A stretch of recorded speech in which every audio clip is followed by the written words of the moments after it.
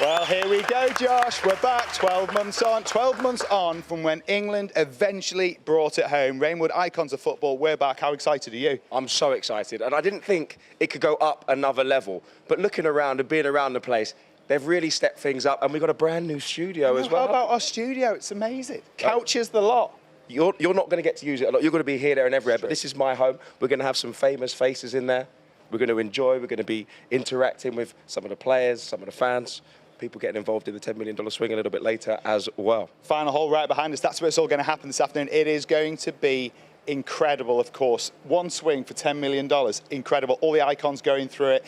It is going to be something you don't want to miss. But also, these rivalries, these were icons of football, of course. How does that transfer to the golf course? Are you seeing it be feisty amongst them? They were elite professionals at football. But golf, they're not professionals, but they still have that desire and that need to win. They can't lose, especially those Team World boys. They cannot lose again. They ain't here for fun. They will do whatever it takes to get that victory, and the Team World boys want redemption, I've heard. But the thing is, they've got a secret weapon as well this time. Some of the usual faces, superstars that we've seen before, but also some new ones, and a particularly strong secret weapon in Gareth Bale. Is it going to be enough to turn the result around? I don't know, but they haven't just got Gareth Bale. I'm looking at Dwight York. We've been out around on the course. Thomas, we've spoken to, he could be the secret weapon. He's a dark horse for one of the better players. I'm looking forward to his matchups as well. And of course, you can get involved and be a part of the action, get involved through our new interactive hub. Scan the QR code to vote and get involved with loads of different ways, and more on that a little later on. And guys, we want you to watch via YouTube, wherever you are, across Icon socials. This is going to be 48 hours of unforgettable golf, Nick. I'm buzzing. It doesn't really need any sort of introduction, but in case you do, this is what we're all about. Live from Rainwood Park. Well, for me, it was our Ryder Cup. I just couldn't believe how good it was. Congratulations to the winners, Team England. Just sum up that event for you. What was that like? How long have you got? Since retiring, that's the best thing I've done in terms of any other sport. We won, of course. That was really important as a team. We battered them. Cream jacket is hanging up at home. Don't forget that. We battered you, boys. Who is this guy? You know John Terry? He was so lucky. Oh, what a shot this is. It hurt the way he was celebrating. We're going to be more prepared. What a shot! Talk to me! It's so money! When you hit that money shot, it just naturally just flows out of me. I'm fired up. The revenge is going to be amazing. This is what will help grow the game of golf. The nerves, the buzz, the excitement around it. They're going to have a serious problem with us, 100%. So they're going to have to up their game if they want the jacket. It's Team England. This is Team World. The course speaks for itself, the place speaks for itself, you know, it's an amazing thing. It was just a phenomenal weekend last year. I mean, a real full-blown European Tour event. As I followed on Instagram and I watched it last year, I was really jealous. Top golfers in this room. 12 of the best footballers that play the game. You want to win, but I think golf is a game of respect. Once the game starts, you cannot get that competitive edge out of anybody. I like competing against the best, but I think we've got more than enough to do it again. One too many Manchester United players in this for my liking. Mind games have started already. Is there anything better than beating England? Beating them badly is better.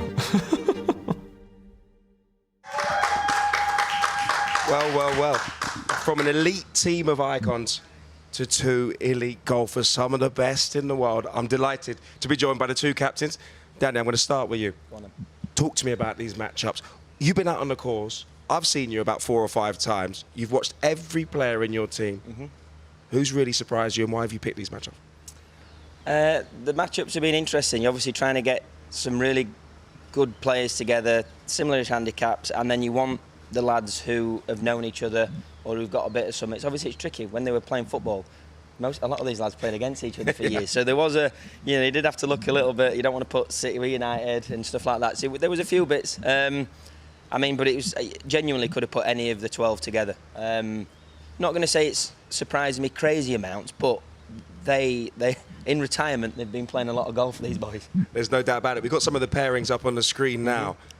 kicking off with a very, very strong pairing for Team England. Fowler and Ince were unplayable last week. Well, I mean, you needed him, didn't you? You needed the governor. Fowler's, I've watched him quite a lot this week. Fowler's been playing lovely. So we thought, you know what, try and set the tone, get the boys out early. Well, Tom, I don't know how I feel about being on Team World side here. Josh quite clearly looking after England and Danny. Danny's no longer speaking to me, but I am with you, and I'm with you all the way here as we have a look at your team. You've brought in some super subs. They're all icons, but super subs from last time. It didn't go to plan. Obviously, captain there, Gareth Bale as well, Shevchenko, Dwight York. I draw attention to them because they're really good golfers. Are they going to make a difference, do you think? Well, it should make a difference. I mean, all three of those are fantastic golfers, probably arguably the three of the best golfers here. So, you know, they should make a difference with a lot of experience and go out there and try and win some points. And they bring a lot off the golf course as well, which is quite important, I think, for this team to kind of bring it together. Obviously, England have something together in a flag, and these guys come from all over the world. But, you know, we draw a bit on Ryder Cups there. We're quite good at bringing people together, and but those three guys are very important for that team room. Look, you've had also an amazing experience in the Ryder Cup and 3 winning Ryder Cup teams, obviously as a captain as well. Just very briefly, how fired up are these guys? What does it bring back to them in terms of the juices from their competitive careers as footballers? Well, it's, you know, this is a chance again to do it again, and in front of guys that they played all their lives. These guys want to beat each other. They step on that first tee, and then all that they had in their careers come back to them. And if it's golf or if it's football, they just want to beat the hell out of each other, to be honest. Now, you guys are going to be busy. Call the captain in operation. You at home have been voting for it. And, of course, you can be in touch with us throughout all of Rainwood Icons of Football. Make sure when you send anything into us through our social media, hashtag Icons Series as well. But, of course, we're nearly there. Not far from that first tee. Here's how it all works.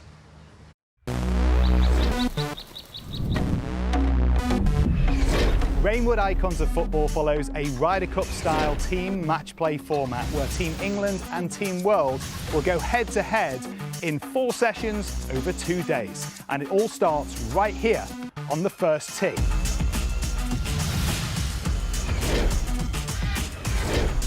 And then here, 10 holes later on our 10th green, which is right next to our TV studio. Handy that. Session 1 is 4 balls where each 2-man team will pick their best score between them to go up against their opposition. Sessions 2 and 3 are green stumps. Both players tee off, you take the best drive, it's alternate shot from there until the ball's in the hole. Simple, really. And we finish with Session 4, the all-important head-to-heads, the singles matches. Just like in the Ryder Cup, if you win your match, it's a point for your team. And if you tie your match, the points are halved.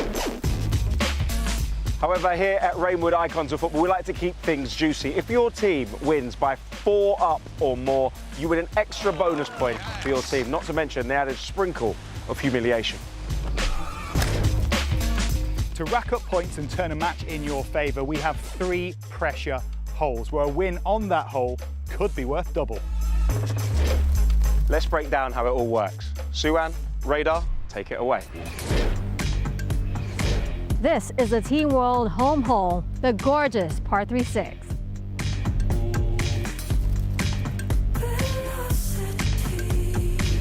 And this is Team England's home hole, the stunningly beautiful 9th. Win your own home hole and you win the hole as normal. And you win away on the opponent's home hole. Look out. Turn this thing on its head. It's a double up. And now for the final pressure hole, the final hole of the match, the all-important par 5 10th. Remember, this hole is worth double for everybody. You could go from 1 down to 1 up and put points on the board for your team, or you could go from 2 up to 4 up, win that bonus point and put 2 points on the board for your side. The possibilities are endless. Almost. Okay, now lastly, there is one more way a team can win points. On day 1, there'll be a publicly voted shot of the day. Have you ever hit an amazing shot that's absolutely worthless because you've lost the match? Problem solved, because at Rainwood Icons of Football, we like to reward extraordinary behaviour. So the best shot of the day 1, as voted for the fans, will win a point for their team. Well, that's it for the scoring. Returning this year, we also have, though, Call the Captain, the dream of every golfer everywhere. Stuck in the rough and you can't figure out the way to get out of trouble, the players get to call on a Masters winner or Ryder Cup winner to fix their mess. It's not bad, really, is it? But this time, you at home get to decide which icon earns that privilege each session. It might be a 200-yard escape from the rough or a nerve-wracking putt to win hole. Well, each team can call the captain once per session, and our captains have to be ready to make it count. So the vote for session 1 went live on socials earlier this week and has now closed, but it will be reopened when play begins and the session 1 names have been announced. Yeah, and we'll be revealing this, of course, to the player that is going to get that option on the first tee this morning. But right about now, we can let you know who they are. You voted for them and you've picked the 2 skippers, Jimmy Bullard for England, and of course Gareth Bale will be the other one who can call the captain for Team World. 2 fantastic choices. And there's also the little, not that important, almost inconsequential $10 million swing. Yeah. The richest hole in golf, the $10 million swing. One shot, $10 million. And if any of our icons can hit a hole-in-one in our $10 million swing hole in session 2, they will be millionaires, and they'll make millionaires around the world. But more on that later. And I'm delighted to say that the team is bigger and better. It's not like we needed any help, but I am absolutely buzzing to have the live legend, Sue-Ann Heng, in the building, who's going to be out on course, reading every part, speaking to the players, and, of course, a familiar favourite, Radar. He looks like he's just stepped out of I'm a Celebrity. He's looking fantastic. I feel like I'm a Celebrity. It's basically that. It is icons. And Rhea, of course, back again. Are you going to be doing the Losers Lounge again? Of course. The Loser Lounge is back and we're ready. I think we're the only happy ones out of that. The players, they've been speaking about it. They do not want to see or hear your voice. I'm telling you. Oh, no. I mean, I think last year we got under their skin, and I think this year we're ready to put the needle in a little bit more. Sue-Ann, you're used to dealing with superstars. How's it going to be seeing these icons of football? They're kind of out of their comfort zone. They are, but look, a lot of the skills won't translate to golf. Football and golf are very different types of sports, but these guys are competitors. I know they don't like to lose, and guess what? This morning at the breakfast place, it's not as chirpy as it's been all week, so it's going to be really fun. We do need to get a groove on, though. These are the most nervous moments for a professional golfer. They'll be the most nervous moments for these icons of football as well. We got to get down there to the first team. We'll see you down there in a few moments' time. You guys need to get a groove on, too. All right. Icons, Rainwoods, action. Let's go. Game time. Buzzing to be back, mate. Yes. Keen as mustard. They've drafted in a few big boys. Of course. Last year they got their pants pulled down. Bigger. This is bigger. Yeah, it feels real. There's something special about coming back. This place is it's golfer's paradise. I mean, I was like a kid in a candy store. Feels like home. Everything in my life has always been about competition. You cannot get that competitive edge out of anybody. All of these boys are the same. Doesn't leave it. Competition. It's poetic, isn't it? It's like we're walking into battle. This isn't a joke. Like, we're not messing around here. I'm next to silly. He's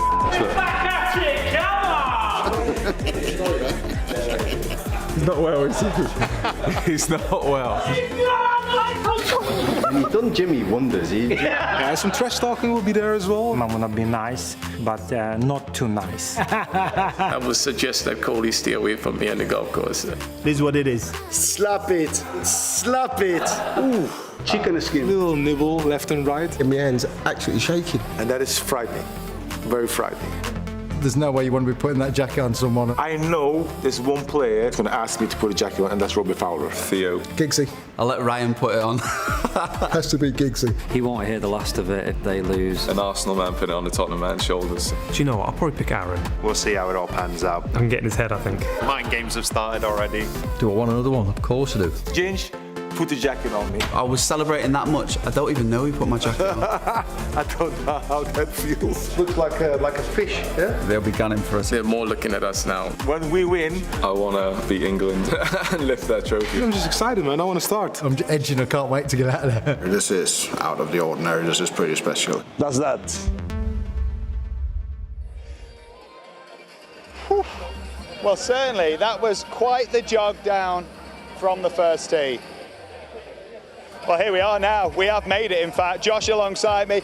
Well, you know what? First tee, usually a sea of tranquility. Today, Josh, for Rainwood Icons of Football? I feel like we've been transported into a fan zone at a World Cup. I'm seeing flags, I'm seeing ultras, I'm seeing fans in football shirts, and they've been making some noise. The atmosphere here has built itself up to a crescendo. Sometimes the silence can be the thing that makes a professional golfer the most nervous.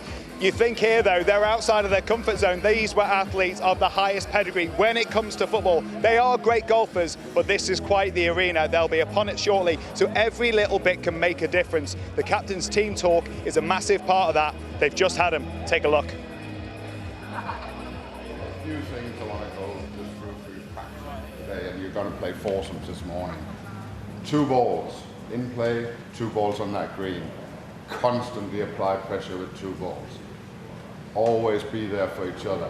It's better to have 2 putts from 15 feet than it is to have 1 from 6. Okay, so just keep playing, getting that ball in play all the time. Apply that pressure. That's how you play foursomes. That's how you win foursomes. You don't need to do anything once your partner hits a great shot. Don't do anything over aggressive. Just keep playing. Get the ball on the green. Keep yourself in play. It only takes holding a nice putt from 20-25 feet, and you're taking the pressure off your partner. So you always take pressure off each other in foursomes, or in 4 balls, and don't try and do anything too dramatically.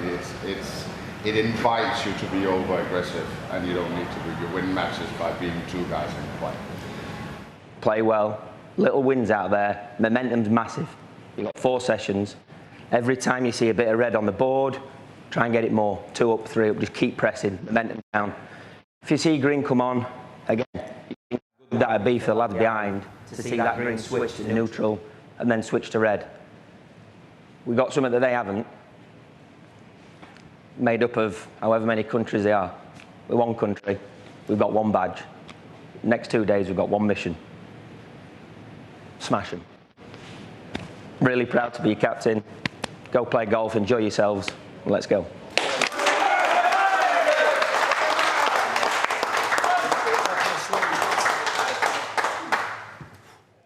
Oh, pressure is a privilege. Danny Willett, calm there, beautiful. I mean, what a moment for both teams there, alongside a Masters champion and a Ryder Cup icon. Who won the team tour?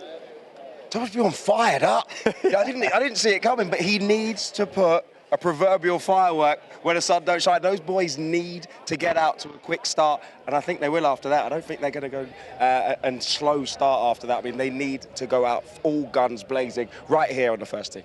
All right. Well, here we go.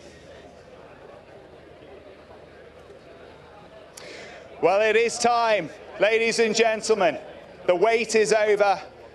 Rainwood Icons of Football 2026 is upon us. Hawking is behind us. It's time to let the balls fly. So please put your hands together and welcome your Team World and Team England.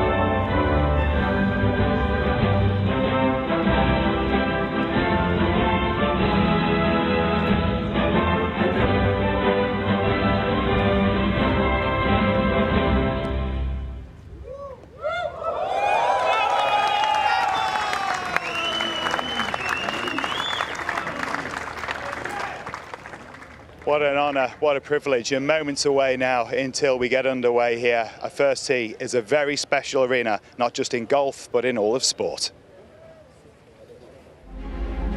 You're getting me nervy already, thinking about that first tee shot. As soon as though we put the ball on the first tee, the nerves kick in and everybody's watching you. It's a different feeling. I mean, it was just like put the ball down, my arms are shaking, my legs are shaking. Just thinking about it now gets me a little bit nervous. This is not nice. Almost like taking a penalty. It's horrendous. So I'm trying to put the ball into the tee and my hands actually shaking.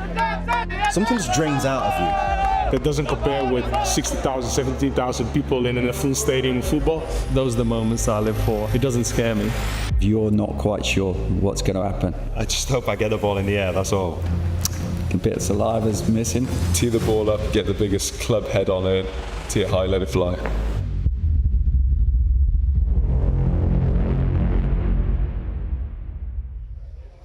Well, here we go. We know the first tee is a very special place. The nerves inevitably are going to be there. Josh is going to take care of Team England. I got Team World. Ryan Giggs, a Man United icon, a one-club man. How does this compare to the arena of the Theatre of Dreams? Doesn't. How are you feeling? Yeah, nervous, yeah. But excited. Yeah, really looking forward to it. Obviously, I know Robbie and Incy well. So, yeah, may the best team win. It's a place for a King of Kings, and of course you were at Celtic, of course a Manchester United legend as well. How excited are you to go with a teammate here up against these two from England? Oh, very excited. I mean, it's going to be an interesting game. They're two really good players, so we hope that we can, how do you say it? We hope that we can beat them. Oh, beat them. That's the goal. Beat them, Josh. Hey, strong words, but what these boys don't know, you've got experience in this. This is the first time they're feeling the energy from this team, but at Robinswood Golf Club. But you've done it before. Confident? Yeah, very confident. Listen, I think, I've got a great partner, Robbie. They're good players. They're all good players, you know what I mean? At times, sometimes they're bad players. But listen, it's a lovely day. It's hot, really hot. But no, looking forward to it. What do you think of your partner? You know him well, you played with him, you got that experience. You know his strong suits, ain't many weak suits. You happy with him? He is a deliverer. He will deliver. That's all I'm saying. That's all he's going to do. No pressure. There we go. Josh, no pressure. No pressure, no pressure. Boys, it's about that time. It's all going to go quiet. Please, you're teeing off first. Please head off to the tee. Good luck, boys. Ready? Play well. Good luck. Go Play well. Play well. Have a good one. Have a good one, Robbie.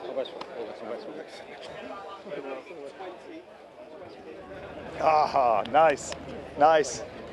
Good luck, Paul. Play well, mate. 10 seconds. This is match number one.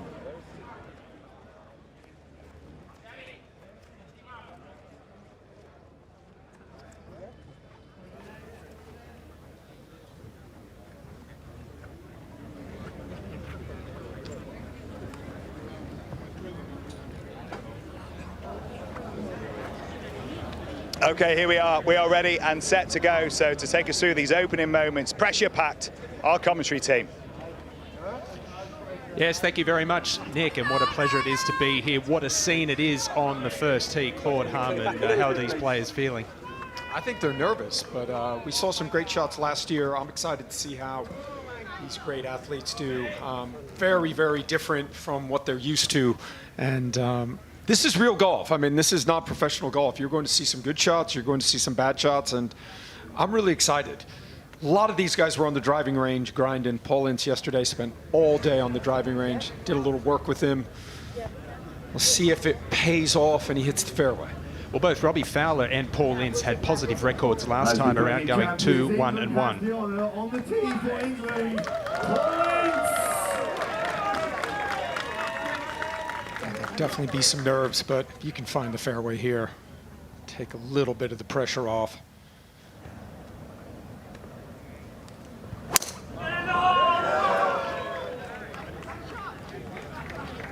So he's done exactly that. It's not an easy opening tee shot. There's trouble to be found. Yeah, I mean, there's trouble all down the left-hand side. So to stand up, make a good swing. All you're trying to do here is just get the golf ball in play, settle the nerves.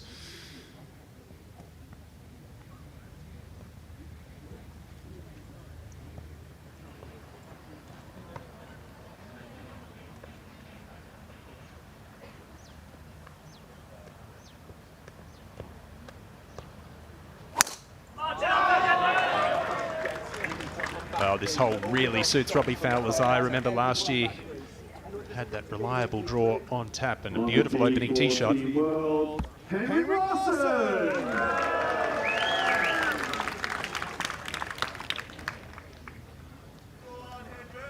He's got the glove matching the shorts there, and that's a strong play.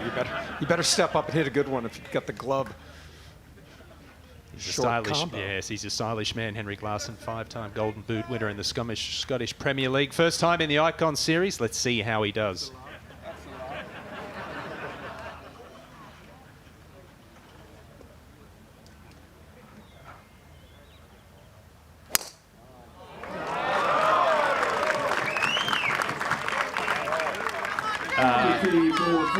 Three out of three in the fairway. Did you see that coming? I did not. So the pressure is on Ryan Giggs to put all 4 balls in the fairway.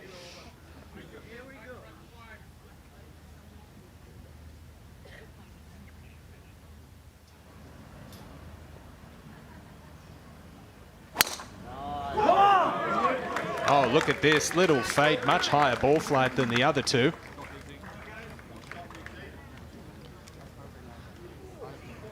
Just in the first cut of rough, but 4 excellent opening tee shots in the opening match. We're underway here in the Icon Series for 2026. Well, you get a great aerial view of this amazing property here at Robins Wood.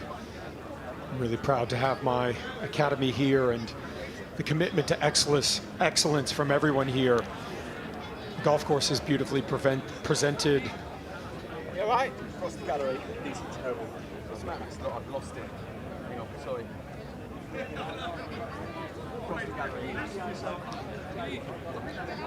Five more matches, excuse me, to come this morning in the 4 balls. We're taking a look here at Ruud Gullit for Team World on the driving range alongside David Ginola. Love the little step through there. Ruud did not have his best stuff last year. He wasn't really 100% healthy. But I think we're going to see, I mean, in talking to the majority of the players, they all feel much better than they did last year. And I think they know what to expect this time. Yeah, absolutely. That's got to help. Take a look at those matches to come. The next one out, Phil Jagielka and Jermaine Ginas up against Gianfranco Zola and John Arne-Risse. Gianfranco played so well last year. He's got such a good golf swing, gets the golf ball in play. The key here, I think, is hitting greens, but getting the golf ball in play off the tee.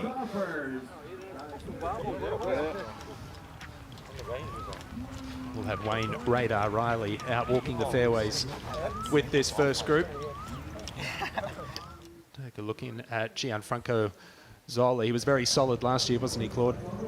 Yeah, he just doesn't really hit the golf ball that far offline, so it sounds really kind of cliche, but he keeps the golf ball in play, keeps it in front of him, and if you can do that, you can have chances to make pars, because that's the big thing here. You want to try and have as many chances at par as possible. Captain Gareth Bale there warming up. Had a few little back issues yesterday, didn't compete in the Pro-Am, but looks good there, looks loose. Yeah, I talked to him last night at the Pro-Am party. He said he was getting some treatment on it, but he can really play. I really like his golf swing.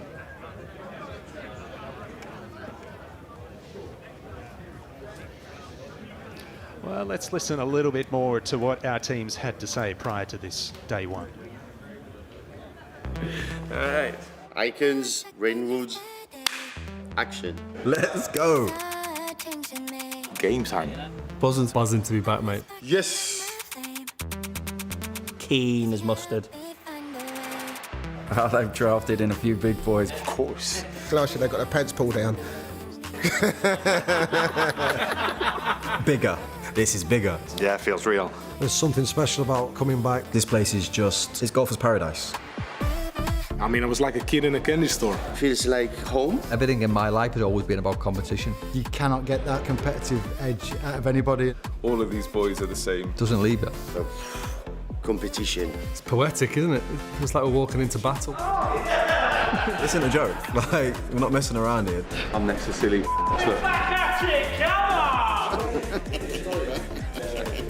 He's not well, is he? He's not well.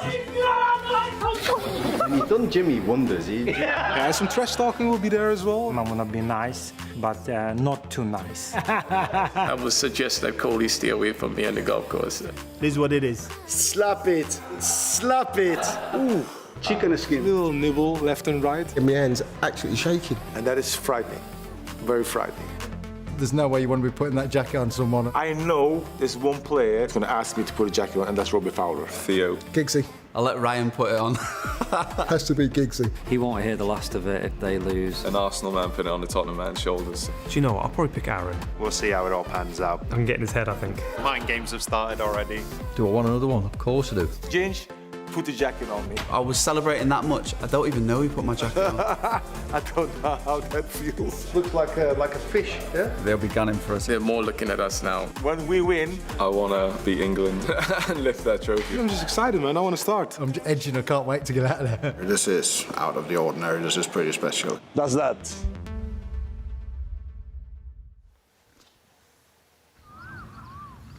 Let's get down to the first fairway now. Robbie Fowler, Team World have laid up at this par 5. Ball a little above his feet there, which should help it curve from right to left. Get a good look at this green here. Paul Ince looks like he's aiming a long way to the right.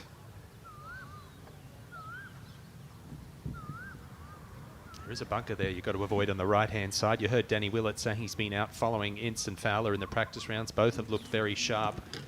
There is not a blade of grass out of place on this property. It is pristine. I could have just gone straight for the middle. No, really.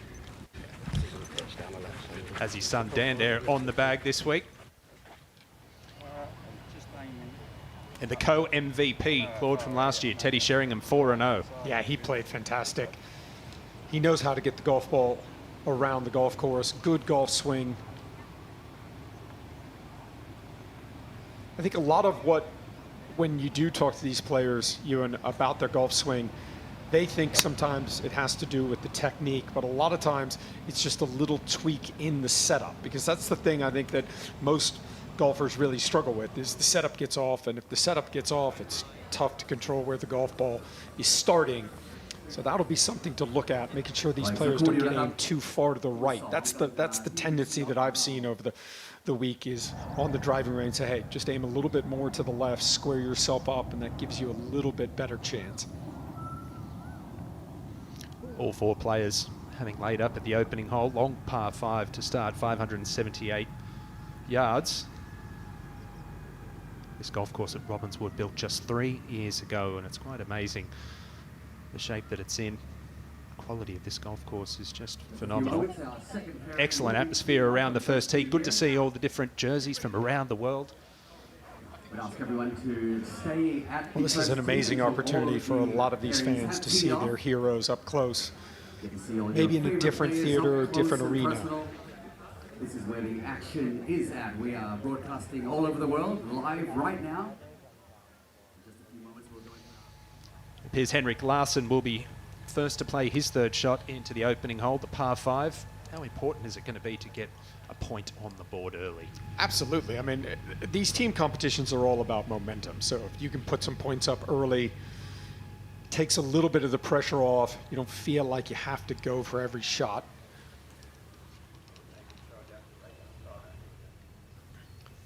But this is in course management 101. I mean, these players don't have the firepower of a tour player. So it sounds really simple, but fairways, greens.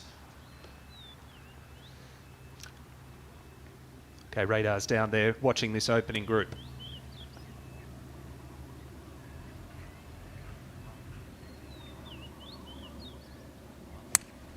Trying to chase it in there, run it in there. Good strike. Got to take a chair. Yeah, that's not a bad play. Just off the back, these greens also very, very fast, rolling at 12.5 on the stip meter.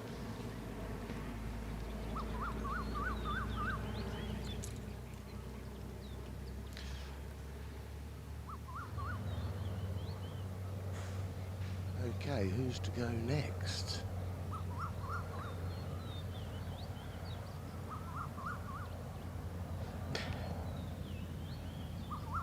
This is a hard shot. It needs to get all the ball all the way back to the flag. It's got 139 yards. And they're taking their time here. Big chat because Larsson's over the back. You don't want to take too long and outthink yourself in a thing like this. Trees an issue here, Radar? No, not really. No, unless he knifes it straight into them.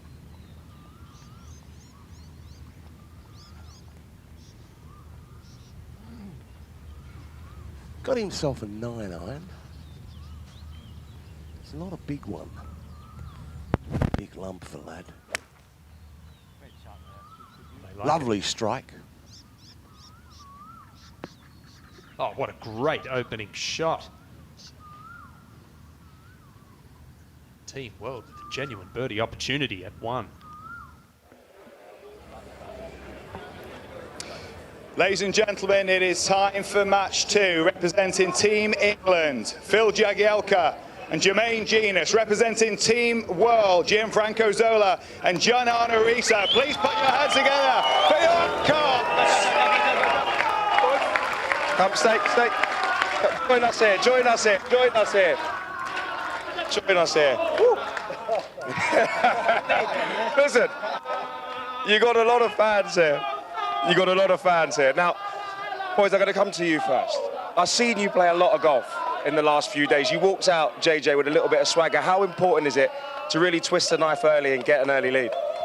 Look, I think getting off to a good start is always important, but I think I'd like to see this group just get off to a nice, a nice flow in the early stages. But hopefully we take them down eventually. But I'm looking forward to a fun game with the boys.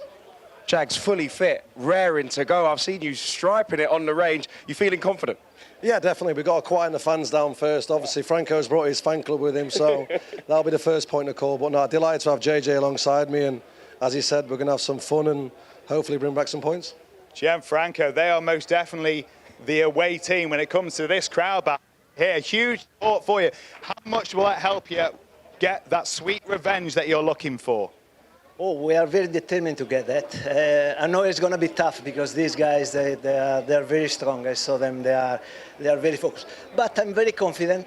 I have a very good guy next to me. So fired up, John? Well, I'm fired up, and I have this steady guy with me, so I can just go all smashing everything I got. It's time to do the smashing. Let it fly, guys. Let it fly. Boys, enjoy.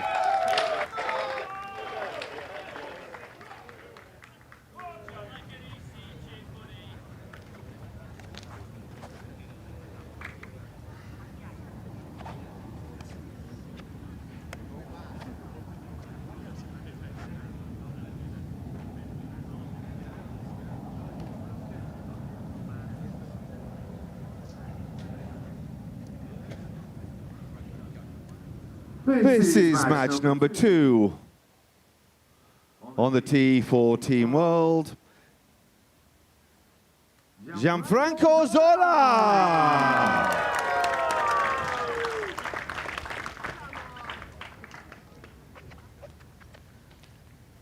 And there's a good reason. He's known as a steady golfer. He led the driving accuracy statistics last time around, 87.5%. And that's got to come in handy in this format. Yeah, I think he's just a great example of he kind of knows what he doesn't try and hit the golf ball too far, plays 100% through accuracy, but a good-looking golf swing.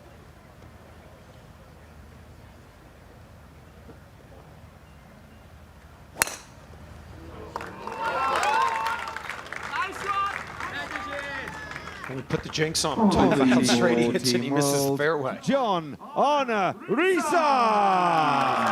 But it's in play, and I think we're going to see a bit of a chalk and cheese combination here. Zola keeping the ball in play, and Riise, as he said, will take it on. Yeah, he's got some speed, obviously. Was doing some work with his captain, Thomas Bjorn, yesterday on the driving range, trying to work on that takeaway. Having to work a little bit more around him. Tendency is for him to come over the top of it. Yeah, it should be perfect.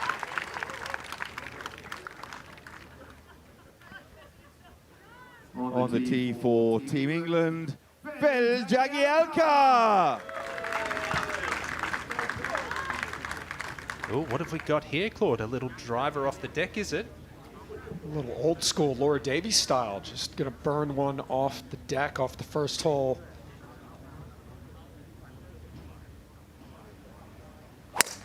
A little fairway finding fade. This is really impressive, these opening tee shots. England, Jermaine Genus. Well, Zola led the driving accuracy statistics last year. This man led the greens in regulation statistics with 76.5%. Good player, good ball striker. Yeah, lots of speed. I've kind of seen the ball speeds kind of in that 130, kind of mid 130s, but I would venture to say this one's going to get up there.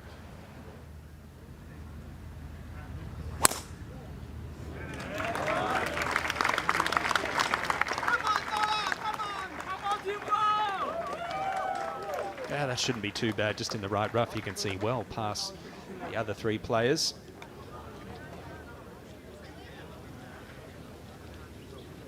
All set ไปเรียบร้อยแล้ว Team World กับ Team England. Okay, very good. The captain, Jimmy Bullard, on the range warming up.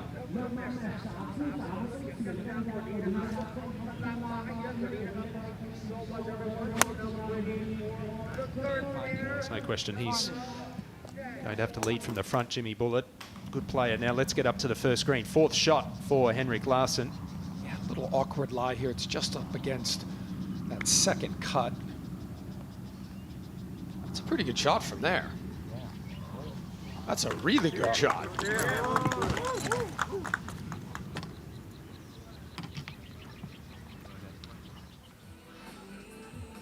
It's a tap-in par at the opening hole for Larsson. Now we've got Robbie Fowler.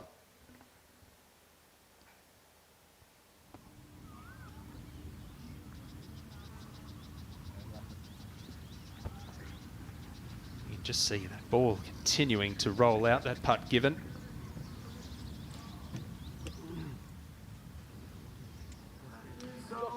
There was a beautiful approach shot in here for Ryan Giggs. Good opportunity, radar for a birdie.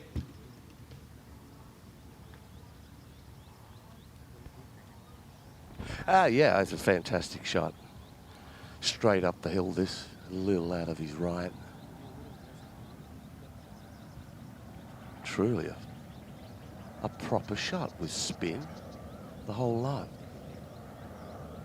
Like when he used to run down the left wing, swirling his shirt in the air, top corner. Oh. Well, that putt went almost as far as his tee shot. Anyway, it's a half. Halved it in pars. Thank you. JT, that's been a popular site the last couple of days.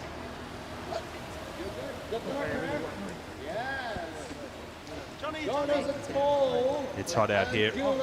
We've got two matches underway here on the opening day of the 2026 Icon Series. Plenty more to come. I love it. I absolutely love it. When you got 6 hours with your mates, playing golf, doing what you love doing, having a laugh, but a bit of competitiveness at the same time. No better feeling.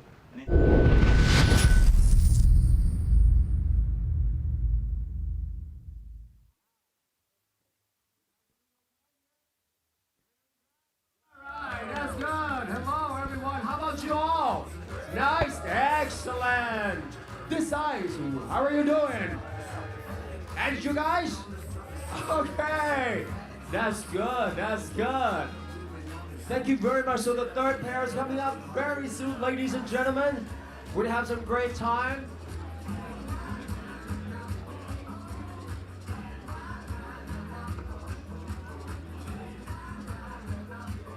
Let me see you. Put your hands together, guys. Put your hands together. Yes. Music, make it fun.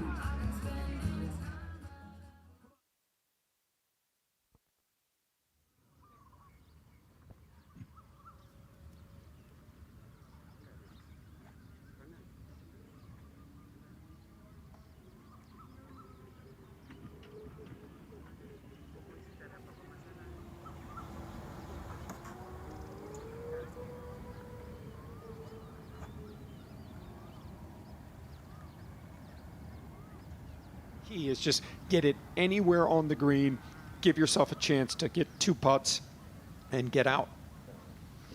JT's talked a big game in the build-up to this. Can he deliver with the clubs as well? And hitting it beautifully in practice.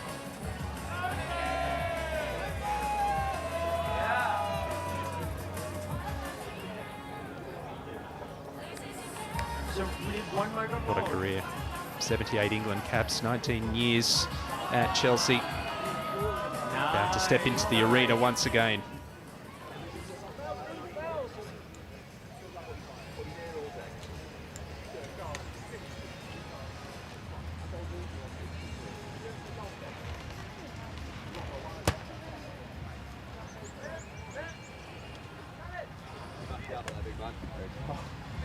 Just hit it. Just hit enjoy it, yeah? Very well, Jimbo. There's a real energy down here on the first tee. We are ready for match 3. Are we ready for match 3? Let's do it. Okay. The lineup is for Team England. Man United legends in Phil Jones and Andy Cole. For Team World, icons of the highest pedigree, Ruud Gullit and David Ginola.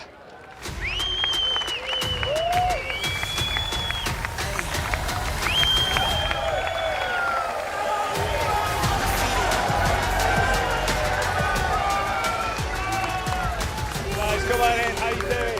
Are we ready? Are we ready? David, up here. How are you? You okay? Right, you've got me, guys. You've got me. Let's delve right into it. You guys have a wealth of experience. How much does that count in the pressure situation like this first tee? It's always, the first tee is always nerve-wracking. I played also the downhill a lot of times, and the only thing you think, oh, hit it well, hit it well, hit it well. After that, it's okay. Guys have been hitting it right down the pipe so far. David, what's the strategy for getting through this? No, you've got this, a cool customer. Why is it going to be a different result this time around, though? Because I think we learn from the mistakes we did last year. So now we need to put the pressure a little bit more on them. Last year it was such an easy win for them, so now we're going to compete properly. Phil, does this feel easier for having been here before? A little bit, because of last year. Obviously, you get the feeling and the buzz about it, but still, like Ruud said, it's difficult on the first tee, but looking forward to it. Andy, how juiced up are you to take these 2 down? Yeah, I'm looking forward to it. Looking forward to the day. As Ruud said, let's enjoy it. It's not going to break friendships, put it that way. It's going to be a close one, guys. The time is now. Best of luck to both teams.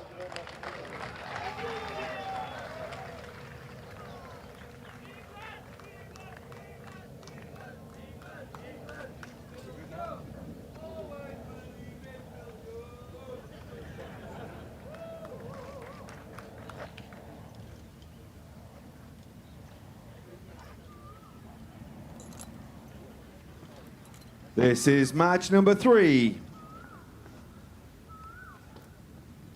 On the tee for Team England, Phil Jones. Claude, the youngest player in this competition at the age of 33, but as Nick Doherty just spoke about, he knows how to lift the trophy. Well, he had some combination of good shots and bad shots last year, but he's got a lot of speed. Big, tall. See, he's aiming down the left-hand side, probably going to try and hit a little bit of a cut. Clubface just took over on there. On the tee for Team England, Andrew Cole. The 93-94 Golden Boot winner making his first appearance in the Icon Series. And in fact, the only change for Team England from last year. Yeah, so a rookie to this tournament. Big, deep inhale there. So with his partner out of play, so important here to hit the fairway.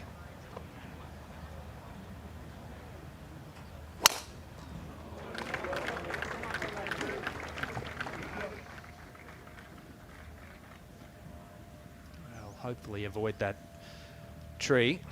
Yeah, it's just a layup anyway. On the tee for Team World, from the Netherlands, Ruud Gullit. Well, I really like this golf swing. He's got a little step through it. back wasn't his best last year, so I expect a little bit more from Ruud. Loves playing golf. He mentioned he plays in the Dunhill Links Pro-Am.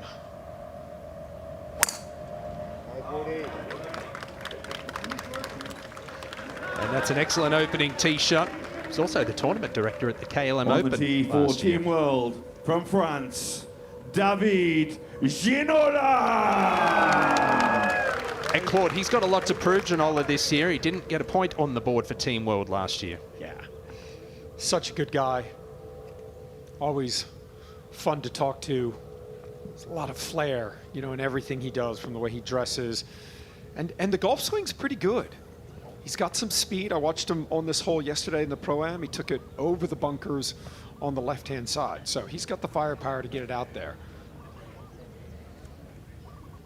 Just to give you an example of the difference in the tour game versus what we're watching today, average ball speed for tour players on the men's side, right around that 171 to 174 range.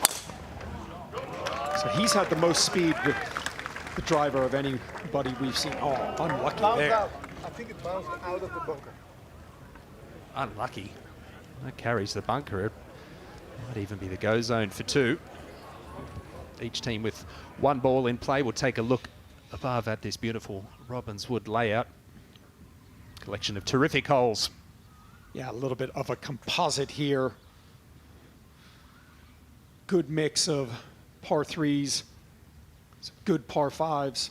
Plenty of room to drive it here, Ewan, so they can use the driver when they want to.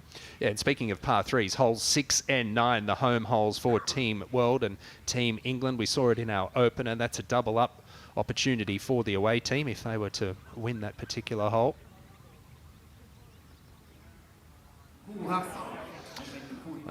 Let's get down to the second hole. Radar is with this group. Henrik Larsson will be first to play. Yes, he will. Off a little downslope, hard to get to stop. So if he lands this on the green, unless he's very precise, from 122, he lands it on the front third and releases it up there. But as flat as this guy hits it, this could come in quite hot. So that will flirt with the back edge. So this is a hard shot for a flat ball hitter. Keeps it in play very well, more than a competent player.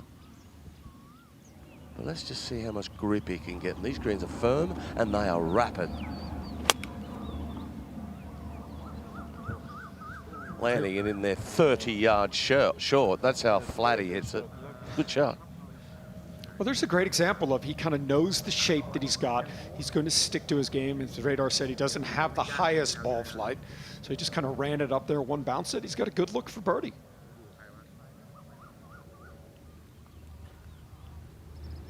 Perfect tee shot right here. He can fly it all the way, just with a gap wedge. Chunk. Where would you like that sack of coal to live? Well, to be fair, that's not hard to do in some spots out here either. Oh, you're being very nice.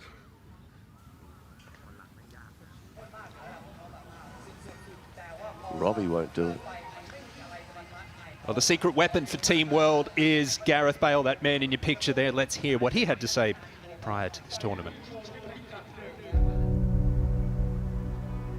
The land of song, where mountains touch the sky, and ancient dragon fire myths still fly. From valleys deep to the coastal breeze, our star emerged among the trees. On sacred grass, he lit the game, fast and fearless in global fame. His left foot magic, a nation's roar. He gave us glory, hope, and more. Now from the pitch where he made his name, a new pursuit, a different game. Fairways call where crowds once cried, same man, same focus, same relentless drive. From Cymru fields with grit and Welsh fire, the mentality evolves but will never retire. A versatile talent, forever we hail, the enduring transcendence of the icon, Bale.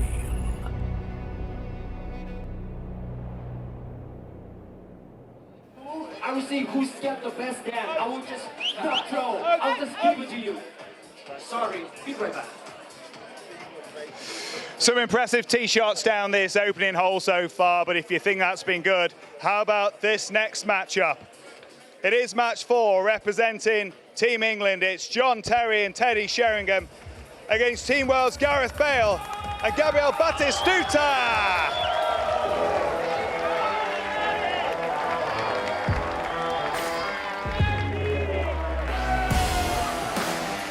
Woo. Here we go. John, let's turn you around here. Guys, here we go. Well, let's first of all start with you. You have been brought in as the secret weapon, Gareth. Yeah. Nursing a bit of a niggle in the back in the week. How are you feeling? Yeah, I haven't played at all this week, so yeah, it could be a mixed bag, but yeah, willing to put a sacrifice for the team, and hopefully we can deliver a point. Gabby, we've got a bit of a grudge match been building here. You and John Terry, are you ready for him today? You've got him on match 1. I already loved John. Oh, covering him in kindness on the first tee. So many times playing together. Yeah. So. Are you falling for that, John? Absolutely. It's got a little bit real now. We're here as well. How excited are you for this moment? How does it compare? Very different theatre, of course, but how does it compare in terms of what it brings up inside this moment? This is 100 times worse than walking out into any stadium in the world. This is petrifying, so hopefully you just want to get one away. I don't know, Teddy makes it look cool, calm and collected. How are you feeling, Teddy? Yeah, you don't know what's going on inside, Nick, do you? The nerves will start be jangling, I'm telling you. Yeah. This is going to be some sort of matchup. Incredible players on both sides. It's time, guys. You have the honour again, Team England. Good luck, boys.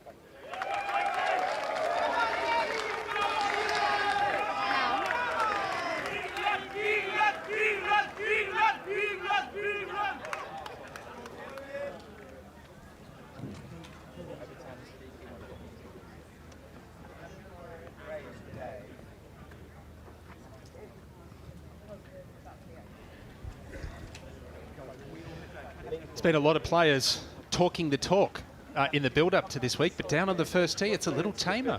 Yeah, these are the 4, in my opinion, some of the 4 best swings we're going to see. They're all very accomplished golfers, know how to play, and I think we're going to see a lot of golf balls, hopefully from this foursome in play on the green. I'm expecting some good golf.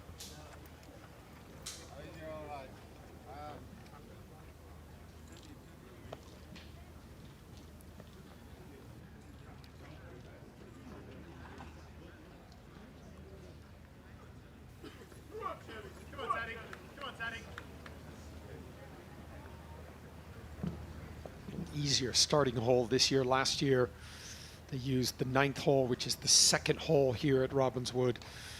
Water all the way down that right-hand side, which I think scared a lot of the players. But here, other than these bunkers over here on the left, plenty of room to drive it.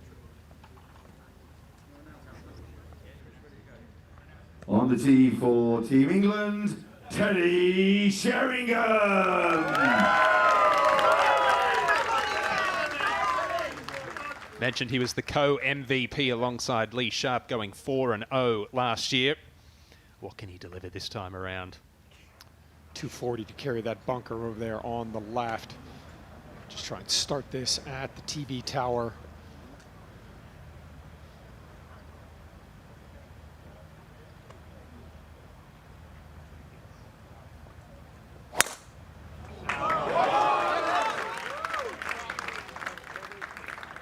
Excellent. On the tee for beautiful Team opening England, tee shot. John Terry! Hey, Claude, watching JT in practice, he has a fabulous ball flight with the driver. He gets it up there pretty high. Yeah, he's got a lot of speed, loves his golf. Good golf swing, too. Like his setup.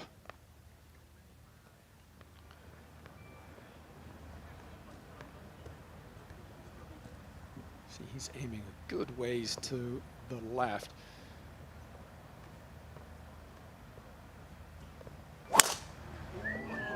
That's the highest ball speed we've seen. I mean, he's got in the 160s. I mean, the cameraman doesn't even know where to find it. Team World from Argentina, Batigol, Gabriel Batistuta!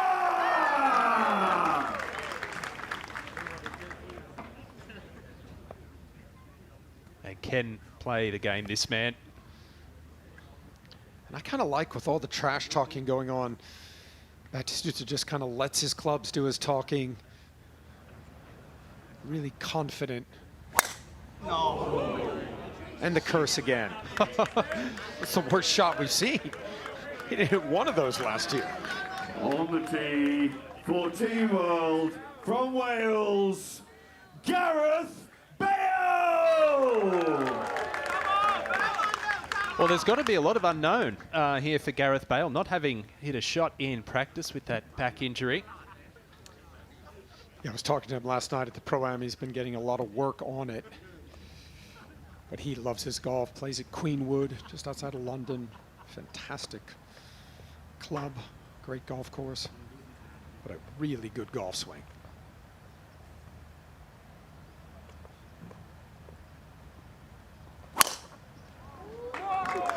And that's the highest ball speed we've seen. 172, that's right about tour average. Yeah, genuine scratch marker. Had his first hole he'd won at Torrey Pines 3 years ago. We'll jump ahead to the second green, and Robbie Fowler for a birdie and a win.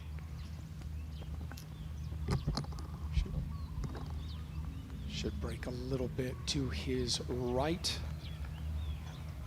Greens last year, you were around 11, and they're pretty much close to 13. All the players that played here last year talking about it. If you get above the hole here, it's a danger zone. Back at the first green, Anna Risa, birdie putt for the win.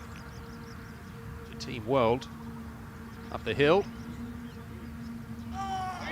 Oh, he thought he had it. The early walk.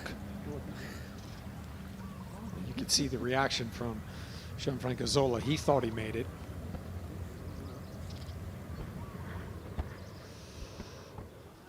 Beautiful property opened 3 years ago, that clubhouse, the iconic Rainwood Park clubhouse.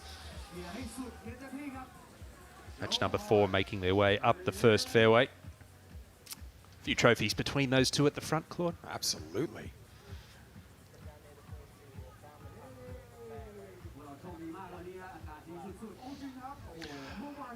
Well, let's get down to our studio with Nick Doherty and Josh Denzel. YouTube golf royalty in the building. I'm joined by Tubes and Ange. Boys, how have you been finding it so far? Yes, mate. So and getting all these legends out here as well, playing against each other. It's absolutely amazing, man.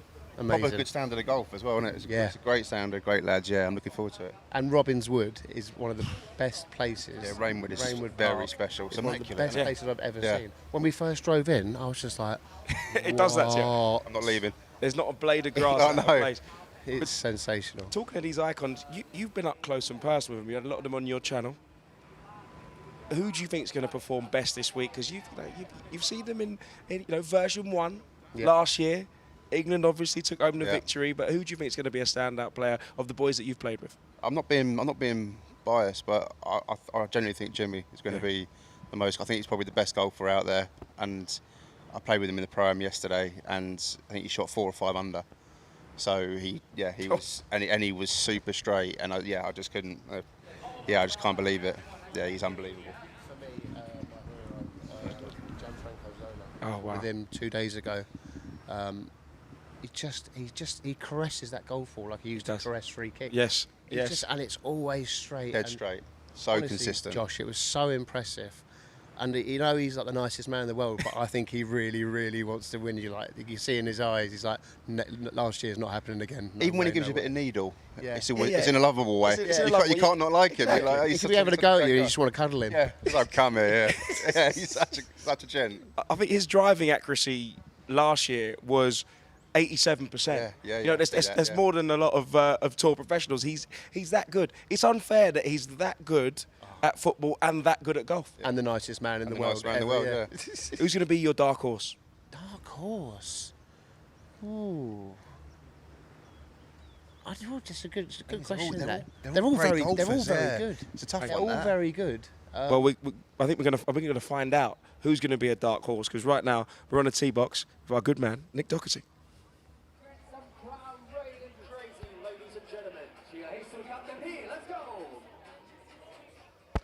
2 matches to go into match 5. And representing Team England, we've got Theo Walcott and Joe Hart. For Team World, it's Aaron Ramsey and Nigel de Jong. Put your hands together for the icons.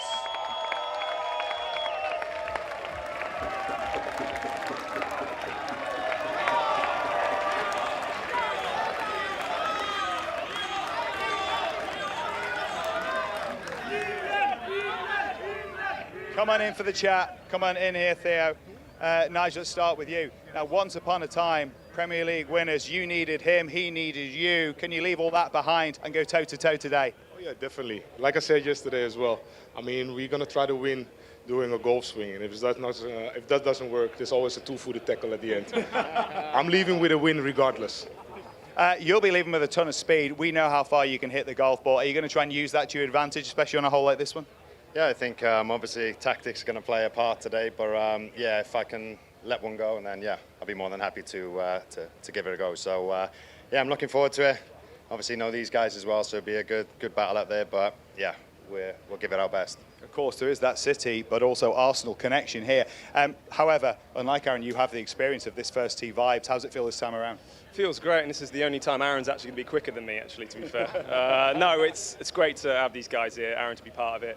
My second experience, like Joe and Nigel as well, fantastic, and a massive thank you to everyone who's turned out as well so early. It makes it, you know, what it is, and we all really do support it. So thank you very much, guys. Thank you.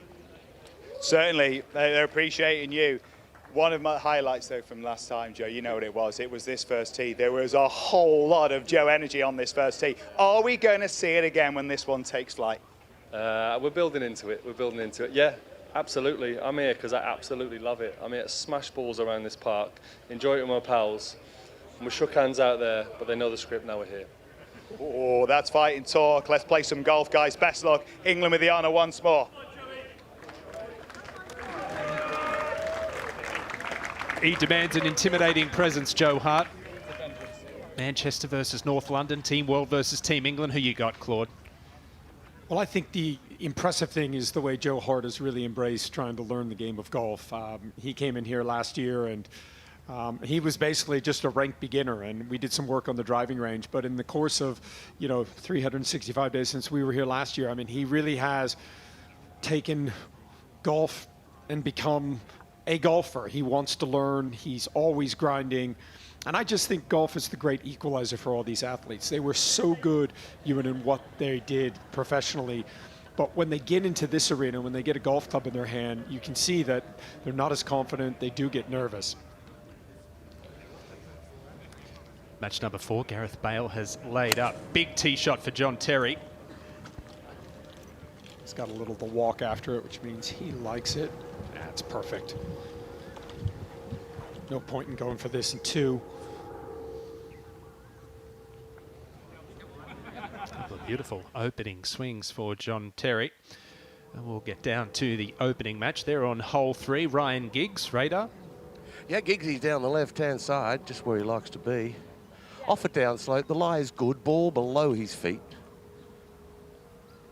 He's got 151 yards in the flag. So far, these flags are all the way back, so quite difficult to get it back there. But most of these players, the really good ones, who create a lot of speed, they can send it into orbit and get it to come down softly. Larsson's played just a chip out.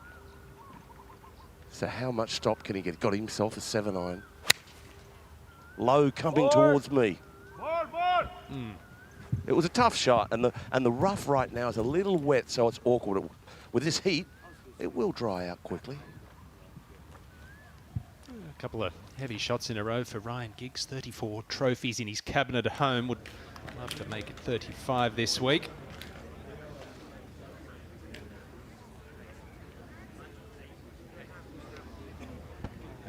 Penultimate match, ready to get going. 5. On the tee for Team England, Theo Walcott.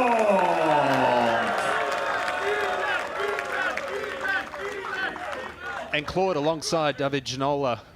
not able to register a point last year for Team England, but you like his chances this time around? Well, if you tell these great athletes they have something to prove, they've done that throughout their career. A lot of pride. Last thing he wants to do is post the donut again this year. Good setup.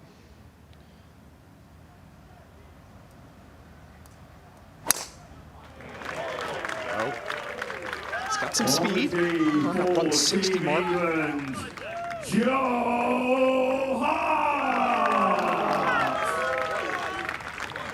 Nick Doherty alluded to it. It was one of the moments, the memorable moments last year. The fist pump, the reaction after that beautiful opening tee shot. Well, if he connects, he can hit it a long way. The big thing for Joe is to just try and manage the club face, hit it solid. But as I said, the grind he has put into trying to become a better golfer has been really impressive to watch.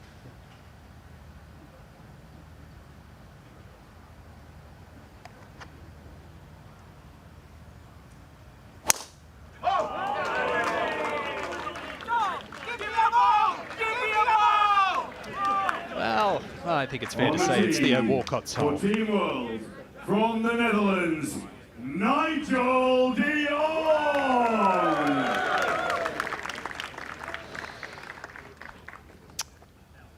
Alongside Joe Hart, a part of that 2011-12 Premier League winning side for Manchester City.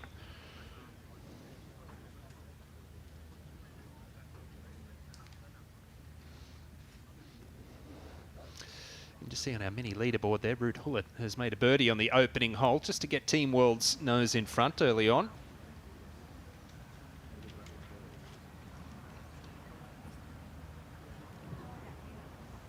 Aiming down the right-hand side, so intending to hit the draw. Yeah, great shot, Nigel. 240 to carry that bunker on the left. Just On close the to the top. tee for Team World, from Wales, Aaron Ramsey.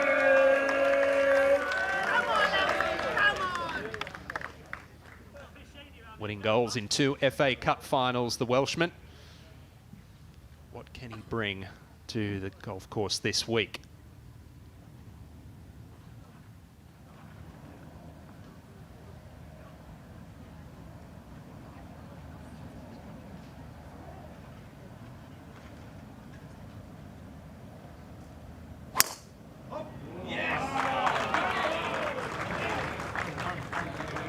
Really impressive, Claude. Out. Hit with some speed, hit with some authority. Joe Hart going to re-tee and hit one. And I think that the issue for Joe is because he is so big and so tall, he's trying to coordinate his arms and match his body. Sometimes the body can get a little bit slow, and that's when he tends to fight the hook. If he can just keep the body moving, keep those hips and that chest moving.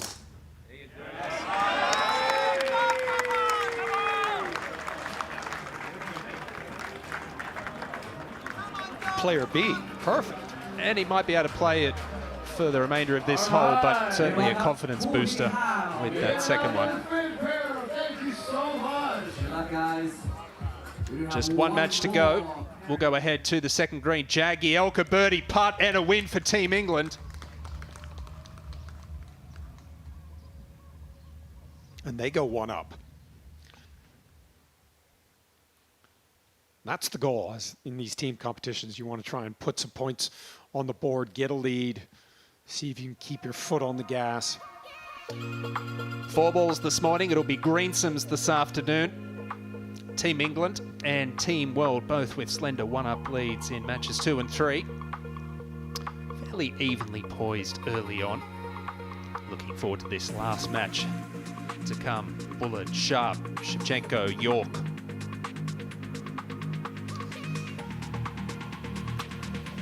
Let's jump ahead to the opening match, hole number 3. Oh, we'll go there in a minute. Let's get back down to the first. Gareth Bale. Yeah, we'll get a good indication of how the back's holding up. He said it's fine when he's standing up, but when he's sitting down, it gets a little bit spicy. Oh, that's a really good shot there.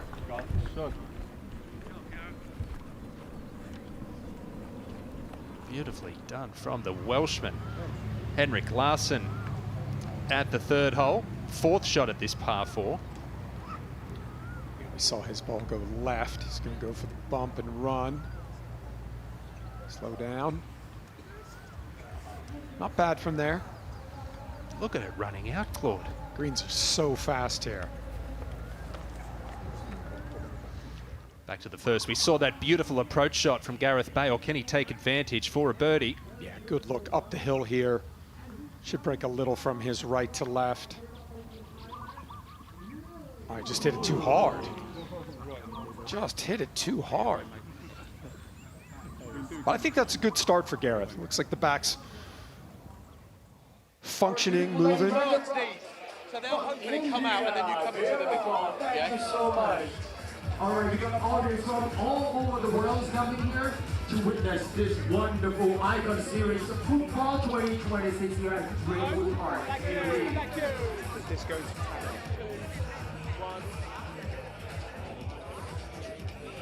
Take your camera.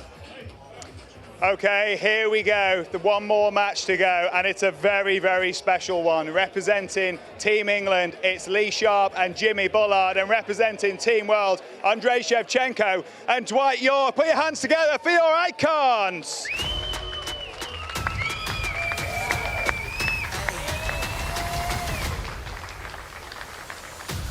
Here they come, here they come. They can seriously play.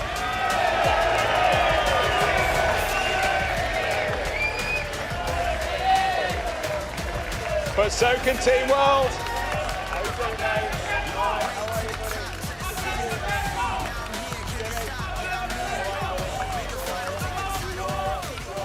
See you, Sharpie. Okay, here we go. Now, this is some serious firepower in this group. Let's jump straight into the thick of it. Dwight, you were calling for Jimmy Bullard 2 weeks ago when I saw you in Dubai. You've got him on the first day. Any words for him? No, it's just fantastic. If we got to win the tournament, we got to take out the best player. And there's no doubt that Jimmy is a fantastic player, but I'm confident within myself and my partner that we're ready to go. There's a huge uplift in the level of golf in Team World as we've moved into this edition of the Rainwood Icons of Football. You're a huge part of that. How excited are you to have a partner in Dwight York? I'm so happy he can make it, and I'm very confident about my partner. But also, I think our team is very strong this year, and with much respect for England, we're going to try to win today. There's a lot of respect coming from Team World. There's a lot of respect. Lee, a big responsibility. You two are right at the top end when it comes to Team England and the golf that you can play. What's your duty to set the tone here? Get it off the first tee to start with. Find fairways and greens and just make it difficult for them. Make them make decisions. Don't give holes away easily, and just look after the budgie here. Jimmy, this is all about you, really, this moment. We know what you were as a footballer. We're seeing you as a golfer. You can seriously play. What does this bring alive in you, this competition? I just love it. Miss coming out in front of crowds 3 o'clock on a Saturday. You know, this is phenomenal. Just waiting in the tunnel there, hearing yous. But I love this game. It's everything to me. And been playing well. Good luck to the boys. I know we have a bit of bunny on the stage there, but let's play with a bit of respect and enjoy it, eh? Every game's worth watching, but this one could be the one of the morning session. Good luck, boys. Team England with the honour.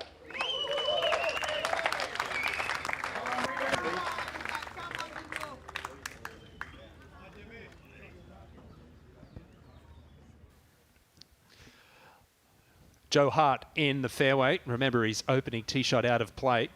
This is his fourth.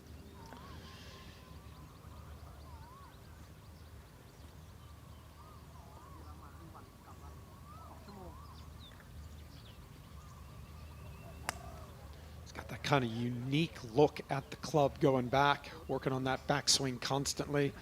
That's a pretty solid shot there. I mean, for me, it's just, if these players can just find the middle of the club face, keep the golf ball in front of them, it's going to give them a lot of confidence. If they start spraying the golf ball, especially off the tee, that's when the tendency is to hit it a little bit harder, panic a little. Back down in the fairway, it was a huge opening tee shot for Aaron Ramsey of Team World. And this final group, we'll be just waiting for them to clear the fairway. Just the one change for Team England, but 7 for Team World. 2 of them coming in this final match with York and Shevchenko.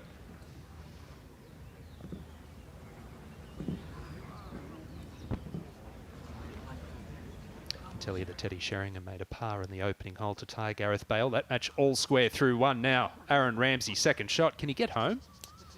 Well, I think if he catches it, he can probably get it up on the front edge. Might be just laying up. Good rotation through the ball there, Claude. Yeah, I mean, he's definitely got an athletic golf swing.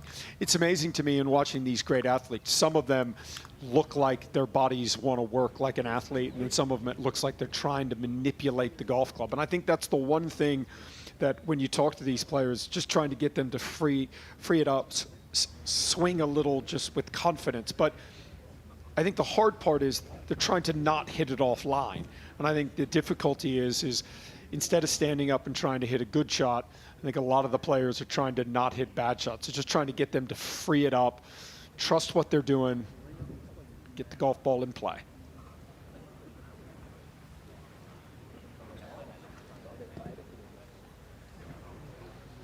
Got a lot of experience on the golf stage. Jimmy Bullard has played a lot of events on the Legends Tour in Europe last year. If only he had a little more confidence. This is match number 6. On the tee for Team England, Lee Sharp!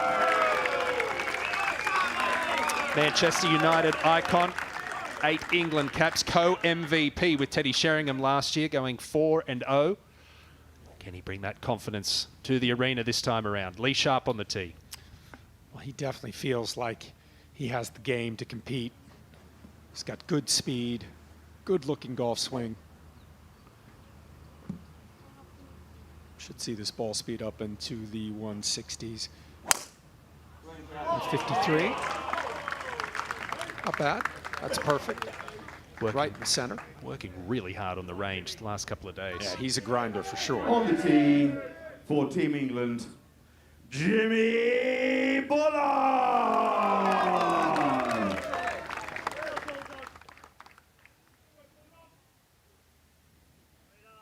The Bulldog, the captain for Team England.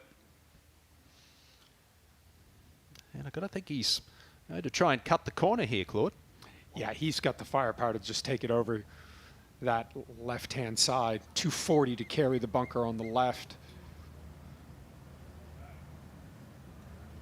You see he's aiming well left, so he's going to try and hit a hard cut down there.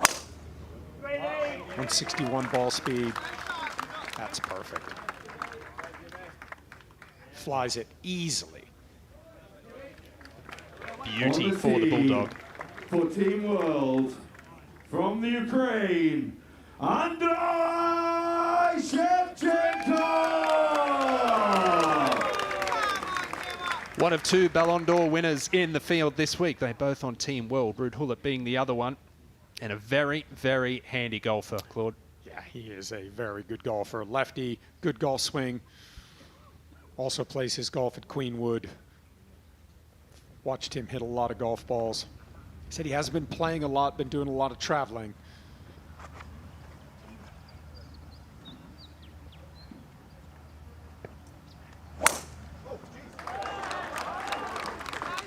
On the tee for Team World, from Trinidad and Tobago, Dwight York!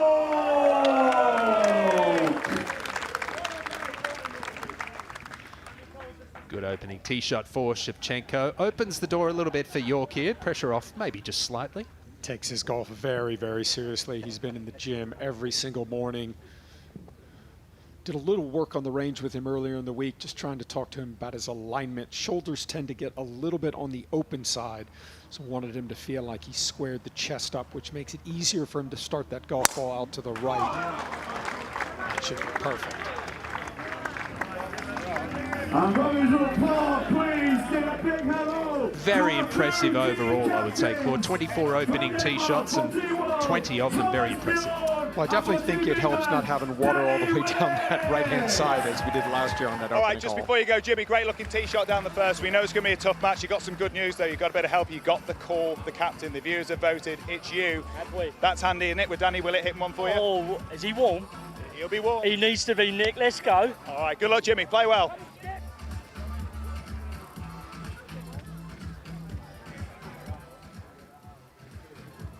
All 6 matches underway. And this is how the matches stand at the moment. 2 all tied. Team World 1 up, courtesy of that root hullet birdie at the opening hole. And in the opening match, Team England just with their noses in front. It's all set up for a very exciting opening day here of the Icon Series.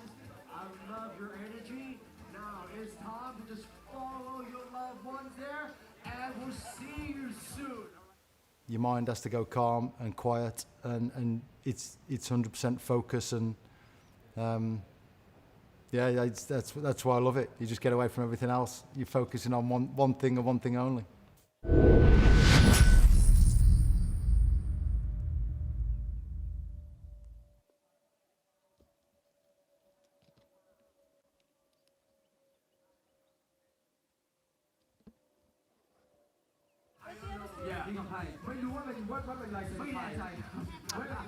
The atmosphere was electric before match 1, and it remained that way right through all 6 matches getting it underway here at the Icon Series for 2026.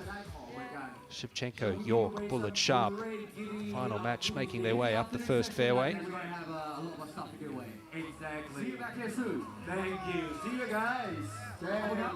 Dwight York has Bank Jadi on the bag as his caddy. His father is the OG of Thai golf, Thongjai JD, who's a big part of Robbinswood here.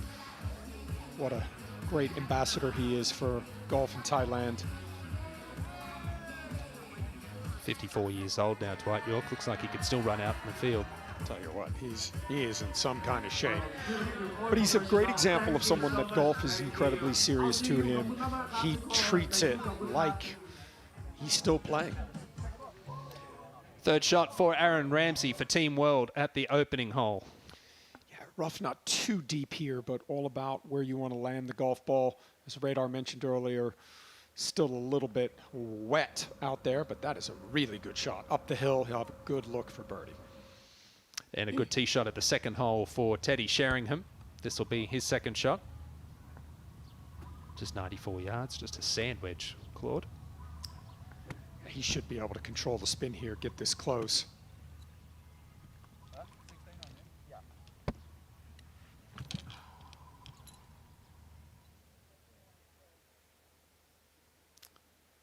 He just loves playing golf. Any chance he can get.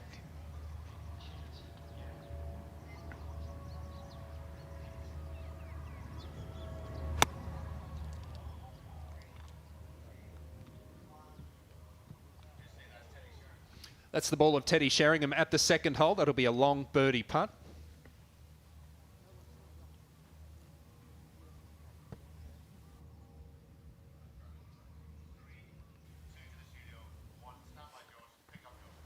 Welcome back to the studio. Still joined by Tubes and Ange. Now, we've seen a lot of action. All the groups are out. We are off. I've got to talk about your boy. well, Your boy's in an all-star matchup. Some of the best golfers out on the course. Oh, mate, that last one that's just gone out, I mean, that is proper standard, isn't it? Yeah. Say the best till last. That's a group I want to watch. Yeah. Some proper standard of golf there. There's now some points on the board. We've seen some red. Yeah, coming through, We've seen haven't some they? green. Yeah. Wow. Do you know, I reckon this is going to be so tight, and I'm all for it, and I'm so buzzing to see how it unfolds. It's going to be epic. But imagine getting up on that first tee. No, it's all those people. No, I'm not interested in doing that whatsoever. No. Even down there, just being around it, it was more like a football fan. There's a serious amount of fans out there as well. It's unbelievable. The grandstands are packed. When we do it in pro-ams, it means nothing. We're just there for fun. These boys have been giving it to each other all week. Just to get up on that first tee and zing one, it must be. But they have an equaliser. A call to captain. You're good man. The Bulldog, Jimmy Bullard, has the opportunity to call the captain. Yeah, and this is an interesting one for me because we know Jimmy well because he's obviously we work together, and he is an unbelievable golfer. And There's not too many weak parts of his game, is there? Not too many weak parts of his game, but when he's in the zone, he's just me and this golf club and this golf ball. He also forgets that there's the YouTube cameras on him as well. Yeah, exactly. He just walks off and like, Jim, we were actually here to film, mate. So He'll probably forget to call Danny. Yeah, he would. He will.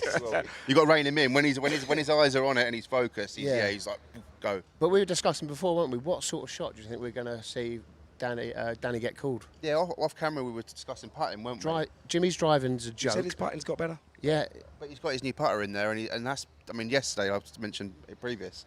He had the playing with him, and that was probably the strongest part of the game. Okay, well, but listen, so yeah, I can't really call it. Listen, we're going to talking about putting. It is not Danny Willett that's going to be putting. It's going to be Aaron Ramsey for the win on the green. There are 3 beautiful opening shots for Aaron Ramsey. Almost an identical putt to Gareth Bale. Great look up the hill here. Just underread it. And there are a lot of great athletes here, a lot of great stars. But for me, one of the highlights is my boy Tubes. He is a legend. I mean, there are legends, and then there are legends. And Tubes is definitely one of them. So really good to get to hang out with him this week. Yeah, great to have him here. Wonderful personality, lovely man as well. Some good tee shots in our final match. Jimmy Bullard waiting for the green to clear. We really haven't seen anyone get close to the green. Joe Hart with his provisional ball, maybe 30 yards short. Now putt for par for the half. Doesn't want to underread this because this will break a little bit. Oh, he hammers it through the break. It's a Team World with the early advantage in the penultimate match, going 1 up. Ramsey de Jong. Well, Jimmy Bullard reminds me a lot of Ian Poulter. He has a tremendous amount of confidence, and I think he plays with that confidence. He expects to hit good shots. He demands a lot of things from him. And I think his game is based a lot. Yes, I think he's got a good golf swing. Yes, I think he has some shots. But just like Ian Poulter, he wills it in the hole. He believes he's going to hit shots. And when pressure comes, especially on the golf course, he just seems to really like it. Well, let's see what he can deliver here. Can he be a postman as well? Well, we saw him last year at the last hole. Hit a couple of unbelievable fairway woods.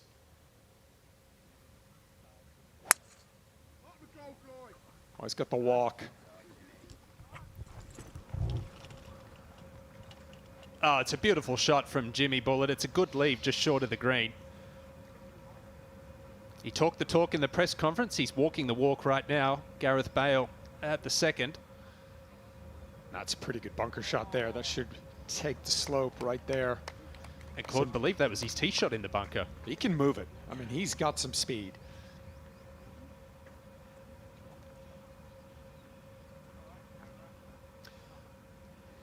Back down the first fairway, this par 5, you'd have to say Team England. Perhaps with a little advantage. Jimmy Bullard in birdie territory there, just short of the green.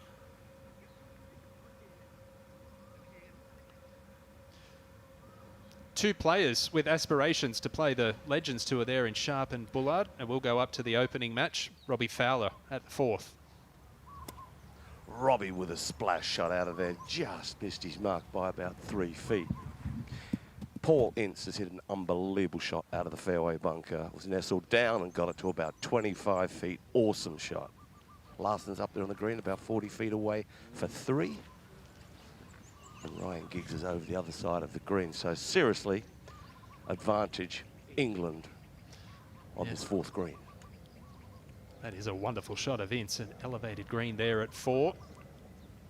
As Radar said, a good opportunity for birdie. Now John Terry for a half at 2. And that miss means it's an early advantage to Team World. Yeah, a lot of green on the board, which is what they want to see, having not been able to get the job done last year. They feel like if they can get off to a good start, get some momentum.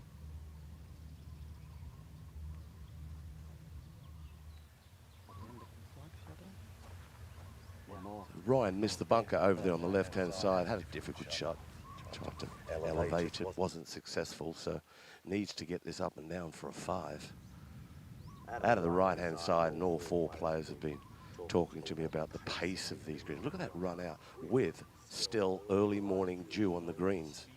So as the day goes on, we've got a little bit of wind out here. These things will dry out in the heat, and they will become quicker than week in, week out tournament speed. It'll get these guys, it'll get their attention, let me tell you. The greens are as quick as they are. And rolling so true as well. Not an abrasion on them. Or should I say as quick as they were. So this for a par. He was down the left-hand side, chunk 1. And okay, nothing wrong with bogeys out here. The shot Ince hit. You know, this is above it, right to left, down the hill for a birdie. Looks as though Robbie Fowler's going to go first for a par, and why not, out of his left, and this one's rapid to say the least. Knock this in, it'll be a win for Team England, but Paul Ince still with 2 putts to come for the win.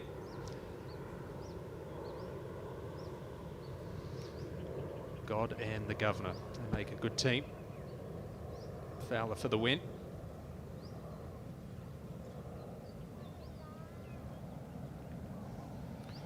Just broke across the front edge. Gosh, and you saw exactly what Radar was talking about there. That ball just continuing to roll on and on. So Ince has got to be careful here. Big style. I mean, this ball will be dying of exhaustion down this hill, out of his right. This is just a tickly one. It's down grain. Back to the second and Gareth Bale. So beautiful bunker shot. Slides in the right side. Well, a par birdie start for Bale and an early advantage for Team World. No doubt alleviating a lot of the nerves and the pressure they will have felt.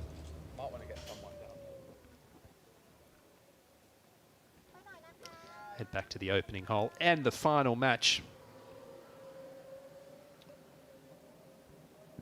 It'll be Jimmy Bullard to play. He's got plenty of green to work with.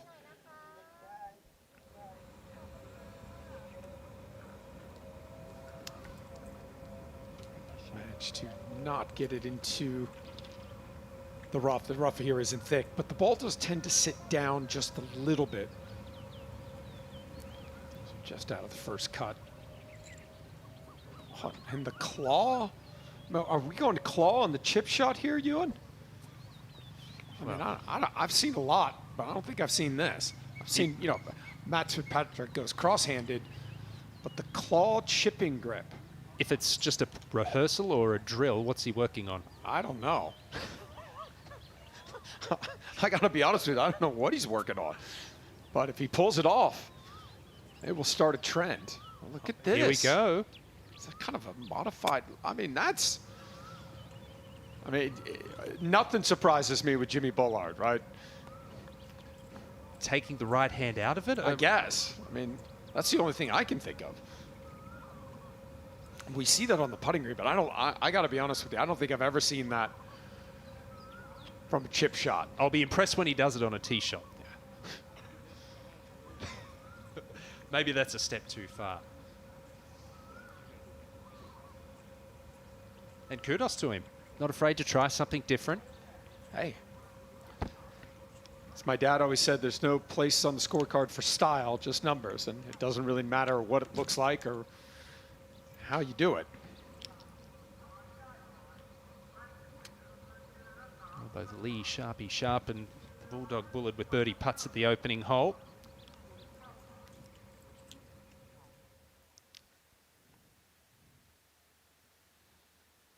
Early stages, but as you said, Claude, a lot of green on the board. That's imperative coming off that hiding last year. You want to try and get some momentum. Thomas Bjorn has been talking a lot about that to his team this week. Team competitions are won through the momentum. Shevchenko with a long birdie putt. Let's go up to the third hole. Batistuta, Suan Heng is with this group.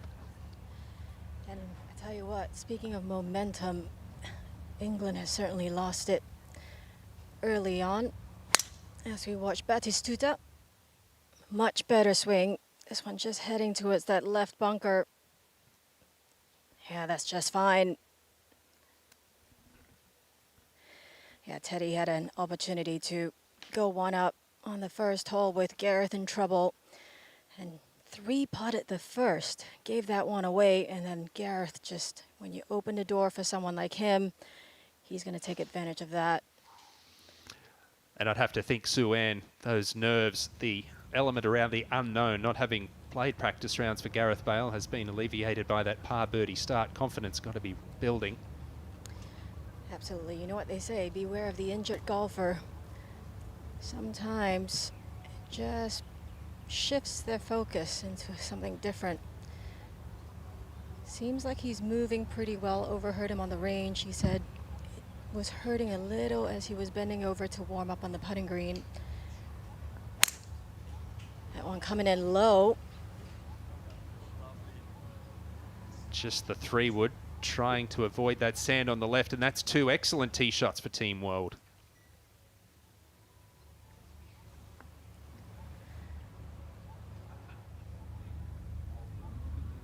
Tee to green, he's been solid, Teddy.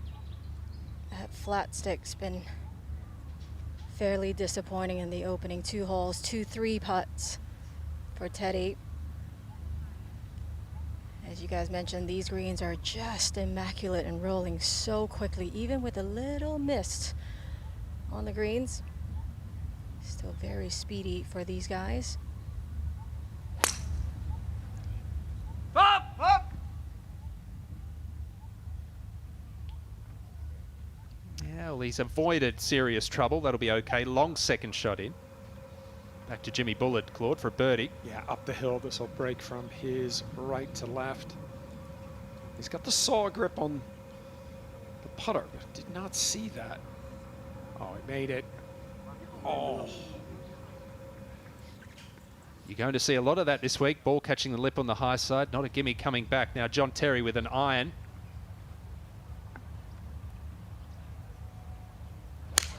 Plenty of ball speed, just trying to get himself into the right position here.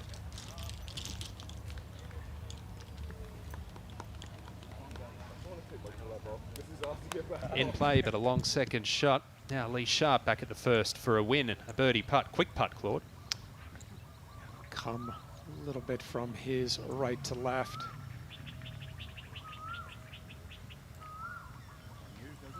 Just pushed it a little.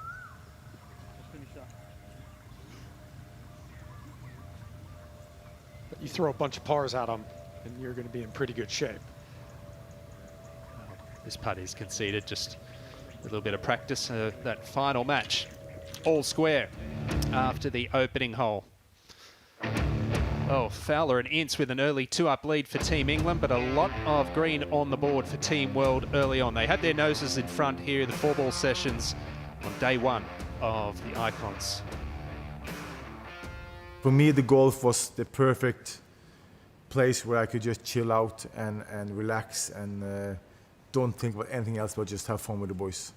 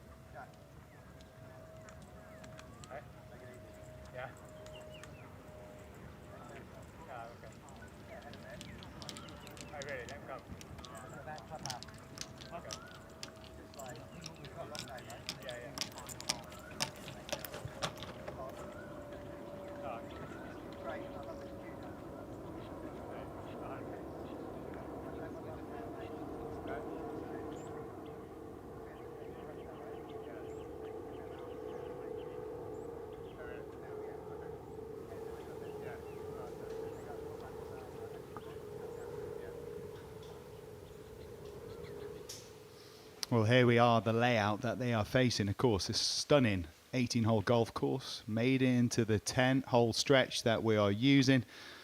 And of course, all part of the $10 million swing that's coming later in the day. The home hole and the away hole. For both teams will face the opportunity, if you're an away team, for, well, double the difference if you go ahead and win it. And you can see England's home hole coming there at the 9th, and the 6th being the one for the world. And of course, double also for that final hole, the 10th, which won't play as the par 5 later on today. That will be where we have the $10 million swing. But a par 5 to close, that too is worth double. So, gents, that means that even late in these games, we could see a huge swing. Yeah, for sure. Good mix of holes here at Robbinswood from the front 9 and the back 9 to make up the composite. Nick, you were down there on that first tee. A lot better shots this year off the first than the last year, and I think not having the water all the way down the right-hand side definitely helped.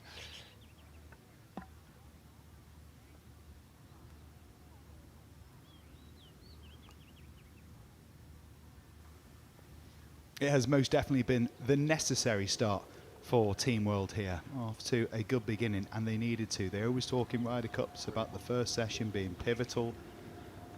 They have edged ahead a little here in the very early stages of the first session. It is 4 balls, and looking for the comeback on the back of a heavy defeat last year in our Rainwood Icons of Football.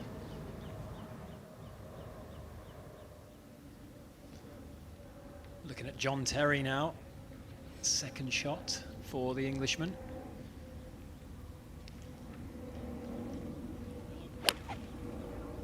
Gets through the ball really well, Claude. He's got a good golf swing. Big, tall, has some speed, has some power, takes his golf very, very seriously. He really wanted to play better than he played last year, and it affected him. I mean, he said that when I talked to him this year. He said, I've got to play better this year than I did last year.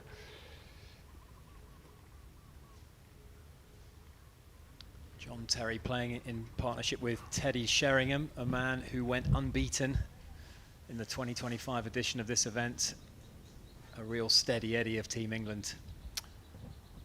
Well, I think Teddy, along the lines of Jimmy Bullard, he expects to hit good shots. He demands a lot. And I think that's a big part of it. He's not trying to not hit bad shots. He's trying to hit good shots out there.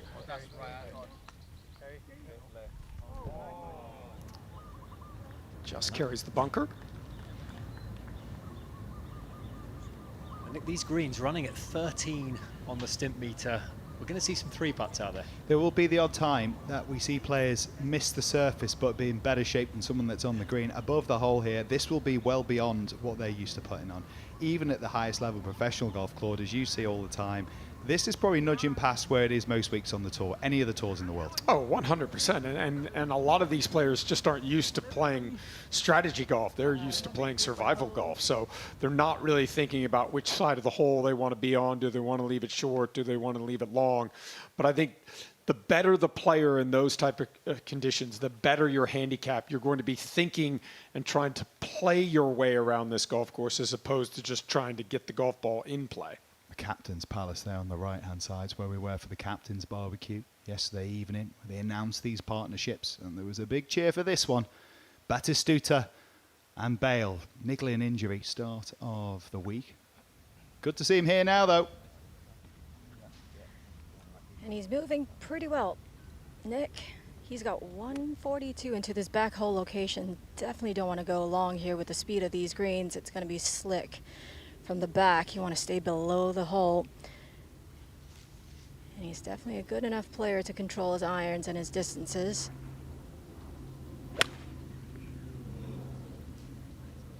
Didn't like it. That leg action suggested a little bit of protection of the lower back there. He says he is taking a fairly healthy dose of painkillers to get through, hoping the adrenaline will help ease him in. Yeah, he showed us a few needle scars from all the acupuncture treatment he's been getting. 128 for this man. Go, go. Needs to travel. It's a solid shot there from the legendary Gabriel Batistuta. Got the biggest cheer of the night just a few nights ago. They are all icons here. They really are. But some stand out above the rest. And Batistuta, well, he's a man who really doesn't need much of an introduction. ¿Qué le dirías a Batia? Solo gracias. Solo que lo quiero. Mismo que no lo conocí una vez sola, lo quiero mucho. Gabriel es un tipo que uno dice, yo con él voy a la guerra. ¡Aguante Boca siempre! Maradona, Bati, Messi. Batistuta es un ícono porque es uno de los mejores 5 delanteros de la historia del fútbol. Y a la altura de un Haaland, no sé, de un Haaland, de un Mbappé, pero a mí me parece que un tipo que te hace 30 goles por año en un equipo con lo duro y lo riguroso que era el fútbol italiano en ese momento. Y después el espíritu de trabajar para conseguir cosas. O sea, si querés cosas, trabajá. Y si querés cosas más grandes, trabajá más. Y esa fue mi filosofía, ¿no? El futbolista de élite hace sacrificios, muchos. Justamente llega ahí porque hace mucho más que los otros. Y bueno, finalmente tenés una satisfacción, que es la emocional, que es la que queda. No lo voy a buscar yo. Lo que me da satisfacción es haber hecho que alguna persona haya sentido algo en un momento. ¿Qué le dirías a Batia? Solo gracias. Gracias. Solo puedo decirle gracias. Solo que lo quiero. Mismo que no lo conocí una vez sola, lo quiero mucho. Dejó una huella enorme también en el fútbol. Hay un antes Batistuta y un después Batistuta. Para los boteros que el Bati haya sido de Boca, la verdad que es un orgullo que haya vestido esta camiseta. Para mí es así. El 9, el delantero, para mí es el más grande. Es solo Batistuta. Porque el dinero y todo eso, sí, por supuesto, te facilita la vida y te da un montón de cosas. Pero después pasa, o te acostumbras, lo emocional es lo que te mantiene vivo. En Argentina el fútbol es vida. Pero hay muy pocos que se convierten en dioses, en íconos. Bati es un ícono.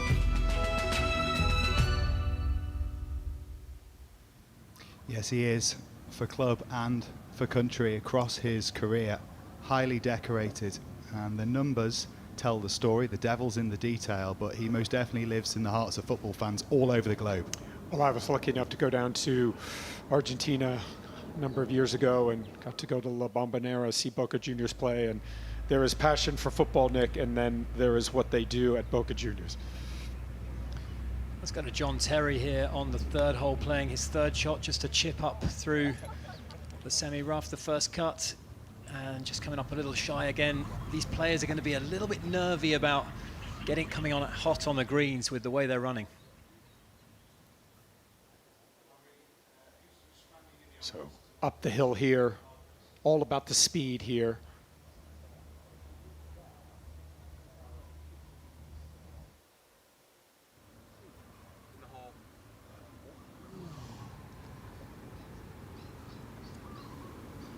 A little excited there for Gareth. Some work left for a par. I tell you what, confidence, Suan, could be at an all-time high on the greens in the first match. It's one of those places with the speeds that they are, it wouldn't be hard for it to deteriorate pretty quickly because they're a scary speed.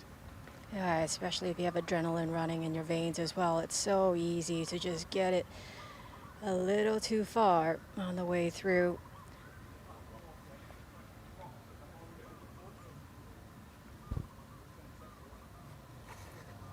Claude, you'll sometimes see players when they get so quick. It goes from where you've got that touch in your fingertips to where you're then in your head saying, whatever you think it is, just hit a little softer, and that's when the judgment of distance becomes near on impossible. Yeah, and I think the speed of these greens is really going to affect, Nick, the short game, because these players aren't used to having greens this fast. So you try and get it as close as you can on a short shot from around the green, but you can run it 10, 15 feet past. Okay, Suan, what's he got? Well, he's three-putted his first two, and like you said, it's easy to get in your own head. This one's so difficult to judge. A couple of small, subtle ridges. He looks at the hole when he putts. That did not start on line at all. Falling away from the hole. That is not his best.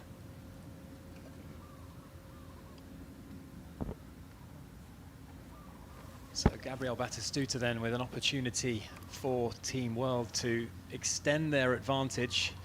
And as you can see there, a block of green has emerged on the board just to start. That Team World, who've been talking up their chances, they've made 7 changes. They've been Liverpool in the transfer market, essentially, Nick, over the course of the last 12 months to bring in some big guns. Hopefully they have a bit more success than Liverpool have had in the league. We shouldn't underestimate the Great Danes team talk as well. It's a lengthy putt this, Claude, up the hill. It's beautifully judged from a speed standpoint.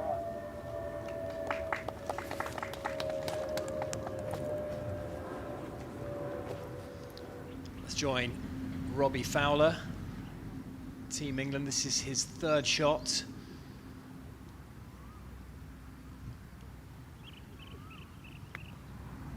In that top match, they're 2 up currently, are the pair of Ince and Fowler. Played so much golf together at Liverpool, and that is a tremendous shot. That's his 4th shot. That'll be an up and down for a par. So having to work hard there, Robbie Fowler trying to hold on to the rare advantage we've seen in red so far for Team England.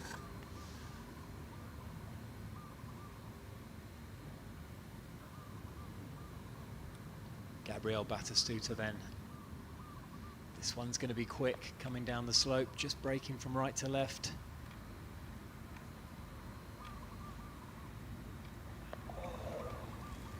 That's a good effort, but it's felt like he barely hit that, and it's dribbled about 4 feet past, and I would imagine that will not be conceded.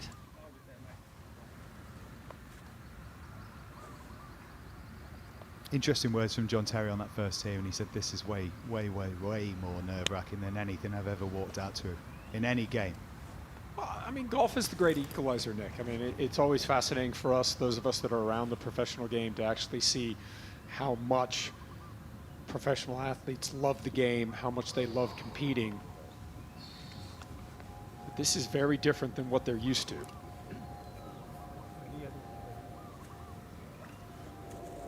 And Nick, you were at the Ryder Cup at Bethpage late last year when the Europeans dominated the U.S. This kind of looks like what we saw at Bethpage. They got up early, and when you can get up in early leads like this, you want to take advantage of it. Every single Ryder Cup, that's what both captains always talk about with the wealth of experience that they've got. The first session, whilst it isn't the end of the world if you don't win it, it's certainly a huge advantage and a great indicator for success because you feel up against it if you get off to the slow start. Now, putt for par here. Should break a little bit from his left to right.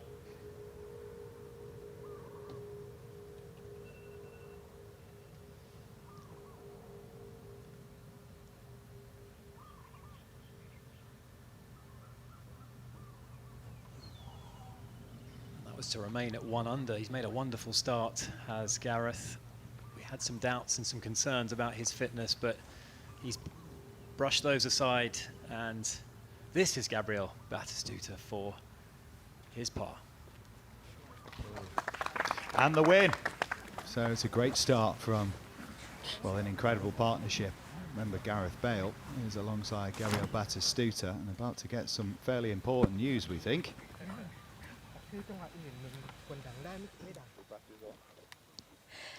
I'm here with Gareth. Gareth, I'm going to break some news for you. The fans have voted, and you are going to get that call for your captain to come in and help you on a single shot. Now, coming into this week, I'm sure you've had some idea or some kind of strategy on how you're going to use that call, maybe, perhaps. Any idea? Give us a little scoop here. So am I getting him to hit a shot for me? Yeah. Well, at the start of the week, I thought he was hitting all my shots for me. So I haven't played one hole this week, so this is my first time playing the course. I've walked it. So yeah, I might need him, to be honest. I mean, is there any particular shot that perhaps you're not that comfortable hitting, maybe out of the rough, out of the bunker, maybe with your back injury, a certain shot that's maybe you might think now tactically you might want him to hit, maybe the second shot on 10th? I'm quite happy trying to hit him myself, to be honest, but if my back's a bit sore, I'll call him in. But again, I haven't played the course, so I genuinely don't know what shots I need to be able to hit or not. So I guess I'll just play it by ear and see when I need him. Well, it looks like you're moving just fine. We're going to leave you to it to get to the next tee, but all the best. Oh, goodness, that's a double whammy. A couple up in the match, and you get told you've got Thomas Bjorn there to hit one for you. That's a huge advantage that you chose to give to Gareth Bale, and you can choose again for our afternoon session. It is Greensome's, and all you have to do is scan the QR code to go to our interactive hub, and you can vote now for who you want to have call the captain in our next session for both teams.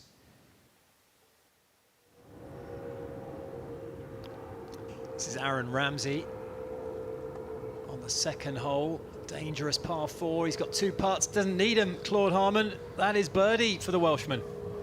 Well, Nick, we always say in Ryder Cups, when those matches kind of get to that 3 to 4 up range, they get tough to bring back because there aren't enough holes. With only 10 holes, you get up 2 up. I mean, these are going to be tough matches to get back. Ryan Giggs in the top match. And he's managed to pop that one in as well. And Team World building some real momentum this morning. They are...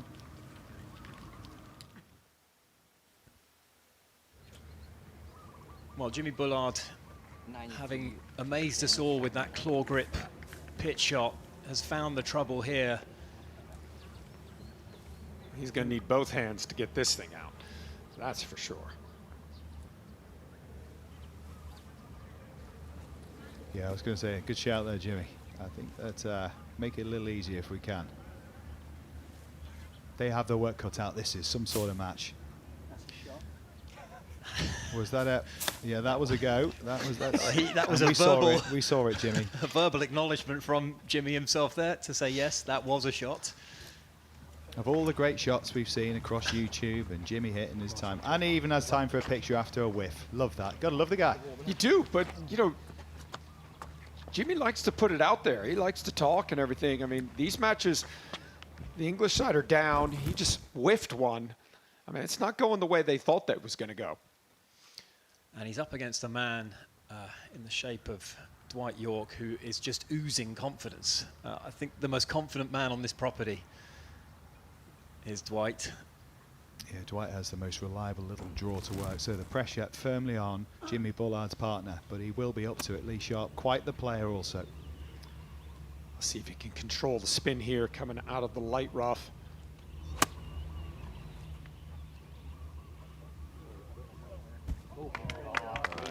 That's a good shot.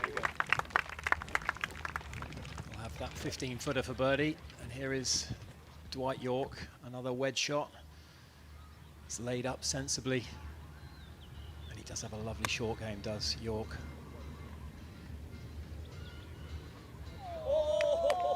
And he's showing it there. Beautiful shot, great control, and a little bit of backspin there, Claude. A little tour quality wedge shot there from Yorkie. And that is the undoubted strength of Dwight York's game. Plays off a scratch handicap, but he's got a beautiful touch around the greens and from inside 100 yards. Great look at the course here at Robbinswood. Kenny Mackay, the green superintendent, and his staff have done an amazing job prepping this golf course.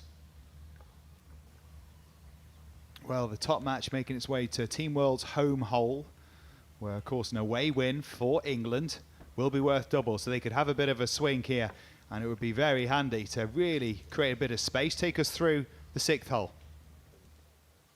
Well, it's a par 3, 181 yards, and surrounded by those 3 bunkers. The green slopes from mid to front. A bit of a grimace there from Paul Ince. He's not going to like that one. Yeah, that's the bad one for Paul. Backswing gets a little bit on the short side, doesn't make enough turn, doesn't really have anything to hit it with, and just uses his arms. Big green here at the 6th. Radio, you're down there. Give us an idea about what they're facing, mate. It plays 203 on the card, but it's well up, playing 174 today, setting up for a draw shot. Is Larson. He aims right, comes over the top and misses it right. He aims way too far right. But this one was better contact. Bang on line. Is it up? No, it isn't. Dead's still out here right now. But it's tough. It's a tough layout, this. Very humid. I've got a nice little lather on. Lucky I'm as fit as a flea. What do we make of the golf game of Ryan Giggs, Wayne? Good. Yeah, he likes to slice it as well, does Ryan. Out with a baffy. Just left of it and fading it towards it. Little too much weapon, Giggsy.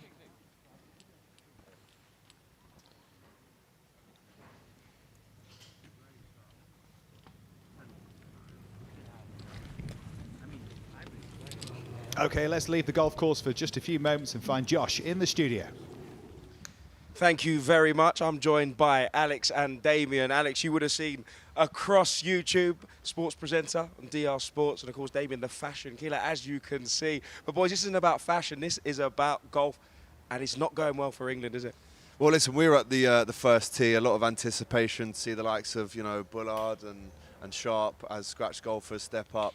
I think they did their job. I mean, there was a couple of slices. Joe Hart didn't have the best first drive, but listen, as the day progresses, I'm sure after a few holes they'll wake up a bit like me. But I didn't actually wake up when I played. I was just rubbish. But listen, they're almost pro golfers. They know exactly what they're doing, and I'm sure Team England pick it up for sure. Damien, huge football fan, new lover of golf. How good is it to be here and watch this? I mean, some of the stories being told today, incredible. Bale coming back from a back injury, doesn't look like it, does he? No, not at all. I think we heard yesterday that it was almost a doubt if he would tee up this morning, and I mean he stepped up on the tee and he put it right in the fairway, and you can see he's right up for it. You can see these boys really, not only do they want to be out there playing amazing golf on an amazing golf course in immaculate condition, but they really want to win. You've seen John Terry on his tee off, torn right to the fans, said come on England. Yeah, these boys are up for it today. Alex, Team World knew they had to do something different, knew they had to do something special. Like your Liverpool, they went crazy in the transfer market, and they bought in one of your boys, Jordan Arisa. He is the big ginger, said he could do a lot of talking, dangerous. Yeah, listen, you know, if his drive is anything like his free kicks that he scored against you boys a few times back in the day, then, you know, it's going to be something to behold. I was interviewing him the other day. I mean, he is competitive. He is coming here to win. Obviously, he spent a lot of time playing in England, but you saw in the dressing room this morning, the captain, Thomas Bjorn, was talking about how there's nothing better than beating England. So Risa will be behind that. And, you know, he's got his work cut out, because Team World, I mean, we were here together last year. They weren't great. So a lot of work needed to get them a lot closer to where they should be this year. Talking about nothing better than beating England, let me tell you, winning the $10 million swing might just top it. And guys, this is happening later on today in session 2. Here's how it's going to work. This could make you a millionaire. The richest hole in golf is back. 24 footballing icons take on the Icon Series $10 million swing. One hole, one shot. 10 million, let's go. A hole in one wins $10 million. Shared between the player, their chosen charities, and you. To win a cut of the $10 million, all you've got to do is vote for the player who you think can do it. Then it's up to them to deliver. Simple. So, who are you going to choose?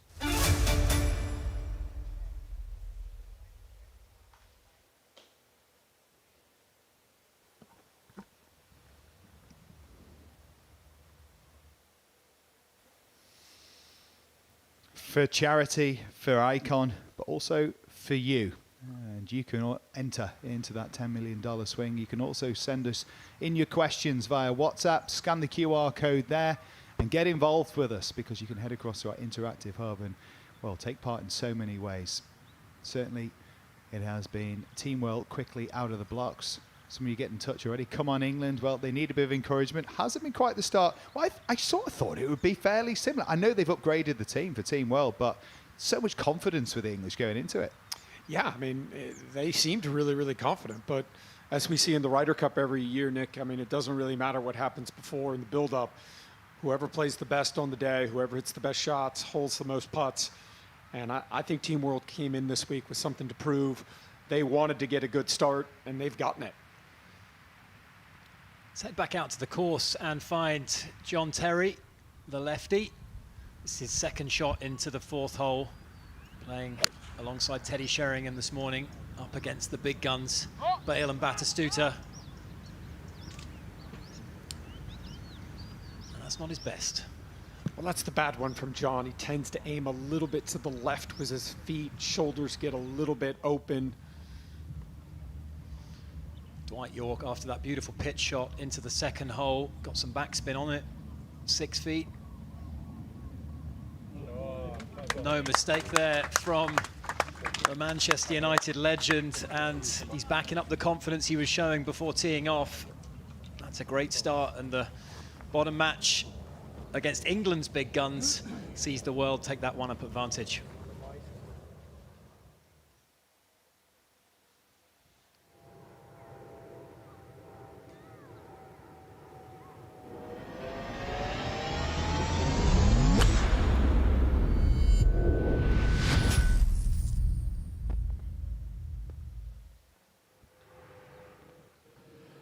Dogleg from right to left, this wonderful 7th hole.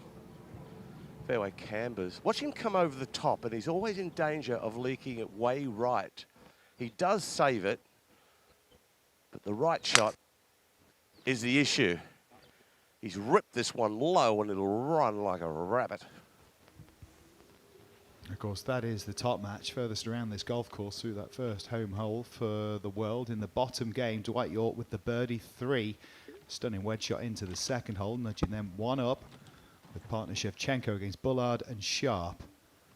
And that's in match 6. So back to our top game, though. Always good when your playing partner has munched one down there. This one's right. Penalty area over there. Might find it, but if he doesn't, he can play 3. Just the fairway wood for Paul Ince. Yeah, that's surprising. I don't think he can run out. It's 290 to run out. The tee's up just a little. But a good ploy. He's been very neat, as Robbie has. They lost the last hole. Larson almost chipped in. I don't know how it didn't go in.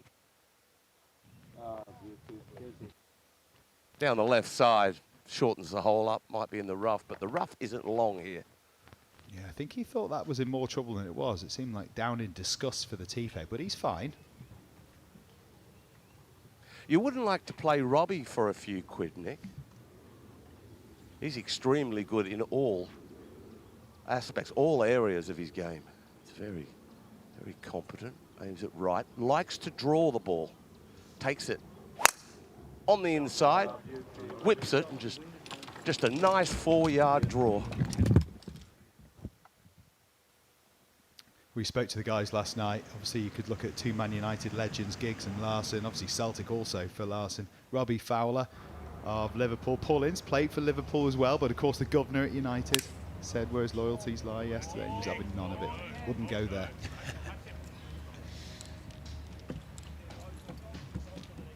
Yeah, and there's a lot of potential swing in that top match with Team World having their away hole, or the chance to win against England's home hole on the 9th, I should say, and then the double hole availability on the 10th as well, the final hole. So they could still pull it back even though they're 2 down through 6.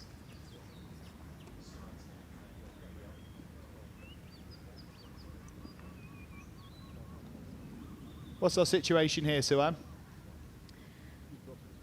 I think they're trying to figure out who's to go first, but honestly, I'm not too surprised that Team World is taking that lead early on. I think they're coming into this week with a bit of a chip on their shoulder, maybe a little something to prove. And as you guys have been talking, Team England has been quite vocal about their confidence, and right now, not quite working for them. Danny Willett just dropping by this group to give them maybe a little talking to. Let's see if Teddy can make a much better putt here.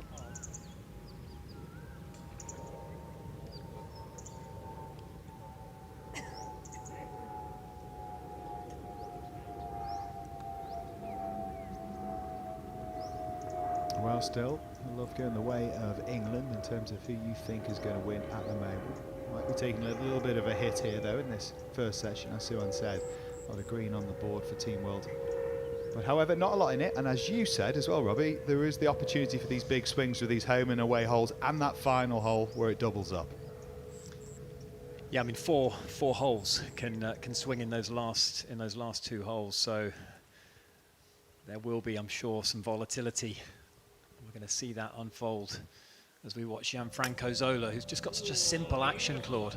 Yeah, he just hits a lot of fairways, a lot of greens. That's perfect. Pin to What a that shot cut, that is. 6 from the left. That's a good look at birdie. Just put it in the middle of the green. Nothing special.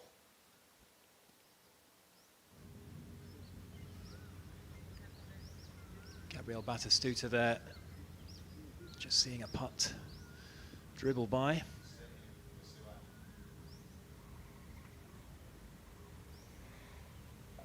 Now Gareth Bale is to get them further up that lead. He said about how he hasn't seen this golf course. I think sometimes that could play to a player's advantage. You know, you don't quite have the same demons, the same expectations. You come up with kind of a fresh mind, see fairway, hit fairway, see pin, hit pin, and that's kind of what he's doing today, Gareth.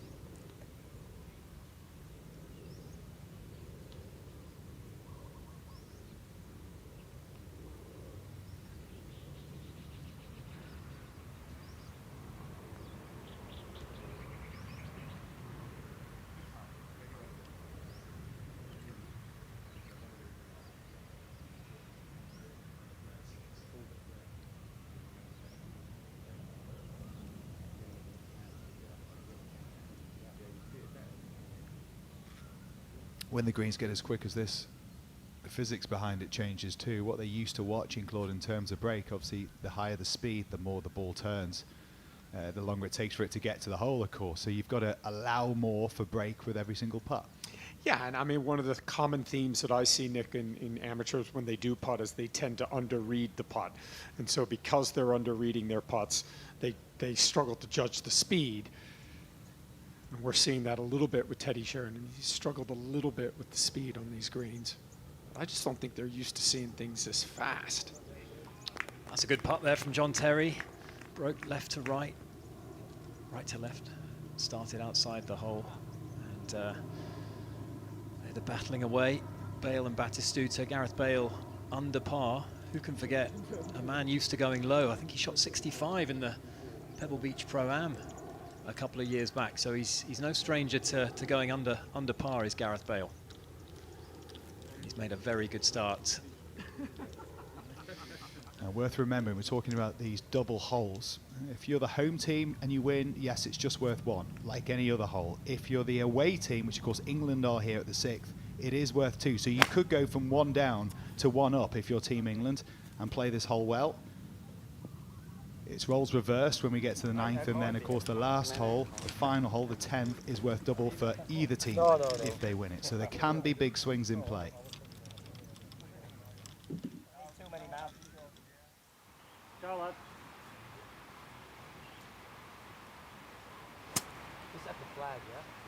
Now Ryan Giggs from the rough.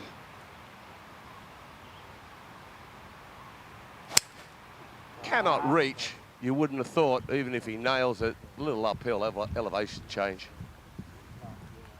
There's a creek that meanders its way right around this green to a big old beautiful waterfall.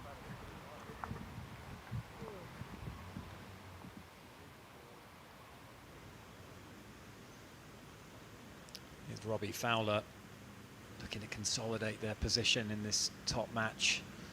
It's the only red on the board right now. Draw shot required. That's a 5-iron.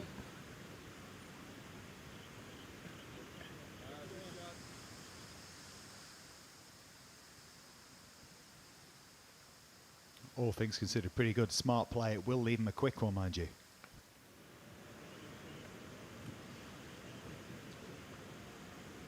Who's to play? Is it Ince or is it Larson?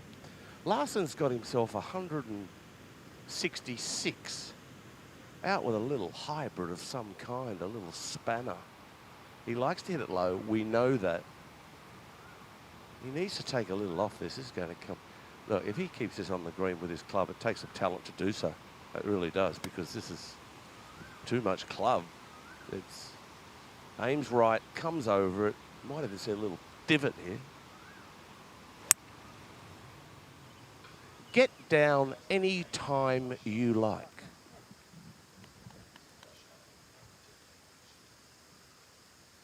It is a shot hole for Larson as well, so actually not in bad shape there. 2 good strikes.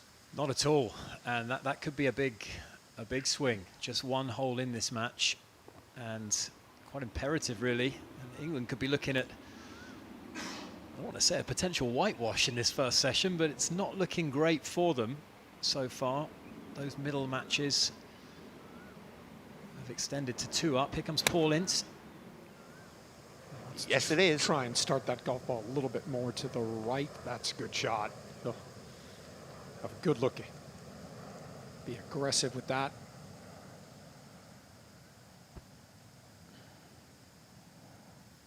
Still work to do. They are up in the match, but their advantage is sort of gone now, because ahead of them, they've got to defend their home hole. So getting through it unscathed is actually a pretty good job. And that's what's going to happen at the 9th for England. They'll try and hold off Team World winning 2 there. And of course, it's all to play for on that final hole. So far from over that top game, and the only bit of red on the board right now.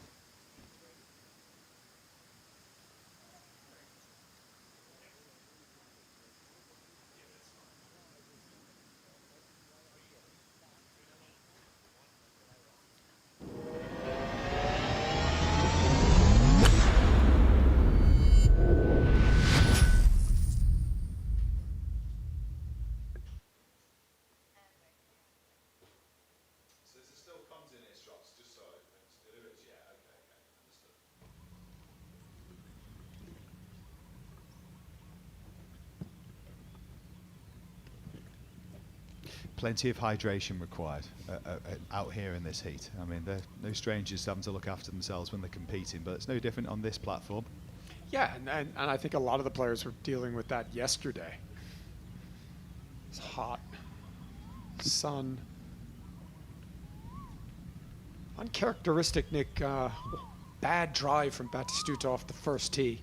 He's normally pretty solid with this club.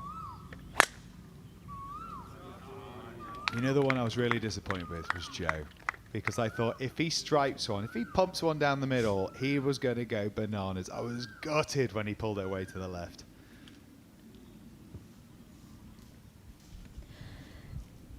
Now, the injured golfer this week doesn't seem like it at all, and he's opening 4 holes. I like his confidence as well. When I ask him when he's going to use Captain Thomas Bjorn, he said, well, I like to hit all the shots myself. Going with the driver, par 5.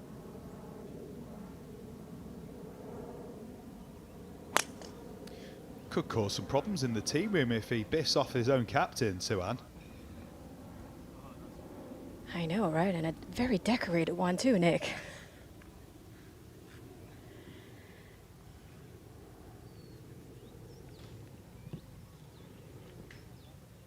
Okay, next up it's Team England.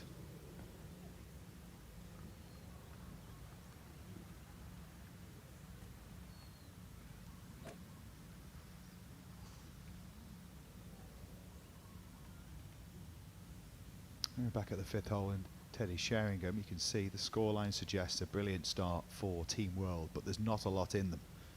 The biggest gap, this one. So work to do for Team England. Oh, that's left.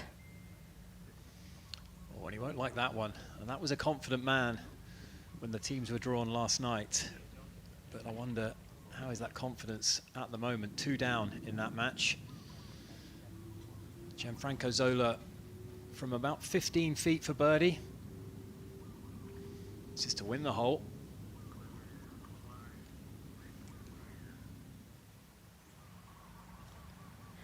Now, pressure on John Terry with his partner in the woods.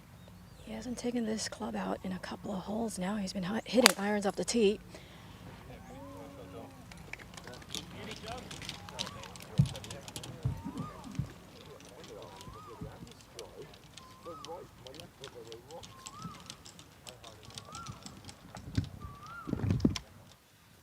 Well, we saw Gianfranco Zola's birdie putt go just a little by. He's got about 4 feet for par here to win the hole.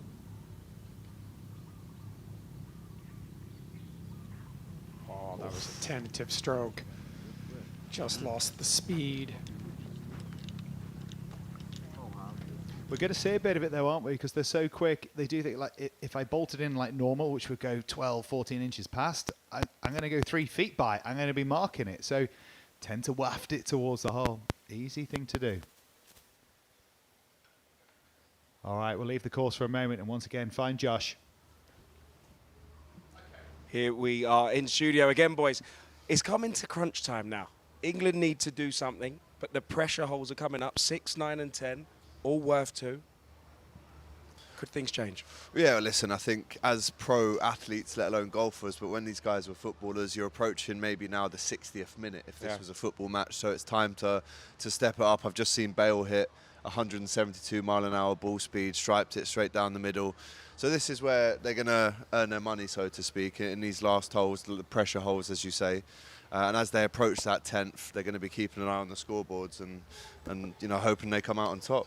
That strong group that's bringing up the rear. Teddy Sheringham, you played with him in the Pro-Am.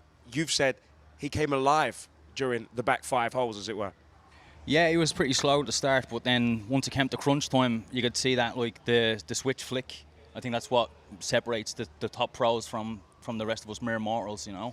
We had a game within a game yesterday, and he stuck it within a foot, I think, on the last hole to keep it going. So he owes you 500 quid, doesn't he? I'm not gonna comment on that.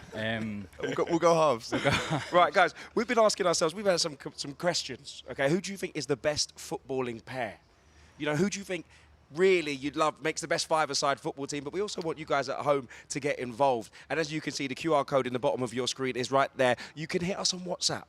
You know, you can vote on who you want to do many, many different things here at Rainwood's Icons of Football. Guys, this is all about you, the fans at home, and we want you involved. So make sure you scan that QR code. And guys, listen, I know some of you watching, you might have just joined us. You're wondering, what is going on? What are they playing? Well, here it is. Here's the explanation for you now.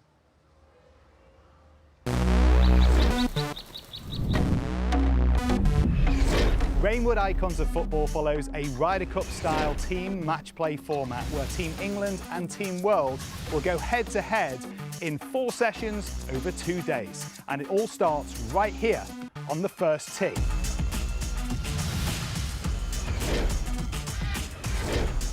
And then here, 10 holes later on our 10th green, which is right next to our TV studio. Handy that. Session 1 is 4 balls where each 2-man team will pick their best score between them to go up against their opposition. Sessions 2 and 3 are greensomes. Both players tee off, you take the best drive, it's alternate shot from there until the ball's in the hole. Simple, really. And we finish with session 4, the all-important head-to-heads, the singles matches. Just like in the Ryder Cup, if you win your match, it's a point for your team. And if you tie your match, the points are halved. However, here at Rainwood Icons of Football, we like to keep things juicy. If your team wins by 4 up or more, you win an extra bonus point for your team. Not to mention, they add a sprinkle of humiliation. To rack up points and turn a match in your favour, we have 3 pressure holes, where a win on that hole could be worth double. Let's break down how it all works. Suan, Radar, take it away. This is the Team World home hole, the gorgeous par 3-6.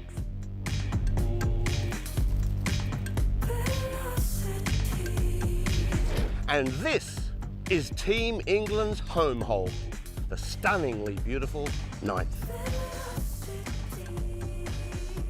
Win your own home hole and you win the hole as normal. And you win away on the opponent's home hole. Look out. Turn this thing on its head. It's a double up. And now for the final pressure hole, the final hole of the match, the all-important par 5 10th. Remember, this hole is worth double for everybody. You could go from 1 down to 1 up and put points on the board for your team, or you could go from 2 up to 4 up, win that bonus point and put 2 points on the board for your side. The possibilities are endless. Almost.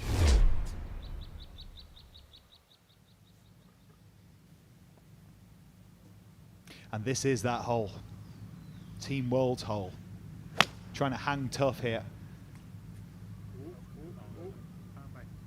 And that's not going to trouble how they're feeling. Not a good one there, sadly, for Phil Jones.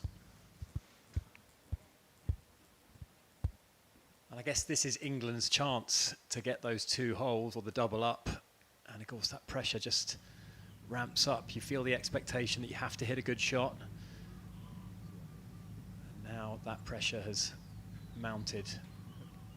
And of course, if you can get your way through this one without losing any ground, if you're Team World, you know you've got 2 chances to double up. Obviously, like England on the last hole, but also you've got their home hole coming, your away one, so they could win 4 holes across the last 2.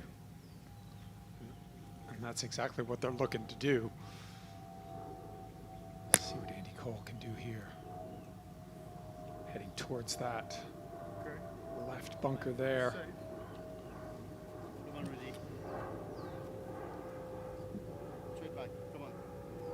And that will be a shot in the arm for the Team World pair of Ruud Gullit and David Ginola.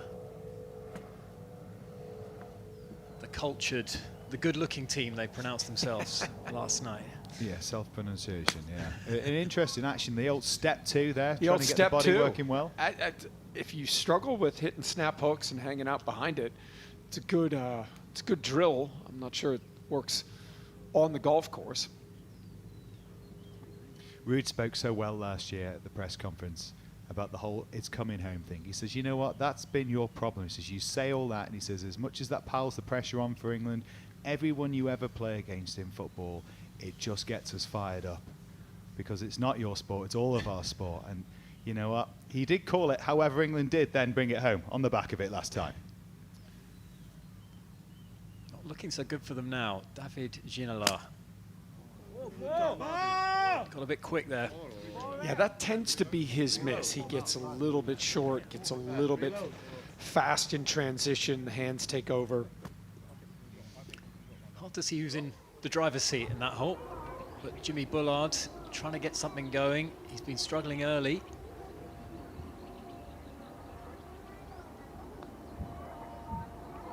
And another one just drifts by on the low side. Claude and Jimmy playing as he does with such confidence usually. Just looks, he looks a little forlorn at the moment. He doesn't look kind of Jimmy Bullard-esque.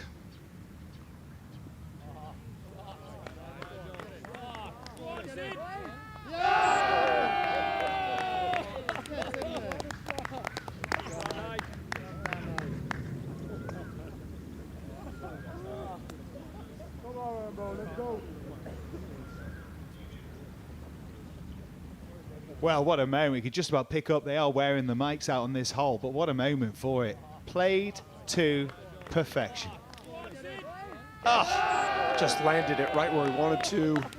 One bounce, took a little bit of the speed out of it, and then it just started rolling down the green like a putt. Shot of the day. Now Shevchenko. Come on, Sheva. Yeah. Come on, Sheva. Team World are rolling at the moment. Win the hole, 2 up. But Nick, this is what we see in the Ryder Cup every 2 years. You get the momentum going, guys start holding bunker shots, making putts, and all of a sudden, you got an uphill battle if you're the England side. The Ryder Cup, of course, is a monster. It is the epitome of greatness in the sport of golf. These guys have shown greatness through football.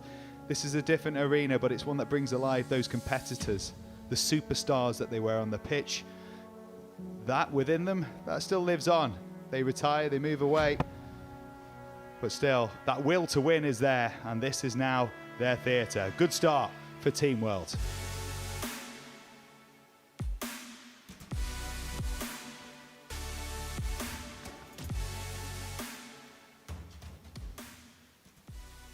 There he is, Captain Bjorn, on his way. Clubs on. He might not need them, Tom. From what we're hearing from Gareth, he's all right on his own.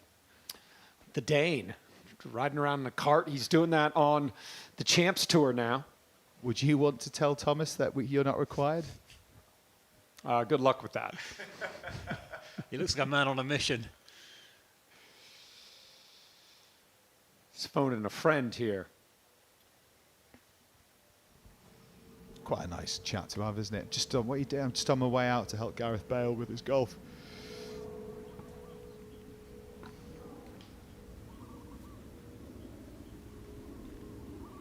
Now Teddy Sheringham from the middle of the fairway here should be able to get this somewhere close to 20 feet. Yeah, this is his fourth shot. Got in trouble off the tee, punched it out. Oh, and that's a great opportunity to maybe stay in it on this hole.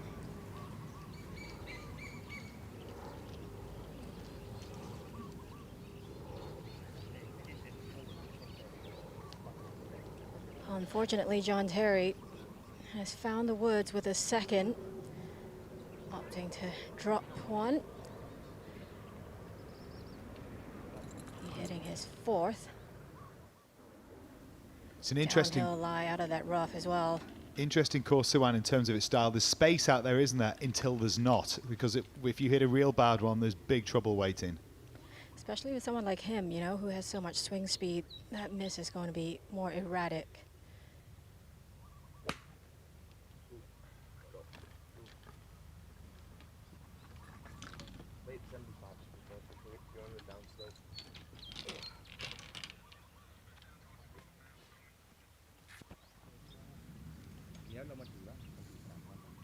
That's a big hit for Larson to reach, trying to thread it through there and with some heat on it. And that is a really good leave. I shall not say a lucky leave, but it was lucky. But now, couldn't be in better shape.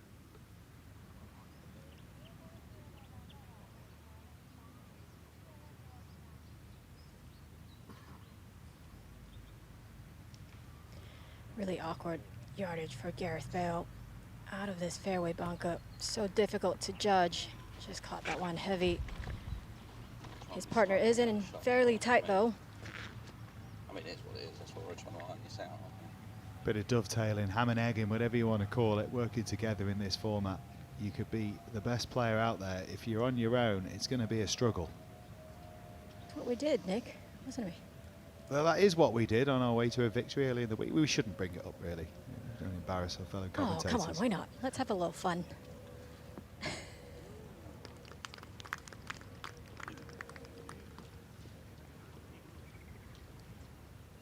Let's go to Dwight York. Second shot, fourth hole. Nice rhythmic swing. And just hanging on that left side. Not bad, pin high. Jimmy Bullard will be last to play. The Englishman who has had so many successes, so many scalps on his YouTube channel, Golf Life. We've seen how good Jimmy Bullard is on the front foot. He's going to have to dig it out a little bit today because it's been a slow start from who, as you would say, the talisman of this side. Well, he's obviously going to do his best to try and get the win, but I think it's that middle match, the Andy Cole and Jones match against Ruud Gullit and David Ginola. That's the one I think that the England side have to win.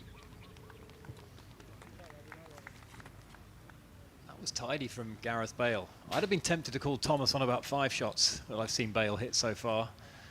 And he's backed himself on every occasion, and that was a cute little pitch shot. I am here for that conversation, though. I am here for him saying, I'm all right, thanks. Appreciate the support, but I'm all right. Bale looks like a real player. Nice to see he's been spending his retirement well. He has. You know what? He should be good though. In his back garden in the house he has down in Wales, the replica par 3s, including the 17th at Sawgrass. I spent a day there with him, working with one of our partners that we share. He's trying to make a hole-in-one all day. You'd lose focus. He was dialed in for about 4.5 hours, hitting non-stop shots, trying to make a hole-in-one. The focus he had as a player. You just didn't get the invite, Wayne, unfortunately. You name drop a go. Where'd you go last Me and night? Gaza. I went down with Gareth and we had a few scoops and just played the 17th at the grass. Mint. We'll throw you an invite next time. Slides by for John Terry.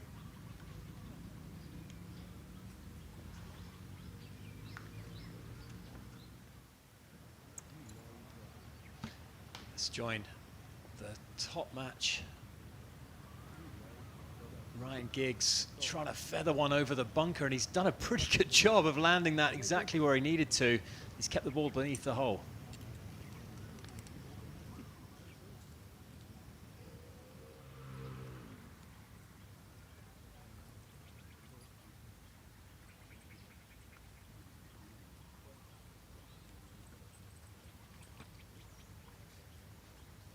And Gareth Bale really turned his attention to golf even before the end of his football career.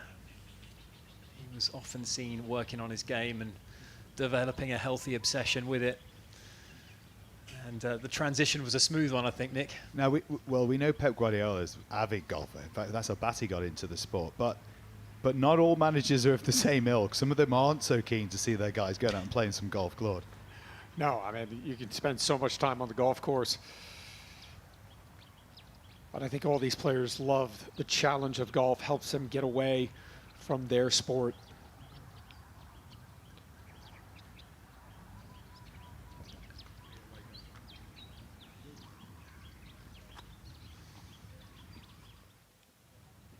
Fowler for a birdie.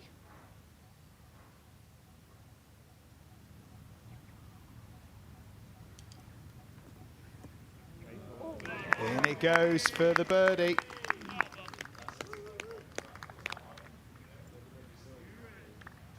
And to win the hole. So 3 up in the match. Which you think, well, there you go. That's job done, surely. Not really, because England's home hole comes up next. Remember, it's worth double for Team World if they win it.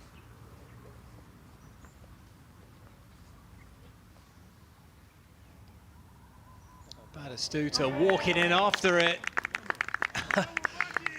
Never a doubt there. Marching in, and Gareth Bale, for once struggling, he was rescued there with a brilliant bit of ham and egging there. Batistuta coming to the good, and they go 3 up in that middle match. And it's tough to come back from a 3-up lead with only 10 holes out there. A beautiful spread of this golf course and the layout here at Robbinswood.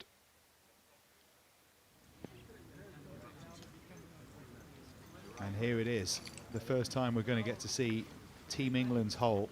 It is, of course, their home hole, so only worth 1 to them, but worth double to the opposition. And boy, could they use it. Giggs and Larson of Team World find themselves 3 down, 2 to play. But remember, if they were to win the last 2 holes, they would still win the match. They're worth double.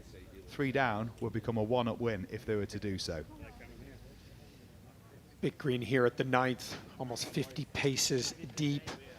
Pin today cut 7 from the right. So anywhere in the middle of this green. Nick, I think this is a great example for our viewers. All you need to do is just try and hit the green here. You don't need to go flag hunting. Put it anywhere on this putting surface. Try and 2-putt and get out. The last thing you want to do is try and really focus on that pin, end up in that right bunker, then you've got a difficult up and down. I think on the par 3s, just hitting the middle of every single green. If every par 3 you played, you just put it in the middle in the center, how far away from the hole are you ever really going to be?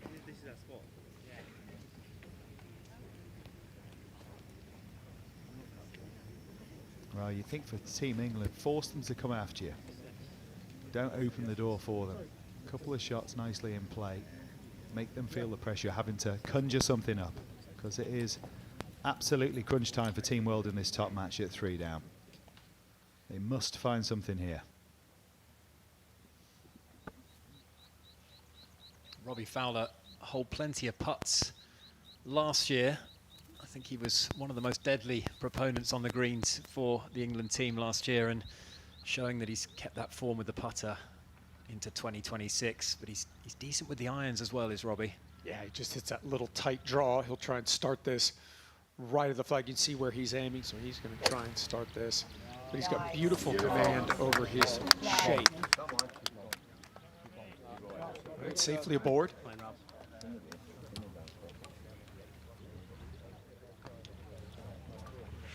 Playing 169 today is this great par 3. Water left, hopefully tomorrow or this weekend we'll see a flag over on the left-hand side. You've got to cover a bunker, which is 35 yards up the green, but it's been friendly today. And we're starting to get a little bit of wind about, not a lot. Maybe half a club just to get these icons of football thinking. He's a niggler, Paul Ince. He'll needle you. I love to see that in this format. Good player. Always good. That's good. Shot.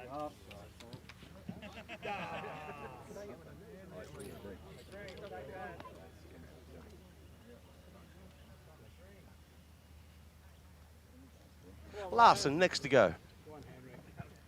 Remember he had the blonde flowing locks back in the day. I love watching him play football. Not a bad golfer. So he aims right, comes over the top of it, and hangs on. That's his way of playing. You know what you're going to get. You're going to get yourself a little munchy fade. Hard to get it back to this flag today. Set all the way back.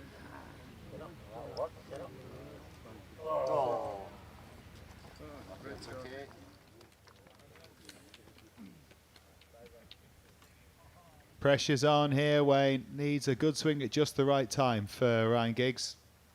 He certainly does. Yeah, he's. They've just been outclassed today. It's a great team. Is Ince and Robbie Fowler. They really are good players. They look as though they play a lot of golf together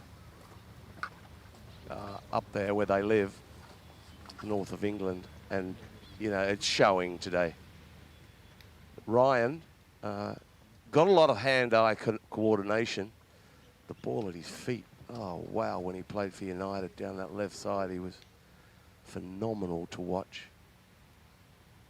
So he likes to fade it as well. Aim it left, but make sure you got enough club, Ryan. Well, that wasn't what was required so far. The governor and God just too good for Giggs and Larson.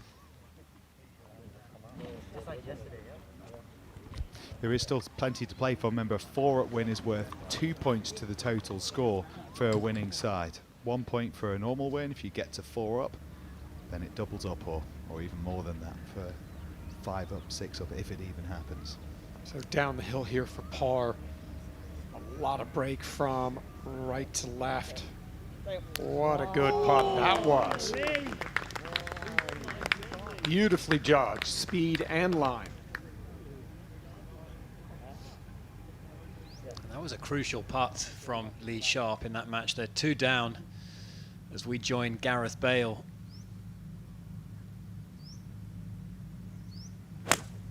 This is the 6th hole, which is the World Team's home hole. What a shot that is. A real laser-like iron shot from the Welshman there. Technically very good as a footballer. You can see this is a man who's had plenty of time on his swing as well. Gareth Bale, beautiful move. Shevchenko for a half here at the 4th. Falls across the face, dies across on the low side. It's a good move from Gareth Bale, isn't it, Claude, when you see it? It's well coached. Yeah, he's got a very good golf swing. Great setup. Doesn't get the shoulders too open. Feet, hips, shoulders all going in the same direction. And this is another good golf swing. Hasn't had his best stuff today. Let's see what he can do.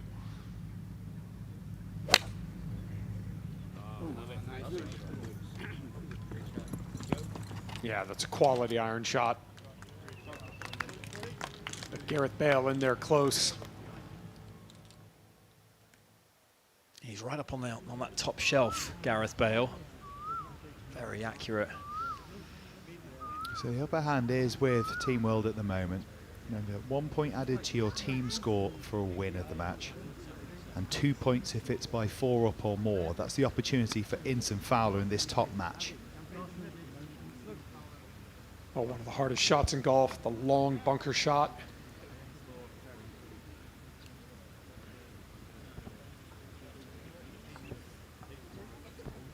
Well, Ryan over here on the right-hand side is coming over the side of a bunker. The only way he can get it close is play it up high. I'm not sure he's got that shot. He's looking where to land. It looks like he's going to bump it there. That's a very good choice. So keeping this low and trying to stun it into the Bermuda grass and kill it. It's a hard shot. If he was to get this within 20 feet, that would be fantastic. Any closer? Miraculous. This will test him. Back foot. He looks like he's pretty good at this kind of shot. Obviously a creative man. What do you got, Ryan?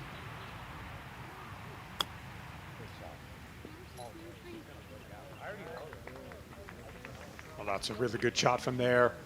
Bounced it into the first cut, killed a little bit of the speed. Nicely done there from Ryan Giggs.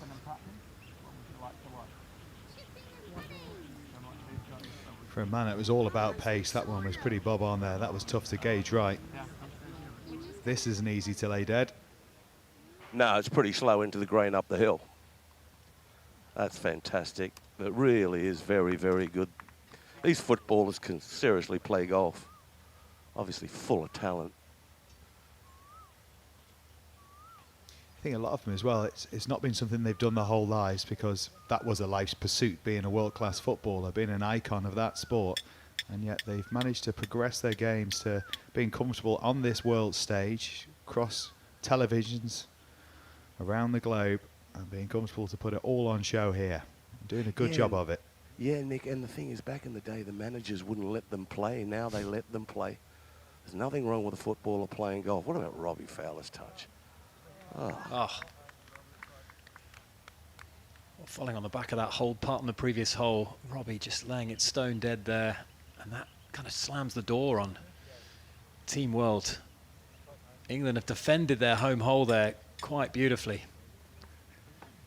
And the pressure on now for Team World to avoid losing by 4 down or more, in which case they'll lose 2 points in their loss of this match. They're certainly not going to steal this away hole for them.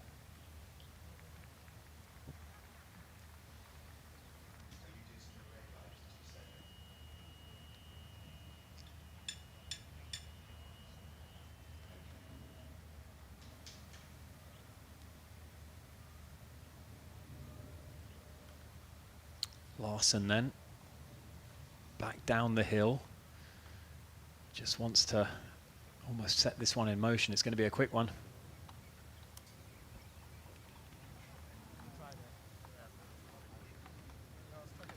Not bad. Judge the speed and the line pretty decent there. You get above the hole here at Robbinswood, and it is difficult.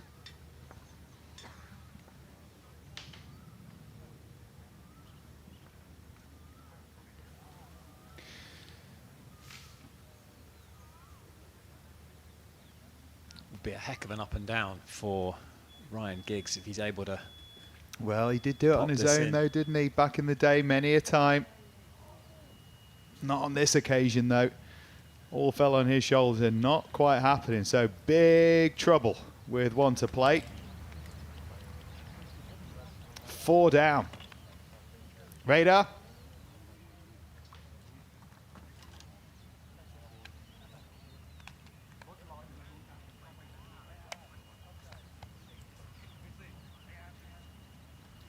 Robbie, bonus points going up the last, double whammy. Yeah, apparently, is it? Yeah, so they're telling us. Well, listen, we're playing solid, aren't we? So let's see. Let's see what it takes with Radar. You're playing nicely. The game's in good shape. Got the wand working. It's working. The greens are tough. green's incredibly tough. I want a little earpiece in me, so you know when you're commentating, you said it's quick from left to right. I need that. You need what I say. Yeah, I believe you. I believe you. You're the man. Oh, how much has he paid for that? You're the man. No, he's not, Robbie. I'll give you that nice pint of frothy on when we get back to the clubhouse, okay, Robbie? Top man radar. All smiles for Robbie Fowler and Paul Ince, but there is one to play because there is a lot to play for.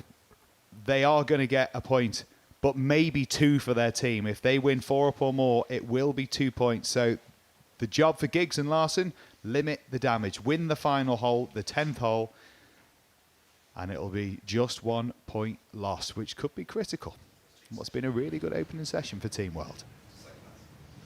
Let's go down and join Gianfranco Zola, the man with maybe the most economical action of all the players here. And what a fine iron shot that is, into about 10 feet. That'll set up a good opportunity. Gianfranco, so steady last year.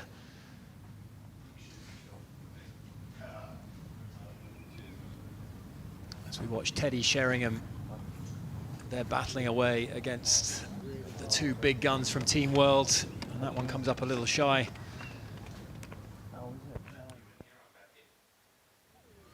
Really felt like the partnership of Teddy Sheringham and John Terry would be a really strong one for England, but Gareth Bale, helped by Batistuta, has just turned up this morning and really poured it on. And Gareth Bale, look at that wonderful iron shot he hit into this par 3. He's got this from 7 feet for birdie.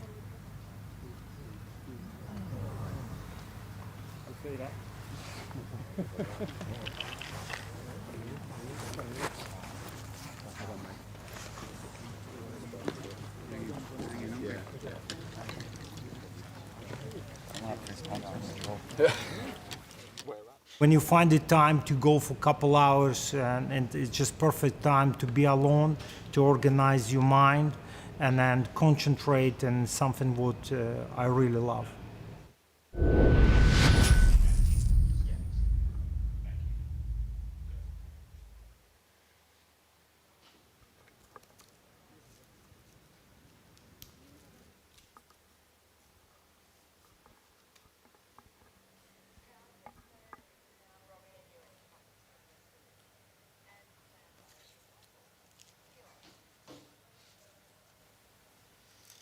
Well, let's get back down to Team World's home hole. And this is the hole they are defending against the possibility of a double for England. Nigel de Jong pegging it up.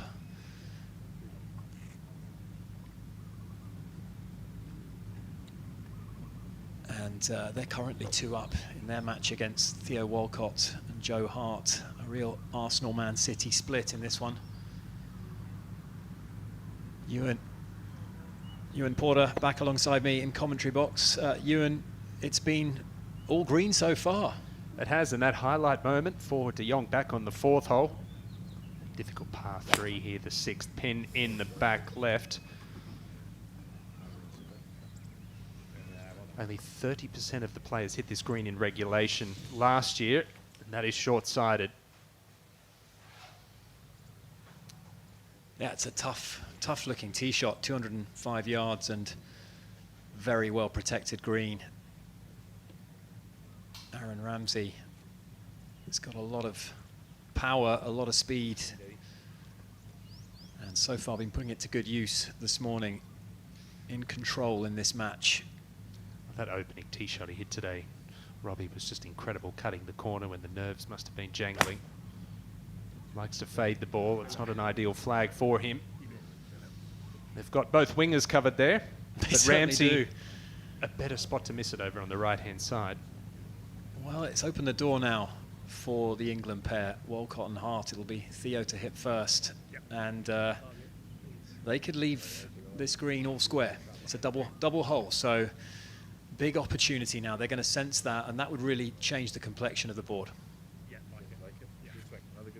It would, and it's a reflection on this scoring format. I think it's a great initiative that the Icons team have done.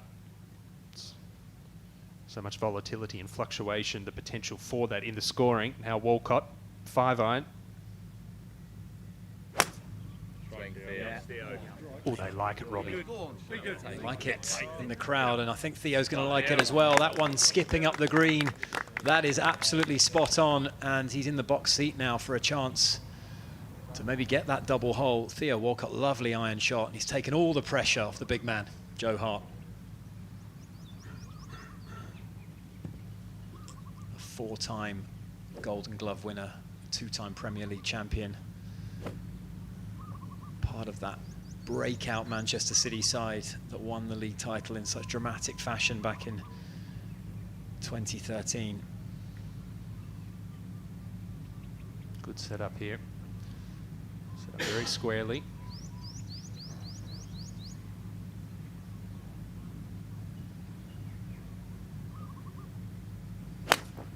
Oh, it's a lovely iron shot from Joe. Go! Hold it. Go! Oh, my words. What a shot there from Joe Hart. As we go back to the final hole, the 10th hole, Robbie Fowler looking to close this one out and secure the double points for the England Big wide team. fairway. Massive. 2 big wallops to reach into. And an important hole, Radar, for Team World. Need to get a win Certainly. here. They're all important holes with this format. It's a great format. This is the shortest par 5, Radar. Good chance to get up in 2 if they can get one away. Yeah, it's 2 whoppers.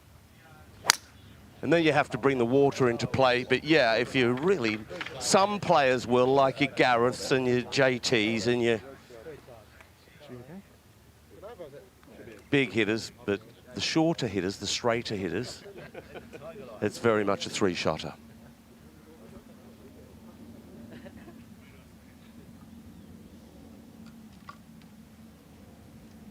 Trying to salvage something from the wreck.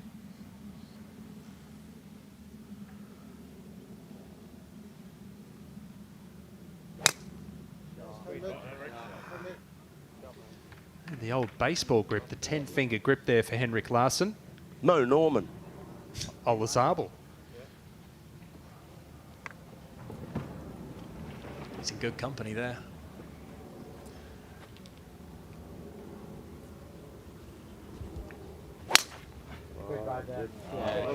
That was Giggsy's best. And he's hammered it out there. That will be in the go zone for Ryan Giggs.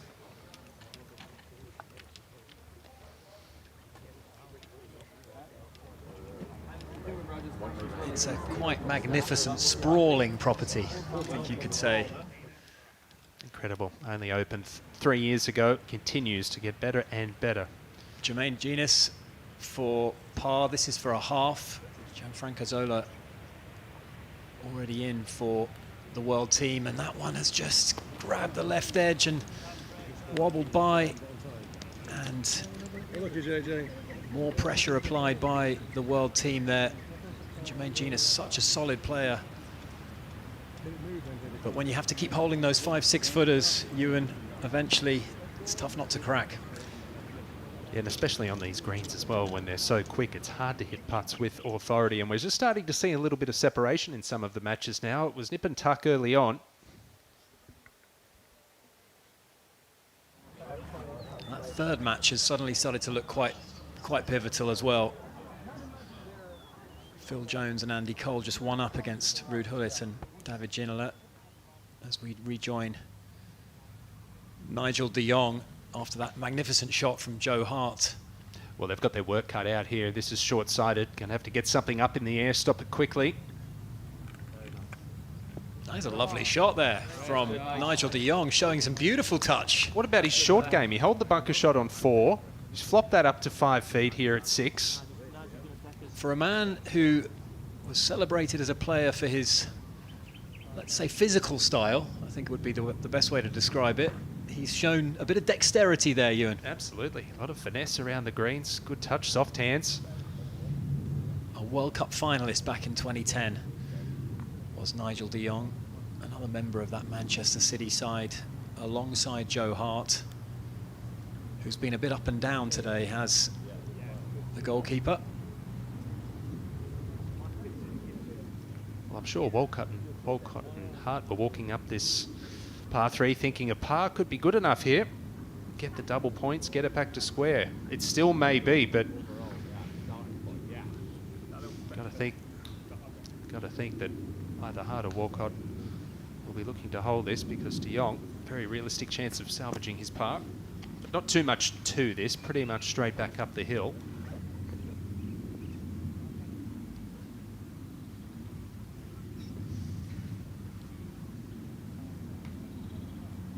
When the greens are this pure, when you do get it online, you can see them drop.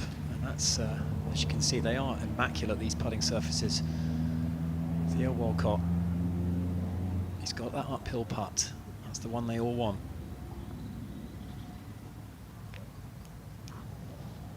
Just smashed it through the break, and that's no gimme either. You made a good point there about the psyche of the player too on greens like this. No matter how you're putting, it's quite easy to visualize the ball going in when they roll as true as what they do. You saw that graphic there, an away win, worth double. And this one for Joe Hart. There should be a little bit of left to right movement in it. Aaron Ramsey putting first for par. Come on, baby. And the job is getting a little easier for England. As every putt goes by, Joe Hart just gets a little bit more appetizing. Here we go then. This would be a memorable birdie, and it would change the entire complexion of this 5th match.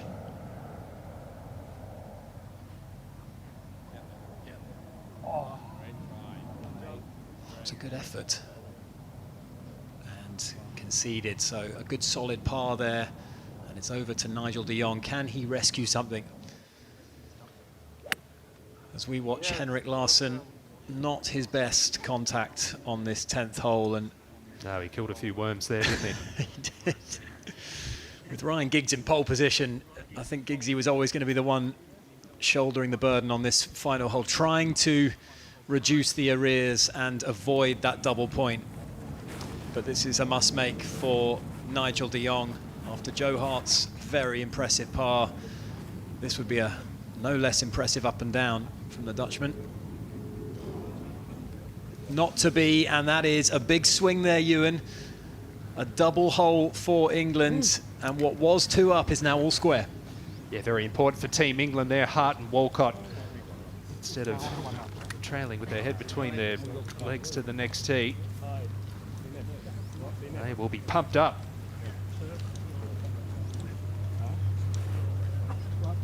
And once again, I mean, I think it's just a kudos to the team for this point scoring system, because we've still got 2 potential double holes remaining, and there's so much potential for fluctuation and volatility in the scoring. It's never over until the very end. Well, it's very hard to finish your match before the 10th hole, put it that way. I think that's what the objective was. We want to see these matches come down 10. We want that grandstand finish, and Ryan Giggs can do something here for Team World. Can he produce? He hit that beautiful drive off the tee. 227 yards, trying to fade it on a banging line to find the green. Yeah, it was a good shot, Radar, and a good lead just short of the green. Good lead. 2 good wallops for Ryan.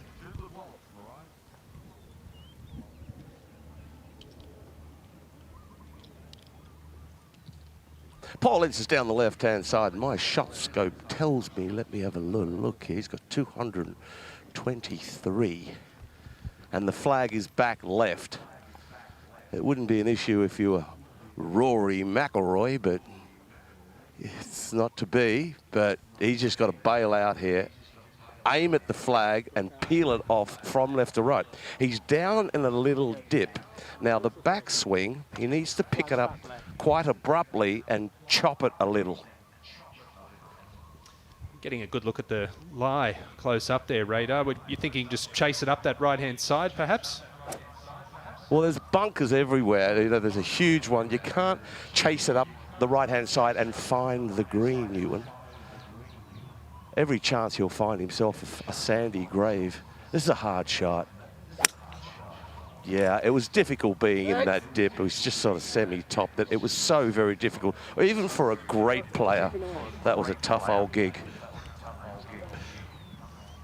I don't envy the next one. I don't know what his left-handed skills are like. Let's watch him play it and see if he falls in. A la Richard Finch. Let's head back out to the 5th hole. Dwight York finding a bit of trouble here. And what an unbelievable shot from Dwight York. Didn't matter that he was in a bush. My goodness me. That is an extraordinary shot. That's magic. And even Jimmy Bullard coming across. What a shot. The England team have no choice there but to applaud a real miracle shot from Dwight York, Ewan. I thought he was in a spot of bother. I'm safe. He's hit the shot of the day, Dwight York. Well done. Well done. It's going to be the shot of the week. It's going to take some beating. Look at this. Dwight York hampered underneath this bush. Not sure what's in his way, and he's just hoiked it out of there. Oh, good shot. The caddy knew what was happening, seemingly ahead of time, but Dwight York will be absolutely loving that. As does his partner, Shevchenko, and importantly, a 2-up lead through 5 holes. The anchor match. Hey, man. No doubt Bullitt and Sharp the favourites in that match, but trailing. Here we go, radar. Yeah, this is very difficult to say the least. And I've seen this before. Richard Finch, Irish Open. You lose your balance. I tell you, it'd be nasty for him. Everyone watching around the world, but geez, wouldn't we have a right little giggle? Come on, Incy. Go for a swim. I think he can hear you. Go on, I don't care. Go on, Incy, you can hear me. Okay.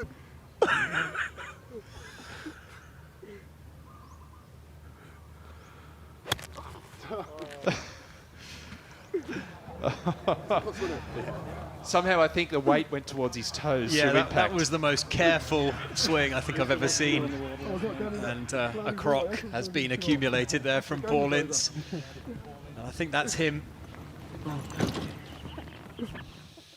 Well, Jimmy Bullard probably still a little shell-shocked after what we've witnessed on the 5th.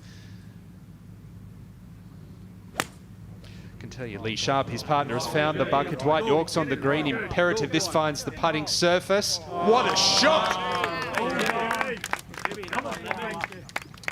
And Team World 2 up with Robbie Fowler on that final hole. He's a fantastic wedge shot. This wedge player is Robbie Fowler. Stick there, you don't deserve to go down there. Not bad. The flags have been set all the way back on every hole. All the way back, and even in professional golf, when the flags are set back, you are so mindful of not going long. So that was pretty good from Robbie. A lot on the line here. Chance here right off Ryan Giggs.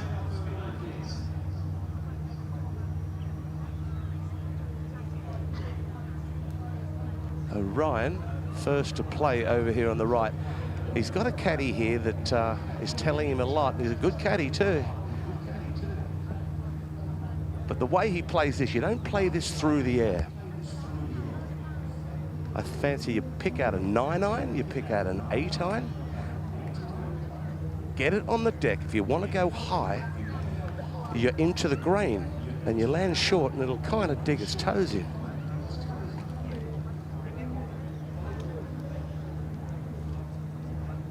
And of course, with England 4 up in this top match, the world can reduce that arrears and save that double point loss. So there's a whole full point on the line here. England will win the match, but it's just whether it's going to be a 1-point win or a 2-point win. And Ryan Giggs over the ball now. He's got all the green to work with. With that 8-iron, just try to release it. That's what you get. Chipping into the green out here. It's a different ball game. And unfortunately for Ryan Giggs, that's in 3-putt territory down there.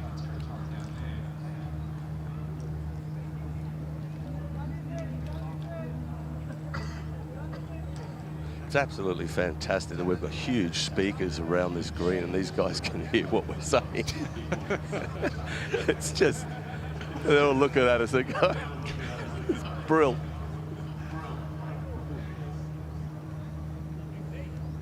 So Henrik Larsson up the hill, and this is slow. These greens are rapid downhill, but into the green, they slow up a good 4 or 5 feet. 13 or 14 down green, 10.5 into.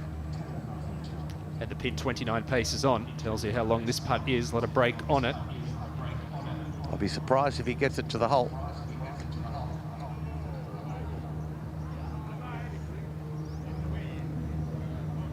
That's down by Robbie Fowler. Team England, very thankful. Paul Ince looking on and looking good. Yeah, Robbie Fowler now in good shape here. Still some half chances for Team World to nab this one. Is it Robbie to go first, or is it Ryan? It's very close, because I think usually in amateur golf they always let someone who's off the green come on. Not with so much on the line. Whoever's furthest away, that's the way to go. What do you see here in this putt radar for Ryan Giggs? Right to left, and then it wants to straighten a little up there. He's putting up a really sharp upslope, and then once it hits the peak, it's down a little.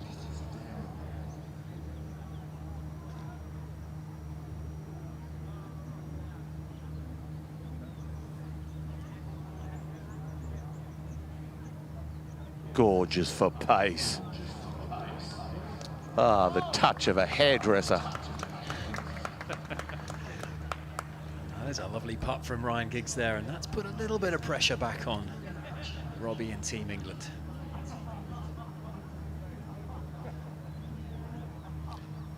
Coming back up the hill for Robbie Fowler. Is it right up against the collar there, Radar? The only thing is, Ince is not giving Giggsy the putt. Tease me, tease me. Okay, this is slow. Shouldn't be an issue for Robbie. He's been unreal with the wand today.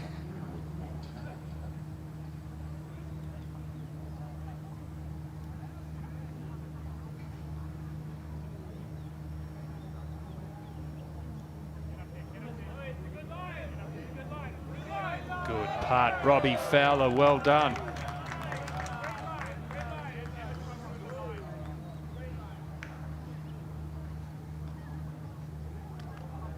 With that par, that will be the double point confirmed for Team England. Robbie Fowler, Paul Ince. A great partnership developing there. Well, Robbie Godden, the governor, were 2-1-1 last time around. Now they're 1-0. A formidable partnership.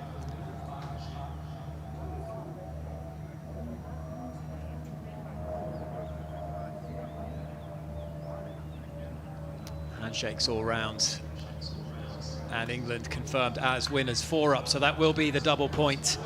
And England, despite being down in 3 matches, have got those 2 points on the board early. I'll tell you what, Robbie, seeing all that green on the board, those 2 points going to come in very handy, I think.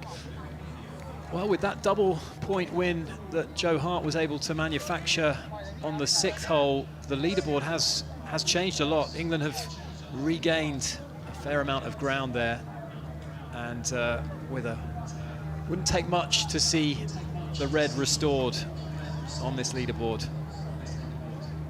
I think that's going to be the story of the week. I think we're going to see a lot of topsy-turvy matches. Certainly a great way to get our Rainwood Icons of football underway in 2026. The signing duties commence as soon as the final part is held. A lot of Liverpool shirts being proffered there. Robbie and Paul Ince have had a wonderful relationship. They played a couple of seasons together in the red of Liverpool. Paul Ince signed Robbie Fowler, in fact, for Blackburn in 2008 when he was manager of Rovers, but they've got a checkered and long history together, and clearly a good bond and a great understanding of one another's golf games as well. And that was just the start that Team England would have wanted. Emphatic win, that. Making their way up to our studio.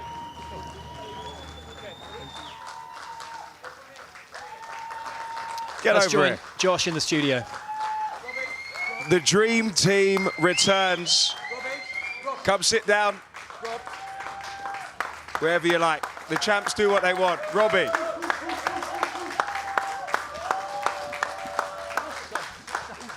The first team out, the first points on the board, and the first team to get double points.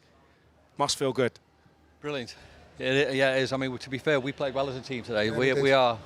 Yeah, We knew sort of coming up the last as well, that double points. We had sort of a little bit of a blip on our hole, the Team England one.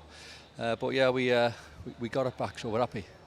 Must have been nice, because it was domination from early. You boys were very confident. I spoke to you on the tee. You said, listen, we've done this before. We're old heads. We're old hats at this, aren't we? Well, to be fair, I mean, we started off well. We got the birdie early doors, which sets you up nice for the rest of the day. And, you know, Robbie played some great shots. We drilled well, dovetail well as a team. That's the word for me, dovetail. When you're playing these kind of things, you've got to dovetail. Times when I'm out of it, he comes up trumps. And, yeah, you know, I was a bit unsure about the captain putting us out first, but, you know, a lot of faith in us, a lot of trust in us. We had a lot of faith in ourselves. It's just nice to get a point on the board for the lads. Listen, I thought you might end up in the drink at one point on the double points. You know, you brought your swimmers with you. I didn't want you laughing at me, Josh. I didn't want you laughing at me, that's for sure. Now, Robbie, it's been an absolute special to see you boys do what you need to do to get those points on the board, because it's necessary, because England are hemorrhaging points. And listen, we're going to find out. We're going to see a lot more golf after this break.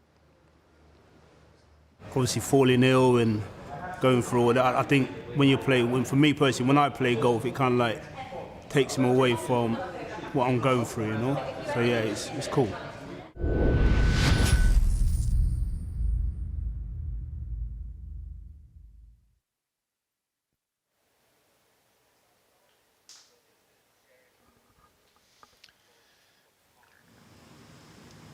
Teddy Sheringham at the 7th. This for par, and this is to win the hole, and he does so. And Team England showing fight there to reduce that deficit against Gabriel Batistuta and Gareth Bale.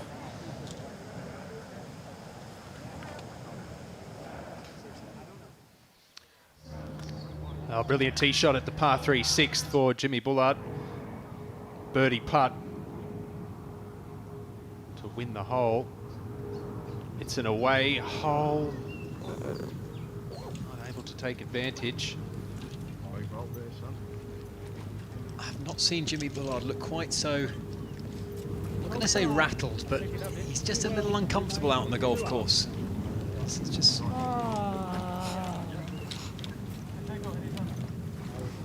He plays with such charisma. He really just oozes confidence, does the Englishman. The unmistakable action of Ruud Gullit.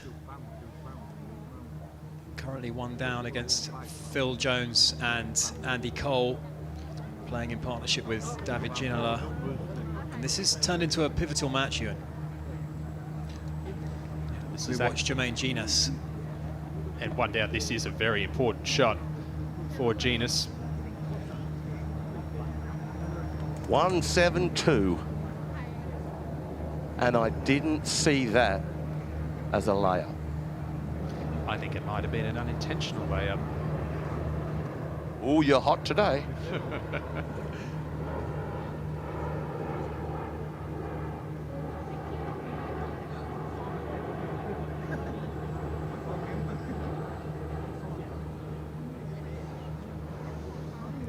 Team World up in 3 matches, but the points on the board so far for Team England with that double point win from Robbie Fowler and Paul Ince over Ryan Giggs and Henrik Larsson.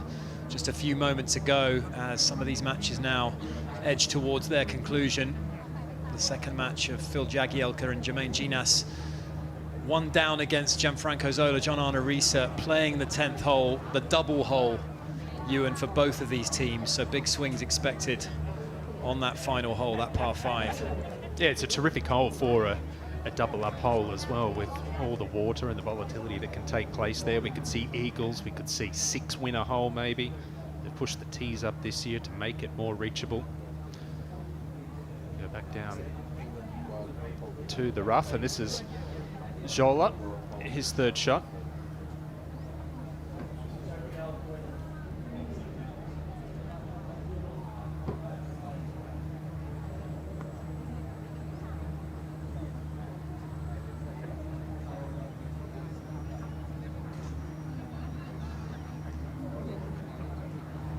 Third shot for Zola. Pretty good one as well, up on the high side. Tough match play opponent, isn't he? When you know it's going to be in play all the time, you know he's not going to shoot himself in the foot. You need to do something special in order to win the hole. And he's calculated as well. He's hitting the ball in the right spots. He's not taking on flags that he shouldn't be taking on. We've seen how the ball falls away on the left side there, and Zola up on the top shelf with one of the easier long-range putts on this green.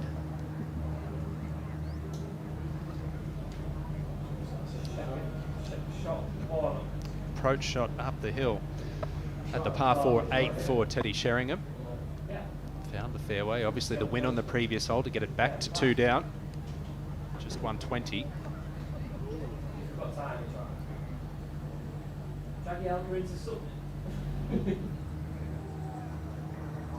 think he likes it, Robbie. Yeah, looks staring dead-eyed at it, and it is a fantastic shot there from Teddy. 10 feet below the hole, and showing some real fight in that match. Didn't get off to the best of starts, did Teddy Sheringham and John Terry, but they're trying to claw their way back into it. Here is Terry. Yeah, big tee shot, just a wedge. 100 yards. It's right over the flag, a little heavy-handed.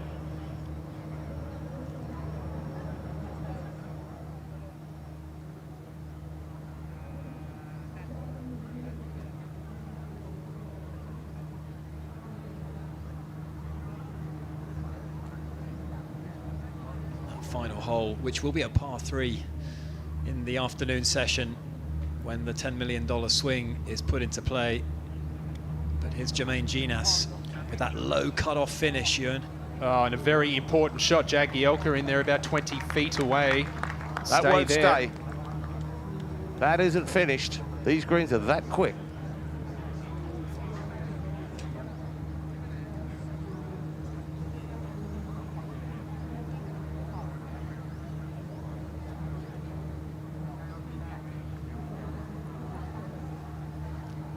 This is hard from this range. Watch out, studio. Most of the time you'll come up well shy, guarding against knifing it straight over the back. Oh, he's played one. My word, has he played one. Oh, with spin, and that won't sit either. That was high tariff. To get that close was a 1 out of 10er. He's played it very well indeed. That was incredible. All I saw was the Icon studio, maybe even the clubhouse behind it with that one. Let's go back out to the 5th match. Theo Walcott. This one for par. And no mistake there from Theo Walcott, pouring it in. Do you think that previous hole gave them some confidence? You know, I think they're on a roll now, having been 2 down just a few moments ago. Suddenly, momentum, confidence is with them as we go back to 10.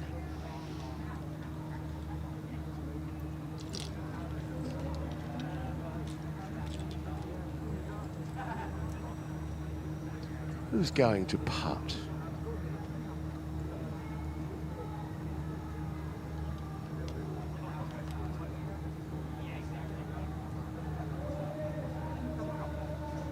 Is it Hugo or Migo? Who's got the easiest putt, Raider?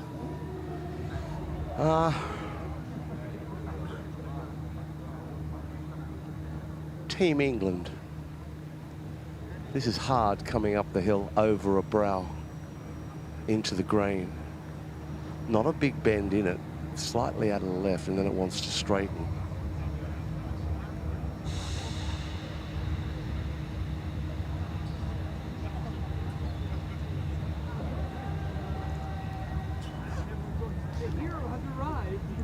seen a couple of players lag the ball beautifully from down here, and it's not easy to do.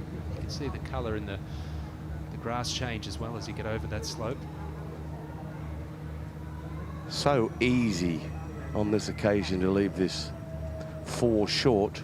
Robbie Fowler was in a similar position and laid it stone dead, but just into the green. Sometimes you feel as though you are so used to putting on greens that are rapid, and this one isn't. And then if he's aware of that, you knock it 4 by. But short would be favourite.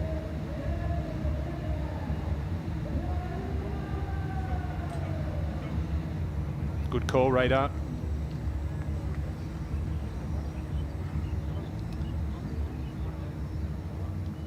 Ooh, a pressure-packed final hole. Could one up, become one down. Makes you realise what a good putt Robbie Fowler hit just a few minutes ago from a similar position. But that will be a pressure putt there for John Arisa. Good out of the bunker, but work still to do for the par. Gianfranco Zola from the other side.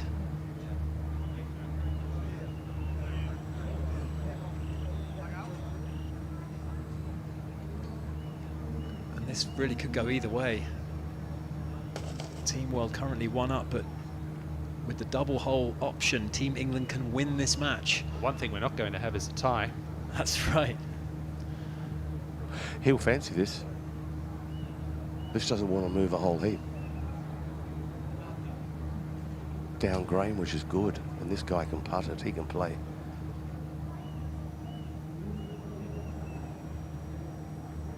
Look at that stroke, that's just mint.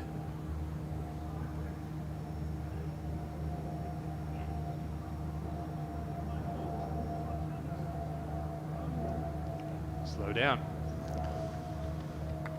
It was a good putt, but it will be work to do for Gianfranco, the Chelsea legend. I don't think any of these will be conceded, Ewan. This is pivotal stuff here in this second match. Well, certainly Team World. No gimmies for either Shola or Risa. Genus up the hill, first to putt. And for a Team England win.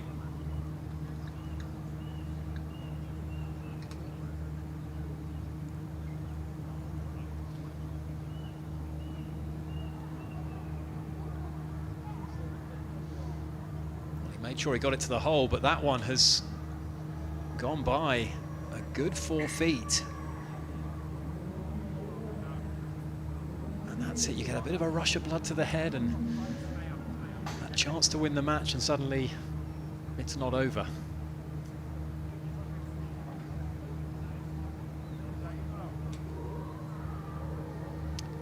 But a second bite of the cherry for England.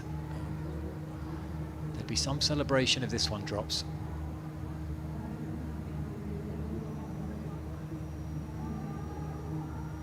For birdie in the match.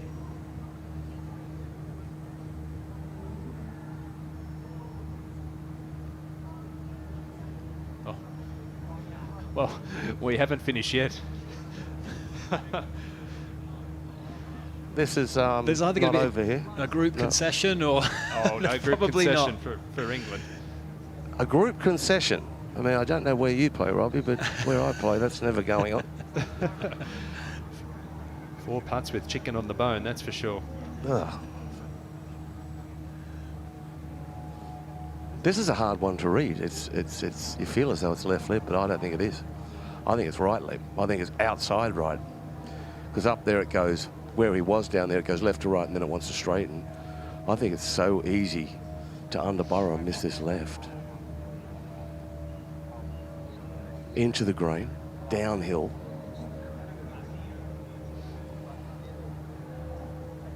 For Team World to register their first points.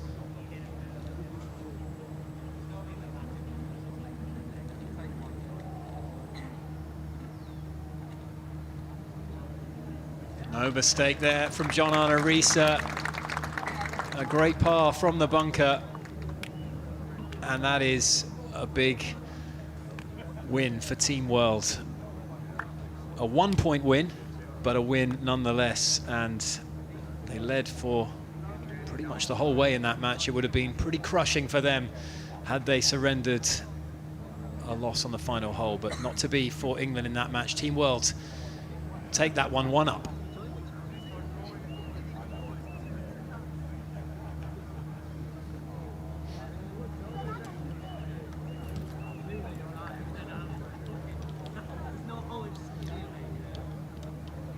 These putts all just for fun now.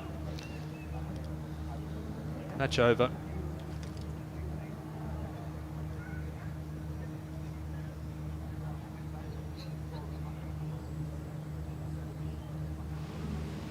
Let's go back to Jimmy Bullard on the 7th hole, second shot.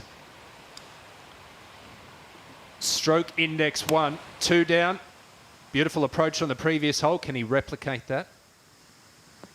Oh, he can.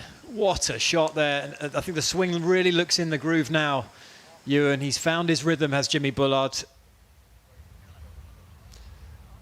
9th hole, par 3, Team England's home hole. This is Ginola to win the hole. And double holes. Oh, just the pace kept it out. That was for the double as well. And that would have flip-flopped this match because they're 1 down at the moment. As Gareth Bale from 6 feet eyes up yet another birdie try. And the Welshman has shrugged off any concerns over his fitness as he's just cozied that one to the hole.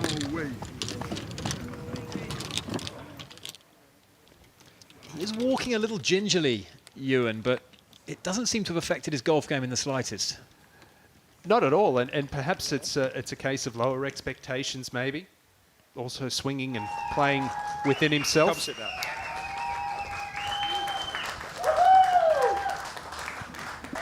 We have to go to the losers' lounge. Yeah, no losers lounge for John Odorizzo and Gianfranco Zola. Boys, it was squeaky bum time at the end, wasn't it? Yeah, I mean, there's 3 holes there. We should have won all 3. I mean, we're in good position, then we mess up, and they have good shots, and then it's a great game to play because we never knew who's going to win the hole. And I thought after JJ's drive there, and Gianfranco's behind the tree, I thought they got a big advantage. But we hung in there, and very happy to win. You said at the start, you know, Gianfranco, you were Mr. Steady Eddie, you were Mr. Fairways, and you were allowed, the crazy ginger was allowed to go after it. Did you feel that way?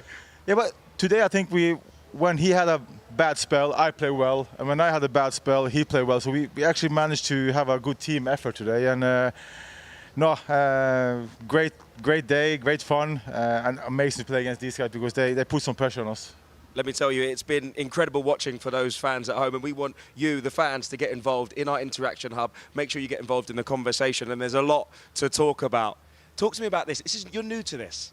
You know, this icons of football, but it doesn't seem to faze you. I said to Phil when we walk around, I said, how great is this? I mean, you walk around with the scoreboard, the people putting the stats on. It's just like you're in the Ryder Cup, and I loved it. I mean, I really loved it, and they're competitive against, 2 against 2. I'm in dreamland. Gianfranco, your experience, you said about the Ryder Cup, your experience at the Ryder Cup with Molinari, do you think that helped you today? Well, it didn't look like. But I tell you, I can tell you now, last night I slept 2 hours. I went to bed, I kept reading, and then I fell asleep. After 5 minutes, my eyes went like, open completely, thinking of the game, thinking of what I had to do. Now that's exactly the way we're feeling. We are so enthusiastic, so happy to be here. We had a great fun, and it's an amazing event, honestly. No doubt, boys. The first green on the board, the first points. Thank you very much. And guys, we'll be back with more golf after the break. Could feel really confident about a shot, and then by the time you get to the top of your backswing, oh, no, that doesn't feel right, and then anything can happen. So completely different to football, but just a lovely mentality side of competition.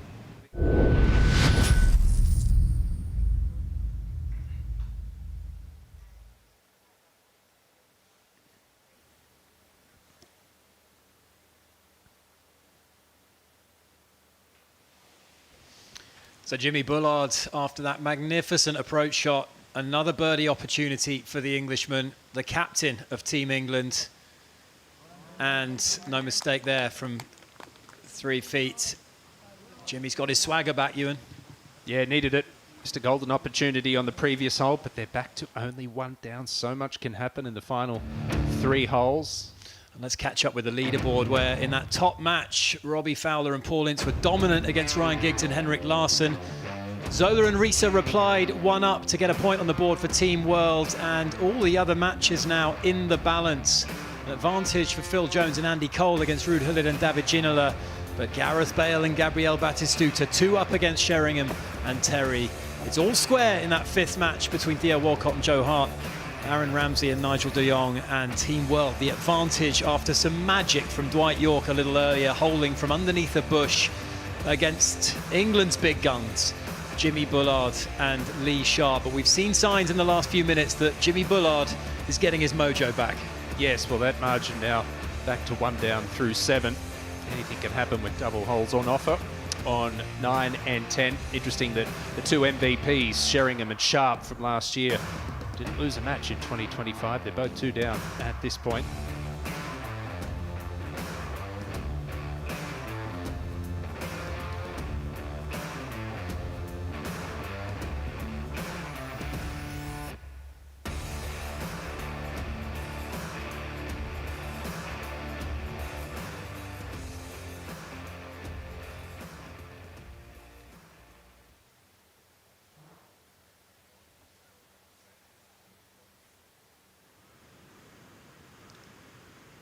And Jimmy Bullard with back-to-back contributions just from a few feet after just a magnificent approach shot with just a wedge. The Englishman who had a crack at open qualifying in 2025, missed the cut-off by 4 shots, but just gives you an inkling as to how serious he is as a golfer. It's a fabulous golf swing. I mean, I don't think enough can be said about it. It's rock solid. It's pretty much as good as any tour pros. He's a fantastic ball striker. Well, he goes about his business like a tour professional. And I've watched, I've disappeared down a few rabbit holes on his Golf Life channel. He beat Hao Tong Lee off the same tees at the Belfry over a 9-hole match. I think that bears repeating, because that was no small feat. And I think it's important to mention that Hao Tong Lee played well. He did. Jimmy just played out of his skin. Let's go to England's home hole. And Team England, in the form of Teddy Sheringham. Such a repeatable motion. He's got the same finish position on every shot, and that is a glorious iron shot from the Englishman. That's how you defend a home hole, Ewan. Well, he provided a highlight last year on the 7th hole, almost holing a 9-iron. And he looks to have almost done it again here. Slight draw to that right-hand flag. And that would have looked so good from the tee. That might have looked like it was going in. It just pulled up a couple of feet short, but that will be a very short birdie putt. And we can join Radar on the 10th. Jones to play from a long way back, trying to play a draw to access this back left flag. We've seen no one get it close. Such a hard shot. It's a Tour Sunday flag position here on the home hole today.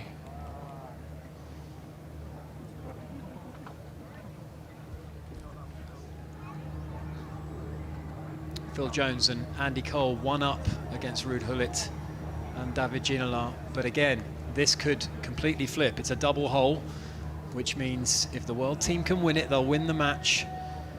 So we watch David Ginola just assess his options.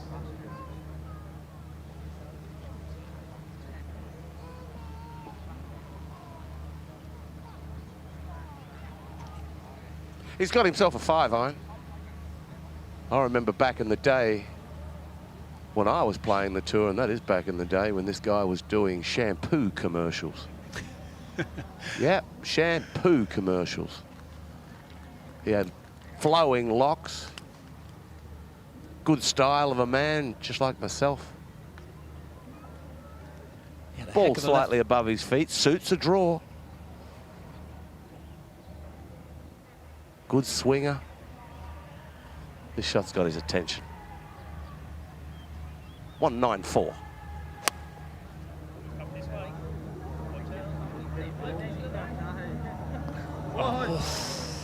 That was all over it, clean strike. It's actually not too bad over the back of this green. Let's go back to Gareth Bale. Another birdie opportunity. This time on the 9th hole. And this is England's home hole, so Gareth Bale just cozying one up hole side, and that'll be a simple par. And let's remind ourselves, Gareth Bale has Thomas Bjorn up his sleeve, figuratively. Rudhuller just pulling up short there with his third at the final hole. I know that's no gimme two putt from down there. Good atmosphere building. Great build out behind this final green.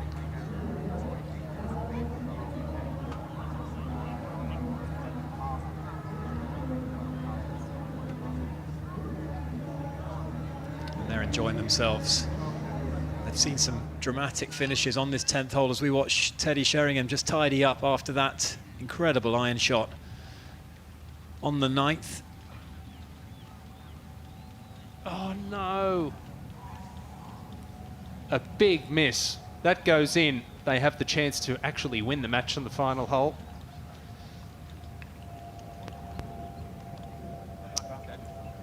Wow, that will hurt. That was just a couple of feet, and Teddy just left it hanging on that right-hand side.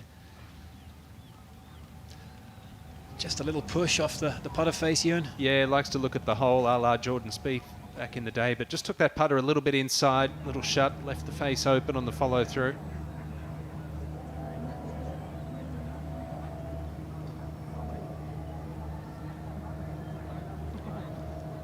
Another match here coming down to the wire. Slender one-up lead for Team England. Shinola over the back in 2, but an opportunity for a birdie with an up and down. Andy Cole to play first. And he's over there on the right-hand side. We haven't seen a player. He only had a few groups come through, yeah, but into the grain makes all the difference. It really does. It's it slows, or you'll get a good first bounce if you sort of pump it in there low, but it's the second bounce that'll check up. You know, it's one of those that you must take something with no loft, like an 8-iron, just landed on the fringe. You want to hit a wedge, it's you got to send it all the way, and that's what he's got. He's got himself a wedge, so this is hard with this club to get it all the way back to it. So very hard, because it just wants to dig its toes in. Yeah, there's a very specific technique that's required for a shot like this. Hands too far forward, as Radar said, that leading edge just digs in.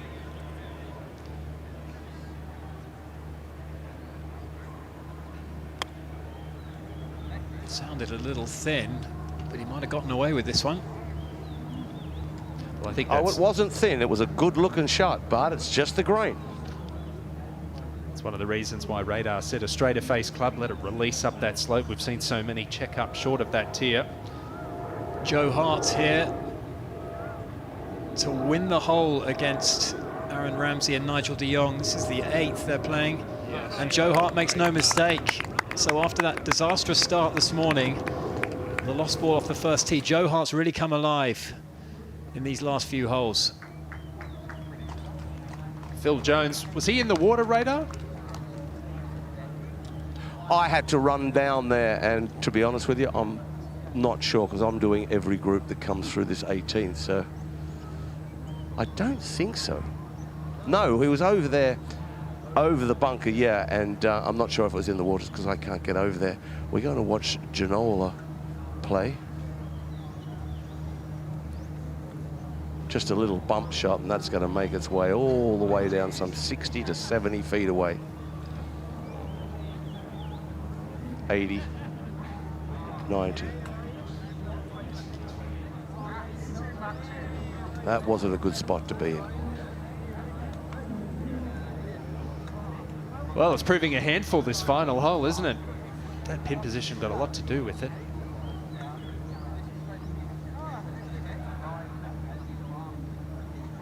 Yeah, the pin right up on that top shelf and quite a bit of slope away to the left. These guys, the ones who've gone for it, have so far come a cropper.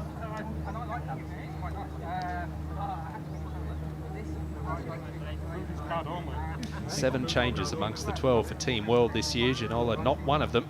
Still looking to register his first point at the Icon Series. Tough flag putt here. Yeah, it's one of those that you'd be very surprised if he was to get this to the hole. I wonder if the captains have gone into each team, rest of the world and England, and tried to tell them about grain. Now, the best way to learn of grain, this being in 2, is to go up to the hole and have a look which side it is worn. If it is worn on the left, the ball's going to go from right to left. If it's worn on the right, vice versa. That is the best way to see where the grain's coming from. And this is very, very hard to get it back there. Good effort, really good effort.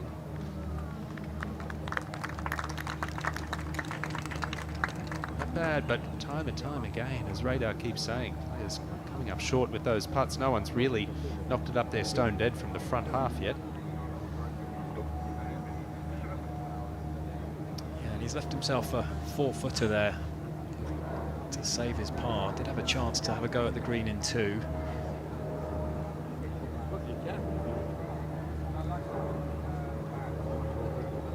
Andy Cole and Phil Jones are 1 up, so they just need the half to secure the point.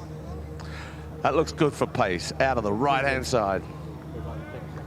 Yeah, well done for Ruud Gullit. I don't think that will be conceded.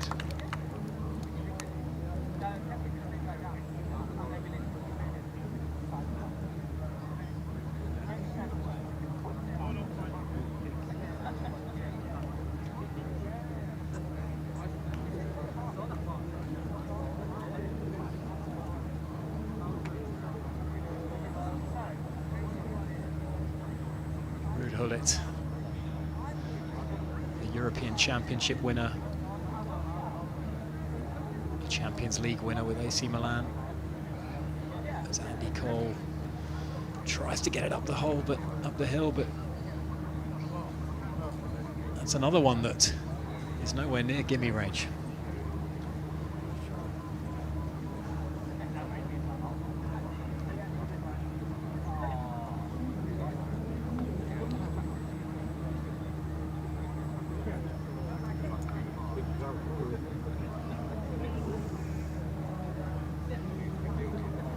Looks warm out there, Ewan. Andy Cole had the towel around the shoulders. Well, you combine the physical stress of playing in this heat with the emotional toll and the nerves and everything. It's pretty taxing. Now Jones down the hill. Well, that looked good until he took the putter away. Just a bit of a misread there from Phil Jones.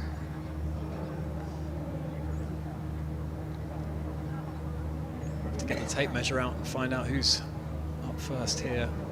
None of these are gimmies.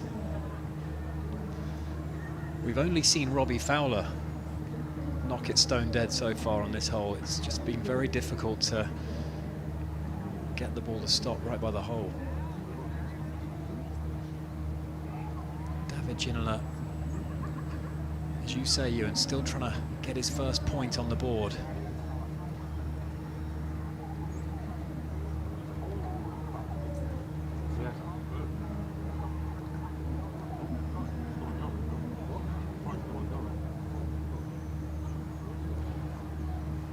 This one for par.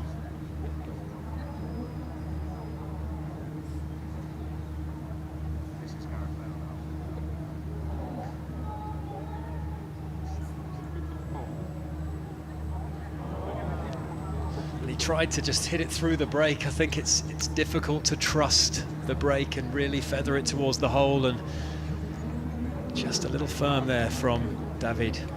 Yeah. And you can sense the frustration as we keep talking about the competitive juices. These players do not want to lose.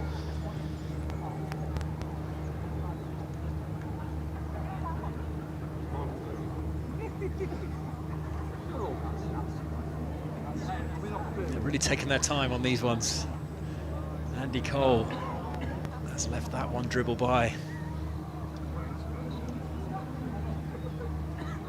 I think it's fair to say it's greenkeeper's revenge on this final green. And an important moment here. Team England 1 up. Hullet, par putt here. Through his shadow.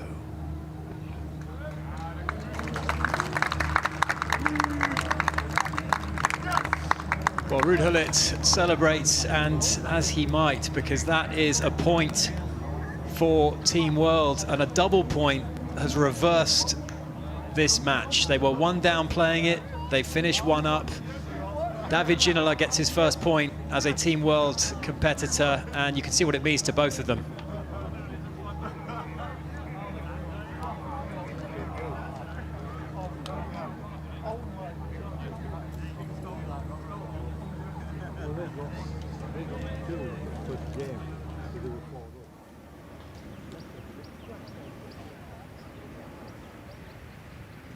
Let's join Lee Sharp. He and Jimmy Bullard on the charge. This one for birdie. Yes, Sharpie! Come on, in lad. she goes. Get in there! And Jimmy Bullard, you can hear him in the background. He's the hype man that everyone wants alongside them. Lee Sharp delighted with that one. And real momentum now for Team England, Claude Harmon. Well, Jimmy Bullard a lot more boisterous now than he was an hour and a half ago. But Robbie, so we've seen some great golf, some good drama here at the end. Jimmy Bullard and Lee Sharp get it back to all square with just a couple holes to go. And they were 2 down. Dwight York hit that miracle shot, and it seemed to be in full control, but we did expect fluctuations, big swings late on with all of these double holes available to the players, and that's exactly what we're seeing as we look back down the 10th fairway, and that real blockbuster tie between John Terry and Teddy Sheringham and Gareth Bale, Gabriel Batistuta, Claude. That's been entertaining us all morning long. Yeah, we've seen some really good golf from those four, and this 18th hole, difficult. Gabriel Batistuta, a god of Italian football in the 1990s. I remember watching every Saturday morning Football Italia. Gabriel Batistuta would be banging in the hat-trick seemingly for Fiorentina. Playing his 3rd shot into this 10th hole from a not too advantageous position, and that's a layup. Well, that gives him a good chance to be aggressive here. That's a good leave.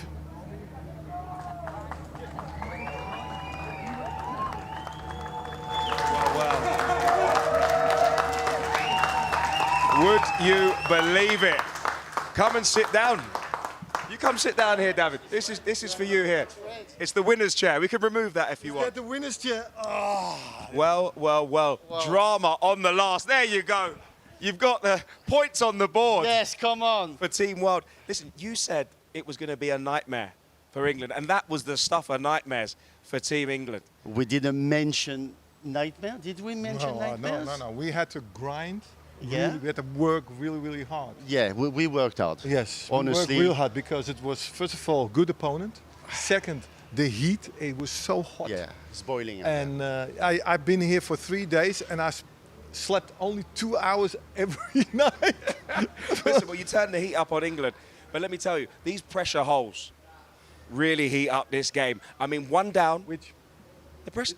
Listen, don't tell me there's no pressure holes, because you went in 1 down and you ended up 1 up, and that is the beauty of 10 being worth 2 Yes. I mean, you must have thought going into this game, 1 down, we're still in this game, let's fight to the end. Of course. Until the end, we never know what can happen on the course. It's such a tough game. I mean, from one hole to the other is always complicated. You know, you mentioned the boiling, everything, the pressure, the people around. I mean, and we did it. Yeah, we did it. We really grinded. I think that we had a good opponent. We started really, really well. Yeah. We had opportunities to make 2. We didn't.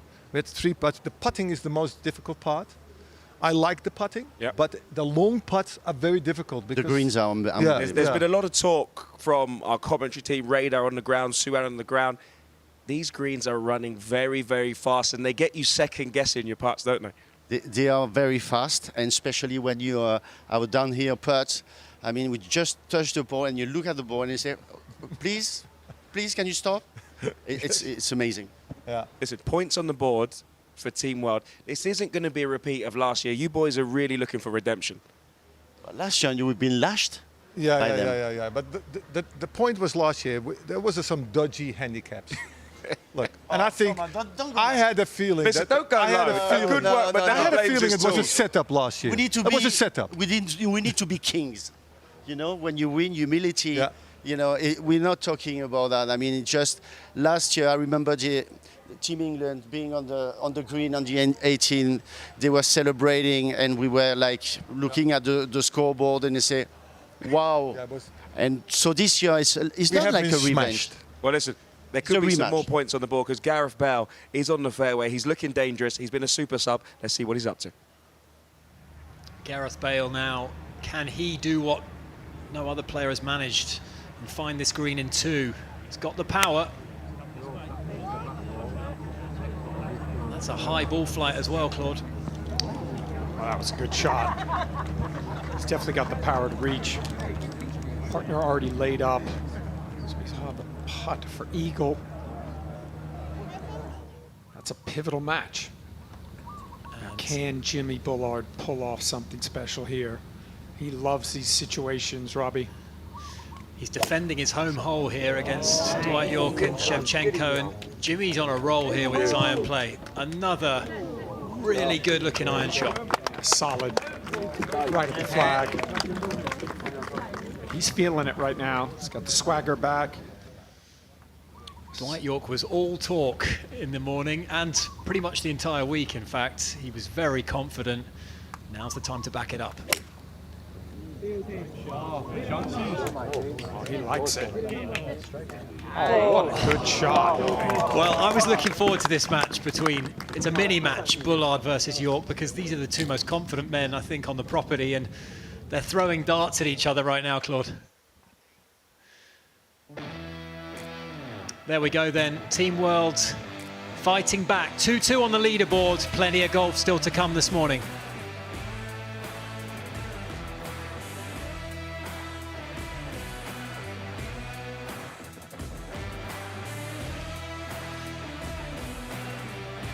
And Gareth Bale with that eagle putt could seal the deal against Terry and Sheringham. Walcott Hart 1 up against Ramsey and De Jong. And it's all square in that big match at the bottom. Jimmy Bullard and Dwight York throwing darts at one another, but Lee Sharp and Andrei Shevchenko plenty to say as well. It's tight, it's 2-2.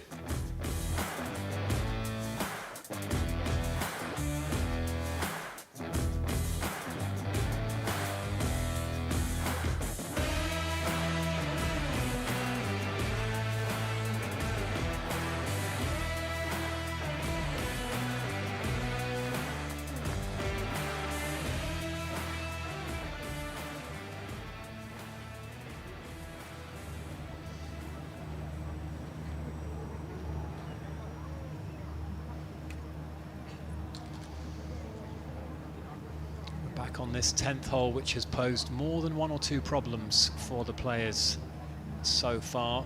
It will actually play as a par 3 when we introduce the $10 million swing in this afternoon's Greensome session, but for now it's a par 5, and we're yet to see a birdie. Is Gareth Bale going to pull Thomas Bjorn out of the hat at any point, I wonder?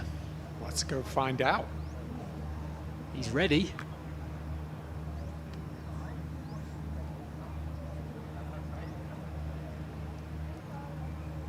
Looks like Gareth might be electing to back himself.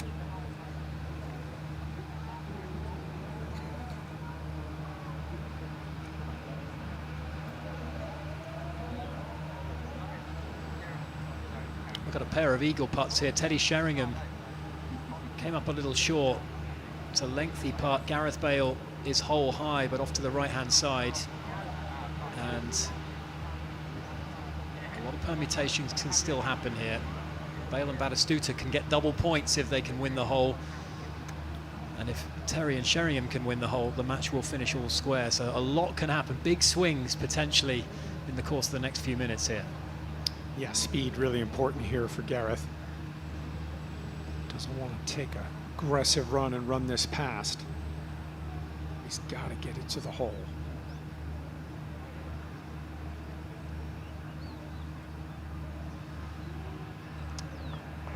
It's a tough one to judge that. It's not a terrible effort, that.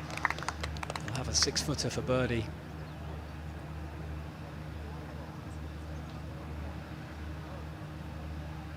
And I think these guys have played a lot of golf around the world. They've played a lot of pro-ams, but they won't have played on greens this quick too often, Claude.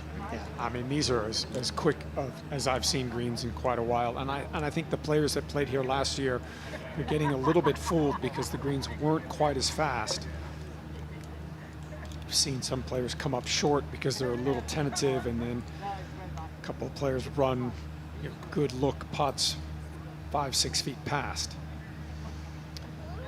Teddy's pretty good on the greens.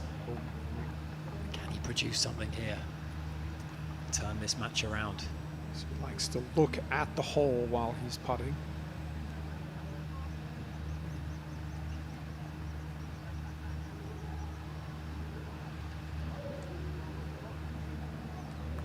Oh, that's a good effort. What a putt that is from Teddy Sheringham. Lovely effort. Every inch the Tour Pro putt there from the Englishman. And a reminder, a win for Team England would cut that deficit and produce a half point. This is a double hole. Thomas Bjorn still waiting for Gareth to give him the heads up. It would be cruel to pull in Thomas and get him to putt that 6-footer. Yeah, that's the last thing you want to do. And that's the last thing Thomas wants to do. That would pile the pressure on the captain.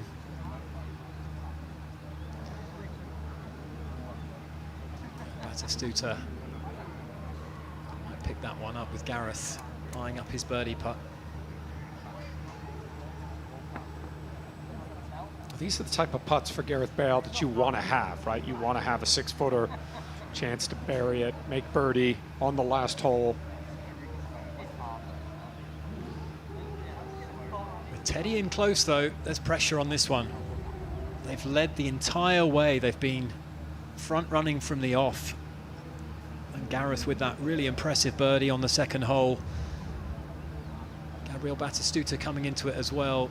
They've really dominated this match. To throw it away or to have it stolen from them, this one would confirm the match win, but England, of course, still have that chance to tie the hole and therefore keep it to just the point for Team World. But this is a big putt now for Gareth Bale.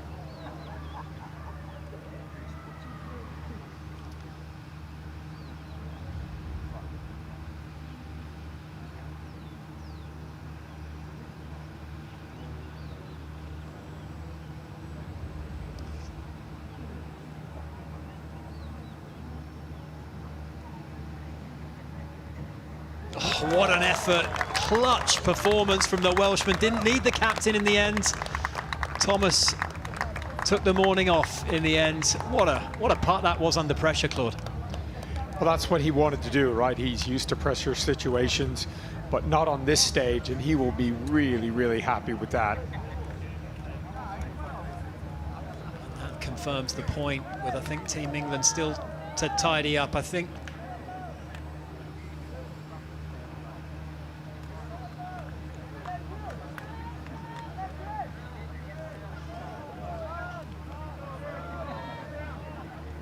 Team World, more green on the board. Bale and Batistuta turned into a dynamite partnership. Gareth Bale, who had not hit a shot, pulled out of the Pro-Am, Claude, and well, he's produced it when it mattered in this morning session alongside a legend, an Argentine legend in the shape of Gabriel Batistuta. And Team World now with that advantage on the leaderboard, 3-2. Maybe the injury that he was carrying helped him a little. Not trying to do too much, not trying to swing too aggressive. Just basically try and hit a bunch of fairways, a lot of greens. Swing within himself.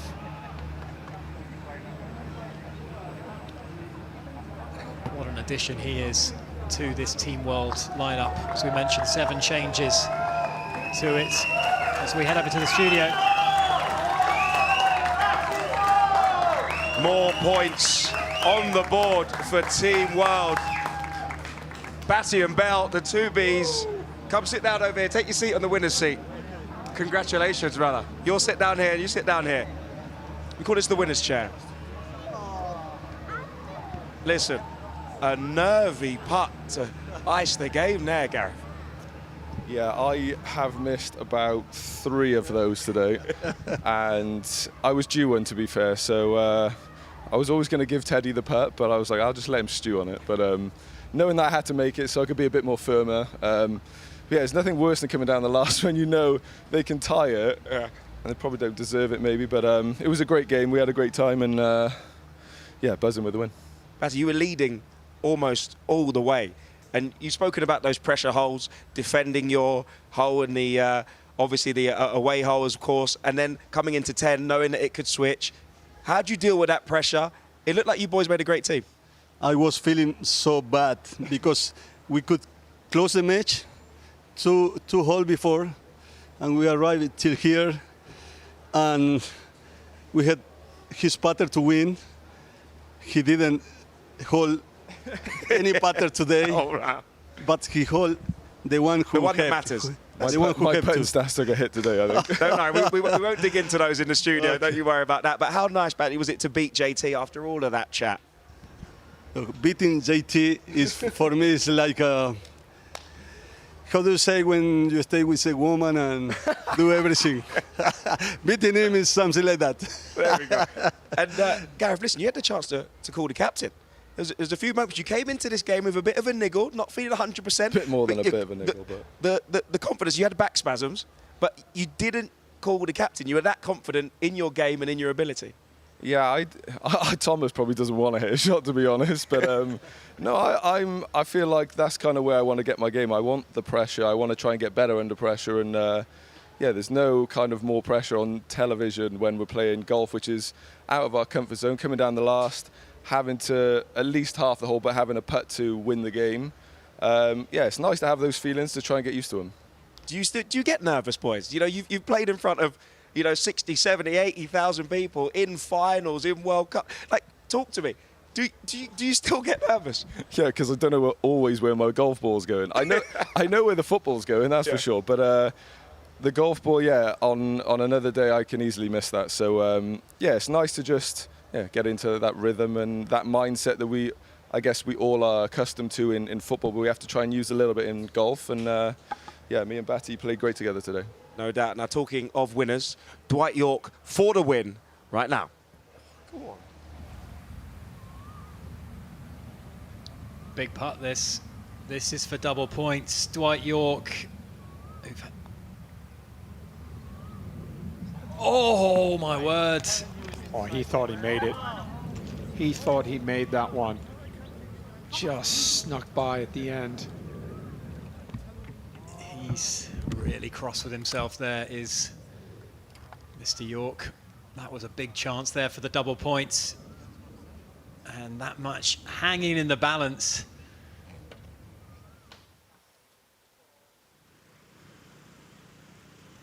Golf.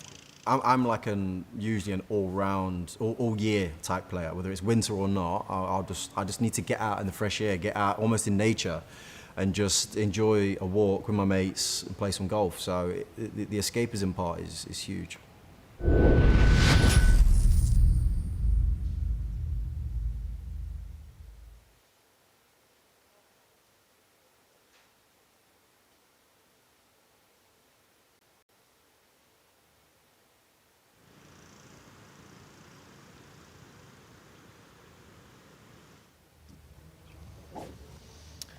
So we rejoin the action on the 10th, par 5. This match all square, and Dwight York, having just missed that opportunity for a double hole on the 9th, just needs to calm things down and get one away here, Claude. Yeah, he's going to try and start this at that tree in the middle of the fairway. A bit off balance, but that'll be fine. Dry land. Not sure if he has the firepower to get there.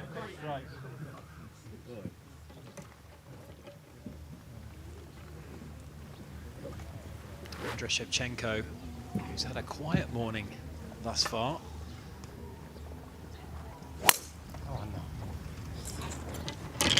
That one running off towards the bunkers. And this match hanging in the balance. That was the anti-water swing there. It was. Water all the way down the left-hand side here. Final hole. Playing partner in the middle of the fairway. A real high-quality match there. Jimmy Bullard and Lee Sharp, both with aspirations of playing senior tour golf, Claude. I mean, they're not mucking around, these boys. No, and I thought what Gareth Bale said there was really something interesting. He wants to be in that situation so that he can learn from it, so he can learn what he does under pressure.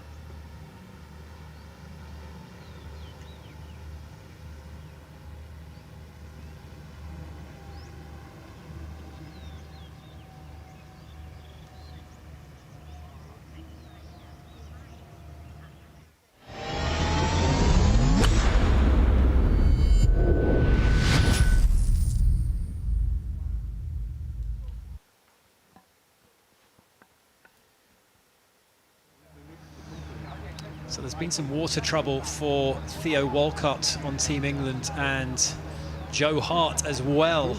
They're one up, remember, and with this being a double hole, a massive opportunity has now been presented to Aaron Ramsey and Nigel de Jong on Team World to swing this one their way, and green is coming late, Claude. Yeah, if they could sneak one here, get the win, that changes things.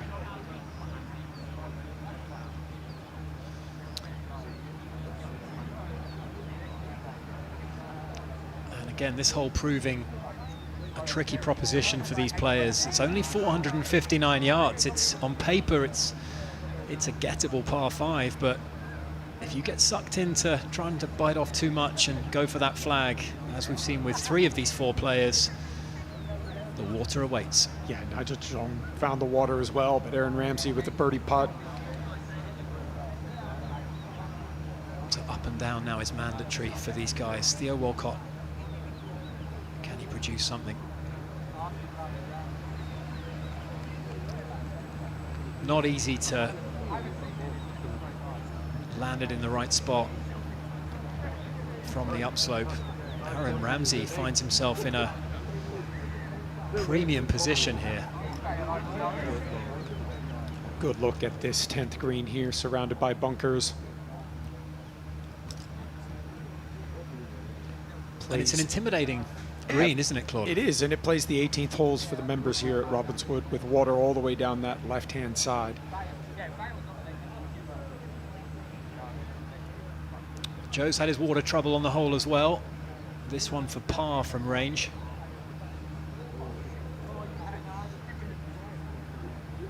We'd see some celebrations if this one drops.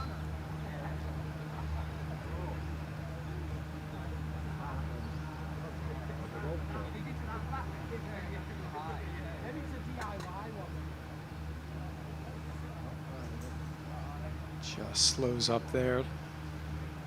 Seen a lot of players leaving these putts short.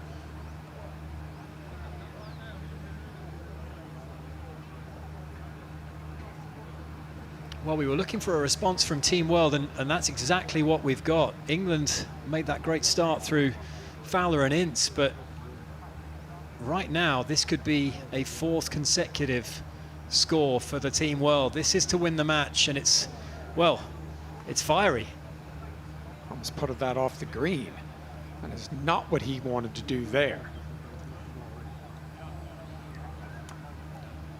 Still got to putt to win the match. But Robbie, I think this is a great example. A lot of these players have never really been in a situation like this. Yes, you've had putts with your mates and all those things, but on TV, for Team World, trying to get a win, the whole team watching, more pressure.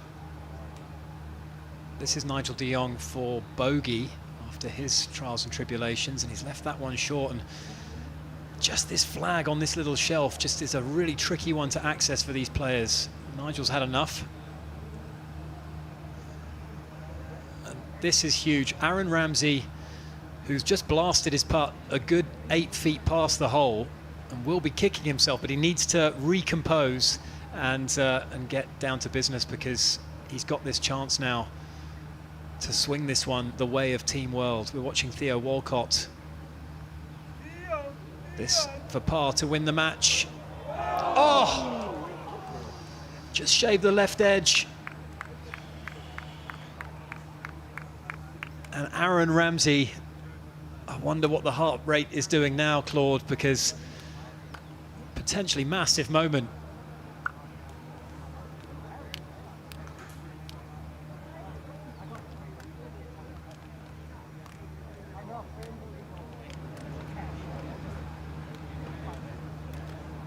Delighted to be joined back in the studio by Nick, and of course we also have the captains who have been watching out on the course.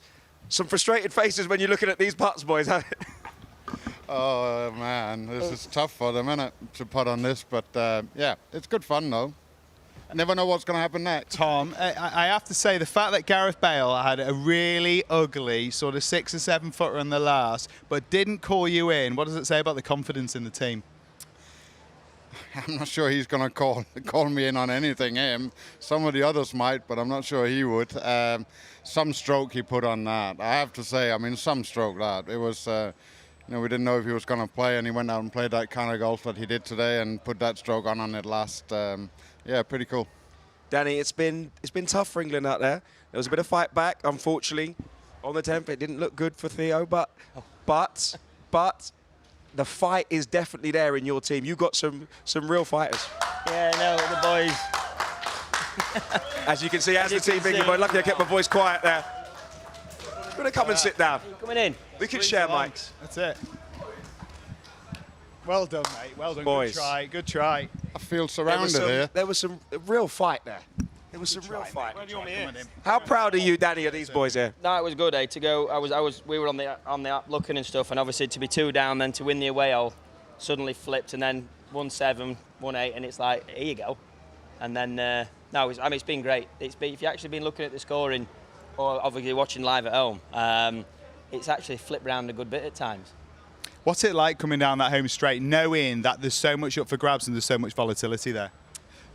We said to each other, we are not going that loser's lounge at all. But again, we didn't want to play safe, because, you know, it just shows the kind of characters we are. We could have played safe knowing that Aaron's gone slightly out of bounds, but no, we're here to play golf and to make good shots and to obviously entertain the guys watching back home as well. But look, brilliant, because we showed character. We had to look after each other as well out there, and what a partner I've got here. Brilliant, brilliant. How does it feel to get off to that good start, though, Joe? How does it feel to get off to a start where you think, I'm on the board already? Honestly, I didn't get us off the start. Theo did. I really struggled the first couple of holes, and it weren't a nice feeling, but he had me back. The boys had me back. Fair play was there, and I don't know if you've got it, but if you've got his shot into the Rainwood, the one, I think it might be the 6th. With the waterfall. Is it 7 with the waterfall? Yeah, that was. Someone's madly panicking now in production trying to find that. As we're watching Jimmy here on the last, a really important move there on the last. Danny needed that one. Hold on. He's watching Jimmy.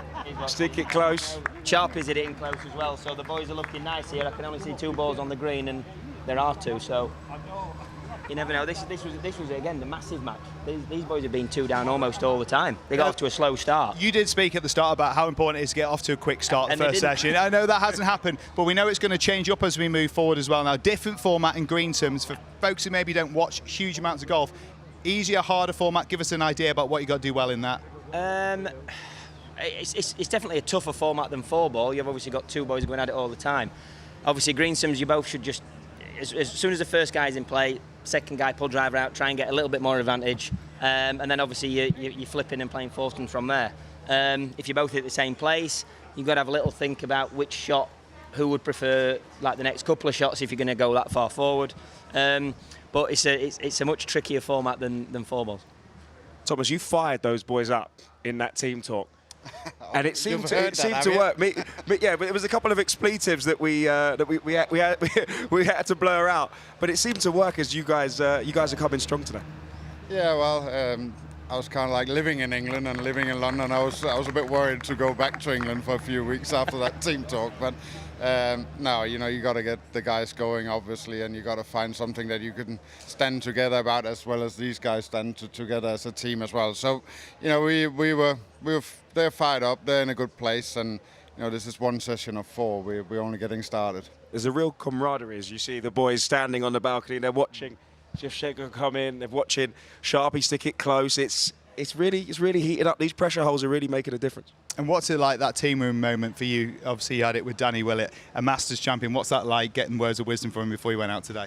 It's just the calmness that Danny is given to all of us. But me personally, I can't thank him enough, because just getting an insight into the mindset of certain shots and just little tips like that, and even at times I would just step up to the ball and hit it.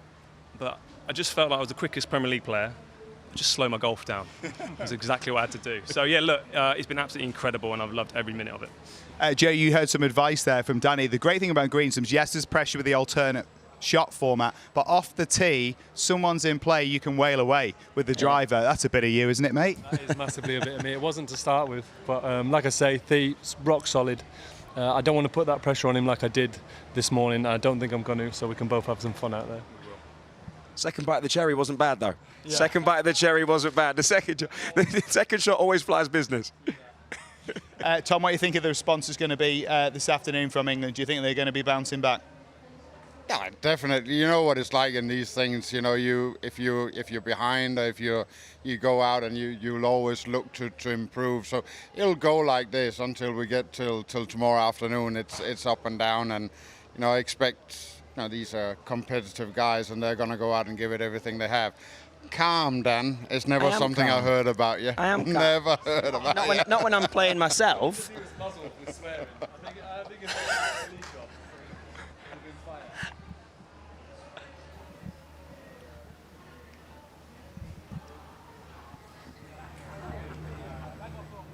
Really wonderful scenes out there for these closing stages in this first session.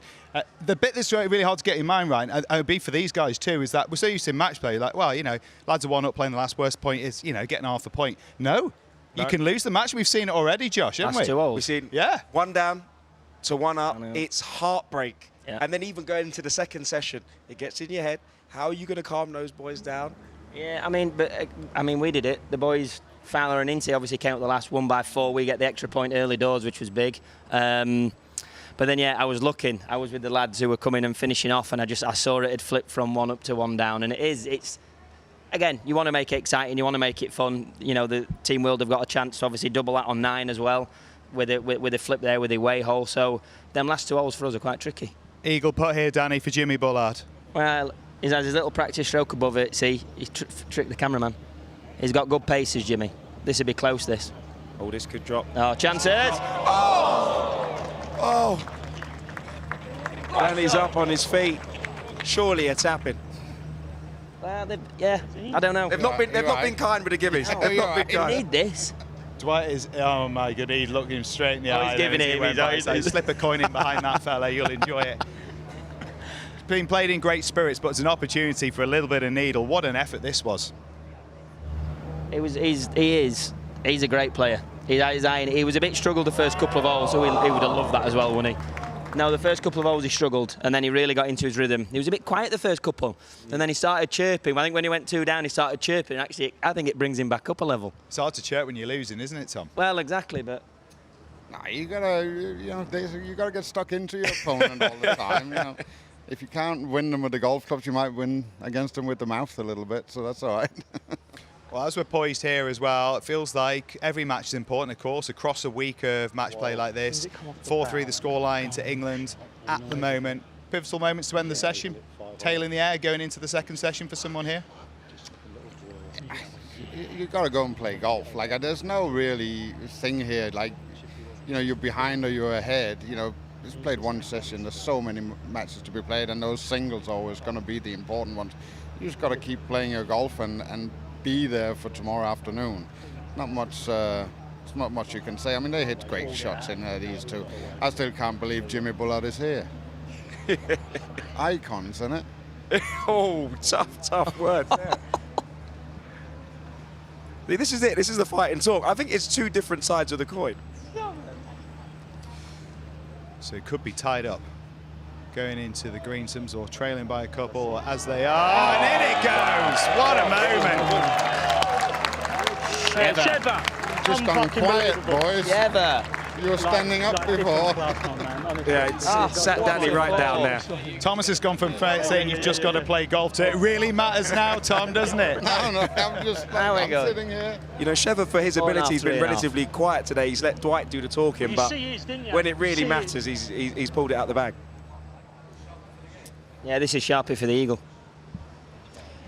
Level of golf Still in this final match. Pretty special, Danny, isn't it? When you think about these guys, what they did on the pitch, that's one thing. This is a different arena, but some of the golf we've watched today has been stupendous. It's been awesome. Every single person, like on the first tee, they've all come over, and it's nerve-wracking. It's not their sport. They play it to a really good standard, but it is not their sport. They've walked out in front of 100,000 people.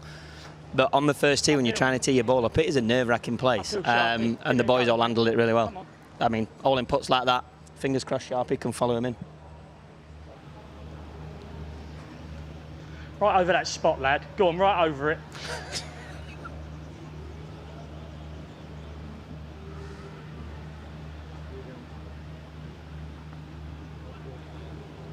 Short. Unlucky. Unlucky. Not short. Right. What a way to finish. Scary. What a way to finish. Good scary. Well done, you enjoyed it. Pretty good. That is, well done. Lovely. An honourable half in the end in the bottom game, and to be fair, between it was hard to separate the talent in a golfing sense between those four icons in that bottom match. And as it is, Josh, well, it threatened to be a bit of a landslide for Team Wells. It's pretty tight still going into the second session. There was a lot of green on that board. It looked like momentum was well and truly with Team World. All of them have come and sat in here, and they've sounded pretty confident. They've looked pretty confident. But thank you. You know, it is only the first of many. It is the first session of the first day. And unlike Thomas says, it's still all to play for. He believes it's all done now, but it's all to play for. Oh, no. Oh, no. It's all there to be played for. Here they As come. we have Dwight, Sheva,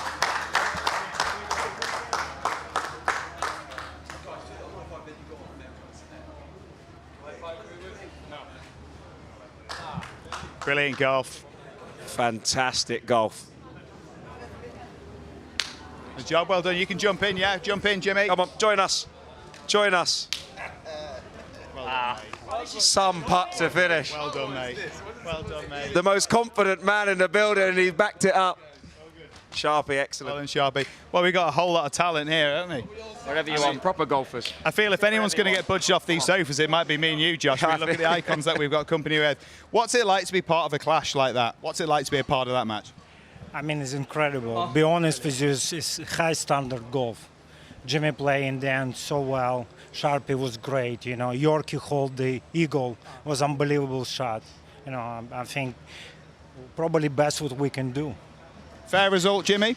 Fair result, yeah, definitely. They kept the ball in play really well, the two boys. Me and Sharpie, we started well on one, and then we lost the plot 2, 3, 4. Like, completely lost the pot. He's boxed it from the furniture. I'm like, oh, wow, what's happening? And then it was to and fro all the way round. It was epic. It was blinding. Just before we come to you, Josh, I do have one more for you. Did you miss a ball today, Jimmy? Did I miss a ball? Did you actually miss a ball? Sorry, Dan. So sorry. I'm sorry, I've not heard about this. As in, no, yeah, yes, you have. I was just in flow state. And I know how hard it is for the skips. They've not hit a shot. And while I'm on, I back myself, Nick. You know what I mean? So Yeah, it would have been real tough for me to give up a shot for Dan. I know he's mustard, but you know that's what I'm here to do. It's shots, mate, and I love it. It's belief, Jimmy. It's belief. Yorkie, as Jimmy described it, you hit one from the furniture, back up against a tree, leg in a bush. Talk me through that shot. Yeah, listen, I've par 5. Not sure what hole it was, but good recovery shot from where we were. I kind of didn't realize that tree really came into play. There was just this one little tree down the left-hand side. Anyway, we just had enough. I could get my clubs behind it, and I just trusted. You know, I just trying to get up and down, obviously, because it's a par 5. Jimmy knocked it in close. Lee is somehow making a remarkable recovery as well. And so I needed to stay in play, but I didn't expect it to come out like it did, and it was brilliant. It was brilliant. Sharpie, I mean, some quality of golf. You feel the pressure there because, you know, we look at Team England and you... Par 3, Yorkie had a putt for birdie for the win. And then we got onto the 18th, we're like, right, this is what it's all about, down the last. And then to see Yorkie surprisingly pull his into the water, sort of give us a little bit of leeway, and then what a putt from Sheva. I did not see that coming, to be fair, but I think me and Jimmy have probably got away with one today. Yeah, I think it's a fair result. I think it's a real fair... Oh, you think? We've got away Right, okay. That's more like it, boys. Yeah, look, it was just brilliant. What a putt as well. What a putt, indeed. We'll nick this, but what a putt. Because he said that just trust your feeling, you know, and then don't look for the line, just trust your feeling, then go for. I get the feeling he's had one of the best moments of his golfing life. He's not right here. What a moment. Let's watch it. You get to relive it.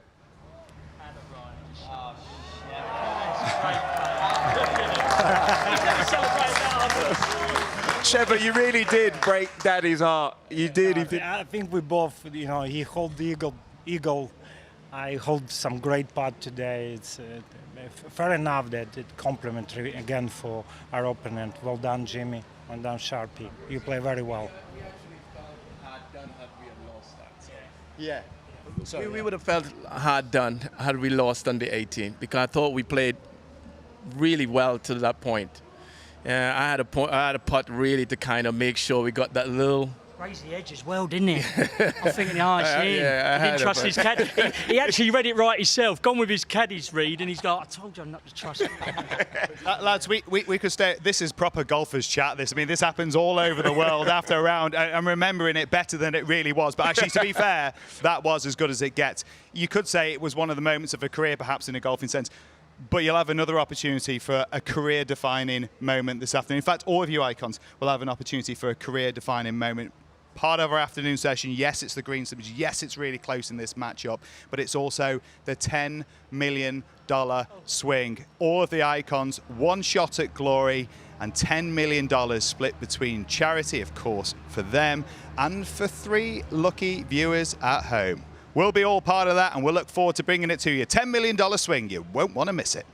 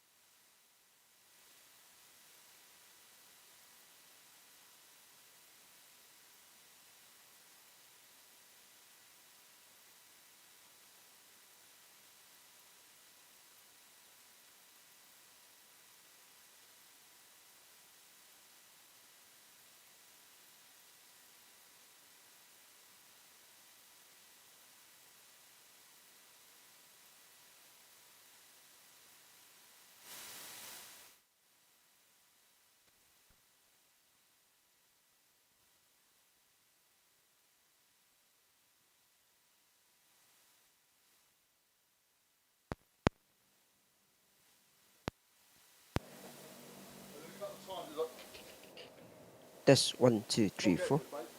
Check 1, 2, 3, 4. Okay. Test 1, 2, 3, 4. Okay, I wiggle the cable, yeah? Wiggle, wiggle, wiggle, wiggle. Check 1, 2, 3, 4. Another one. Check 1, 2, 3, 4. Another end. Check 1, 2, 3, 4. And another end. Check 1, 2, 3, 4. 1, 2, 3, 4. Okay. All right. Test.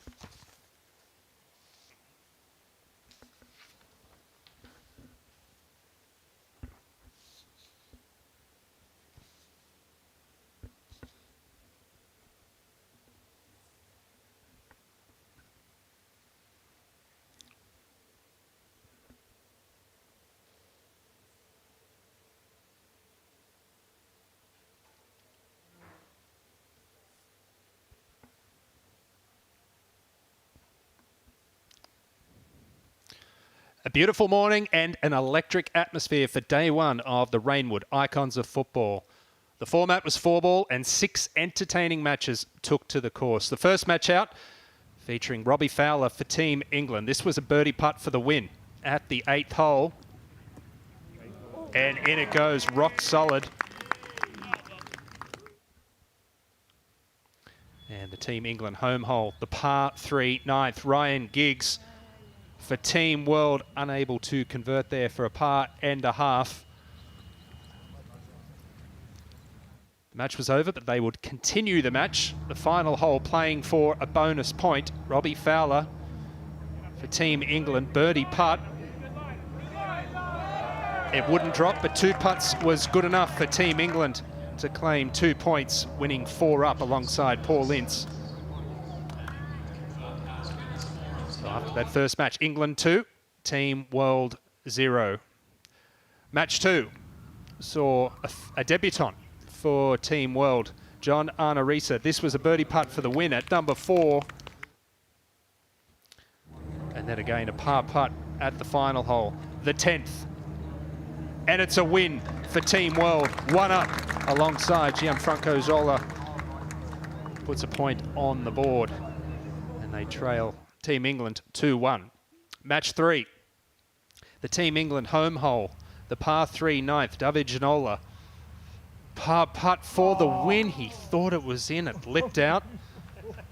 And Team World head to the final hole 1 down. Bearing in mind that it's worth double holes if Team World were to win, and that's exactly what Rupula did there with a par putt. Double points, and Team World claim that victory 1 up. 2-all England and Team World. Match number 4. The secret weapon for Team World, Gareth Bale, a birdie putt on the 2nd, and it's a win. Alongside Gabriel Batistuta. And here he is, Batistuta at the 3rd, par putt for the win. And green on the board early. There's a lot of fight in Team England. This is Teddy Sheringham, par, net, birdie putt at stroke index 1, hole 7. That's a win on that hole for Team England. And then the final hole, Gareth Bale for the win. Beautifully done. So it's another point on the board for Team World. They go 3-2 ahead. The penultimate match, match number 5. And what a shot this was. Out of the bunker for Nigel de Jong at the 4th. 3rd shot. Trickling down there. In it goes. Undoubtedly one of the highlights of the morning session. And he loved that one. Why wouldn't he? They head to their home hole, the par 3 6th. Putt for a half. Can he continue the good momentum? It misses. So England claim double holes there. And his former Manchester City teammate, his opponent this morning, Joe Hart, a par putt at the 8th. That's a win for Team England on that hole. Theo Walcott, number 10, birdie putt, the final hole. It doesn't drop, but it doesn't matter because it's a win for Team England. And not only a win, it's a 4-up win, which means double points. And they edge in front 4-3 of Team World. And the final match out. What a shot this was for Dwight York, Team World. 5th hole, par 5, 3rd shot. And he's holed it from 80 yards out next to a tree. And that's an eagle. And a win on that hole for Team World. There you go. That's magic, Marcel. Terrific sportsmanship there. His opponent, Jimmy Bullard. It's a beautiful shots. This one of them at the 7th rolls it in for a birdie to edge one closer. Came to the final hole, all square.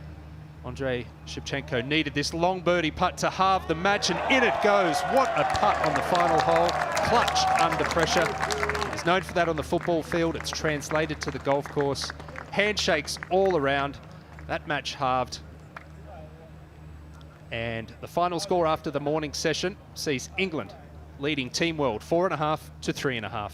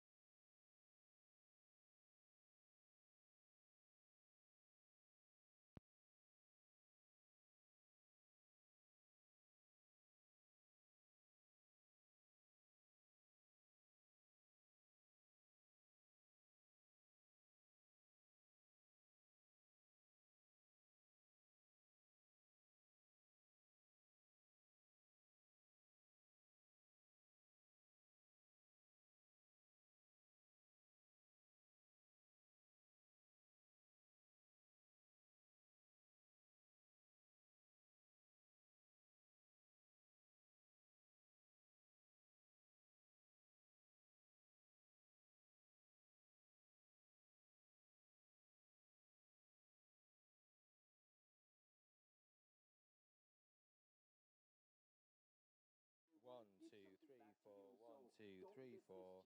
1, 2, 3, 4. 1, 2, 3, 4. 1, 2, 3, 4.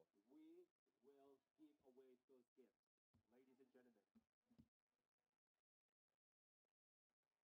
Yes! Look at it, Frosty. There are a lot of people out there already. Can we do a little check? Can we do a check that I can hear them? Yeah, of course. Graham, Dave. Oh, I got you. That's perfect. Oh, do you? I heard you then. That's great. You That's should have great. heard me though. Let's have a look. Oh, cancel. So you're listening to audio as well. You don't want to listen to that. Present. That'll be better. That's all I need. Yeah, because you'll hear all my chat, and that's the last thing you Will want. I hear myself against it? No. You'll hear that as you've been hearing it all day. That's lovely. That's all I need. Oh, it's a camera. Taking photos. If you still decide where you should go this afternoon, please come here and start at the tee-off stage. Oh yeah, what you've got audio. We're just about to So start you just need in less than presenter 15 listen. minutes, ladies and gentlemen. I don't need that. Eh? Is that Nick? So that's the presenter. So you're listening to your channel. Yeah. And can I get programmed as well? Yeah, that you'll have everything that you've had all day. Okay. But we're not on air yet, so. So that'll be as you've had it all day. Dave, just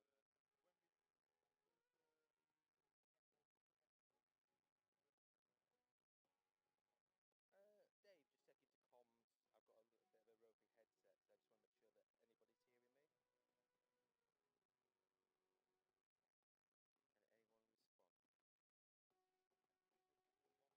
to make sure that anybody's hearing me. Can anyone respond? More calling Orton. Coming Orton.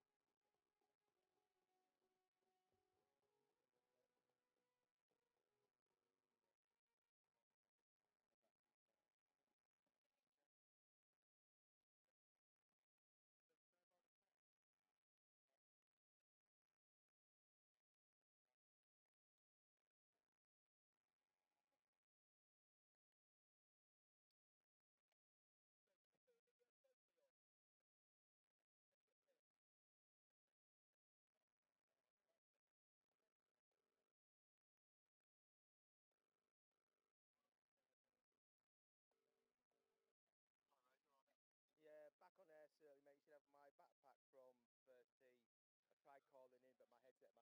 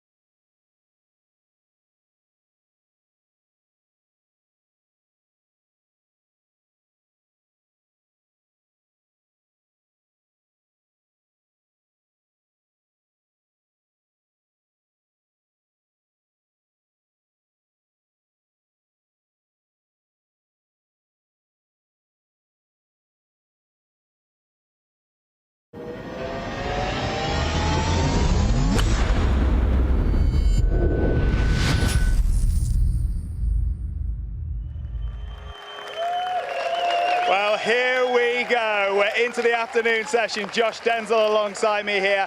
It is the Rainwood icons of football, and we were in for a treat going into it, but they delivered in the first session, Josh. What a performance from England in the end to take a narrow lead going into the Greensomes. I think the United fans in the building will understand Fergie time. Listen, it all went down to the 10th. Double points, it was to and fro, it looked like World were going to take it, but the England boys really dug deep. Icons of football, but this is their stage. This is their first day. Are we excited for these icons? Yeah!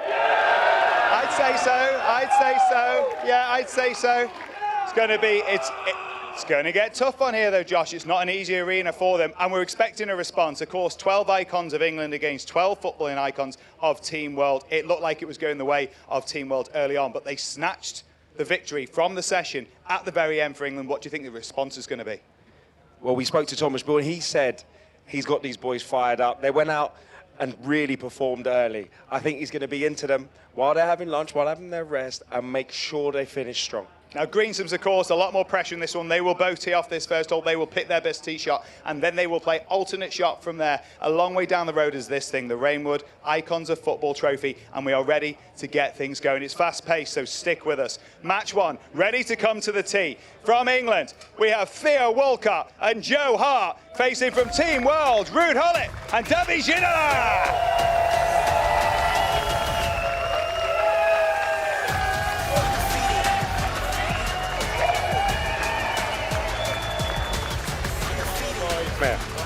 Come here. Here we go, here we go, here we go. First match out. Let's talk about the morning very briefly before we look ahead to the future. You snatched a victory from nowhere on the last, and this man, nowhere. Well, it looked like you might be down and out. I think we were, in contention, and then all of a sudden we had a couple of 3 putts, and I took advantage of it. And then I knew that in the last you could have double points, and they themselves they miss putts, yeah, and we don't. You've been kept together. You've been kept together because of the belief and what you did on that last hole. What does that mean to you two, confidence-wise, going out? We got confidence. Still boiling. Not very confident with that, but I think we got a great team in front of us this afternoon, and we try our best to compete against them. Dream team here, Josh. Nick, you're not just good with the only 2 players who know how to snatch victory from the jaws of defeat. You boys, some heart. Listen, this is a dream team. You must be buzzing to be playing together again this afternoon. Yeah, delighted. Theo was unbelievable the whole way through. Took me a little while to get going, but at the big moments, we stepped up, didn't we think? Theo, a fantastic performance from you this morning. Listen, this game's all about dovetailing in the morning session, and you did that. You performed out your skin. You happy with that? Yeah, so pleased. I mean, like I said, we both looked after each other out there, but there was some incredible golf shown. I've got to say, this is probably the best looking group. Yeah. I've got to agree with you. I think this is the group you want to see. That's the looks, for sure. But yeah, so look, there's going to be plenty of great golf today. Yeah, we should do, right? Listen, boys, this is a game where you can, somebody gets it in the fairway, you can go aggressive, and one man that likes to go aggressive off the tee is my man right here, Joe Hart. He can hit it an absolute mile. You looking to be a bit of Jekyll and Hyde here today? I hope so. He's so solid. I'm not gonna put any pressure on him, but he knows what he's doing. He hits it a long way, by the way. But if you can free up the arms, then that's all the better. Look at this. It's the positive affirmations between this team on the tee box already. I really do feel like this could be a special group. Nick, I know these boys look a bit nervous. I see Ruud's knees going a little bit over there. I've got a lot of love for... No, it's just the heat. I've got a lot of love for the world, but I'm here for the Joe Hart show off this first tee. Send him on fire, Joe. Send him on fire. You guys have the honour. Enjoy. 30, John, 30. John, 30 seconds. That's just my normal.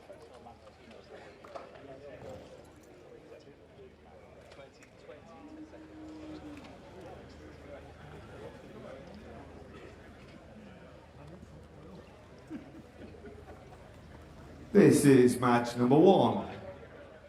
On the tee for Team England, Theo Walcott.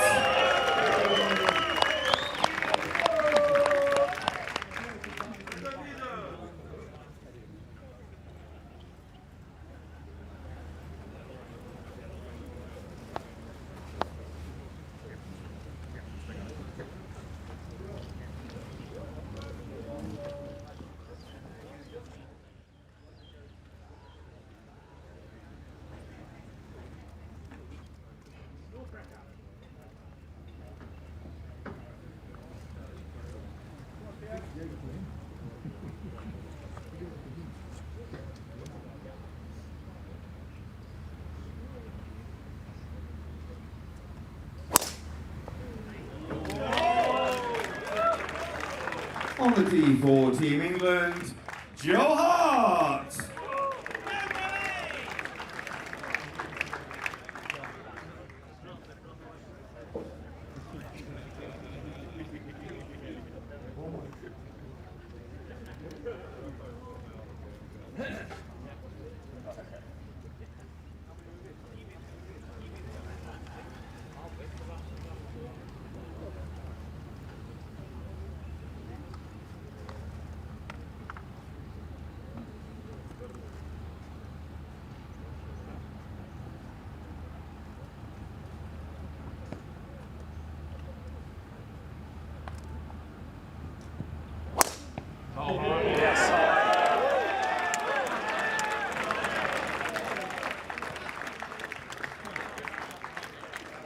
On the tee for Team World, from the Netherlands, Ruud Gullit.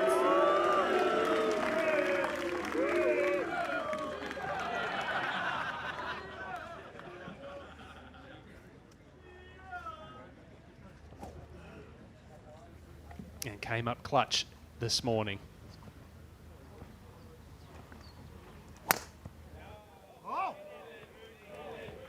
All right, not the fastest, not the furthest, but may have just caught that bunker. On the tee for Team World, from France, David Ginola.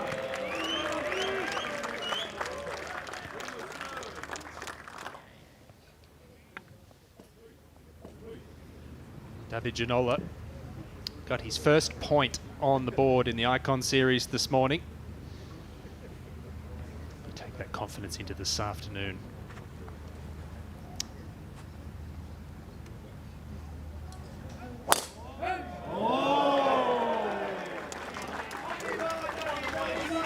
Right down the middle, and that's a great start. Can you get us more of these plastics? It's got to be that one. Okay, the gift was it? I've got one, thank you. That's a good start, a positive start in the opening Greensome's match this afternoon. All right, guys, first groups are away. King Larson signing autographs before he heads out this afternoon alongside John Arnorisa, up against Paul Ince and Phil Jones, a couple of United icons. Last out will be Teddy Sheringham. There he is in the locker room. Great having these cameras this inside, isn't it, Claude? 1, 2, 3, 4. 1, 2, 3, 4. No, I think it's just goes to show you the scale of the event, really trying to make it very much like a Ryder Cup team format. Don't forget, you can join our interaction hub now by scanning that QR code down the bottom right of your screen. All right, I don't know which team's going to be the winner, so do you think Team England? So the call the captains was on offer this morning, up again this afternoon. It'll be Batistuta for Team World, who can call the captain. We got the spirit. That's good. That's good. That's good. And John Terry for Team England will have the call the captain option. They're in match 2. A little surprised no one used to call the captain this morning. Now, over there, those are the icon clubs, you know. They got some great scene over there. I was a little surprised this morning that you had Jimmy Bullard and Gareth Bale as the two players who could call the captain. I'm surprised they didn't go with a Joe Hart, for example, or an Aaron Ramsey. And there's a look at the matches this afternoon, the matchups. Some pretty strong ones, Claude. Yeah, no, I really want to see what Batistuta and Gianfranco Zola do. I think that's going to be a good pairing. I like the pairing of Paul Ince, Phil Jones, and then Sheringham and Sharp against Sheva and Dwight York. I think we're in for a good one there too. A lot of clutch moments this morning. And a lot of highlights as well. Dwight York, Nigel de Jong, both holding some incredible shots from off the green. And the Welsh teammates, and Aaron Ramsey and Gareth Bale. We'll see how Gareth Bale's back holds up. I know he's been a little bit sore. I wonder if he got any treatment in the lunch break, but he played some really good golf, and I know he wants to contribute to this world team. Yeah, 3 birdies on the scorecard on his own ball this morning for Gareth Bale. Remember, these are 10-hole matches. Perhaps lower expectations.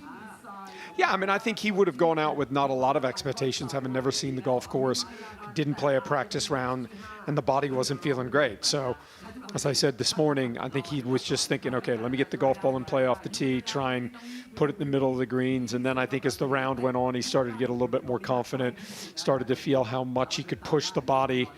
And I think that was a big putt at the end to make that putt on that stage. You know, these great athletes, you know, they've done so many amazing things in their lives. They've played for such enormous crowds. But when do you ever get an opportunity to do something like that on television, hold a 6-footer that means something for your team? It's been fun to watch. It'll be fun to watch this afternoon once again. Ruud Gullit with his second at the par 5 first hole, heading left. And that's a bad miss there. I think sometimes he's got that step move, which I kind of like, but sometimes it seems like he just forgets to finish the backswing, so he's already going forward as he's starting down. And the timing just gets a little off. And after that, you can move and follow your icons there. Yes, indeed. Yes, indeed. Good, good, good. We do have a lot of VIPs here. Back down to Theo Walcott in the first fairway. Missed the fairway to the right. Taking Joe Hart's tee shot. Remember, if you're just tuning in, the format explained this afternoon, greensomes, all players tee off. You select the best tee shot and then you'll play alternate shot or foursomes from there. So Team England taking Joe Hart's tee shot here, which means Theo Walcott now hitting the second.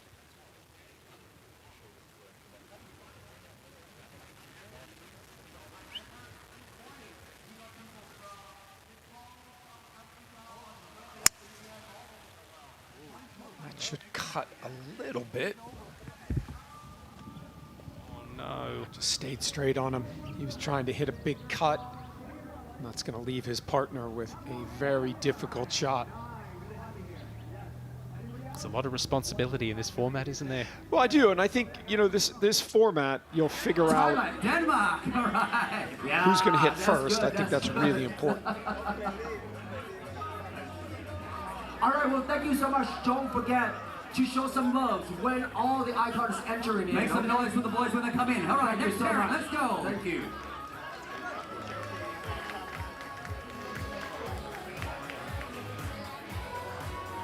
This is match number 2. Representing Team England, a dynamic midfielder who won silverware with Spurs and played for his country 21 times. And alongside him, the most decorated player in Chelsea history. 5 Premier League titles, 5 FA Cups, a Champions League winner across 19 seasons, a captain of his country as well. Please welcome Jermaine Genius and John Terry.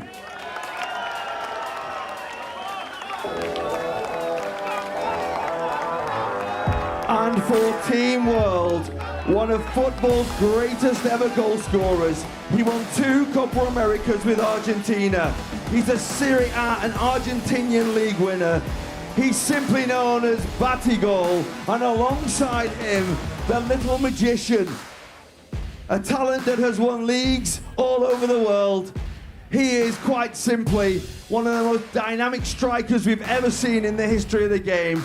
Please welcome for Team World, from Italy, Gianfranco Zola, and from Argentina, Gabriel Batistuta.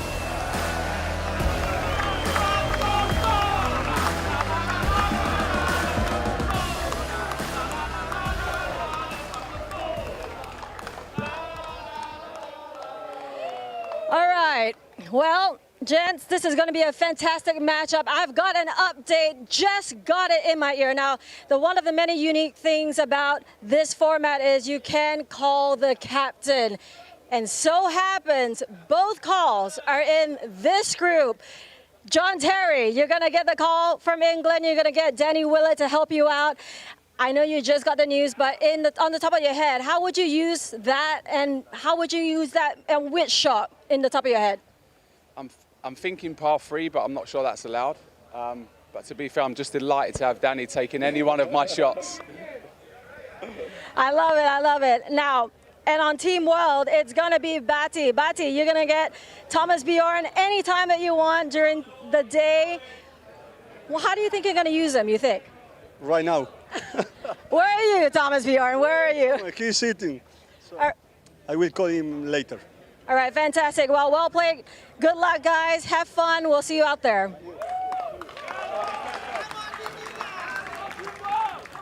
Well, it's going to be an exciting match. Quite a couple of formidable pairings, isn't it, Claude, what they've achieved on the soccer field, and how will it translate this afternoon? On the tee, for Team England, Jermaine Genus.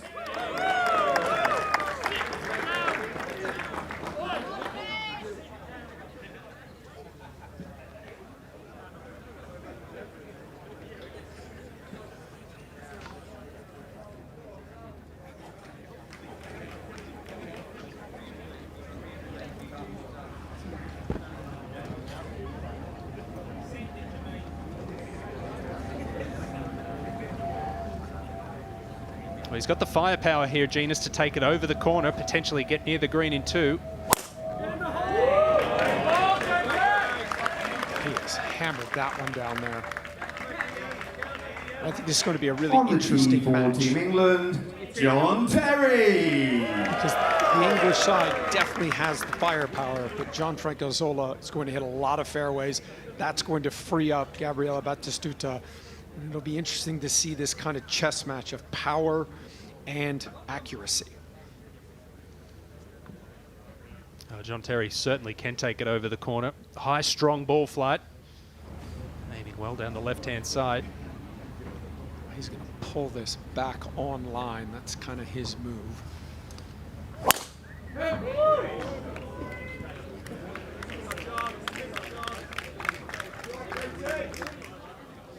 So both these players right in that 160 ball speed range. From Italy, Gianfranco Zola.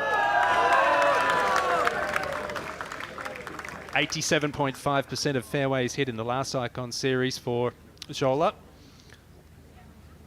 You know he's going to be in play most of the time.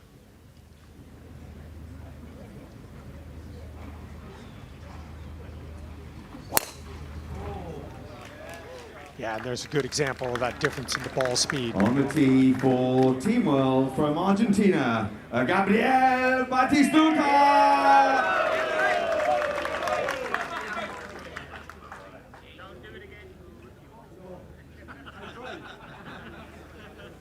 I think we're going to see a lot of that. Ewan Zola going first, put it in the fairway, and that frees up Batistuta.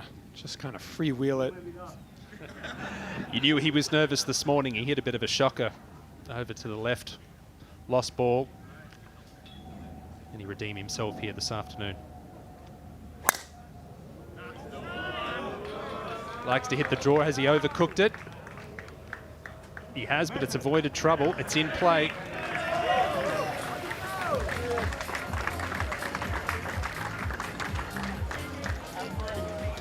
So our second match is underway. It was 4 balls this morning. This afternoon, it's Greensomes. That is great. Rainwood Icons of Football follows a Ryder Cup style team match play format where Team England and Team World will go head to head in 4 sessions over 2 days. And it all starts right here on the first tee.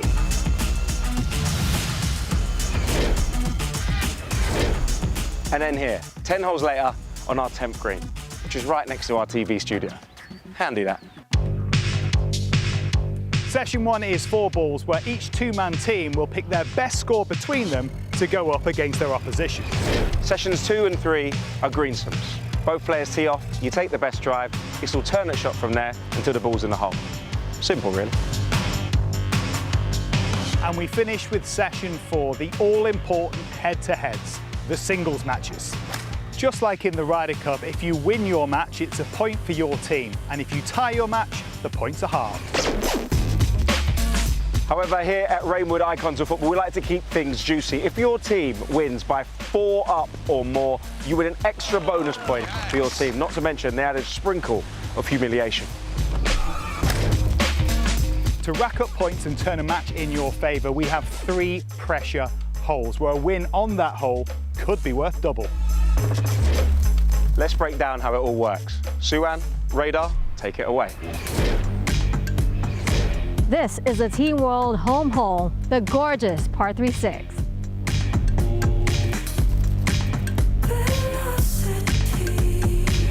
And this is Team England's home hole, the stunningly beautiful 9th.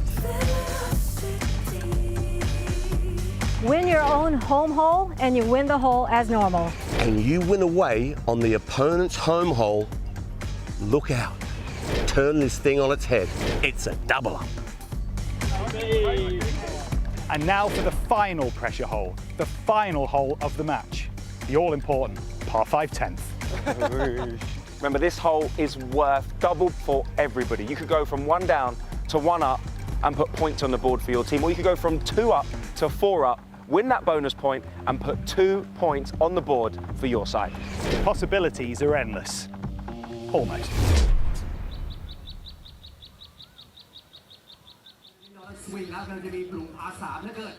Well, it's all smiles around that first tee as they wait to go. Phil Jagielka of Everton, working hard with, well, a Liverpool man, one of the greats in Robbie Fowler. That'll be a partnership there today for us in these greens and up ahead at the first in the top match.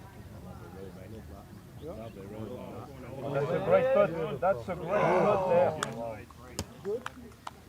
A lot of strength in those arms, but half a roll shy. Good though, they'll start to hopefully get a little bit more of a feel for the pace of these greens now. The nerves of the first session behind them, hopefully a little easier, certainly until the singles when it all changes again, a lonely place.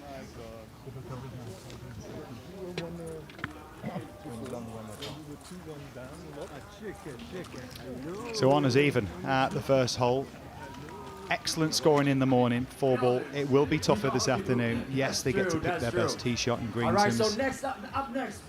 But after that is alternate shots, so the pressure is on, the responsibility to your playing partner ever present.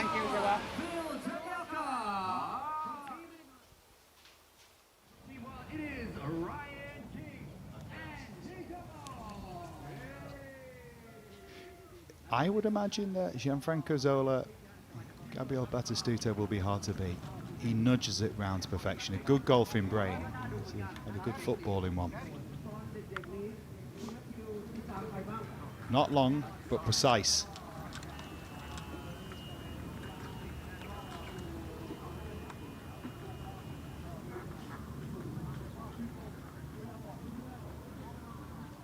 Okay, so we are off and running. I have 2 very special guests alongside me in our position here in commentary. Thomas Bjorn, obviously captain of Team World, and Danny Willett, captain of Team England. Not a lot in it, gents, going into the second session. How big a session is this one, though, in terms of the challenge, psychologically, the challenge of Greensims for these players? It's a tough format. I was saying to the guys, you've got to really pick who wants to go first. Maybe they hit something different or get it in play, and then the second lad have a bit of a whale at it and see if he can nip off a corner somewhere and gain an extra 40 or 50 yards. It's a tough format for us as pros. So, you know, for these boys, the greens are quick. It's going to be an interesting afternoon. Thomas, obviously, we were listening to you. You did a great job with them rallying the troops this morning. As did Danny. You know, it's great viewing. We love it. We love it. And they love it, more importantly. They've been in special locker rooms, right? We've watched them. We've seen little clips now and then of what it's like for them as footballers. They're in your world. What's it been like for you to have that responsibility with these icons of football to try and give them a little something that gives them the edge?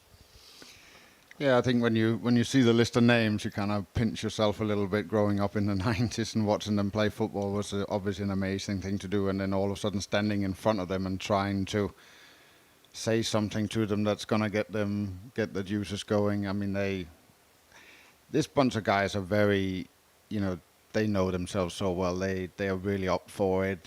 They wouldn't be here if they weren't up for it. They love coming and participating in something like this. But it's, you know, there's a nice little thing going on in there. And Danny said something earlier today that's kind of like all of these guys, you know, they didn't particularly like each other when they played football. And now they're all of a sudden in a team together and have to make that work together. So there's a lot of little things going on in that locker room that's quite interesting to deal with. Oh, there's definitely dynamics going on out there as we get you back to the first. Here we go again.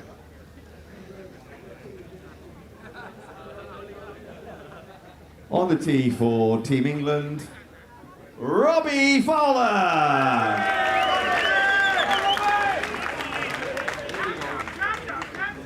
Gritty golfer. And one of your favourites in everything as a Liverpool fan? Yeah, hard for me, this one. To be against him this week, I loved him all my life.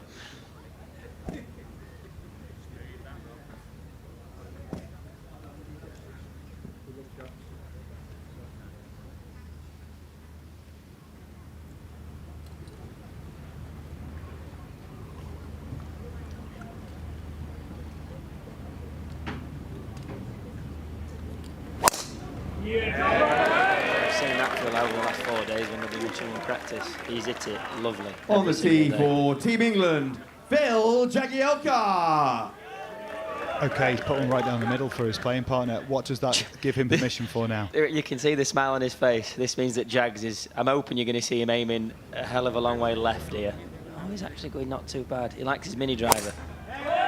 The little hitch up of the grass, I mean, Dame Laura Davies style, I mean, what does that, I mean, that takes guts, doesn't it, in this arena? It does on the first tee. We said this morning it was a bit, it's a good Nigel de Jong.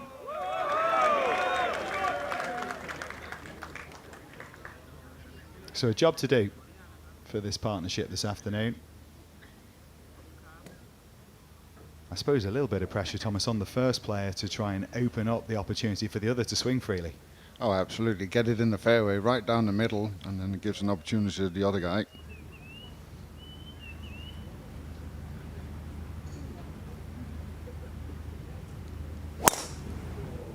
He had a few of them this earlier on. Stay dry. On the tee for Team World, from Wales, Ryan Giggs.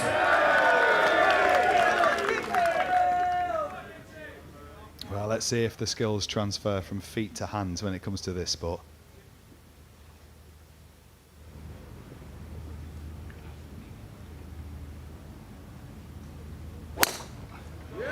He's been hitting that shot all week, and he said to me, I want to straighten it out, I want to straighten it out. I said, Ryan, you're never going to straighten it out. You might as well embrace it and keep hitting it and just take it on. Aim down the left and keep fading it away.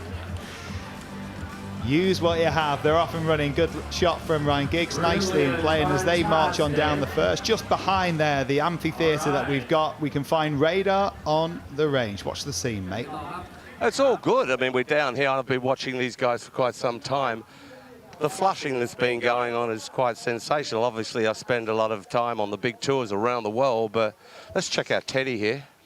Yeah, that's just a flush. No movement whatsoever in the air. No draw, no fade right there. He's got himself, what do you got, Teddy, 5? 4 iron. So, look, very, very shallow. Have a look at the divot structure there. I mean, there's no gouge. It's not steep. It's a nice sweep.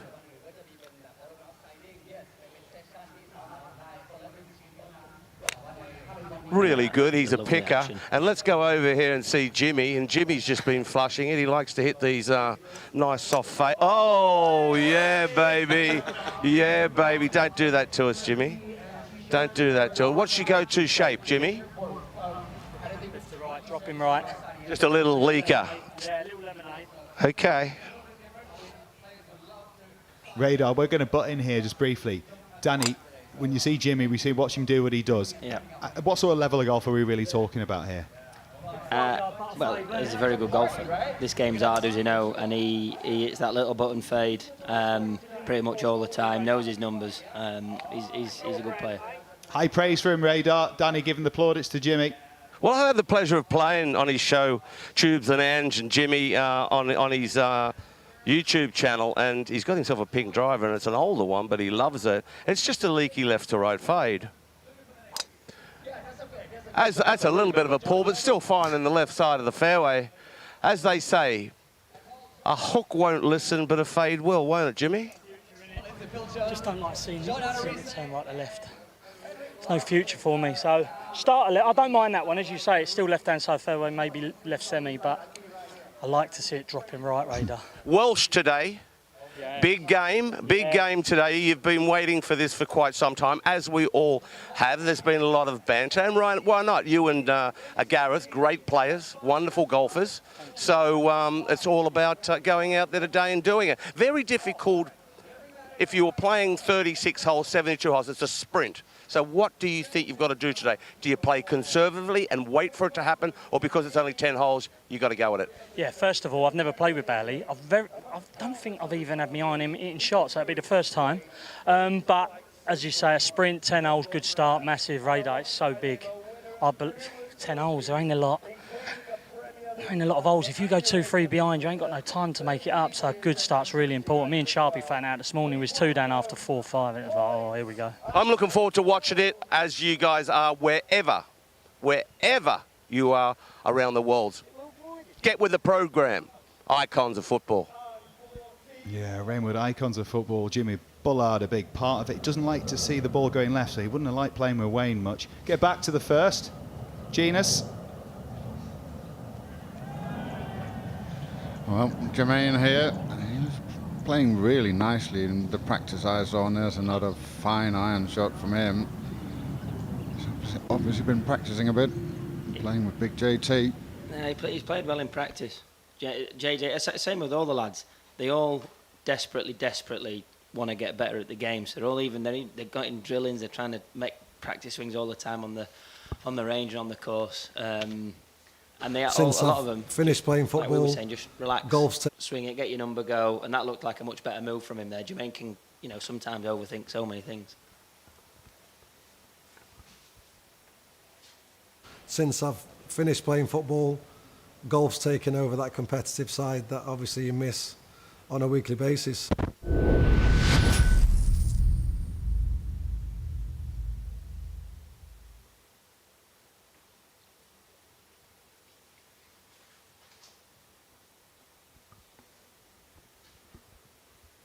There is that scene, that first tee, and set up against that clubhouse. That is, you might recognise it. It's a little larger than life here, but very similar sort of vibes to the one we see at Wentworth Club, where the flagship event, the DP Road Tour, is. Nicely tidied away on the first. They're going to be a good partnership. John Terry was fired up on that first tee this morning, wasn't he? He was a bit, wasn't he? He gave it a big one, bless him. Unfortunately, I think he went on and lost the first hole, so it didn't really work. What is the blend, Thomas, of the getting excited versus like staying in your groove and trying to keep it on an even keel? Yeah, you got to have some sort of balance in it, because sometimes when you get too excited, you get too emotional, and that goes straight into your hands, and then it becomes difficult to execute what you have to execute out on the golf course. So, yeah, you got to keep a little balance of it, but it works a little bit easier when you're in a pair. One of you can kind of go off. In the singles, you probably got to keep it a little bit more low and just concentrate on your stuff. You want these guys to get right stuck into each other, though, don't you? Oh, of course we do. There's On the tee for rivalries Team very much alive. England, Bobbins. You can see the governor's here. He loves the game now. It's that little power fade, little low bullet. Yeah, Rainwood Park, but this, of course, is Robinswood Golf Club. And it can stretch back to just about 8,000 yards from the tips. So not quite playing at that full tilt for these players.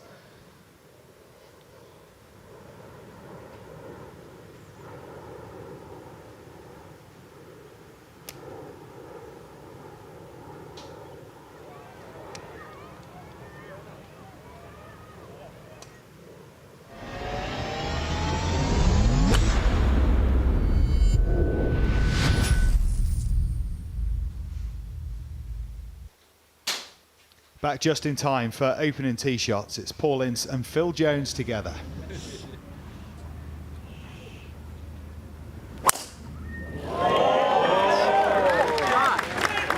Absolutely loves watching Phil play this week. He loves the game, just wants to get better, and he's such a nice guy. Such a nice guy. On the tee for Team World, from Sweden, Henrik Larsson. Imagine that his son played for FC Copenhagen at the Camp Nou in the middle of the week, and he flew down there, watched the game, watched him play, and then flew over here to play in this. It's a pretty special week for Henrik Larsson. the King of Kings at Celtic all those years. And of course, Premier League trophy at Manchester United as well, later on in his career. Right down On the tee for Team World from Norway, John Arnerisa. Quite a large man. Oh, he's full into this. Honestly, he asks more questions than anyone I've ever met, I think, about what do I do here, what can I do, and how can I do it better. Well, and then he just absolutely smashes it. Don't go straight very often, but when they do... Looks tight left, is it? Or is he happy? No,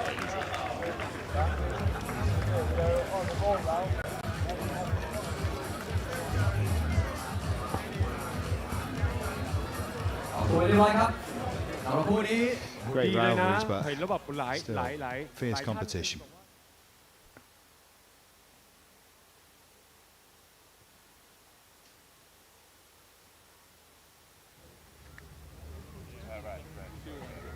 A healthy respect amongst all of these players here, and loving the energy that it has, being in the thick of it again. Just look like they're trying to work out who's up here, perhaps. I can only assume, we've not seen it, I assume that they might have even driven it there.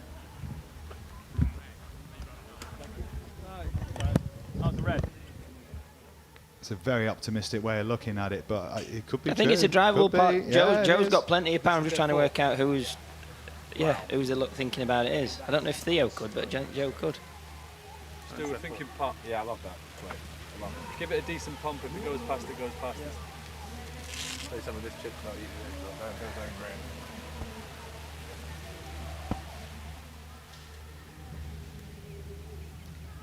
Golden Gloves on 4 occasions in the Premier League, actually 4 times in the space of 5 years. He was very much a big fixture, Man City and their success. So here we go, this is what we've been waiting for, trundling down the hill. Goodness are they fast. That's a good shot there, I have to say, when you stand behind that green and see how fast it is down going that way. Good shot from the big Dutchman. How fast are we talking compared to tour standard?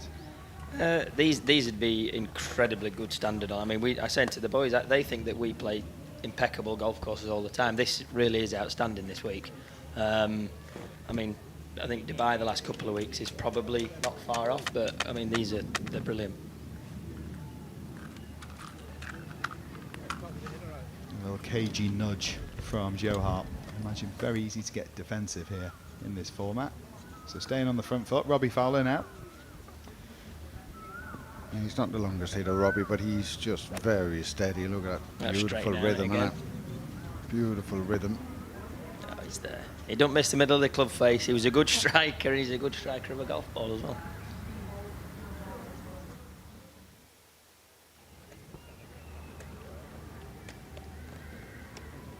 Is cool in the team room as he appears to be on the screen, Davy Ginola.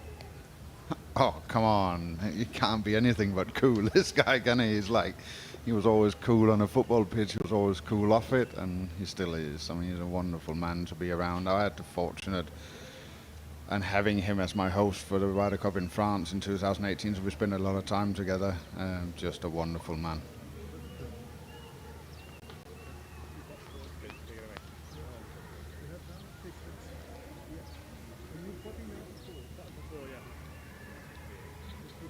So it slides by, opportunity still available here. By the look at it, what, inside left from Theo, uphill.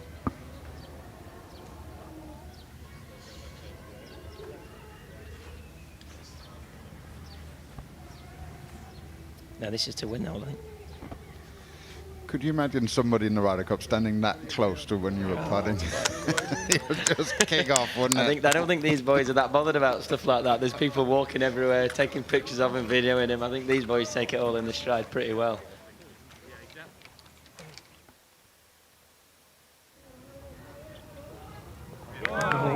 Jack sneaks it in on the high side. This is a promising start after this morning.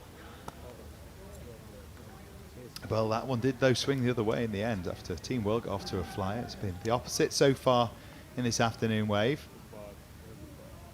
It's a good job then, eh? You had to make it. So up in the top 3 matches now, very shortly to update. Jagiel Kamfala off to a flyer. Back in the fairway. Good tee shot.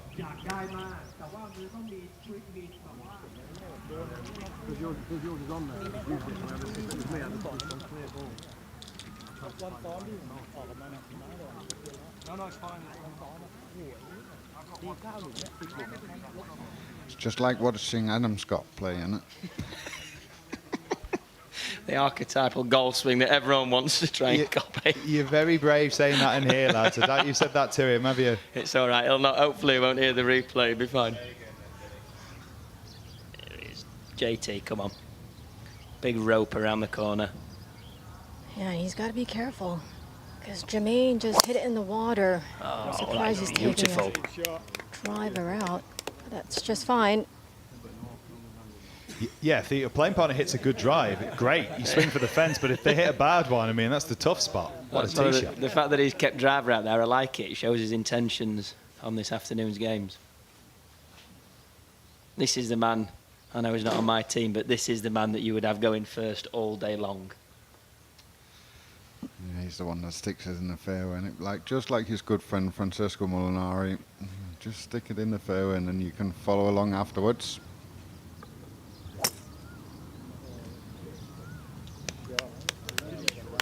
I was about to say, we've just commentator cursed him. Oh, Thomas. Didn't take you long, lads. What do you get, 20 minutes in? 20 minutes has already ruined somebody's day. Mind you, Tom's spent a fair few years in here as well. Quite a bit of time, haven't you, Tom, doing a bit of this? Yeah, a bit too much. Well, this guy can hit it. He really can. Yeah. Lovely.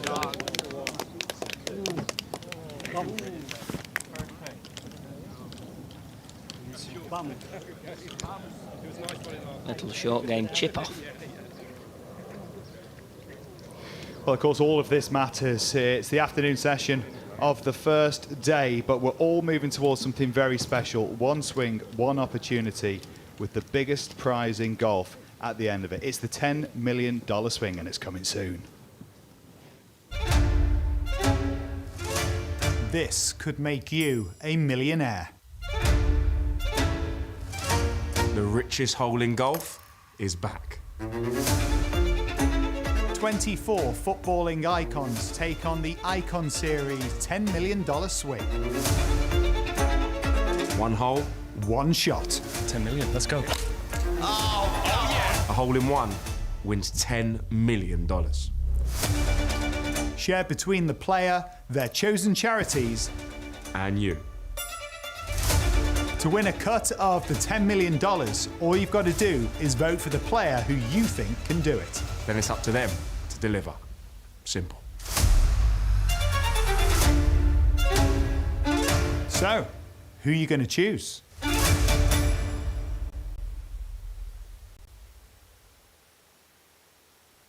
Well, you can vote now, of course, who you think chooses, and it matters who you pick as well. Gents, there's one swing, one opportunity. First of all, how many holes in one? 12. 12? You should be out there doing it. One of them is par 4 I and got all. him there with 16. 16? Oh, no. My goodness, okay. I Well, know I it does should've gone happen. It first. does happen, but it's the opportunity for the icons today. And the reason you want to get on there, get on that QR code that we showed you and vote for who you think is going to do it. Because if the $10 million is won from a hole-in-one from one of our icons, that is split between charity, Motor Neuron Disease Association being one of the beneficiaries there. The player, of course, gets his little piece of the action, but you at home as well. $1 million going the way of 3 of you from that 10. Incredible opportunity for doing nothing. And if these guys can do it, then maybe with the inspiration from them, one of these can too. Back to Bullard. Oh, he's took it on a good line. 63. Should cover that trap easily. On the tee, 14 world. Yeah, you see he was a bit chirpier on there. He was a bit quiet this morning. That is a bomb down there.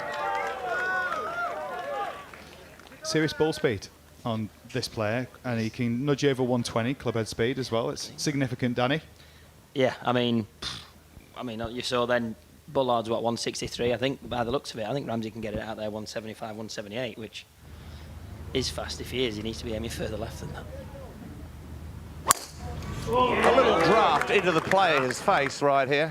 Long par 5 you can reach into. Well, Gareth can. That'll be a layup right there, but it's fine. It's a clean line. World. From Wales, Gareth Bale. Moving a little gingerly. A back spasm early in the week. He wasn't even sure if he'd be able to swing well enough to be able to get out there and play. But he has. Both sessions. And we've got that job. Yes, they have partners, but it's Bale against Bullard right up.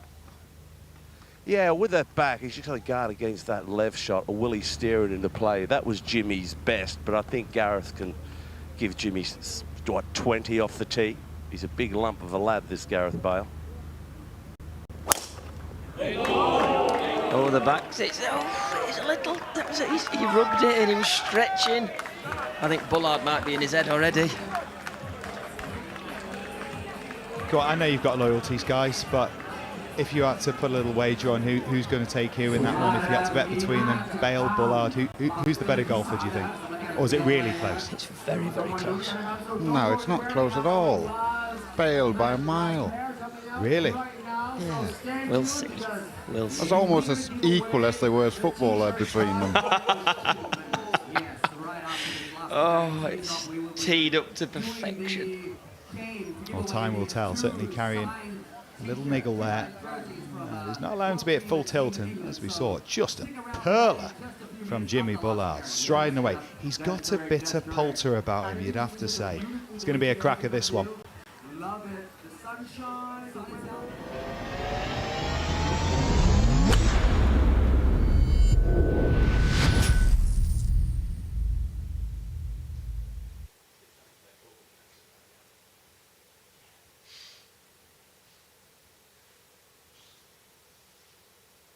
Layout of the golf course. Guys, what have you made of the home holes for both teams where you can double up? And of course, this is only relevant to this competition, but it means big swings of play can happen. Have you enjoyed that? Does it add an element of sort of risk down the home stretch for him? It's been good fun, obviously, with how they've done it. I think we're probably at a slight disadvantage in it, ours being 9. We've seen a lot of guys come from, like, maybe, you know, the lads have been 1 or 2 up playing well, and actually you can lose that, you know, within the space of 2 holes. So I would have liked to see them a little bit closer. I know that's really tricky to do with how the course layout is, but it does, you know, I think one time this morning when Harty and Theo doubled up down 6, but I think all the other times it's been halved. And then we could see as well the shortened hole that we're going to get to watch, which is the par 5 10th. It's the final hole of our layout. It's going to be the $10 million hole. Odds that we might see it. You know, can lightning strike in here? I mean, is it possible? And if it does, and it's Jimmy Bullard, what might happen? Might he just self-combust? He'll definitely do that, and I think the rest of us will go home. We don't want to watch anymore. But he's, obviously it can happen. I mean, they're good golfers, these guys, so somebody's going to go fairly close. I mean, it's, you know what it's like, the chance of it dropping. I mean, Seve never had a hole in one, so, you know, it doesn't happen to everyone. But you've had 16. I mean, it's a lot. And of course, you've hit a lot of shots, Thomas. Of course you have. But do you remember your best one? Best one you ever had? What's your favourite? Well, I had one in the final of the World Match Play at Wentworth against Ernie Howell. So there you go. That's a pretty nice one.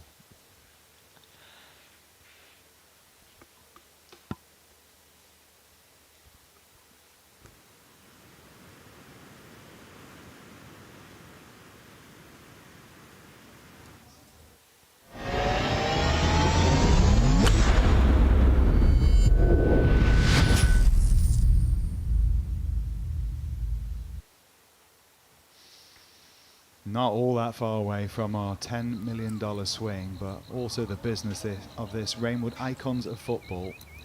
And back to that opening green. So far, it's been happy hunting here for Team England.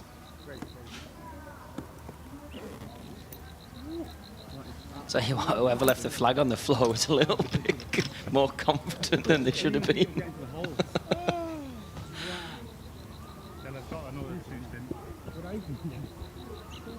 They were what? I mean, they're just so fast, these greens for these guys. I mean, they don't ever play on anything like this, and it's just very difficult to come to terms with. You know, you get into a completely different mindset when you play on something that's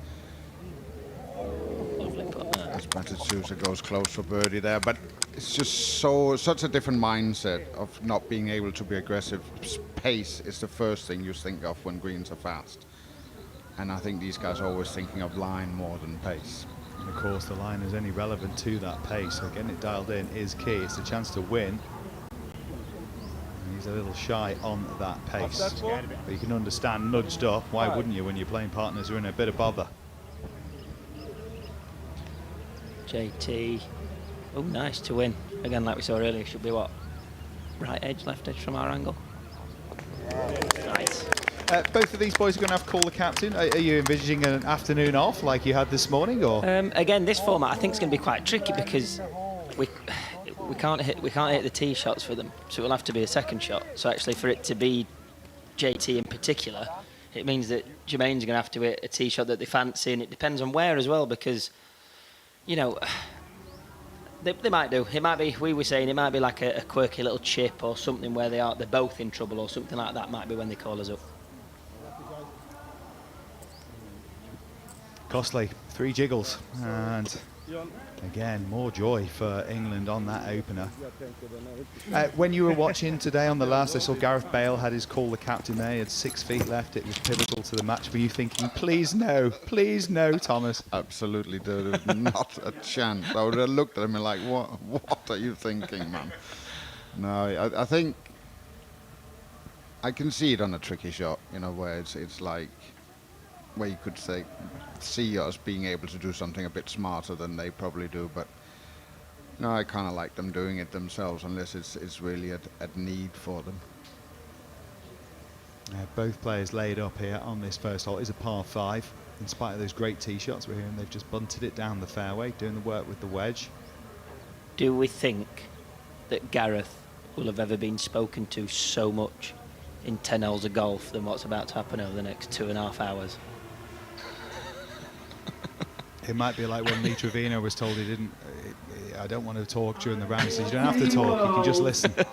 The striker with a smile. He was the smiling assassin with 3 Premier League titles and a Champions League winner. Alongside him, a Ballon d'Or winner, a Champions League winner, one of the world's greatest ever strikers. Please welcome Dwight York and Andrei Shevchenko.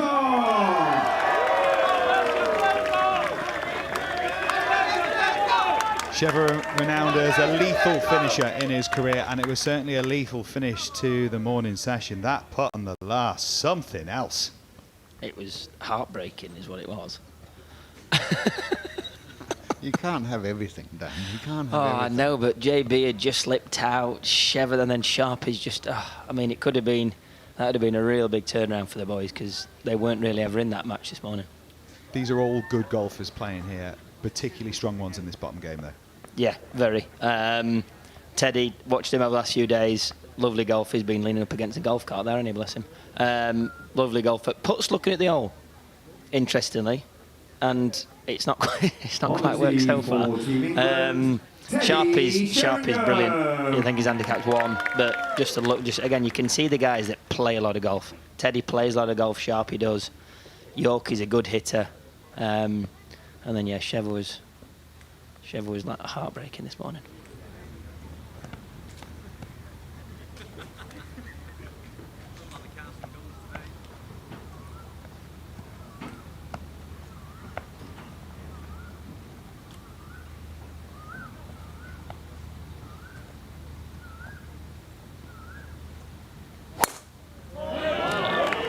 He needs to go a bit, maybe.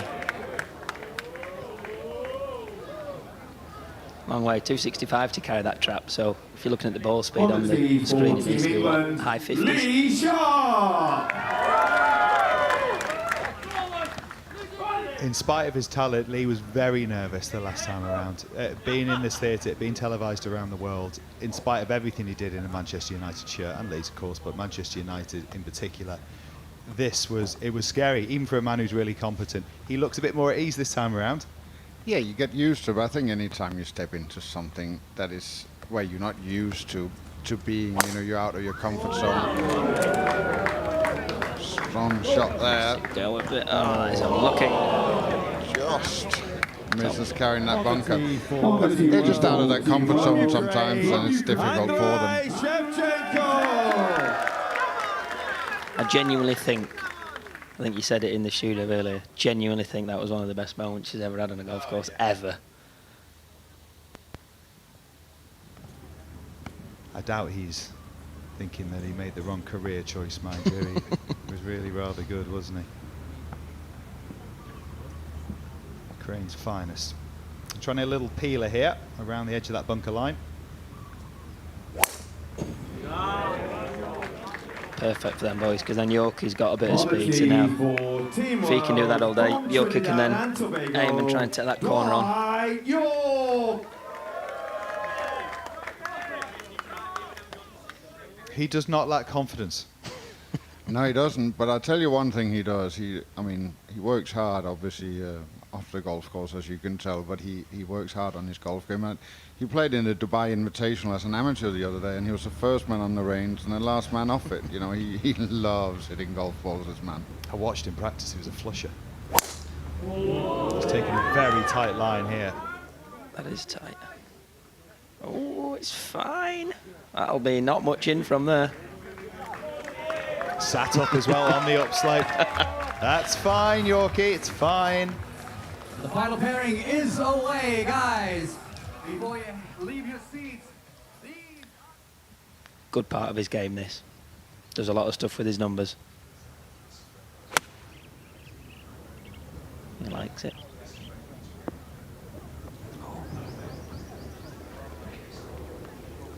Yeah, it's a good move, that straight down the flag. It's a nice move. Yeah, as is this man's, obviously. JB's is a bit more like golfy. Gareth, obviously, he's not played for as long as what Bullard has.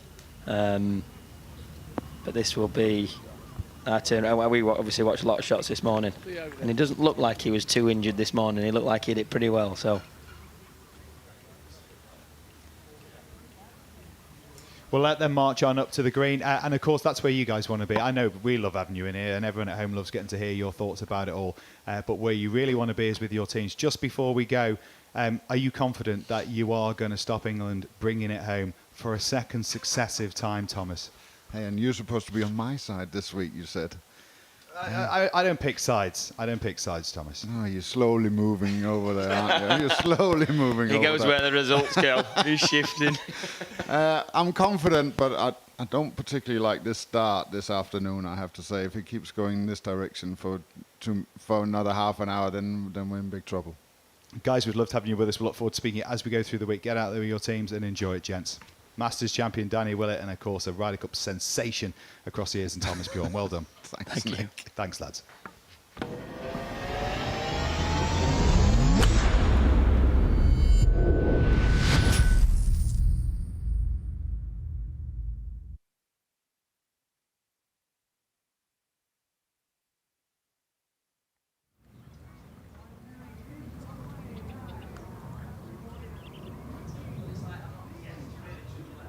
Birdie putt for Andy Cole. Oh, it just rolls on that extra few inches. That means that Jimmy's going to have to slip a little coin in behind that one. Yeah, there's going to be a lot of that as we go through. But to win the hole. Not a good start for him, but remember, these are fighters. They turned it around on the very last hole in the morning wave.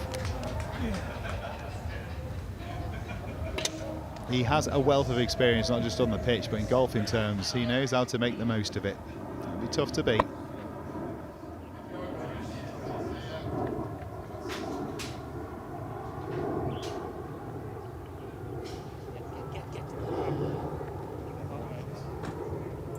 Just turns its nose up on it. Slides by.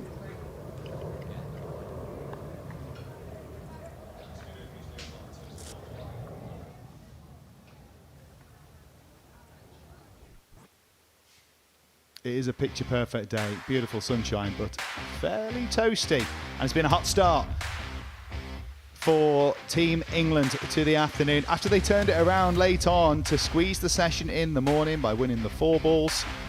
4.5, 3.5. It's been an excellent start to the Greensome session. Remember, Greensome's the format where they both tee off, pick the best one, and alternate shot from there.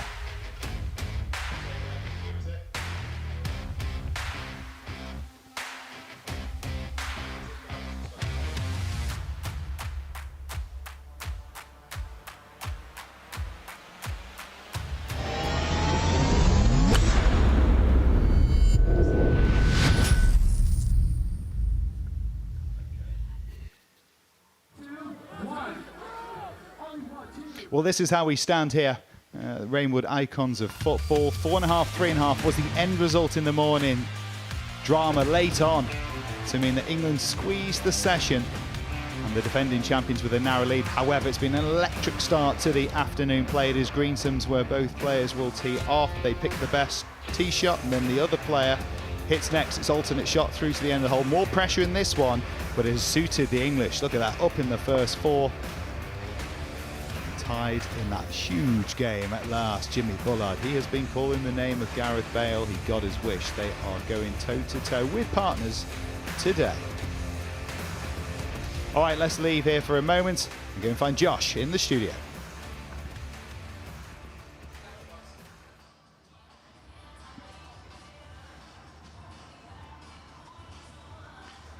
Back in the studio with Tubes and Ange, golfing royalty. Legend, all right, mate? Now talk to me. Tubes, I'm going to start with you. Call the captain. Yeah. Didn't happen in the first session, but I know you're a big Chelsea fan. Absolutely. Captain, leader, legend. Yeah. JT has been voted as the player that can call the captain. He lost his first match. Yeah. He doesn't want to let that happen again. When do you think he's going to call him? Right, I think maybe with Danny Willett, like if it's a par 5, second shot, to zing it on, on the green. So you got to putt an eagle. But I did say, didn't I? I had a feeling Jimmy was never going to call Danny Willett because he was so focused. But how good was that last game? I mean, we're talking about. Gareth didn't call Bjorn either, did he? They both didn't call. That's brilliant. That. I mean, that was, I think, maybe a little bit of an ego thing. Yeah, totally. I've got it. I've got it. It's very, very interesting to see when this is going to be called, because we saw last year it was used to absolute perfection. It could change the game. I think there's 9 points available in the last 4 holes. Wow. We've seen That's games. Spicy, isn't it? That's proper spicy. Right now on the board, but that can change at any moment in those last 4 holes. Maybe the par. It can be tee shot, can't it? Can it be? Can it be the tee? It can't be the tee shot. Oh, no, I was going to say one of the par 3s. Yeah. You know That's dangerous. But I reckon, second shot on a par 5. I reckon get the captains in. 260 full send. Yeah. Get Danny in there. Exactly that. So we've asked across the week for the fans to get involved using our interaction hub. So for Tubes, what is the best and worst thing about working with Bullard? The best. And worst. How long you got? How long we got? Yeah. Do you know what? He's been a joy to work with. He's so good at golf. Yeah. Do you know what I mean? And obviously, the funny thing about when people see Jimmy Bullard, they think he's absolutely crazy, which he is. But when he's playing golf, we put him against top pros, don't we? Proper. Yeah, DP World competitive Tour, golf, a bit like today. He's proper switched on. You're not getting him mucking around. Everyone's like, oh, he's serious. So he's been brilliant for the channel. We do have a laugh. So yeah, that's what I can say. Really, so good. What would you say, Ange? Yeah, totally. So yeah, when we're doing silly formats and having a laugh, he has a laugh. But as soon as it's a proper sort of scratch match, he's talking about silly formats and having a laugh. It was no joke when you got your hole in one, and luckily enough, we've actually got some footage of that as well. Let's have a little look. Look at that. I mean, it's absolutely frightening. The ball flight looks perfect for something, a little inconsequential thing. Here we go. Here we go. Go on, the boy. Ain't bad, is it? Wasn't $10 million in that one, annoyingly. Yeah, but we didn't know. Look, we didn't know because it was so windy that day. Yeah, it was 156 wind behind. Stephen was down there, and he was going. He was just stood there. We're like, he's going. Is it in the hole? Yeah, look. In the hole. We couldn't hear him. We couldn't hear him. Just start running, boys. We're like, it's in the hole. It's in the hole. Yeah. It's unbelievable. I haven't quite recovered that one yet. Look at the pace. We were nothing. I'm still blowing. Was he not screaming? But no, it's. I did think that could be. Please do that today, Rob. Please. But listen, that's where we're going. We got something. Since you first came in on the first session. Yeah. If you look behind us, if you tear your eyes away from the hole in one, something's changed a little bit. There is a $10 million swing. The tee box has been set up. And we're looking at this. It gets the juices flowing, doesn't it? You're already spending the money, boys. I've never seen that. We've opted for Ange to do it because of just that. He's got hole-in-one history. So have you? You've not won in it. Yeah, You've not won in Florida. I was so lucky. Mine was like a worm burner. Daisy cut. Straight Yeah. along the floor, trickled onto the green and rolled in. It's when I didn't even play golf. It was like I just started. We were on holiday with Dad, so it was years and years and years ago. But I have got a hole-in-one. But There we go. Not a proper one like that. Listen, Do you know how long it is? I'm hearing it's about 177 yards, Right, which is okay. a lot less than we have right here on the first fairway. Oh, look at England, they're proper up.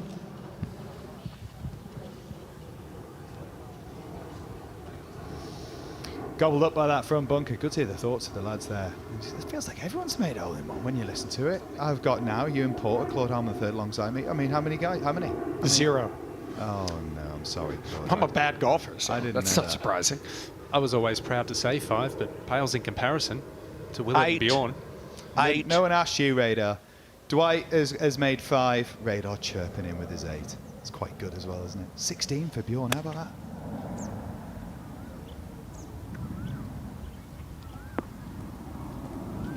That's a good shot. He's hit some really good iron shots. Nick Butchie had a hole-in-one when he played the PGA Tour in San Diego. Didn't have the honor on the next tee. Worked that one out. Joking. Back-to-back hole-in-ones No in way. the 70s. Oh, my word. Let's have another look at this one here. Ball ever so slightly above the feet, tucked away on this left side. Yeah, and that helps him. He likes to hit a little bit of a draw.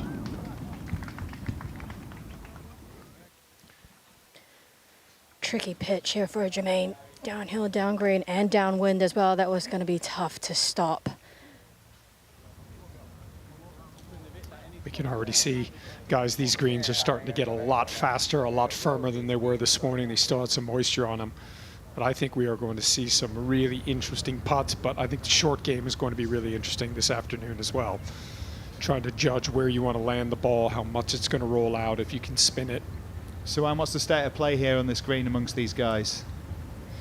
Well, Team England is up early in this match. Now, JT didn't have his best this morning. Batistuta didn't have his best this morning.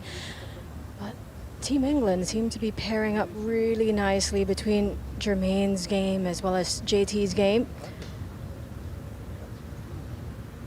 It's going to be very different between these two pairings, style of play. But they are both putting for a par at the moment.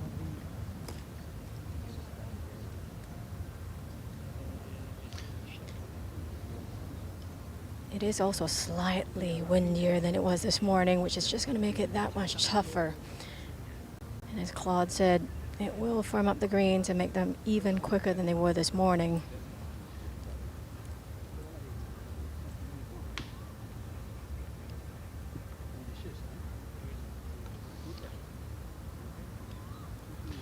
One thing we have seen, Claude, is a lot of back pins in the holes out here, which means it's difficult to get the approach shots close to the hole and therefore leaving longer putts, and it's difficult to lag the ball on these quick greens. It's not easy. Yeah, and I think that's what's happening right now. The players know the greens are quick and fast. They're trying to go flag hunting. Pins are at the back. I think you really have to be disciplined in situations like this and just say to yourself, listen, given my handicap level, given my ability, let me just try and hit as many greens as possible, get some confidence. Speaking of confidence. 312. Flat out driver. Gently. Downhill and downwind. Munched it. Giddy up. Oh, stay there. Well, Radar, dry still. Can you see? That, I'm not sure, but there's a little bank there that hasn't been cut. Might have hung on. It deserved to. What a tee shot. Brave. Flushed it.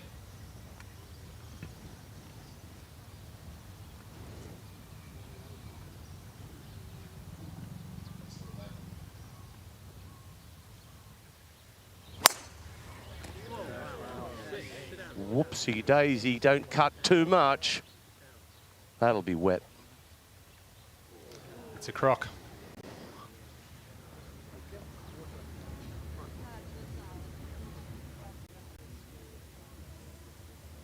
The difference out here between Jimmy Bullard and Gareth Bale is Gareth Bale plays a modern game like we see on tour week in, week out, where Jimmy Bullard plays an old-fashioned game. He could play in a 20-mile-an-hour wind and weave magic. He doesn't bully golf courses and can create a score. Well, this guy can reach the green, as I said, 312. It's just switched the wind. It was down, now it's in 2. Hope he can feel it.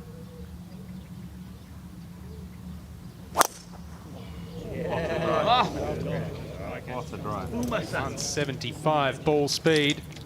Oh, Keddy, what? 175's tour average, guys. I mean, he's got some speed.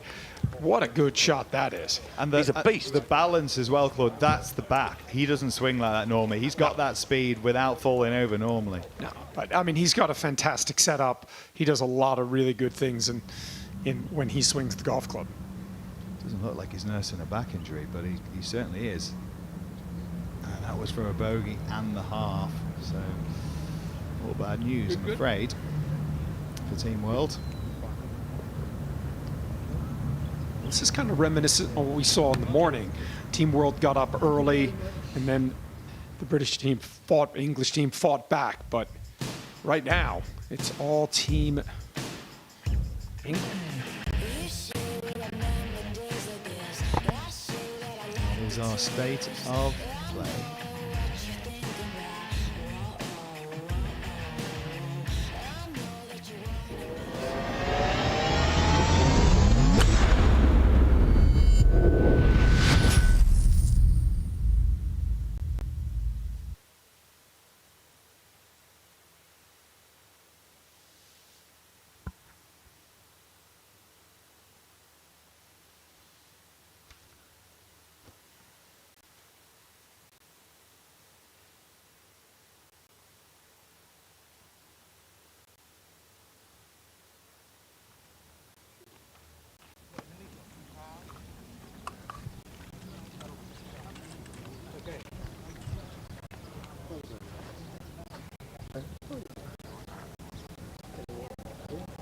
Shot now at that second tee. Yeah, a lot of that going on. A lot of having ahead of those. A lot of time. This part of the world, obviously, live in and be used to these sort of conditions. What a tee shot there from Gareth Bale. He has that in a locker, and after a really good effort, Jimmy Bullard got constantly chatting. Yeah, I mean, he kept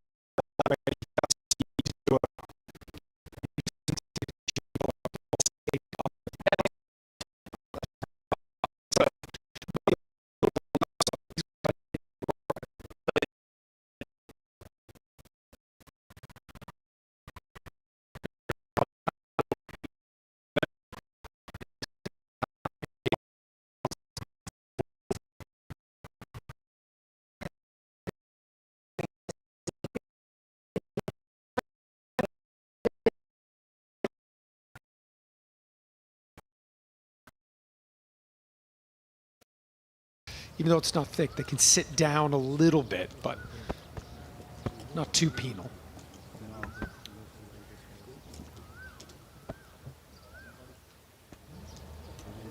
I'm not sure Teddy's got the firepower to go direct, so I'd imagine it'll be hugging the left wing here, try and put it in good play and allow Lee Sharp the opportunity to cut loose.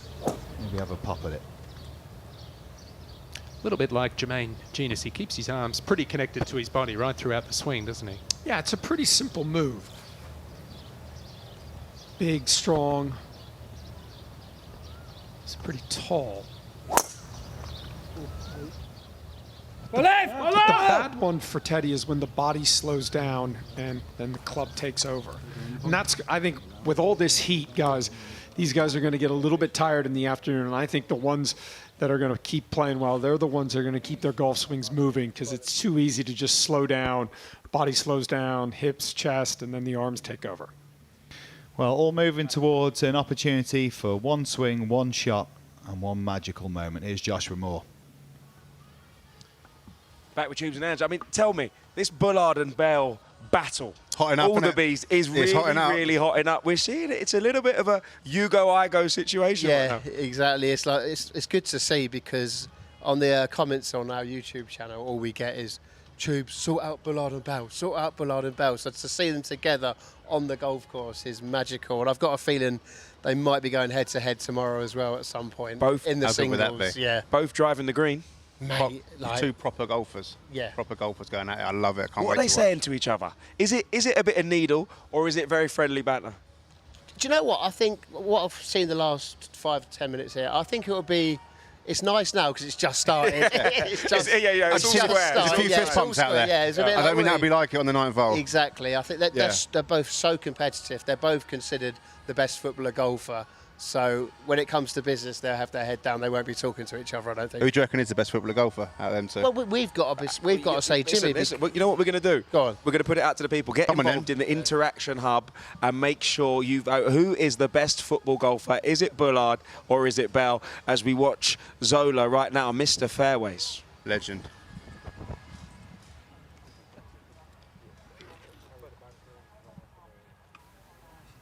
Oh yeah, do get involved. There is your QR code to enter the $10 million swing. Remember, head into our interactive hub. You can, well, take part in everything that we're offering. It includes voting for your favourite.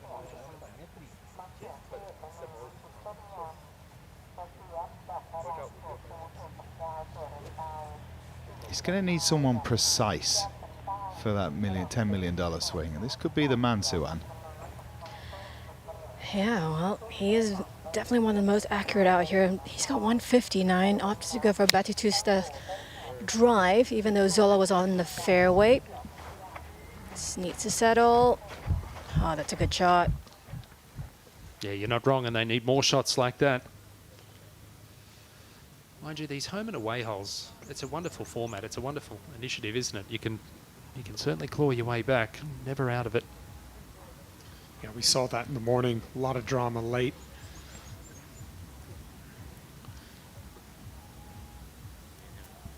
Yeah, Jermaine Jeter says he fights getting that club to roll a little bit too much on the inside at times, and that's when he can fight the hook.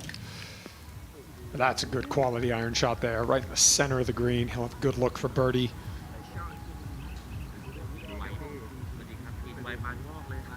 The 2003 PFA Young Player of the Year at Newcastle.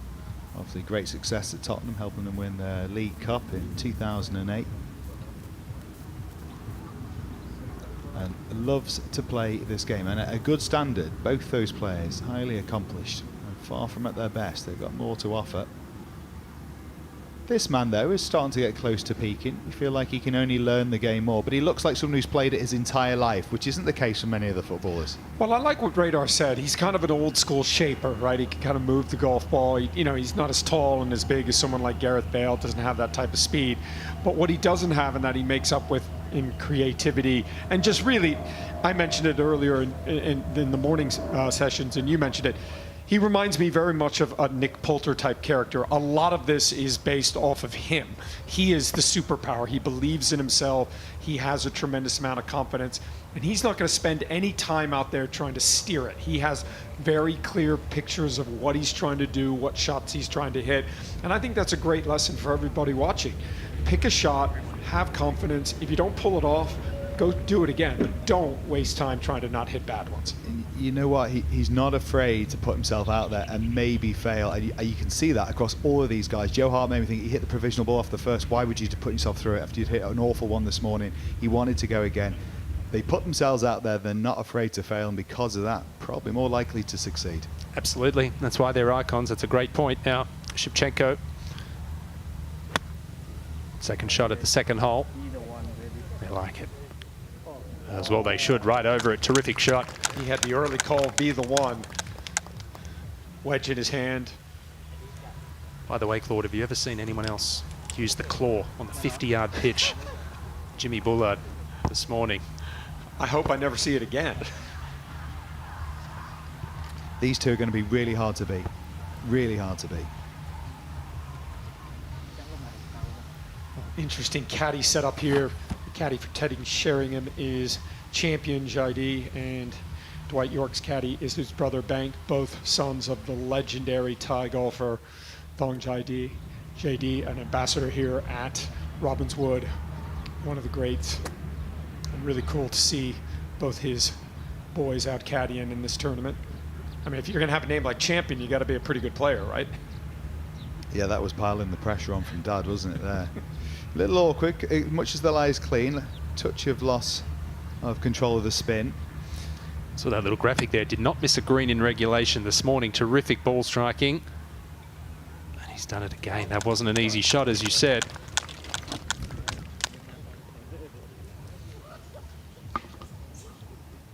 Not bad though, did the right thing. Didn't get too cute with it, dump it in the bunker. But advantage there to Team World. Look, what a unit. I mean, he's not an old man, far from it, but goodness me, Dwight York, what an athlete.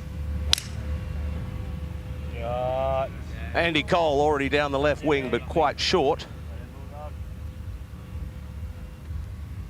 And that's just in the semi, that's just fine. Coming over some trees, but can access the flag position, which is way right today, over a yawning deep bunker.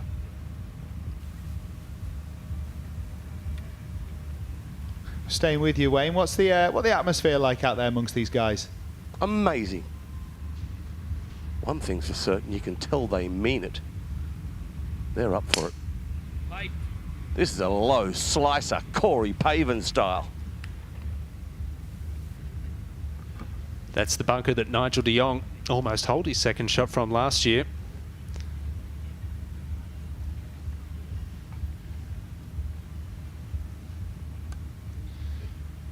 There are a lot of people out here, Nick, to answer your question once more.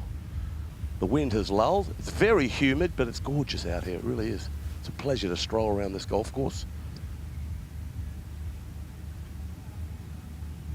As Danny Willett said, you could hold a PGA Tour event, a DP World Tour event, an Asian Tour event, whatever you like, tomorrow, Monday, on this golf course. If you get a chance, come and have a crack. Yeah, and they can stretch it back to just touching 8,000 yards from the tips. Not quite there for these guys, but still more than a test. And also gobbled up by the sand. Slightly nestled too. What do you think Radar's shooting on an 8,000-yard golf course? 66. No, I don't know. Greens are really quick. 68. That's for 18 or 9, Radar. Oh, that was a good putt. He thought it was going to slide just a little bit more.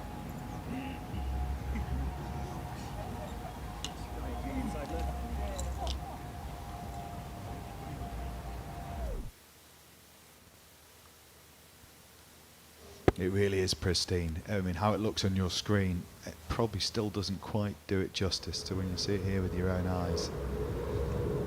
Eyes wide open on these greens for the players. They are freaky quick. Sure and steady there, though. James all smiles with John Terry. John Terry, none of them like to lose. They didn't get to be who they are by liking to lose, but he really doesn't like to lose. Well, a look at it, that's where we'll be very shortly.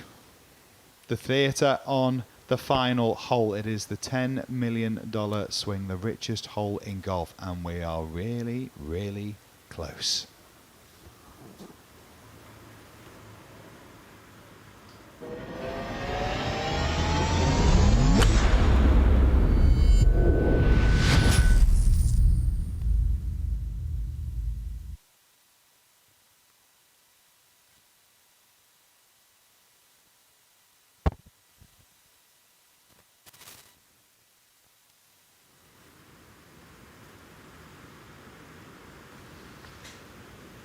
Hard to believe this property only opened 3 years ago.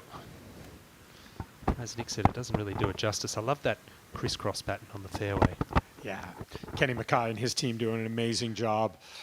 You know, when I first came here 2 years ago to be involved and put an academy in here, I was just so impressed with the commitment to excellence from the Robins Wood Golf Club and from the Rainwood Group. I mean, it really is a special place. Par putt to tie the hole. The pairing of Sheringham and Sharp. Oh, I wonder what you're going to say then. couple of different versions to that. How much you give it, Teddy? Center, right? He missed one like that earlier today for birdie, which is very uncharacteristic for him. Well done, ball. $10 million on offer this afternoon.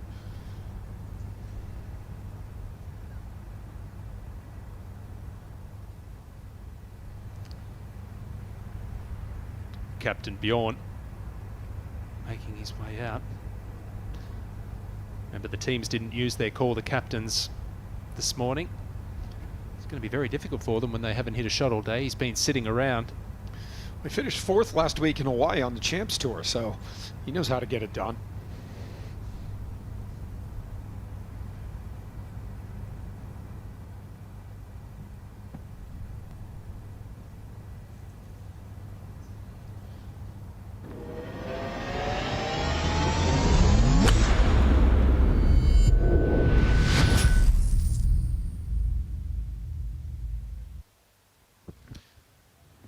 This is a hard shot.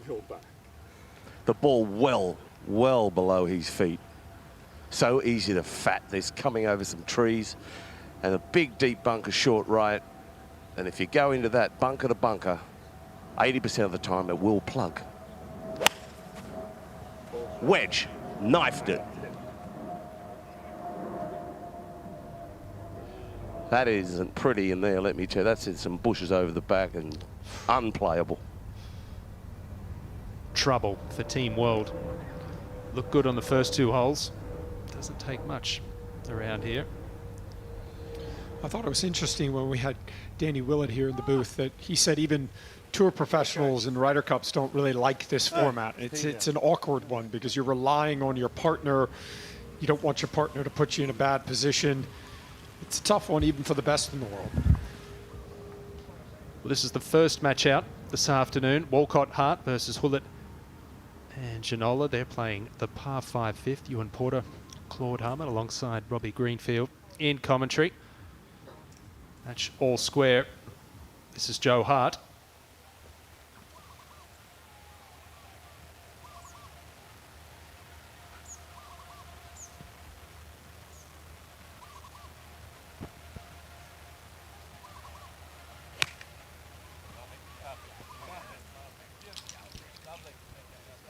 He's improved out of sight, Joe Hart. He was impressive last year, considering he'd really not been playing the game that long, but different man this time around. Yeah, I think it just goes to show that he has put in the effort. He has put in the work. And if you want to improve your golf swing, unfortunately, you've got to get out there. You've got to get on the range. You've got to put in a lot of reps. And I think what he's done is he's found a motion that is somewhat repeatable for him. He's still going to hit the odd shot because he still is very new to golf. But as a big person with long arms and long legs, that marrying of the body and the arms and the golf club, I still think he's learning that. He doesn't have a lot of data points. He doesn't have a lot of history. So I think a lot of it is he's come up with a movement that he can kind of repeat. Still struggles a little bit at the bottom when we get to impact with the hands being a little active. But I'm so impressed by what he's done, and I'm so impressed that he's put himself out there. I mean, he hit some shots last year after hitting the first fairway. A lot of people wouldn't come back for this, but I take my hat off to him. Absolutely. All right, well, let's head down to Josh Denzel, who has a guest in the studio. We've seen some great ball strikers on the show, but none as good as this man sitting next to me, Matt Boucher. Talk to me. You have some of the best highlights on Instagram I have ever seen, and we're going to need that again. And I was doing my research, and I understand you are a man with 9 hole-in-ones. Yeah, that's correct. I think I've made 2 this year, so it's Wow. I've got a couple. Stop there, because we have the $10 million swing right here, the richest hole in golf. It is an ungodly amount of money. And for a man with 9 hole-in-ones, 2 this year, I'm going to vote on the Interaction Hub for you so I get a piece of that pie, and you can too. I know who you're voting for after this. Tell me, are you looking forward to taking it on? Yeah, I mean, when the Icon Series first reached out to me, they kind of threw that at me, and I was like, how can I not take advantage of that? That's free and money. Have a chop at that and try. So super excited about it, obviously. Who have you seen? You've been on the range, you played with Jimmy, you've seen some of the ball strikers out there. You were talking about the game between York, Shevchenko, Jimmy. Which ball striker do you think that could match you? Who has the chance of nailing that $10 million swing? I mean, I have to say Jimmy. After playing with him the other day and seeing it firsthand, he's an actual golfer that can, he can golf as well. He's a very good player. Okay, are we seeing to see anything weird from you, anything special? Yeah, I was going to say maybe don't put your money on me because I'm definitely going to be keeping this on brand. My last hole-in-one was with a driver on a 150-yard par 3, so you might see some stuff. Okay, well, I definitely saw some stuff when you played with Jimmy. Let's take a look at some of the highlights of that because, listen, you need a hard hat if you were around that. Yeah. Why not?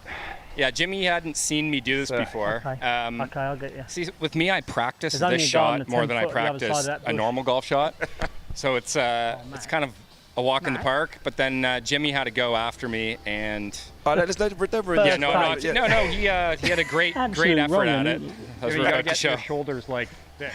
Do you understand anything that comes out of Jimmy's mouth? Because he called you a wrong one for hitting that incredible shot. What do you even call that? A reverse flop, I guess. I think Phil Mickelson made it famous back in the day, and it's kind of become something that I'm pretty comfortable with and like to practice. But no, to answer your question, I didn't understand a word that Jimmy said. Well, I just nodded and you'd smiled. have understand this as me as an amateur golfer. I understood how Jimmy attempted this. Let's have a look. All right, come on. Flip the wrist, dump it. Yeah, so then he knifed it and almost killed a gardener that was like 100 yards just in front of the clubhouse. Now, we'll leave that one. Did you hear the guy over there? Here at Robertswood Golf Club, you know, if you've been here, you understand, and you've seen it during this broadcast. The clubhouse is absolutely sensational. It's a thing of beauty, and there are a lot of windows. A ton of windows, and there's a ton of people walking around, and it was a little scary there. You heard a 4 get yelled from my camera guy Luke because it came very close to sniping someone. So we're having this debate, you know, online, and we've started it. We've asked the fans to vote. Who is a better golfer, Bullard or Gareth Bale? Oof. I think they play very different games. Gareth is obviously he's an athlete. The guy's he's tall. He's got the swing speed. He can pound it. Jimmy's definitely a little bit more dialed in. You can tell he's got a very consistent ball flight. And honestly, I was extremely impressed. So I think they both have strengths. I think a 1v1 between those guys would be a riot because there would be completely different games shown. It's hard to answer which one I would say would come in on top. I think it would depend on the course and the day. No doubt, Mac. It was an absolute pleasure to see some of your highlights, hear your thoughts. I'm very, very excited to see you take on the $10 million swing, and there's more golf coming after the break.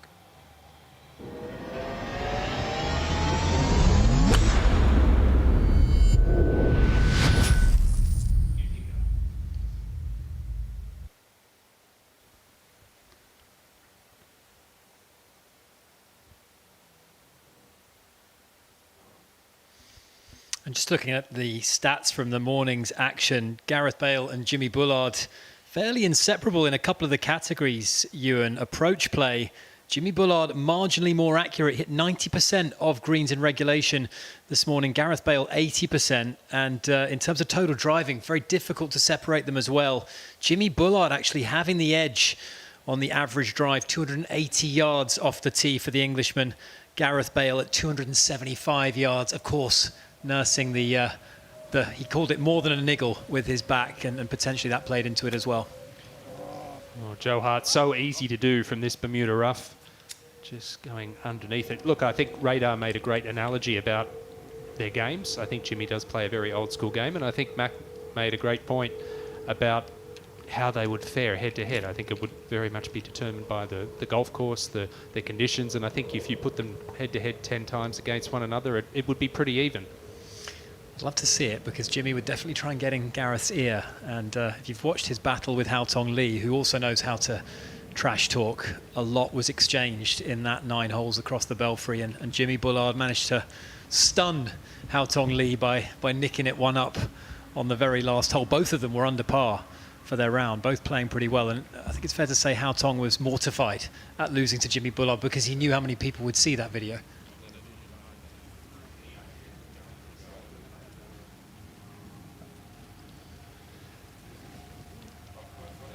So Theo Walcott choosing to use the putter here. Looks like he's quite close to this fringe. I think this is a smart play. Difficulty here is judging this first 5 feet of it because it's uphill in the first kind of fringe area. You want to hammer one through here and then run it past. Just want to cozy it up there, give Joe Hart a tap in, get to the next hole.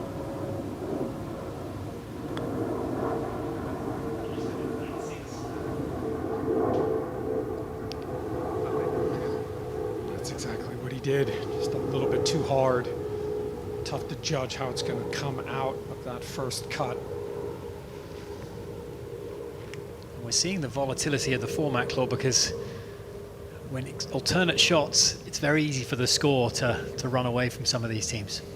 Yeah, and the other thing is it's human nature, right? You drive it right down the middle of the fairway, your partner's got short iron in his hand and he hits a bad shot, even though he's your partner and he's on your team and you're not going to beat him up for it, but in your head you're thinking, come on, man, I mean, I just put you in the middle of the fairway and you just hit it over the green. It's a test of team spirit, this Greensims format. And Joe Hart, he's going to have to knuckle down and get a read on this putt. This is, I'd say, around 8 feet, maybe just a shade more for the Englishman. Good news is it's a little uphill, so he can be a little aggressive with it. Get a good look here. That was for a bogey to win the hole. This match all square between Walcott, Hart, Hulett and Ginola. And I think we'll have a team world putt from around a similar distance for the half. David Ginola, who this morning managed to earn his first point in the team world colours. Well, one thing we saw just there with Joe Hart, we've seen it quite often since the morning session, and you see it in the professional game a lot too, on left to right putts. His putts missed on the low side. It's very easy to leave that putter face just a little bit open through impact. It's not easy to keep stroking it down the line. Important that Ginola does that here.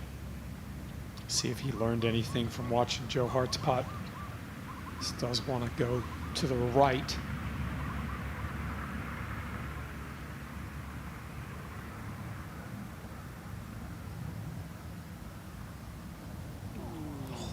This went the other way. Just gave it too much. Yeah, and just hit it through the break. Team England steal that hole with a bogey.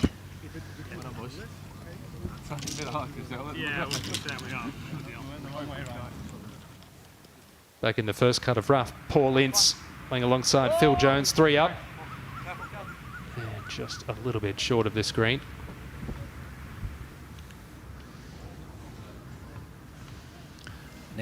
It's the 4th hole, the par 4.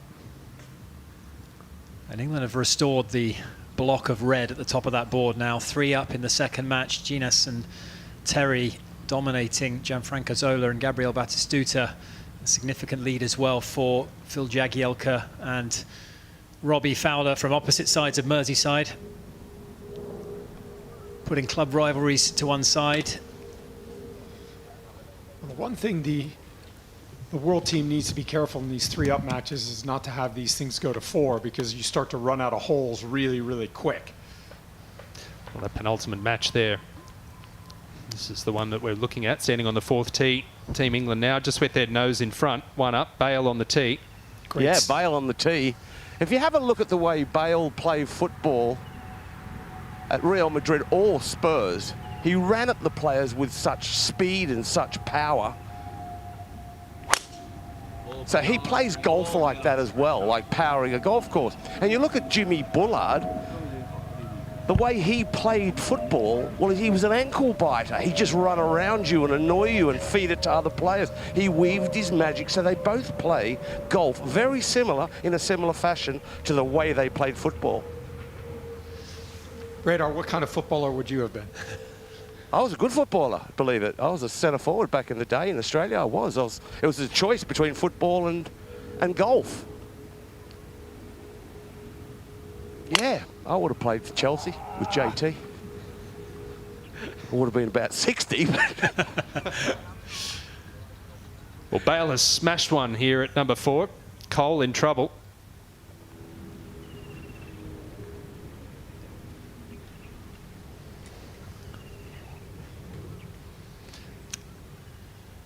Well, let's go down to the 6th tee, the first of the double holes. This is the World Home Hole, so it's an opportunity for Team England to double up. And in this match, Theo Walcott and Joe Hart are currently 1 up. Could get to 3 up with a win here, so this is a big hole. Team World, of course, could jump into the lead. And they'll be pleased to see that tee shot. Put the pressure squarely back on Joe Hart's shoulders. Hit a beautiful tee shot here this morning, Hart, but that is a dangerous flag in the back right. And I think the tough thing for Joe Hart is to be disciplined here and say, okay, let me give myself enough room. Tends to hit a little bit of a cut. Give himself some room. Don't even think about where the flag is. Put this anywhere on the putting surface.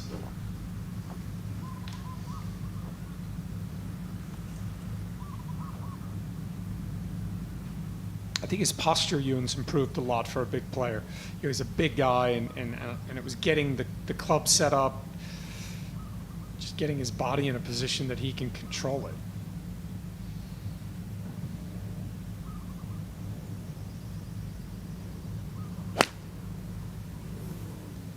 And that tends to be his miss. Not a good one for Joe Hart either, and an opportunity for Team World to really change the complexion of that match. Let's take a closer look, though, at Team World's home hole.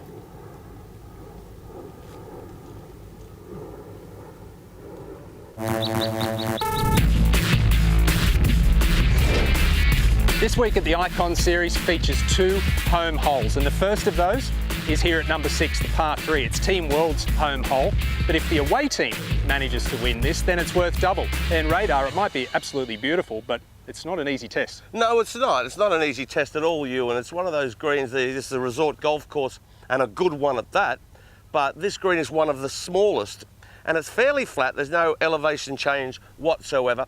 And to the middle of the green's about 180, so it'll play around 180 to 200 on this weekend. Surrounded by bunkers, one front right. Water obviously takes a horrific golf shot, probably a little soft peeling shank as a right-hander to find that water, but the one on the front bunker, popular spot, front left bunker, popular spot, and the deep bunker over there won't really get a workout. To the left-hand side of the green, it slopes down into a little dell, a little swale. So on this hole, just a truly magnificent par 3.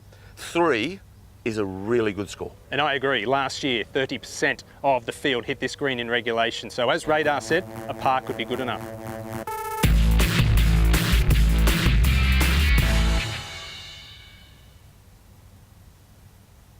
A really tough hole, and let's see how the Team World pair can respond. Ruud Gullit has followed in the English pair into the drink. What can David Ginola do in response? Can he put the pressure on?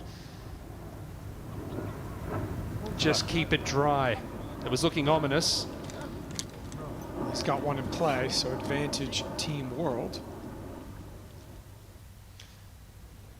Let's go to the bottom match, and Lee Sharp for par. This to halve the hole against Shevchenko and York. In she goes. Yeah, beautifully done. 4-0 his record last year. Halved the match this morning, and with Teddy Sheringham's loss, Lee Sharp, the only player to have not lost yet in this Icon Series, and he was the only player not to lose a golf ball in the water last year either. Steady as she goes.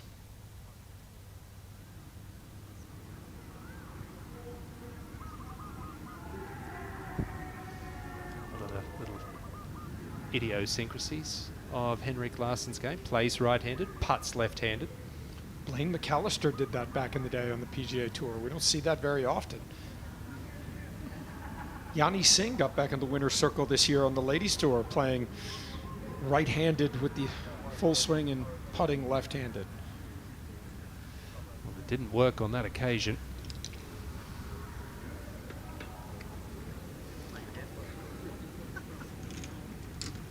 Larsson and Risa up against it in that match.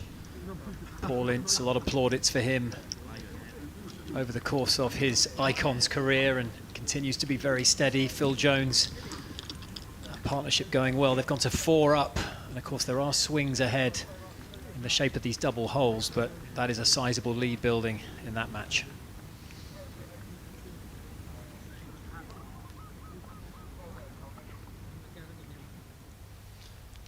.322 yards off the tee for Bale, 19 yards longer than the tour average. Just a flick in for Ramsey. I think he's warmed up because he almost flew the green on the second, and that was a good 290-yard carry. So Gareth Bale certainly got the driver working for him. He's given Aaron Ramsey a great opportunity in this match. They're 1 down, the world team. Yeah, so that's a good tee shot right there. That's a proper tee shot. He's a big lump of a lad, though, Gareth. And this boy, we're not talking about him. He can really play. He's a member of a great golf course down there in Wales, Royal Porthcawl. Ooh, I'm a big fan. Maybe one day we'll get an Open Championship there. They are just worried about getting in and out because the golf course is good enough to have an Open. They've had a Women's Open, a Senior Open there. Was it a couple of years ago they had the Senior Open there, and the average score the last day was 80? I've done a few Seniors Opens there. It's truly a magnificent place. There's my membership sorted. Well, the great Trish Johnson lives on the golf course there as well. She does. Arsenal supporter. But we all have our problems. Different type of clubhouse to the one we have here at Robbinswood. As Jimmy Bullard paces up and down, always looking to very precise with his numbers. Third shot radar coming up. Third shot, he was over there. Jimmy hit it off the tee left, and Coley didn't have much of a lie over there and advanced it to here. Now this is where you watch an old-fashioned style player, like on the tour, week in, week out when I'm working. I mean, they get these up and down, and he is the type of guy that will be able to do that. Wonderful feel in the hands, very soft hands. Trying to pump this in there low, one bounce, skid it and release into the green, which he wasn't mindful of. Bang on line. Little shy, but really good rotation through the ball there. Yeah, great speed, didn't overswing it. I think that's the tendency that we've seen in the short game from a lot of these players. The length of the shot they're trying to hit. Backswing gets a little bit long, you've got to decel. But I think Jimmy there is a really good example of put the golf club in a good position there, and then he can accelerate, hit down on the ball, create that spin. Everybody that watches great players, they all want to spin their iron shots. The way you do that is angle of attack, but you have to have speed. And if you overswing, then the club comes in, you slow down, and then you don't make good, solid contact.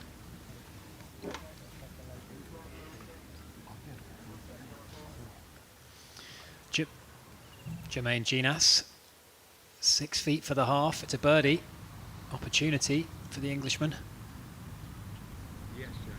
He's just tried to dribble it to the hole, but it didn't make it.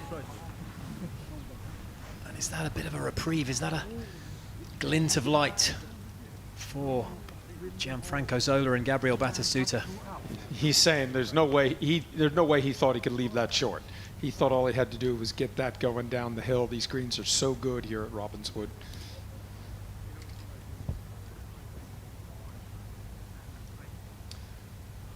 John Terry, Jimmy Bullard, they were talking a big game prior to this Icon Series. Looking at the leaderboard, they're walking the walk at the moment as well. Yeah, this is a chance for Gareth Bale. He's pounded that drive 322 yards down the middle, and Aaron Ramsey has given him the opportunity to go for birdie. Claude, this is perfect Greensome's play. Absolutely. My father-in-law, Mike McCleary, sitting at home in the UK from Wales. He is a very interested observer of this team. He's rooting hard for this Welsh duo. It's a very upright putting stance for Gareth, but a good stroke.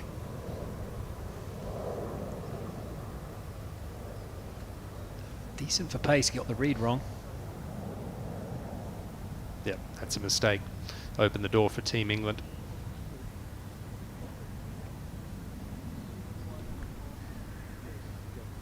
And it'll be Andy Cole with the chance to strike another blow for the English here. Jimmy Bullard played that nice pitch shot. Did pull up a little short though, and Andy Cole up the hill. A little cavalier with that one. Just hit a little too hard. It was right on line. Radar, that went further than his tee shot.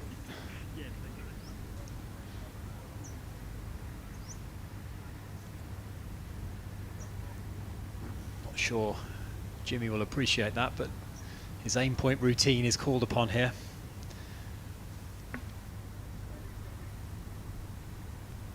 And maybe a let off for the Welshman.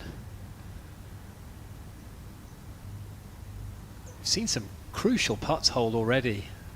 Shevchenko's from the morning session stands out, but I've been impressed. Yes, there've been a few misjudgments, but there've also been quite a lot of putts poured in, and I guess that's testament to how true these greens are running and how quick and pure they are. Jimmy Bullard. Oh, we gave it a run, but just on the high side, on the pro side at least, Claude, but that was a mistake from the England team. Yeah, that's given one away there. Andy Cole just a little lapse of concentration there, ran that too far past, left his playing partner with too much to do. These are just practice putts now. Holes being conceded, back to square in this match. They'll make their way to the difficult par 4 fourth hole. And every match, bar that middle match between Ince Jones and Arne Riise and Henrik Larsson, is in the balance.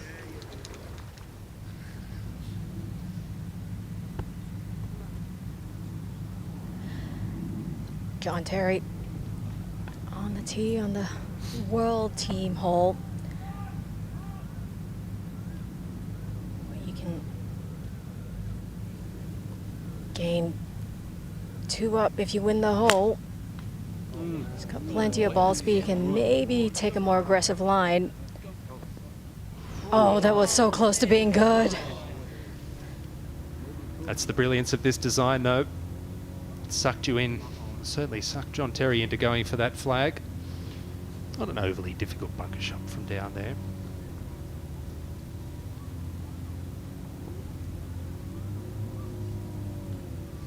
Let's go to the fourth. Dwight York, who's been on fine form so far. It looks like he's pushed that one though. Yeah, just lost his balance there a little bit. The face just a little bit on the open side. Ball in the bunker. I was talking to him on the driving range, and he said he thinks a lot about the sequence of his golf swing, kind of having the correct sequence. I saw him in the gym in the morning, and he was working on a lot of movements that were kind of emulating his golf swing. Another player here with good rotation through the ball, really gets that club exited round to the left on the follow through. Not going to miss too many to the left with that action. Yeah, that's a good shot. Right in the middle of the green. England, they're all in bunker. Jenna too. Lee Sharp's had a 66 in his playing career. He's had aspirations of a senior tour spot, something to aim at, and it's amazing. You know, we talk about Gareth Bale and Jimmy Bullard being the top dogs on respective sides, but don't say that to Dwight York. He would challenge that assumption, I think. And so would Lee Sharp.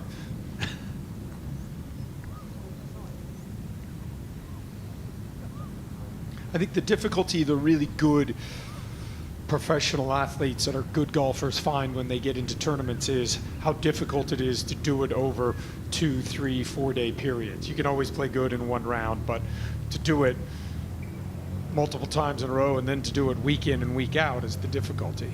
This is Robbie Fowler for birdie. We saw his touch this morning on 18. He showed it again. He's judged the pace of these greens to perfection so far. And the English pair on top in that match, putting club rivalries firmly to one side, it's fair to say. Jagielka, an Everton great, Robbie Fowler, known for the red of Liverpool. And they are in charge against Ryan Giggs and Nigel de Jong. Well, he's a steady golfer, Robbie Fowler, but you'd have to think that one of his greatest assets is between the ears, because he really doesn't let anything faze him at all on the golf course. Yeah, and very much in the same vein as Gianfranco Zola, Robbie Fowler is a very, very repeatable shape. He doesn't try and overpower the golf course. He doesn't try and do things that he can't do. He understands his game very, very well. Nigel de Jong there from 5 feet. That could be clutch as well. That's the situation. England up in 2, but the world team are fighting back in those bottom matches. It's all square between Ince Jones, Risa and Larson, and it is delicately poised with England a point up overall, but it's on a knife edge.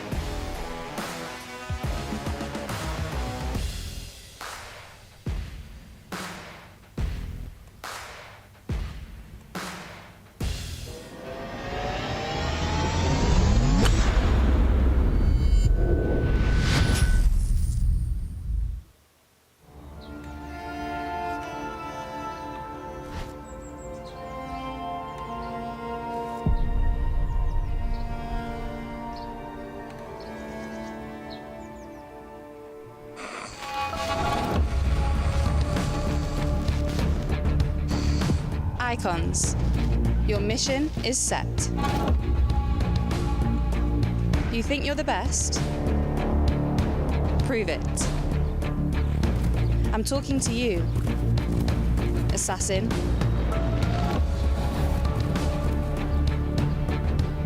Driver. Joker.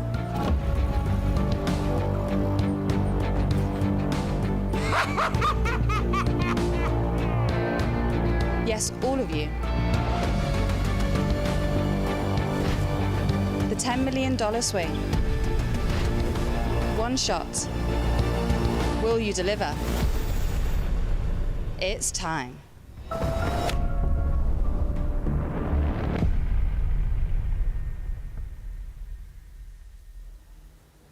Welcome to Robinswood Golf Club, and we're about to get into something very, very special. This is the richest hole in golf. The green is just behind me. The players are ready at the tee. Nick, how's it looking over there? I've lost Josh. I can't hear anything, by the way. I don't know if I should do. Should I hear anything? David, have a look. He's put his pack on his back. Could make you a millionaire. The richest hole in golf is back. 24 footballing icons take on the Icon Series $10 million swing. One hole, one shot. 10 million, let's go. Oh yeah! A hole in one wins $10 million. Shared between the player, their chosen charities, and you. To win a cut of the $10 million, all you've got to do is vote for the player who you think can do it. Then it's up to them to deliver. Simple. So, who are you going to choose?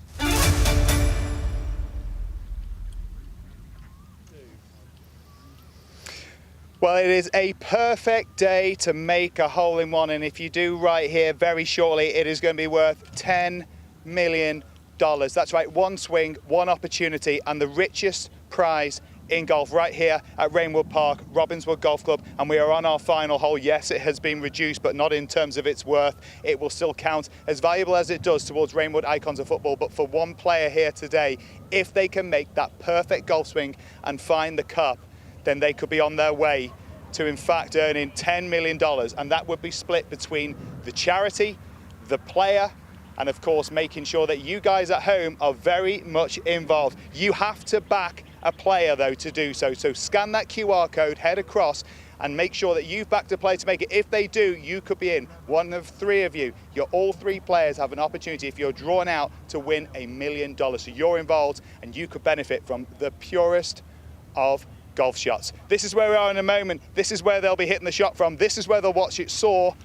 What the result is happens up there. Radar's there for you. over here, the flag is way over here on the right-hand side. It's a huge green, and right now the wind is blowing out of the left-hand side. 10 million smackaroonies, Nick. What about that? I'm sure you're all glued to your seats at home. We're going to have some fun, and the thing is right here in this amphitheatre, the wind is swirling. It's like playing in a tumble dryer. The stands are chock-a-block. Everyone's got themselves a nice, cool refreshment. Bring it on. Well, we can very much look forward to all that's going to come our way their way and give us an idea of the challenge up ahead. But we're going to leave this spot for a moment because I believe we hear that John Terry has called the captain. So there you go. Work for Danny Willett to do right now. Well, Danny Willett was not used this morning, so he's had to come out of cold storage, Claude Harmon, and he's got a tasty bunker shot in front of him. Yeah, I mean, call the captain, get me up and down from the greenside bunker. Hasn't hit one of these in a while. Oh. Well, I tell you what, that was a decent effort from Danny with absolutely no preparation, no warm-up, coming in out of the cold and having to splash that shot close. I'd say that's anything. A 7 out of 10. 3 days. And you can hear him saying to Sue-Ann he hasn't hit any bunker shots. I wouldn't have thought he would have been hitting a bunker shot. I figure it would be a drive, maybe an iron shot, maybe a putt.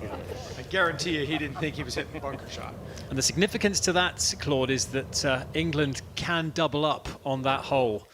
It is, of course, a double hole. So we await to see the outcome of that intervention from Danny Willett with a great deal of interest as we get a lovely overhead here of the group, the Jimmy Bullard, Gareth Bale group, the two of them walking together. Jimmy in Gareth's ear again, I think. And will Danny's timely cameo appearance for Team England produce the goods here? What can Team World do in response?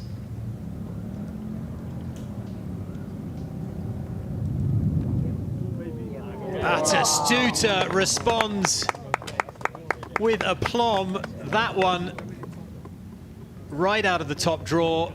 Last rotation of the golf ball, Claude, but it's in. Yeah, beautifully judged, and that puts the pressure right back on Jermaine Jenas here.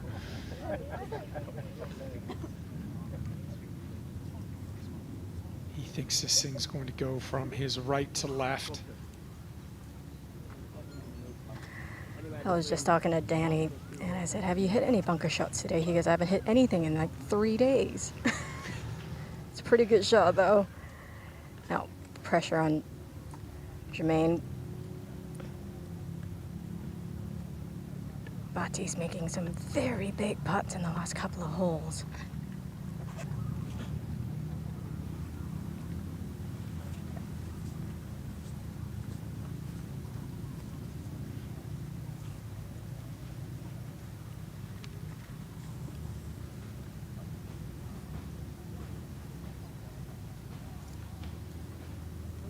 That is clutch from Jermaine Jenas. Oh, great read. He knew it broke from that way. You could see him go point on the spot where he was going to try and putt it to, and then let gravity take over. That was a big putt. And he would have felt a little extra pressure there because there was the onerous chore of not letting your captain down. Danny Willett had hit the bunker shot. To miss the putt would have been disappointing, to say the least, as we go back to Jimmy Bullard.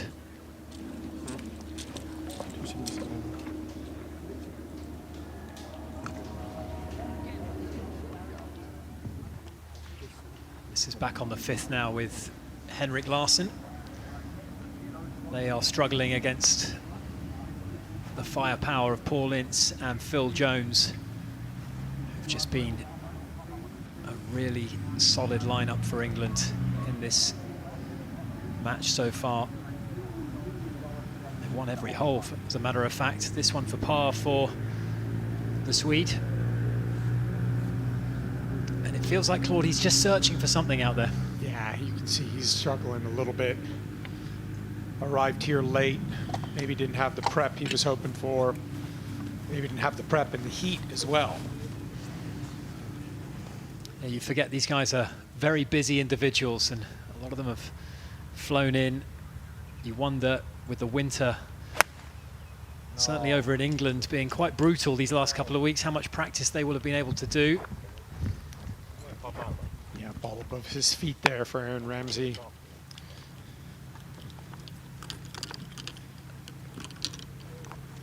No surprise that Gareth Bale has played well, but really impressed with Aaron Ramsey as well, who's much newer to the game of golf and doesn't perhaps have the golf swing of his companion, his partner, but he's got the power, he's got the speed, Claude. Yeah, 100% he's got the power and the speed. Let's head back to Josh Denzel in studio. I'm joined by superstar, DJ, Lockie, and, of course, a golf fanatic. Addict. A golf addict. Well, you're going to need to be a golf addict because this $10 million swing is no joke. We're looking at some of our icons here. They're going to be coming down the 10th, 181 yards. It's the kind of shot. Who do you think can hit it? Who do you think has the best chance? I'm backing myself. I'm definitely hitting it. Out of the icons, you're asking me. I'm going to give you the icons, and I was going to ask you how you feel. But now I know you feel confident. Out of these icons, who have you seen? You watched the first session. Second session's underway. You know what? I'm going to give it to the most accurate golfer that I played with out of the boys, and that's going to be Zola. Like, Gianfranco is unbelievably accurate. Like, and he's not that long, but to the pin, he'll get it. This is it. He's hit, I think, more fairways. Has he? Than any other golfer. Today he's been a little bit today, wary, right. But he is, they call him Steady Eddie. Yeah, definitely. And he's got such a calm persona about him. Like, mate, I played with him twice. I've been Mauritius with him. And I just get stunned by how good he is at golf and how calm his persona is. But yeah, 10 million. $10 million. This is literally the richest hole in golf, a chance to change your life. Lockie, now I'm going to come to you and ask you, just how confident are you? You built a golf sim in your own house. Yep. Have you been practicing this kind of distance? Yeah, I definitely have. I think it's, 175 to 180? 181. 181. Yeah. Look, you can practice in the comfort of your own home in your golf sim or in the driving range or whatnot, but once you step up on there, on the tee, in front of all these people, I was about to for say. $10 million, it's hard work. Look, I played in front of thousands of people, and we're talking Glastonbury here. We're talking, a sea of faces. Exactly, and that's my comfort zone. Like, that don't bother me at all. But as soon as I get on that first tee, my knees start doing this, my hands start doing that, water on the left, oh dear. But no, I'm looking forward to it. No doubt about it. Another man who has a chance to win that $10 million, the accurate ball striker, Jimmy Bullard out here. Jimmy Bullard playing his third shot on this fifth hole. Another quality iron shot from Jimmy Bullard, right over the flag. And his distance control, Claude, has impressed me, particularly with his mid-irons. Yeah, because he doesn't overswing the golf club, puts the golf club in a really good position, controls the downswing, has speed through impact.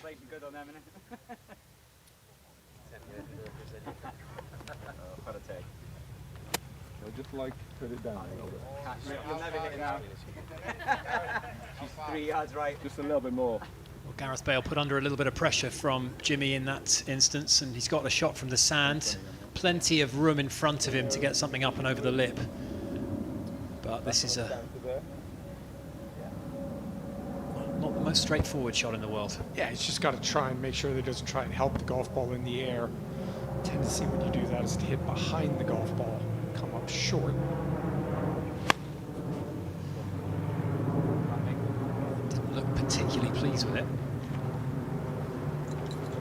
Yeah.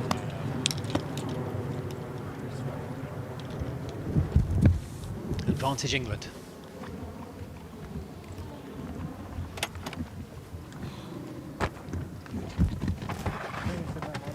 Jimmy did say in that press conference a couple of days ago that he was coming for Gareth Bale specifically, so he's got some work to do, because right now the Welsh pair are 2 up in that match through 4 holes, and they look like they're going to be a very hard team to beat.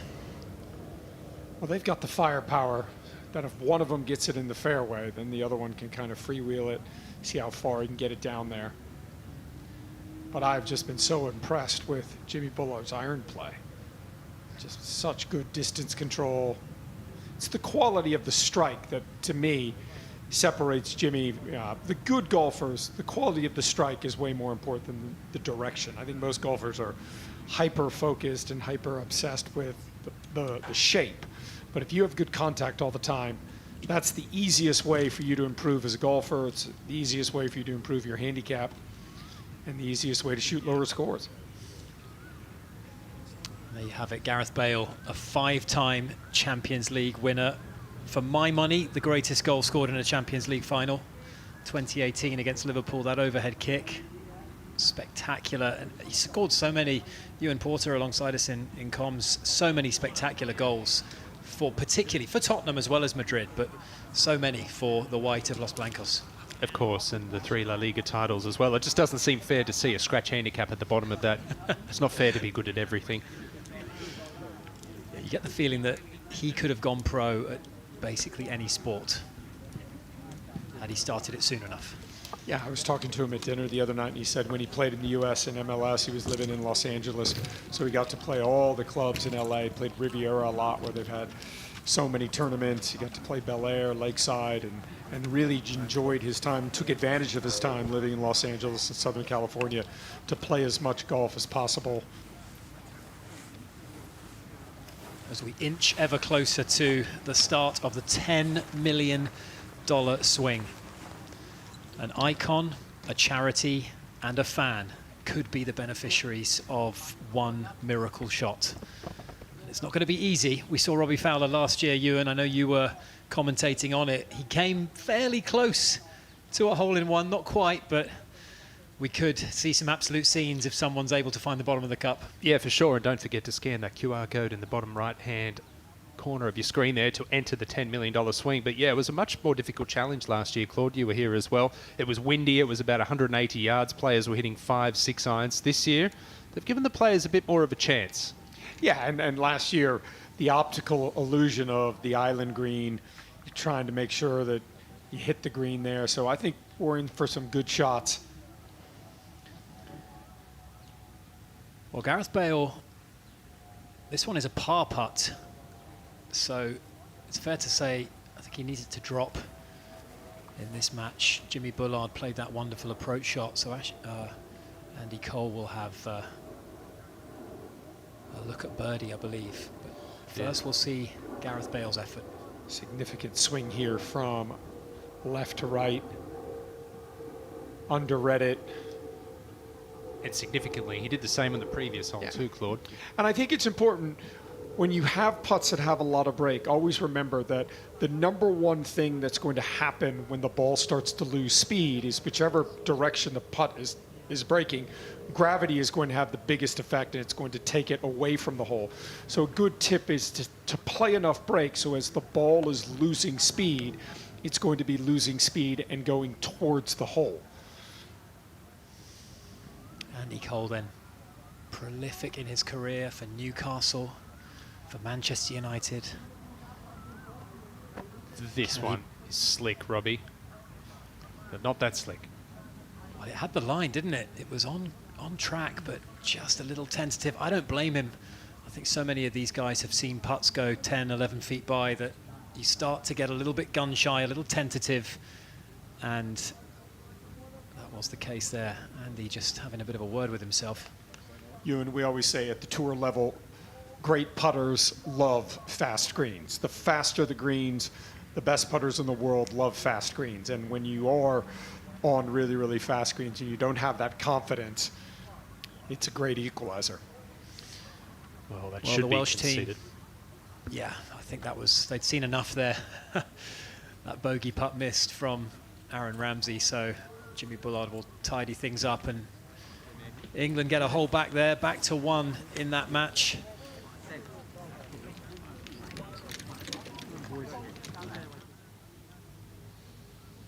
And this is a big putt here for Nigel de Jong, because not only is this for the half, it's for par, but it's also to avoid that double hole loss, and it slips by on the right-hand side. And in the last few moments, England have taken a few strides forward. Yeah, that's going to put them 4 up now in this match. Just 4 holes to go. Remember, the last 2 holes are double up holes as well, but Team World, they've got their work cut out there.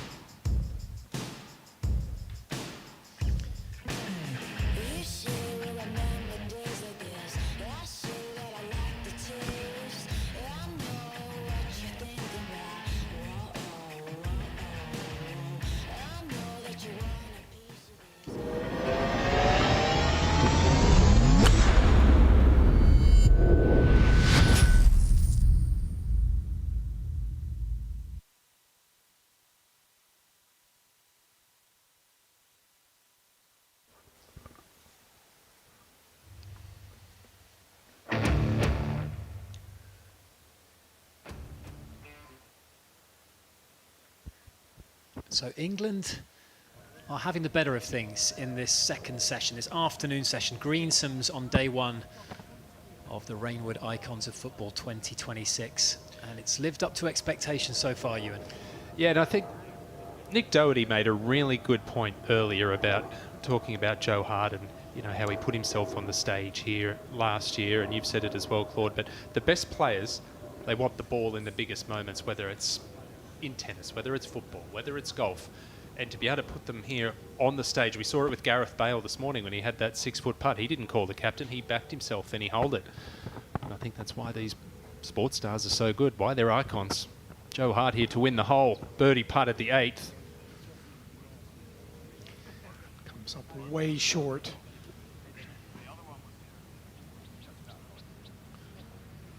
Claude, do you think fatigue is going to play a part at this point in proceedings? Yeah, 100%.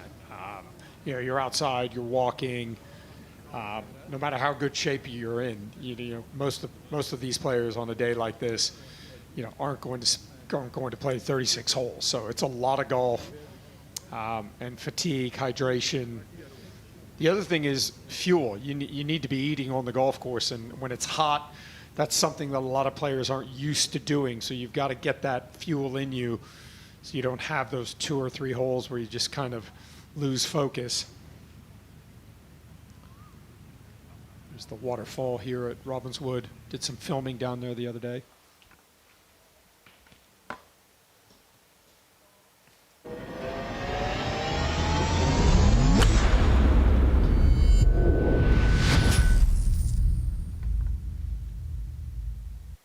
Guys, I can't hear any program.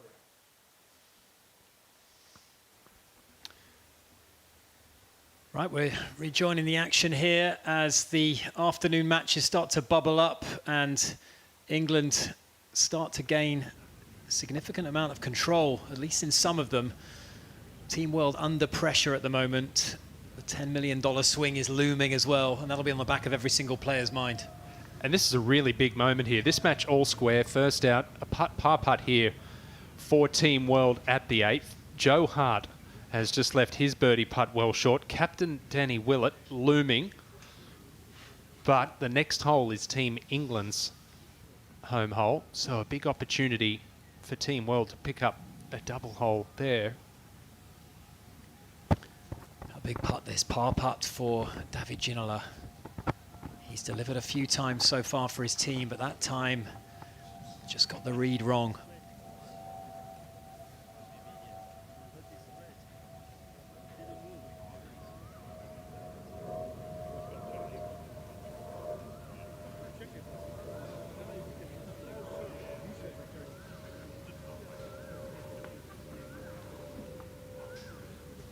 Great seeing all the different jerseys there in the crowd. The background last year, we saw such a great variety. We saw Hull jerseys, Stoke jerseys.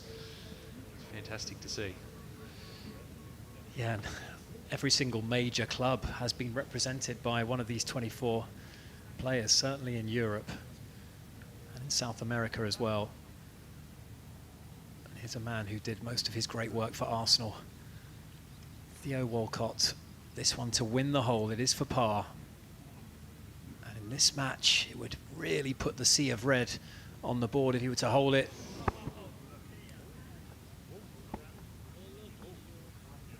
Tell you what, I'm not giving that if I'm Team World.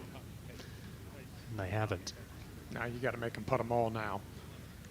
And this is where Greensome's becomes complicated because it's hard to get into a rhythm, Claude, isn't it? When you're always hitting your partner's putt. That is true. Teddy shearing him now. struck one close. This match all square. Oh, what a good shot. It seems like every time Teddy Sheringham pops onto our screens, he hits a good shot. Here's Jermaine Ginas, 2 up in his match alongside John Terry. And that one's for par. That really fooled him. He thought that was going to go back to the right.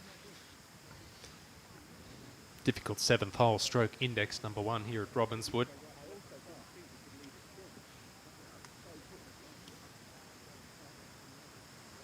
And Gianfranco Zola will have a chance now, I think with a par putt of his own, to narrow the gap to 1 for the world team. And they need something to happen for them. Could do with it starting here. In she goes, and that was cool. We saw him keep his composure in a Chelsea shirt on many an occasion, and he's a cool customer on the golf course. A lovely swing, but he can do the business on the greens as well. And they're just clawing their way back, aren't they? 3 down, back to 1 down.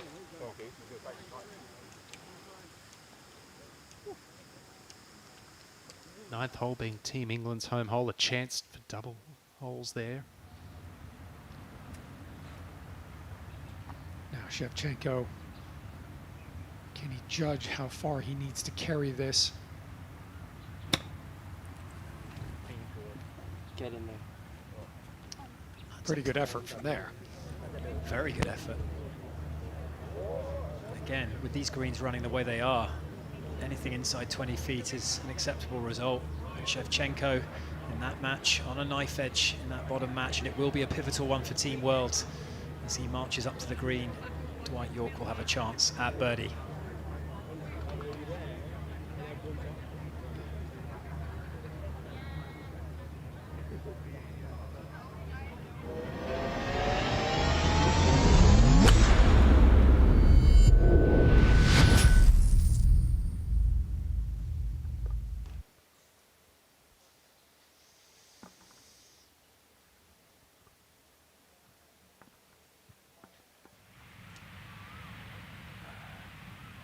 Yeah, it's an overhead of what the players are going to face for that $10 million swing. It is a par 3, the 10th hole for this session, and $10 million is up for grabs. If an ace is in the equation, Claude Harmon, and I know we don't see too many, certainly not from amateurs, but you never know. Quite a few of these players have had one. Today could be the day. Absolutely. So this is the 18th hole for the members here at Robbinswood, playing the 10th today, the par 5. So put them out about 180 yards. See if someone can knock it in. You fancy anyone in particular? I mean, the way the iron play of both Jimmy Bullard and Teddy Sheringham have been very, very solid, haven't they? Well, I think you'd have to favor the guys that have hit a lot of greens with their irons.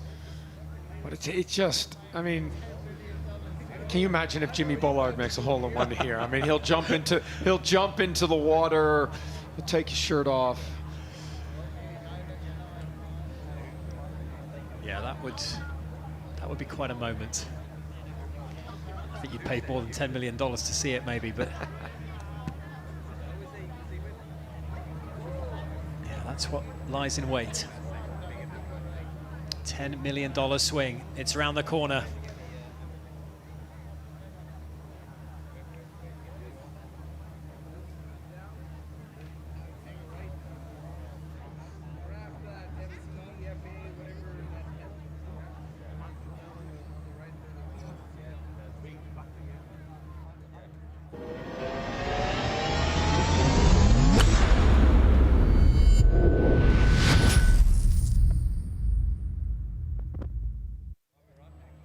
The sun going to shine upon one swing, and it could be worth $10 million right here very shortly. They will be making their way round here. 24 icons, each with a shot. One beautiful move, the perfect shot, soaring towards the flag. 181's the number, 25 on, 7 from the right-hand side. If you hit it precisely there, it's worth $10 million. This is where they'll be walking through icons down both sides of this tunnel. Gareth Bale, he's made one before. If he makes one today, it is worth $10 million. Now, if you scan that QR code, you will also have the opportunity to get involved and win yourself a cool 1 million, because you will have the chance through scanning the QR code to back one of the players to do it. Now, if you pick the one that actually does it, you will go into the draw and 3 of you will win $1 million each. Of course, the Icon is going to be a benefactor, but the most important benefactor, of course, is Motor Neuron Disease, the chosen charity for us here, as well as our Icon's Choice as well. Over $1 million for sure will be going for that wonderful charity.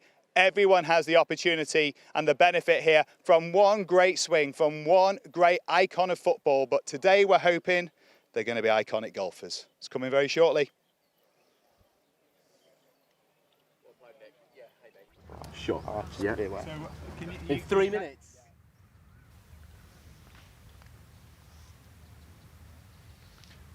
Ruud Gullit, tee shot on the England hole, and a good one as well. And that match all square. And it might end up being very important, that top match, with the way that England are currently up in those 3 matches directly beneath it. Birdie putt up the hill after that beautiful approach for Lee Sharp. He's rock solid, isn't he? That's a win for Team England.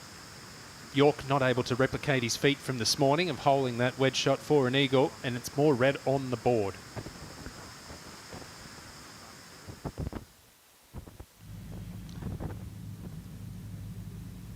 Jimmy Bullard now on the 6th, 199 yards. Looks to be another good iron shot. Just so impressive. Balance, poise, speed, distance control. Yeah, just, I mean, he's a really, really good player. And he's piling the pressure onto Gareth Bale.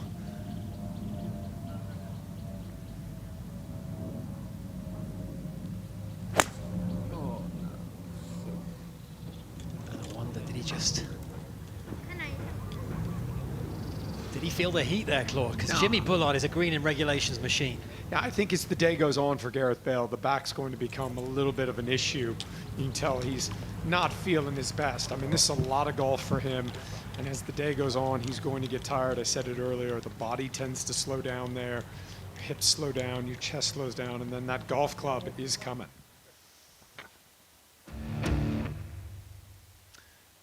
Well, it's ebbing and flowing, but England are starting to turn the screw here. They're up in 4 matches. That top match looks pivotal between Walcott, Hart, Gullit and Ginola. And the Welsh team are up against it after another iron shot of pure quality from Jimmy Bullard on the 6th hole. They're 1 up for now, but the England team there could be creating that block of red that no Team World player wants to see. And you don't want to go into the final day trailing by $1 million either. You want to try and keep it as close as possible. As we've seen, there's a lot of potential for fluctuation and volatility at the end of this match, that top match. Ruud Gullit hitting a beautiful shot into Team England's home hole, so an opportunity there. I think that first match is huge for Team World. If they can get something out of that, put a point on the board. Well, let's go to England's home hole. This is the 9th hole. And this is the top match, which we mentioned earlier is an absolute must-win for Team World. Gullit and Ginola have been grinding away, chipping away, successful in the morning. And can they nick another one here? Well, they've hit a good tee shot in here. Joe Hart's missed the green to the right, so now Walcott chipping across the green. It's quick once it gets on there.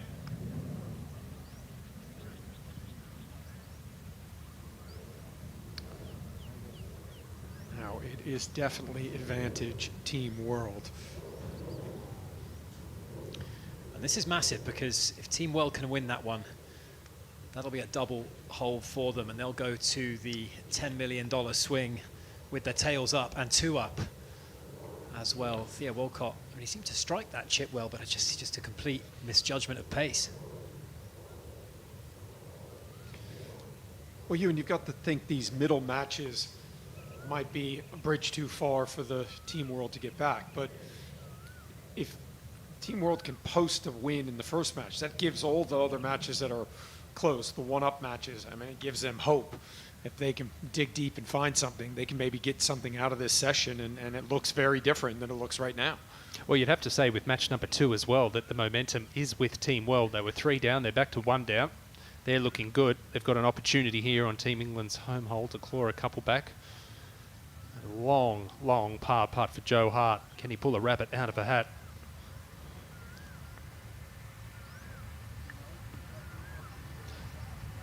He kept 127 clean sheets in his Premier League career. He'd love to keep another one here this afternoon after his win this morning. Well, this looks for all the world like it will be a Team World win, but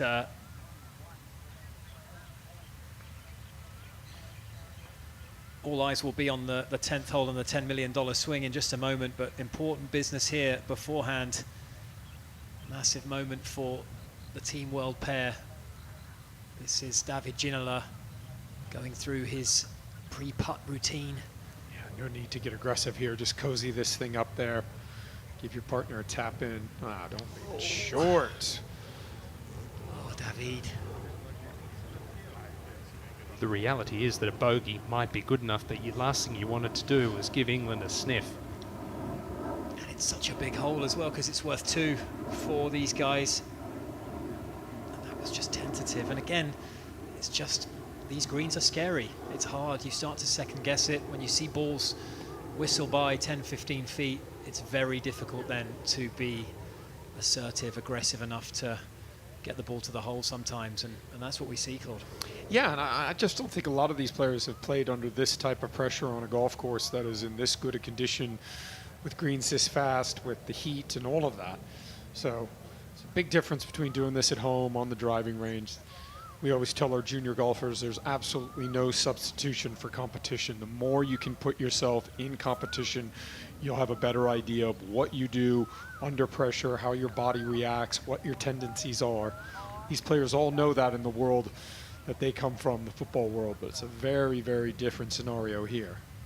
And if he makes this is for bogey. Look at that. Oh, good putt. Well, that gives a bit of a breathing room. There'll be a sigh of relief there for Ruud Gullit, because I believe now he has 2 for it. 2 putts from here for the win, unless it's been conceded. I don't think it has. I think at this point you've got to make it putt it out. Oh, no, you didn't. Ruud. Just do that. David Ginola is going to have to refocus. Oh my goodness. Because that will not be conceded. And it's all getting a little ugly here. Well, Robbie, they say the easiest shot green. in golf is the 4th putt. I hope we don't find out shortly. So what's going through David Ginola's head right now? He just had to cozy one up there and left it about 6, 7 feet short. Now he's got 5 feet, 4 feet, and he's got to make this. This is taking my mind back to Ernie Els on the first green at Augusta all those years ago. Don't say that. I was working with him when that happened. Oh, sorry, Claude. I almost threw up. Please don't remind me of that. I still have nightmares about that one, as does Ernie. I did wonder Ernie. as I was saying it. What's the analogy here? No goalkeeper in front of you, 20, 30 yards to the net, and you just forget how to kick the ball. He's just got to make a good stroke, bury this in the back, try and take all the break out of it. He doesn't want to go in there trying to hope this one in. Come on. There you go. Rock solid from the Frenchman, and Ruud will be the most grateful man. There's a great example of this format. The first putt, Ruud's saying, I can't believe you left me this one to make. And then David saying, I can't believe you ran it 5 feet past and made me make it. It was never in doubt. They're 2 up, heading to the final hole. And the $10 million swing awaiting them. Things are going to get interesting now here at Robbinswood Golf Club. And Thomas Bjorn has still not been called upon. Gabriel Batistuta, the man who has that honour to call upon Thomas Bjorn in a match which is really on a knife edge, Claude. Well, now Zola and Batistuta really need to dig deep and try and get this thing back to even. See these players on the tee box. A big move from Team World then. They cannot lose a point in that top match, but of course with this double hole up for grabs on the $10 million hole, Team England can still halve the match with a win. Our players taking tuk-tuks up to the final tee. It's about a 500-yard drive from the 9th green.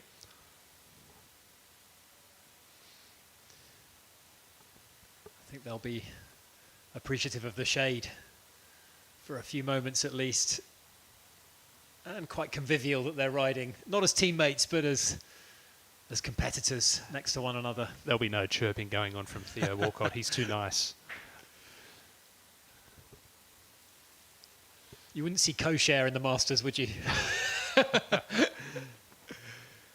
Certainly not in the Ryder Cup.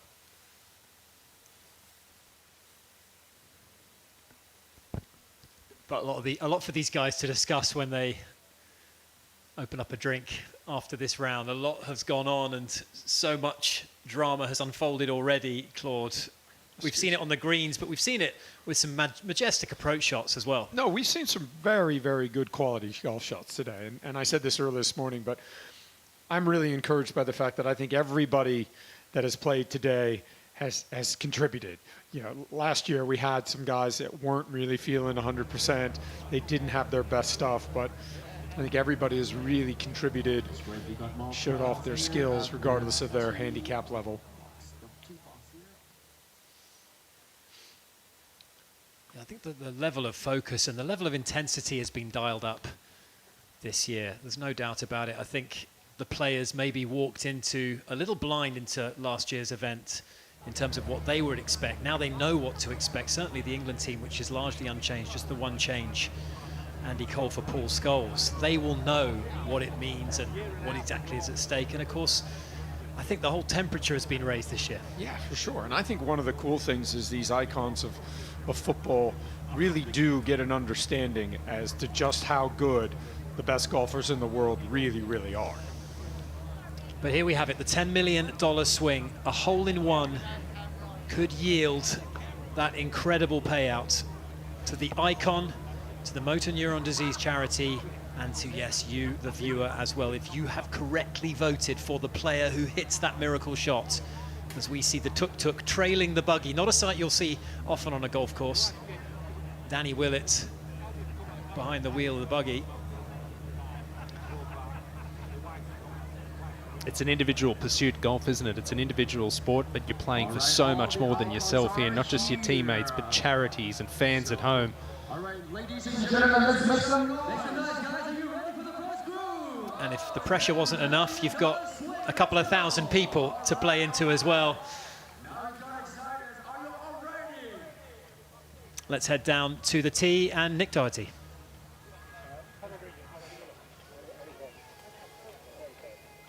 Thanks very much. It is time right now down here on this tee. It's been waiting for ages now for icons to be upon it to make one perfect swing. So let's get underway. Let's bring to our final hole, to our $10 million swing from England. It's Theo Walcott and Joe Hart representing Team World.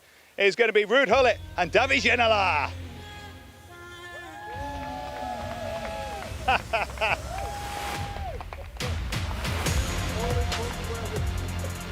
I give you the big build-up, boys, and here you come. How are you, boys? How are you? How are you getting on? How are we going, Ruud? I think both teams are not very good at the moment. I think that we are lucky to be one up. I think so. Two up on that hole. That was the away hole. That's how tired we're. We don't even know if we're one up or two up. They don't even know. They've not known the score. It's a couple. It's a couple. Yeah. Whoa. Yeah, I see this. But there's still some work to do here. Oh, yes. And more importantly than the work to do here, David. And if I win, can I hug my mate?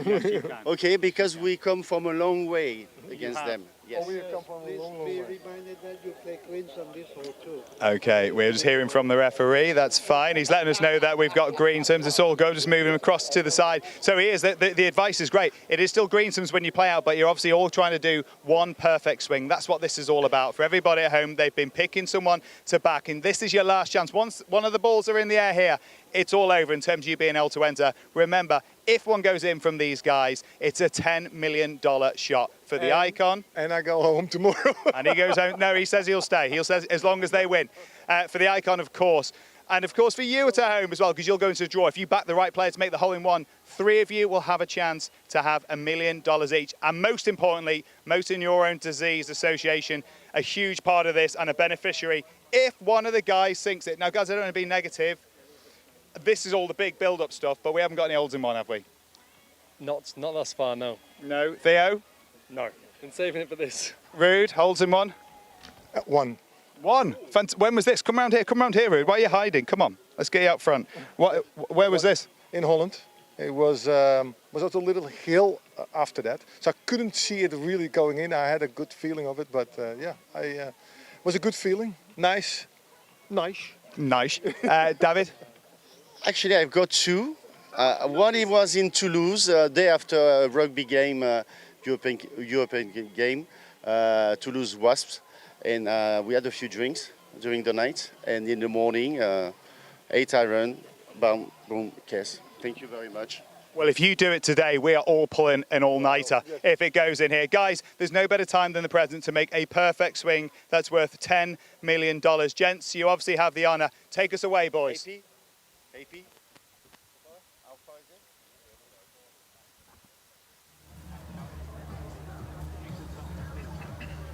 So the stage is set then. The first team to take on the $10 million swing. Have any of you folks at home voted for one of these 4? Ruud Gullit, not particularly confident in his golf right now. Wasn't even sure what the state of the match was, but he'll be giving it his best shot. Let's head down to Radar, who's down by the players. 181 yards, aiming left, and that's the right play for a right-hander. Just a puff out of the left-hand side, so just a little leaky fade to a right-hand flag.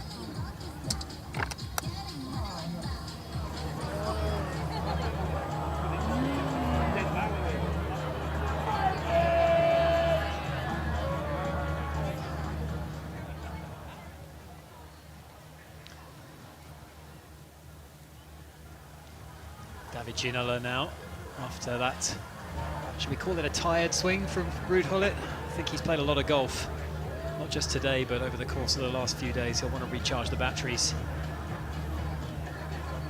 David 5 Ginola, iron is the club right here.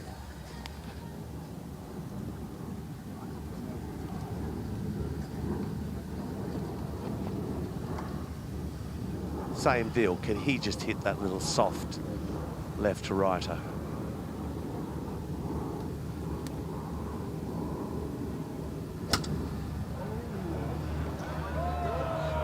Well, it was left to right if you were left-handed. And to be fair, it's a difficult pin. It really is. It's a lot of pressure. It's, you know, it's hard enough to hit a hole-in-one when you're not thinking about having to hit a hole-in-one. These guys with a lot of spectators. The thing is with amateurs going for a hole-in-one, a lot of them don't stop the ball to attention, so professional golfer, it dances around the hole most of the time. It doesn't release out to go into the hole. So just get something running towards it, collide with that flag and slam dunk it.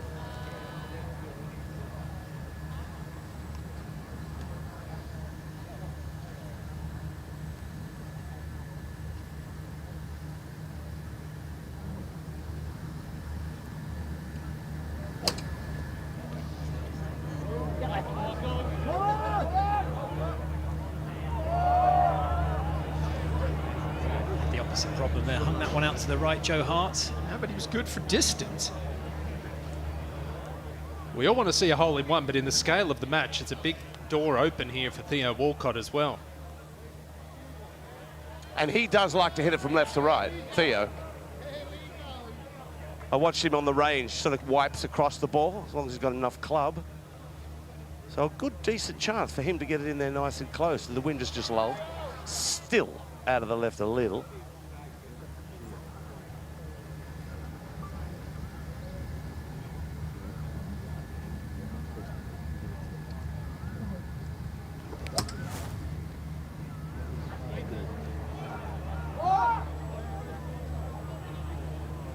somewhere in between those four would be Yeah, if you divided all 4 of those shots, you might end up with a hole-in-one. But yeah, that's not the best 4 shots. Let's head down to Suan on course. I'm with Joe Hart right now. Joe, no $10 million, but that was an interesting strategy there. You got the green sum on the line, but you also got $10 million on the line. Talk us through your thought process on that tee box. I'll be honest, I was just thinking after the boys missed, that all I want is the 2 points. I'd take the 10 million if it rolled in, but right now what I'm here for is to work hard for my team. So. Yeah, well, you guys are the only English who are down on your match, not to rub it in at all. But yeah, well, for now. Yes, and you could swing this 2 shots. Work to do, work to do. All right, good luck.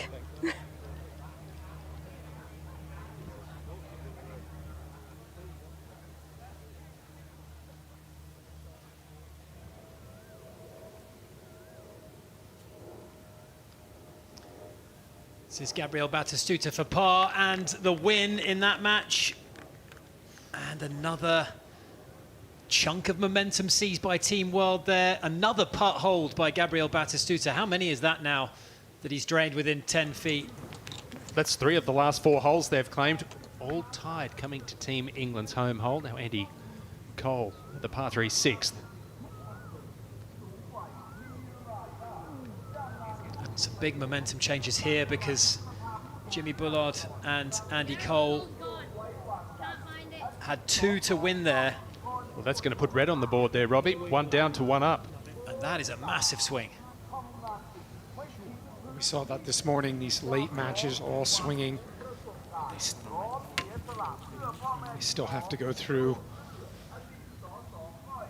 par 3 9th.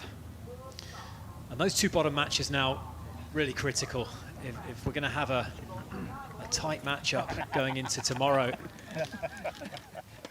Let's check in on that leaderboard if we can. And England up in all 4 of those bottom matches, but the bottom 2 are on a bit of a knife edge. The middle 2, of course, England dominant in. Jagielka and Fowler, what a pair they have become.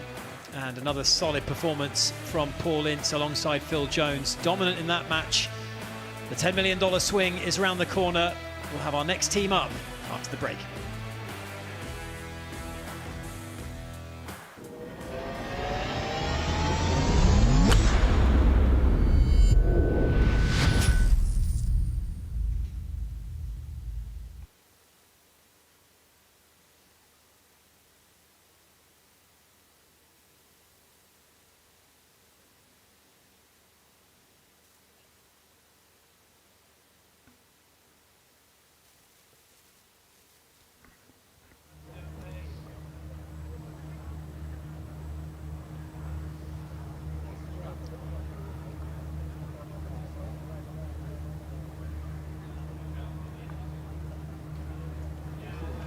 Theo Walcott from the sand. What a shot this is. That was not an easy one. He has splashed that very nicely, clawed up to a few feet. Yeah, that was a great shot. Good speed, controlled the spin.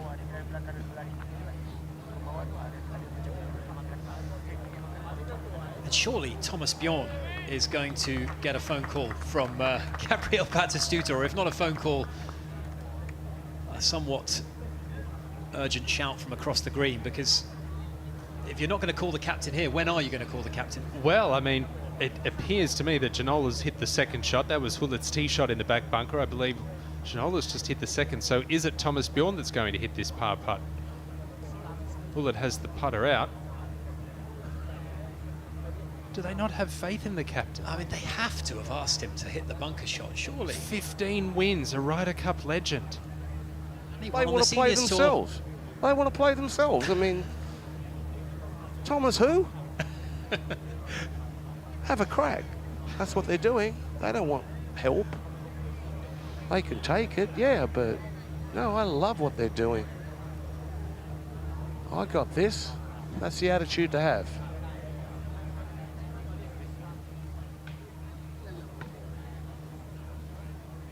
Left or right?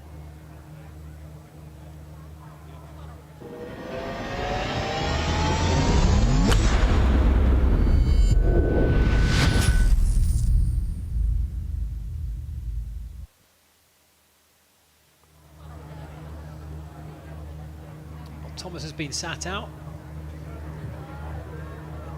And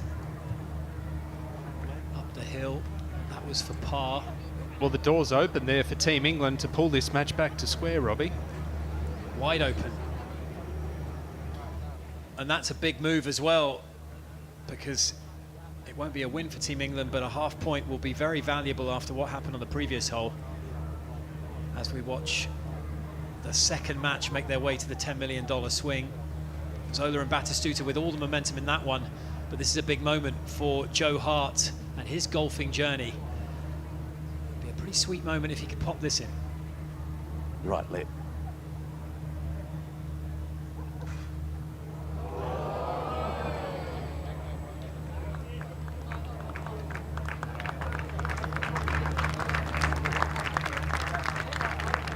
Well, I think Team World can breathe a sigh of relief there, Ewan, because it's fair to say they got away with one there.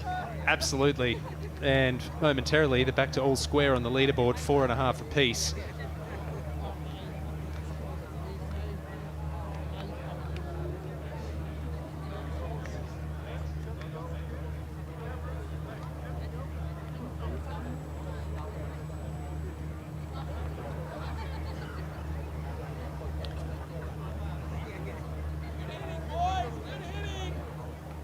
Okay, here we go again. The first time round, it would be fair to say that the $10 million look fairly safe. Maybe not for match 2, though. We've got some real talent going out there now. Representing England, we're going to have Jermaine Genus and John Terry up against Team World's Gianfranco Zola and Gabby Batistuta.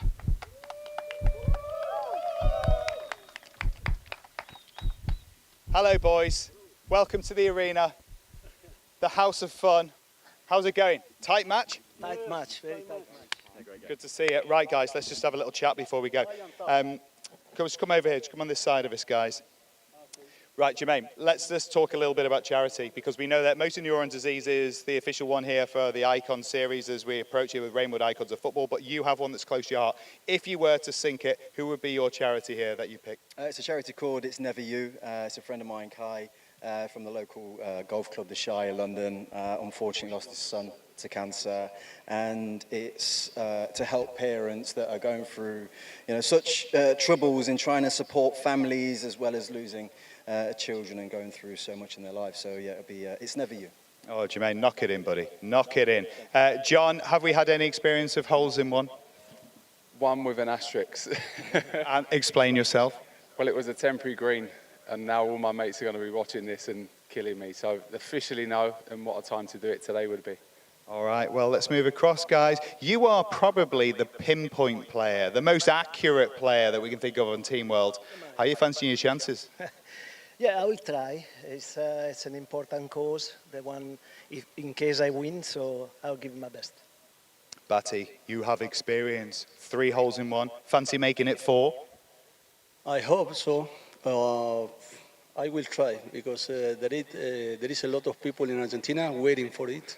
So I try, and I try my best. All right, gents, it's your time up at the green. Give them some encouragement. It's your Icons.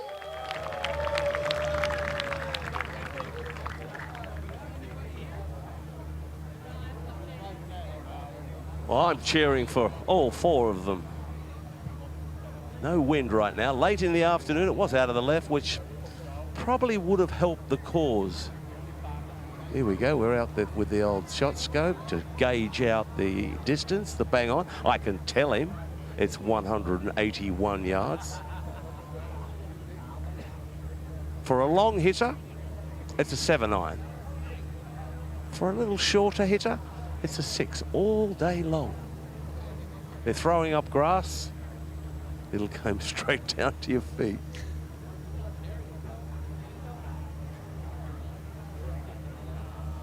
This boy can play.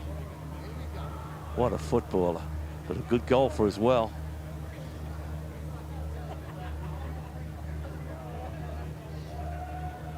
Oh, he's got himself a little baffy. Has he? Yes, he has. It hits them as straight as most people's wedges. Yeah, well, he's giving it a go. He's going to give it a go, but you would think if he nuts this, it's back bunker. Straight but chunked. Yeah, it looked like he was trying to take a little too much off that. didn't hit it solid. Club up and duff. All right. We're going to see a good shot soon. He's hit a few today already, Gabriel Batistuta.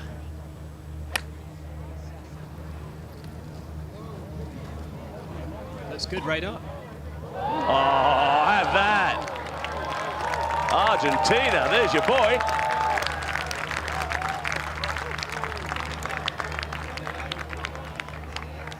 And what a comeback it's been in this match. 3 down at one point, back to all square.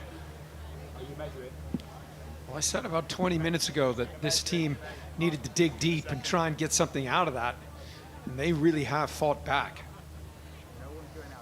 I got that one at about 10 feet.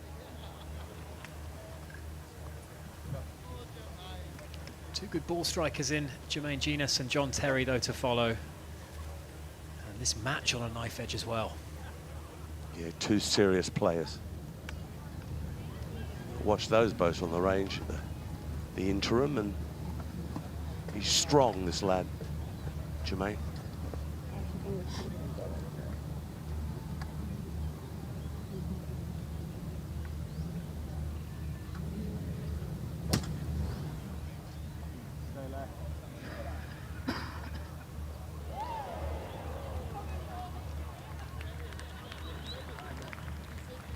Got a lucky break, missing the sand. It's actually not a bad miss over there, but got to think it's a pin that favours JT. Yeah, that was a good shot, Ewan, right there. Okay, can he hit a draw? Being a left-hander.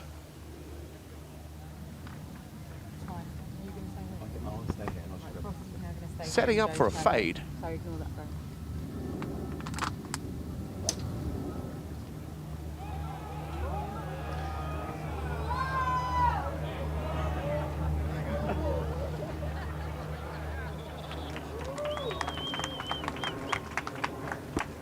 It's advantage world there. And John Terry turning away pretty quickly after making contact there, just closing the club face. Well, Josh has got some guests in the studio. Let's head down to Josh Denzel in studio. That's right, you're joining us just above the 10th green where the players, our icons, are having a swing at $10 million. I mean, boys, we watched Batty go close, around about 10 feet. I was a little bit nervous. I thought maybe that money had gone. I thought maybe we didn't have a chance to win it. I would be happy for him if he would. The good news is that they are level, I think, now in the game, and it looks like Gianfranco has a good putt to win the game. So therefore, it's going to be interesting. We also did a good. He said he's going to be happy if he put the ball in the hole, because he said it in a dressing room that if he does so, he's going to share with us. Oh, right. Well, unfortunately, we can't spend if come, but let me tell you, there are icons here at Rainwood Icons of Football, but there are also icons on the line. I am joined, I'm happy to say, by the one and only Alan Shearer. Alan, good morning, golfer, guys. by How the we way. doing? The Very lovely good boy. golfer. How you doing? How are you, mister? I'm very well, thank you. Yeah. I wasn't too happy, Rude, when you had a two-putter about 20 minutes ago. Yes, I know, but And you give David another 7-footer to put it in. What's going on with you? Yes, I know, but it was a tricky putt. Look, the putting here is horrible. It's horrible. It's a nightmare for everybody. But I know he likes the challenge. He has done previously twice on the previous hole. Yeah. It was in England's hole. Yeah, it was an Got English 2 hole. points. Yeah, we got 2 points. So therefore, it's a wonderful. Yeah. Why don't you come also? Why don't you come? You have so much work to do. I was down to come, but unfortunately, the Liverpool-Newcastle match is this evening, and with everything that went on between Liverpool and Newcastle in the summer with Isak, I was down to do this game, so I couldn't get out of it. So I've just been watching you guys instead. Okay, but next time come. If you make way, okay? Because it's fantastic. And the Liverpool-Newcastle game make history back in the 90s, Alan. Yeah, absolutely. When you were involved in those 4-3 games, I remember them. I remember I think them it well, was David. voted the game of the decade. I think it might have been. It was, yeah. Fortunately for us.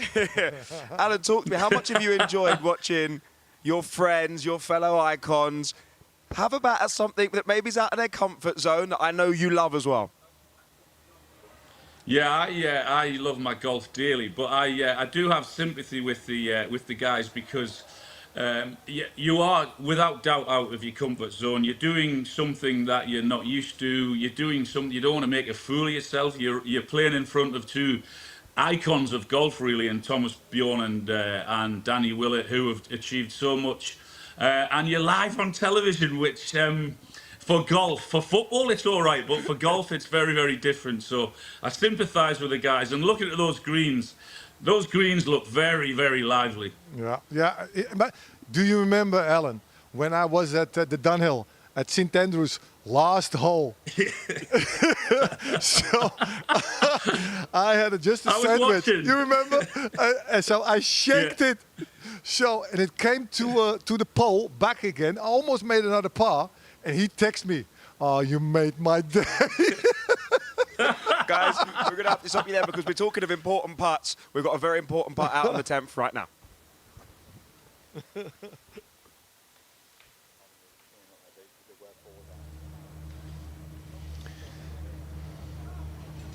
So, as we can see, Gabriel Batistuta just outside 10 feet, 11 feet and 3 inches from the hole. It was a wonderful shot from the Argentine, and it's left Gianfranco Zola with this chance for Team World to complete what would be a really solid and quite remarkable comeback. Here we go. He hit it outside right. It was right left. Just a little too hard. Well, what a comeback.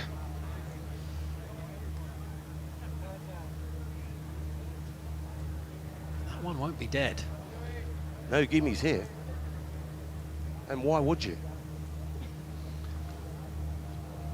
They're looking at each other. This is serious stuff. Team England, what, about 4 feet, Wayne? Yeah, JT's chipped it down there. There you go. Okay, well, yeah, the captains did it. It's Tony Jacklin, Jack Nicklaus back in the day, Ryder Cup. It's in session. Is there a sportsmanship award here that I didn't know about, or? Well, I don't know. Stupidity award. I would have made them pot it. Wow. So that match tied and honours even for Jermaine Genius, John Terry, Gianfranco Zola and Gabriel Batistuta.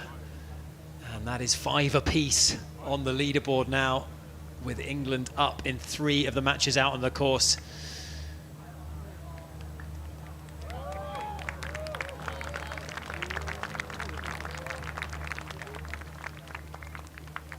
Go. Listen, it is getting closer and closer. The comeback is on. I think a lot of sportsmanship there. We wouldn't have seen that tomorrow, let me believe you. And we still have the legend, Premier League top goal scorer, Alan Shearer, on the line. And I want to get his feelings on some of the players that he played with and how they've been playing so far during this tournament. Alan, talk to me. You've got a few teammates here. I want to know your feeling on who you think's performing really well. I'm sure you play golf with a few of them as well. Who's underperforming as well? Yeah. Well, I've played with a lot of the guys over the years, golf and football, both on my team and against me. And I've got Batistuta's top up there. You can probably see the number 9 Argentina shot top from 1998 when we played in that game. Gabby's actually impressed me, really. I've never played golf with him, but I've played golf with JT and Jermaine and Nigel, and obviously worked with Theo and with Joe Hart, and know a lot of the guys really, really well. But I really understand the tension. I really understand that you can play golf on your normal golf course and think nothing of it, but when you've got a camera and you've got a card and you've got thousands and thousands of people watching you live on television, it becomes very, very different. So I do have some sympathy with the guys.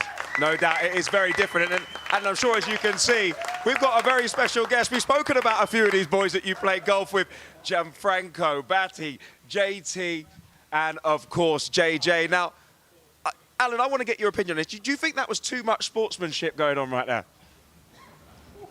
Yeah, I was very surprised. What's going on, lads? You'd never, ever have given me a putt like that. We wanted to putt it, but the captains decided. Yeah.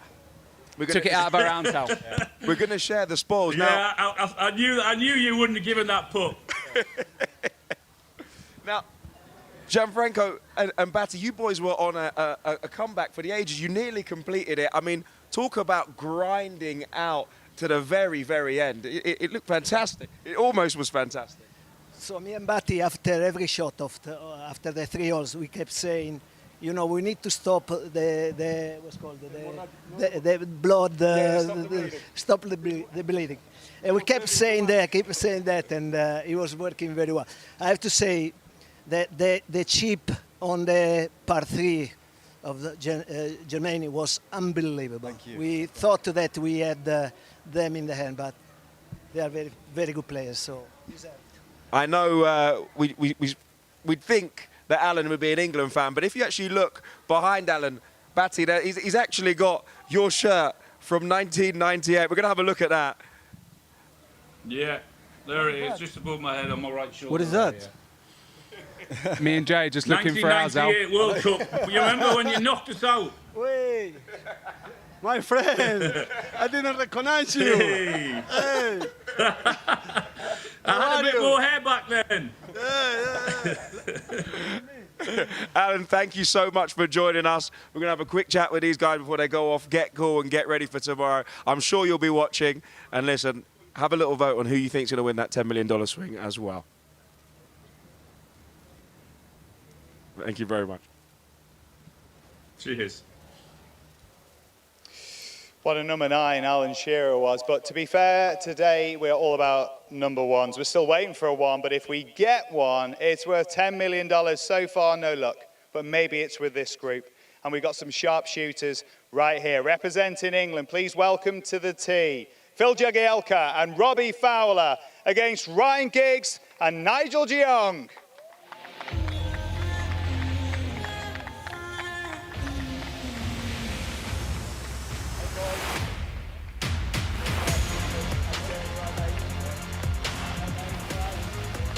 Go on.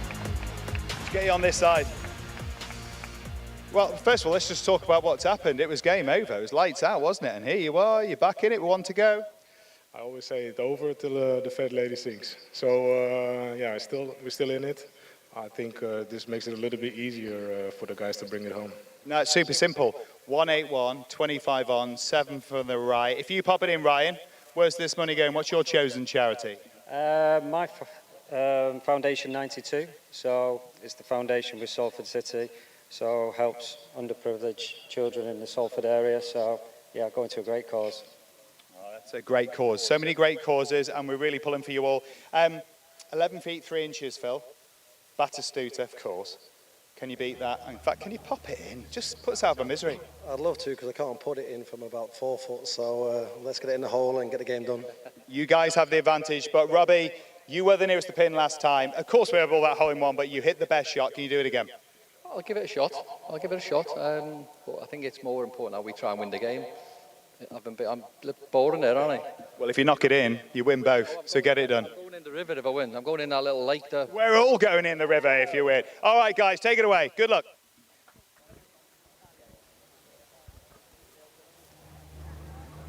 Hey, Nick, you can tell them up there on the tee. I've just checked the hole out and the ball does fit.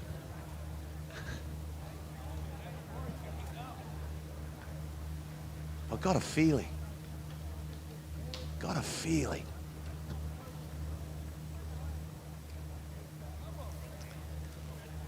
What's that shot Robbie Fowler hit?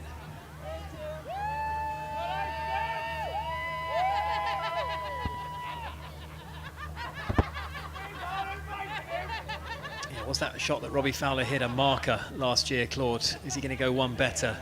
Oh, he hit a great shot. I thought it had a chance. 11 feet is a pretty good shot here. All depends on what your shot shape is. Can you trust it if you hit the draw? Can you stand up, start it in that bunker, curve it back? I think a lot of people will be trying to hit a little bit of a fade, keep it away from the water.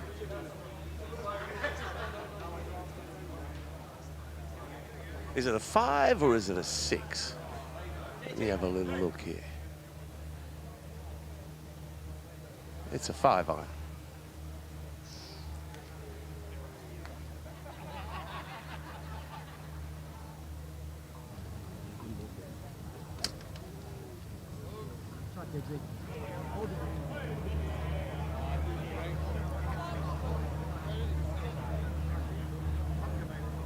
It's a popular spot, that back left bunker.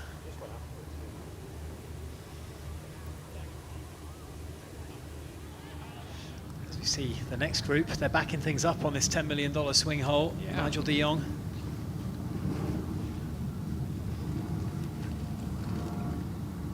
Most players playing from the right side of the tee with a back right flag. Get it over there being a right-hander on the left side of the tee. Open the angle up. Absolutely, Radar. It doesn't make much of a difference, but anything helps. Well, that back bunker is popular, as is the water. It's hard this late in the day to keep that body moving, keep that chest and that lower body, give that club stability at the bottom through impact. This boy can really play, Robbie Fowler. So very good. I was thinking to myself, if I was in that, having a crack, you folks sitting at home, to win some coin as well. There's two players that I fancy for this shot. It's this boy and Jimmy. Just a little more than the others.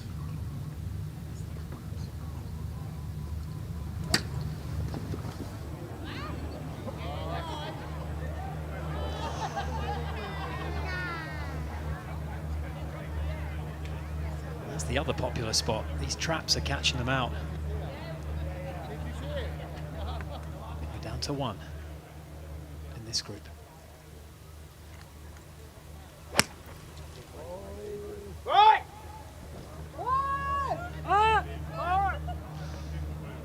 I'm not sure who's in the best position there. 4 pretty average shots. The pressure building, and a reminder, Team World have won the previous 2 holes in this match to get things back to all square, and they'll want to seal this one and make it 3 in a row because there's a lot of red on the board beneath them, so big moments coming up in this match.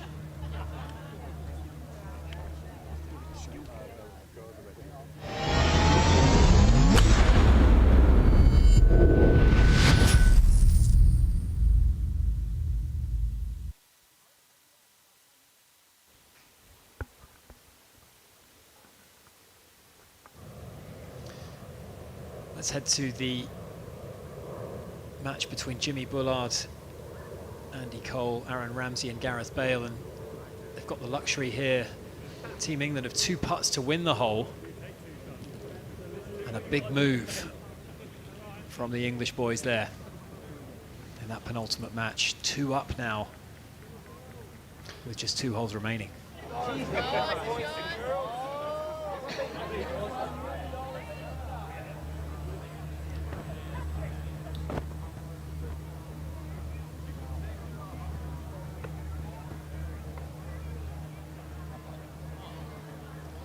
Stephen Fletcher on the bag of Phil Jagielka this week. 2 of them have a YouTube channel, Flags Golf. Stephen Fletcher, of course, a Wrexham star from last year, helped their League One to Championship promotion.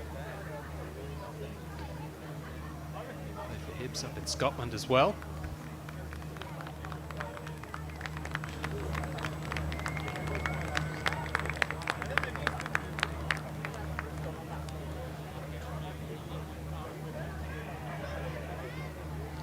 This has a big bearing on how things stand overnight, I think, this match. Team World, if they can sneak a win here and tie the match, suddenly, you know, it's going to be a little tighter. You fancy that England are going to pass some points on late on. Well, it's a huge comeback. They were 5 up after 7 holes, Fowler and Jagielka. Potential now for a tied match.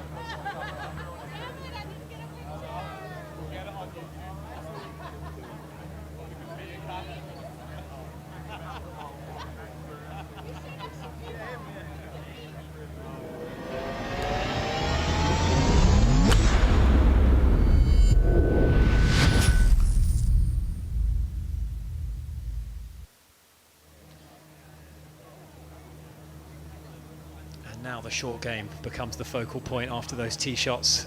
Who's got the sharpest? It is Greensome, so Robbie Fowler will be playing Jagielka's tee shot.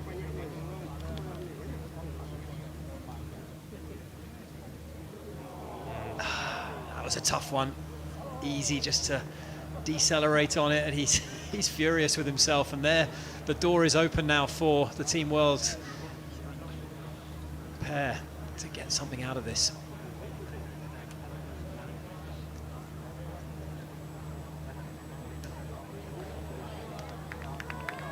Well, he held a bunker shot this morning, Nigel de Jong, and that, whilst not as good, is still pretty proficient from where he was.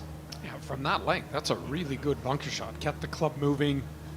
Always remember when you're in the sand, the number one effect the sand's going to have on the golf club, it's going to slow it down. You've got to keep that club moving, thump the sand, throw the sand out of the bunker.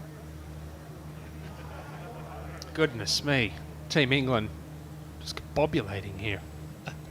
It's a bit of a meltdown there. Jagielka, a bit of an anticlimax to what was looking to be, they were on course for a dominant win. And well, the way these bottom matches are going, as we said, this one is going to be important.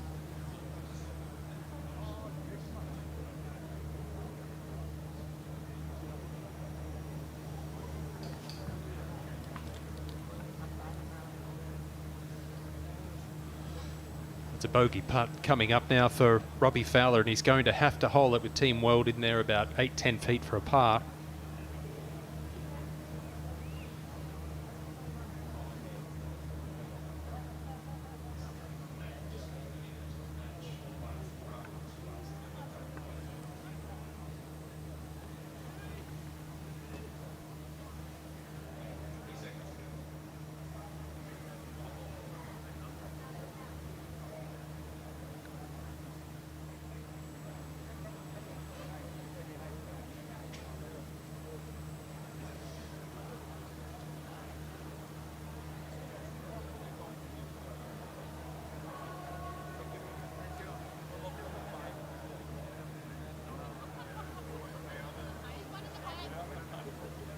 Well, they're taking a lot of time over this one. It'll be Robbie Fowler to hit, and this has become an important shot now for the Englishman.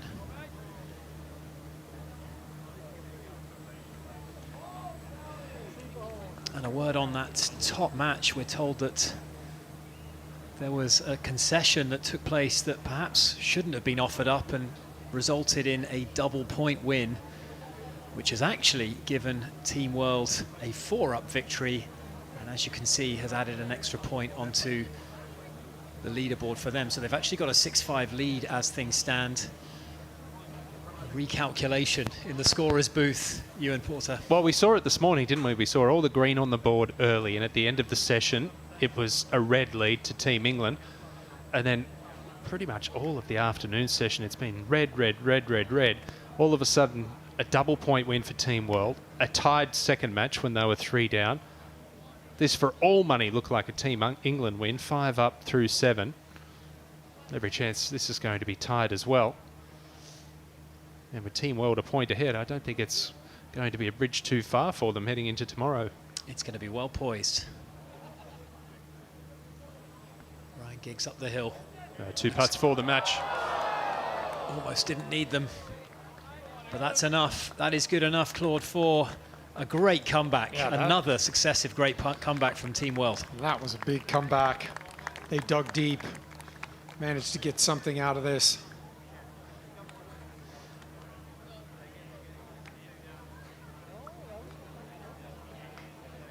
And England are short of some points in the next match, but the bottom 2 could still go either way.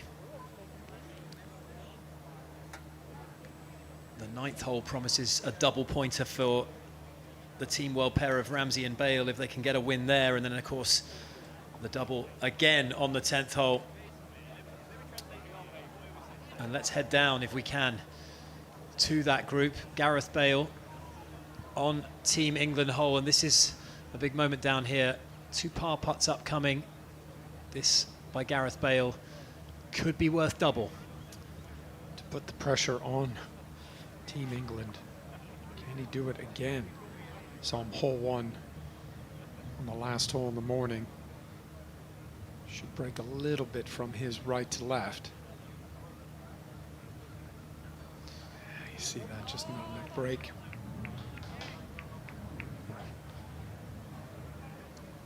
It's amazing that, just a short putt there, but it's wandered down another 4 or 5 feet past. I don't think he's lost his turn. Let's head back to the 10th tee and join Nick. No luck so far. No, it's not happened so far, but I'm still a believer, and I hope you are too. After all, these were the sorts of guys that just made it happen when they needed it the most. Can they do it right here on our final hole, our $10 million swing? If it's going to happen, maybe it'll be a King of Kings or a Governor. That's who we've got in our next group. So please do welcome to the tee from Team England, Paul Ince and Phil Jones. From Team World, John Arisa and Henrik Larsson.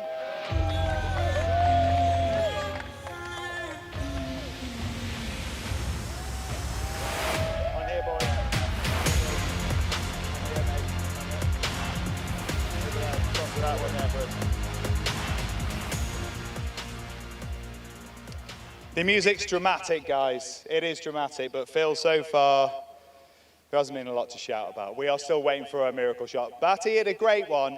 You've nearly had a hole-in-one. Are you going to be the man, Phil? I could be. I bet no one's backed me, though. I backed you, Phil. That's confidence. I like it. No, it's a tough hole. It's a tough hole, so we'll see. We'll see. Get a good strike on it. It's a lie, actually. I backed Incy. Paul, you've had a hole-in-one. It was Heswall. Good time for another one. How are you feeling about it? I'm feeling excited. You know, it'd be nice, wouldn't it? You know, just to get hold of one. But listen, it's been tough. It's been a tough day. Lads are tired. But listen, one more swing. You never know, son. And of course, one of the beneficiaries will be the charities Motor Neuron Disease Association we know about. You have a chosen one as well, Paul? Yes, that's Clare House in Liverpool. That's fantastic. Also, John, your chosen charity, who are you playing for? Cancer research, important to me, so hopefully I play badly this afternoon, so maybe one swing can change that. Well, you've also had a hole-in-one, Henrik, so this is a good time as any to find a second. That would be lovely, but I don't think it will happen. Come on, you've got to be believers. You guys believe it can happen, surely. Do we believe it can happen, guys? Let's hear the green. Let's hear the green. They believe, guys, on your way. Make it rain, come on. Thomas, going to rain? Hey, sorry? Is it going to rain here? Are we going to see one? Oh, come on. Even in, she can have one, just for this one. Why is this proving such a hard shot for the guys? It's a long hole and fairly tough pin position.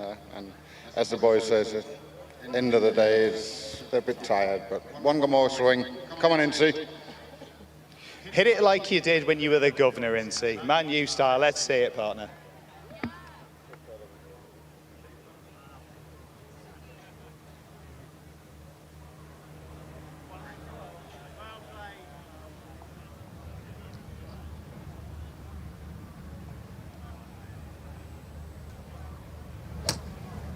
Right. Oh, hello. It's online. Oh! What an effort. That must have looked good in the air. Pitched just by the flag. Rolled out to within maybe 11 feet. Right at it. Good shot. And really, to describe just how good that was, that's only the second player out of 13 that's hit the green in regulation.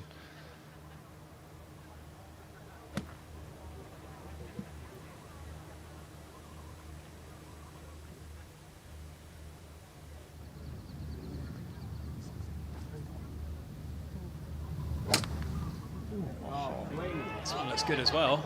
Look at this. Oh.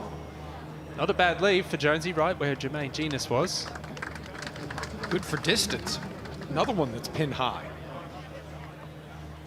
A driver. Did someone tell Henrik this is a par 3 radar?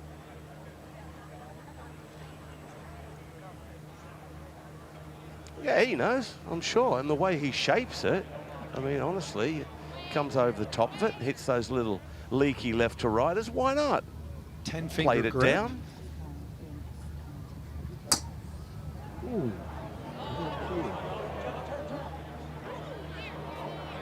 I respect the idea. I kind of like what he was thinking. You could see he was trying to hit a little low bleeder. bleed that back in the low cut with the driver. I think it was too much club. I think he would have broken the flag stick if he hit it straight. Come on, John. 6-iron he's got. Look at the arms.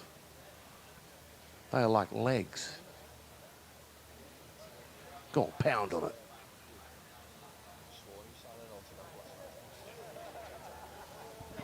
Unfortunately, hit the big ball first. Well,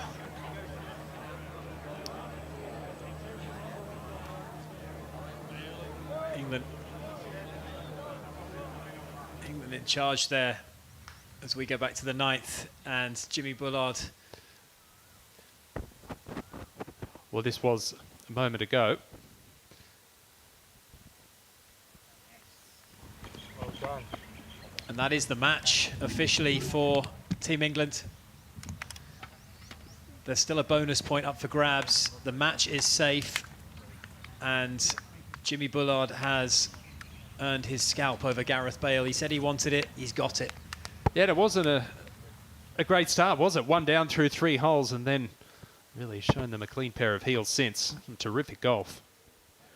You only get a scalp when you play him in singles, not in 4 balls or greensomes.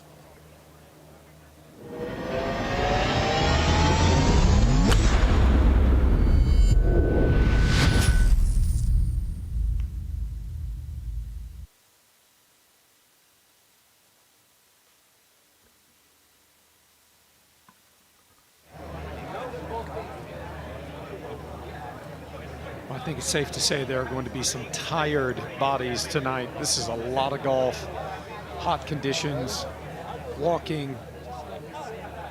Even if you're in good shape, you're just not used to this. I think Gareth Bale's trainer is going to earn his money tonight, Claude.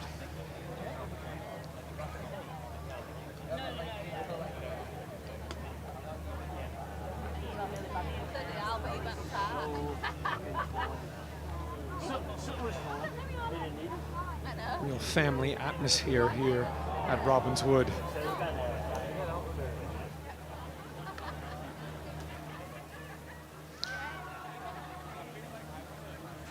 Team World, as you can see, has that 1-point advantage, but England on top in the remaining matches out on course, and that could look very different come the end of play in the next half an hour or so. And this $10 million swing has been giving Team World all sorts of problems, apart from Gabriel Batistuta. Yeah, and Gareth Bale and Aaron Ramsey will not be happy with the finish, bogeying 8 and 9.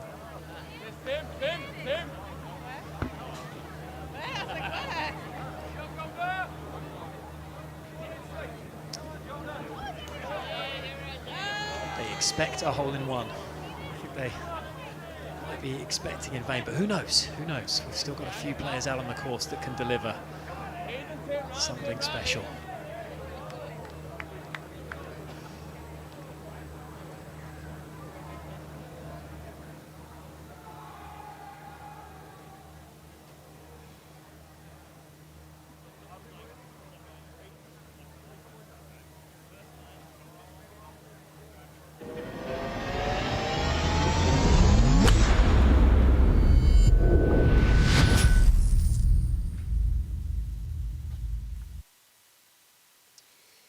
Edging towards now the final few opportunities for this $10 million swing. Guys, there's been... What are you laughing at? What are you laughing at? There's been some good efforts. Pull-ins, Batty, brilliant tries there. John, he can hear me up at the green on the tannoy, I know, so I'll try and keep it down, but it didn't quite go to plan there, did it? No, I don't think that's what he was trying to do, but, you know, it happens. Tell us about the nerves, though, Danny, in terms of, we talk about the first tee, but a shot like that, I mean, not everyone's made for something like that. No, it's an interesting one because now that this is obviously available, the lads are actually trying to own it. Whereas obviously before, they've just been trying to hit the green or do whatever, and they're adding a bit of pressure, and obviously, as you can see, not quite dealing with it as they should. No, we probably, I feel like we need to keep it down because they're putting out up at the green. In fact, let's head up there and we'll get back to you in just a minute. Let's get up to the green.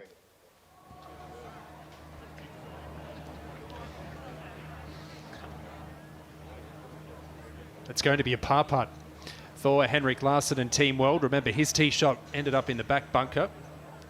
Anna Risa has come out to this point. Advantage Team England on this hole, who are already 5 up. Yeah, Paul Ince, as we saw, hit that shot into 18 feet. Second closest of the day, the second shot to hit green in regulation.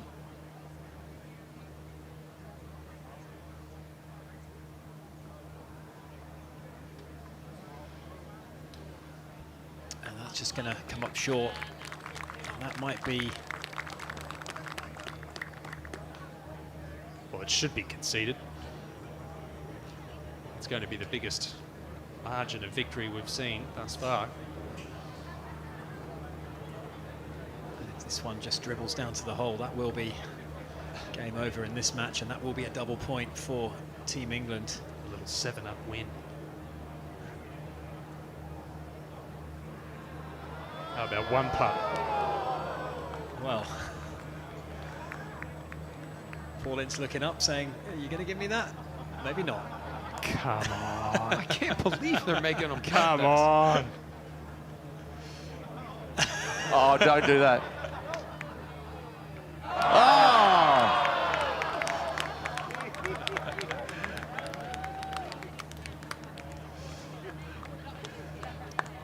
It was conceded, and it's still a huge margin of victory, 7 up for Team England, and gets their noses back in front, 7.5, 6.5, Robbie. Again, not something you often see on the fairways of the DP World or PGA Tour. But yeah, Itzy taking matters into his own hands there, and that was a dominant victory for Team England, and maybe we can get some reaction from Josh in studio. I'm with 4 lads who were part of a game reminiscent of a certain 1999 game, a comeback for the ages. Boys, 5 up at one point, and then to let these boys grinning like Cheshire Cats come back and half it on the last. I mean, it must feel tough.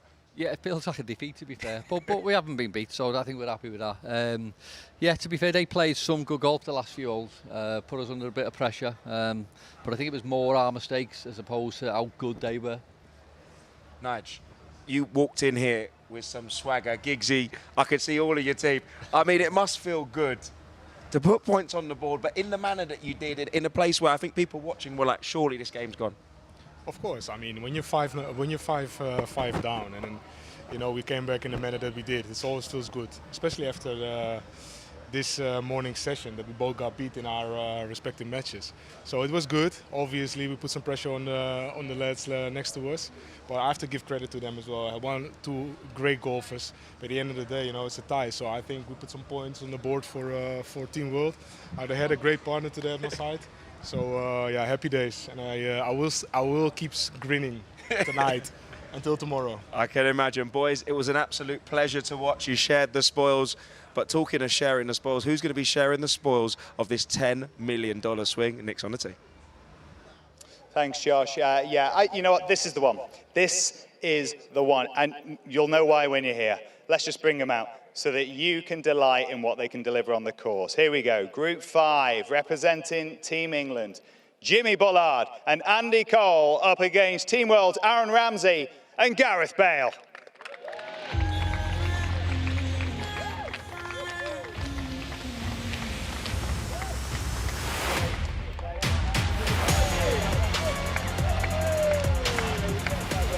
Get you on your spots, boys. Nothing inspires like live sport, but especially when it's making a difference in terms of helping people. So before we get into the action, before we talk golf, let's talk about if one of you makes this perfect golf swing and we pop it in, the charities that are going to be benefited, because we talked about motor neuron disease. Guys, you all have your own charities that you're playing for. Andy, tell us, who's yours? The Andy Cole Fund in conjunction with Kidney Research UK. Nice, cool. Caring Matters Now, all about the kids. Love that. It's never you. Yeah, a good friend of mine lost his little one, so a great cause. And Gareth, also one particularly close to you. Yeah, no, the Alzheimer's charity. So obviously my dad's going through a tough time with the family. So yeah, it'd be great to hopefully give him a bit more money to research. We're loving watching you guys just play golf out here. We're a round of applause indeed for these guys. We're loving watching you play golf. but I don't think we've ever pulled for any of you harder than right now because of what you're playing for. Let's talk a little bit of golf. You guys can seriously play. We know you got eyes on the prize. Jimmy, how do you see this one? It's 181 to the flag. It's 25 on. It's 7 from the right. What's the play? Oh, they've pulled it back 6. We got told 75. It's getting a bit harder. It's getting harder all the time. 7 iron. Imagine if it goes in. I'm straight in there. Would you just go home on the back of that, or we'd be out to Bangkok, wouldn't we? Oh, all of us on a night out in bangers, baby. Gareth, similar celebrations if you pop it in? I don't think my back will allow me to run, so I'll probably have to just fall on the floor or something. Well, guys, we are ready. There's no time for talking now. It's time for the hitting. Make it happen, boys. Make it happen. Well, I think one of these guys is going to get close. Have you ever pulled harder for Jimmy Bullard to make a hole-in-one than right now? This is the moment. I think Radar would follow him in. We'd see the swan dive, I think. And then we might not see Jimmy tomorrow. Get lost in Bangkok. He'll be first up, Jimmy Bullard. He's just hit so many good iron shots already today. Has he got an even better one in him?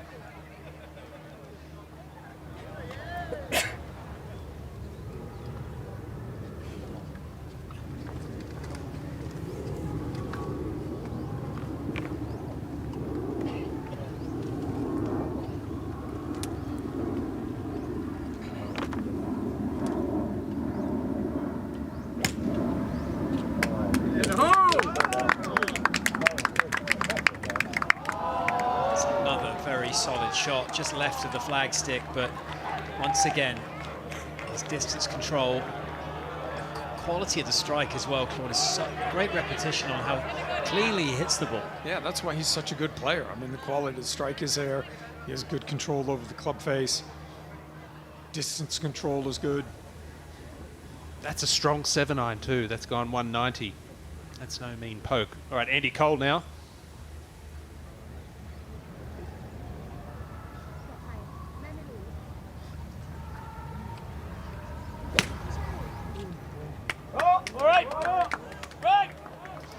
That's a spot that's been favoured by the Team England guys. It's a magnet over there for Team England's golf balls. And the back bunker on the water seemed like a magnet for Team World's ball. Indeed. In terms of the match, there's a double point to play for.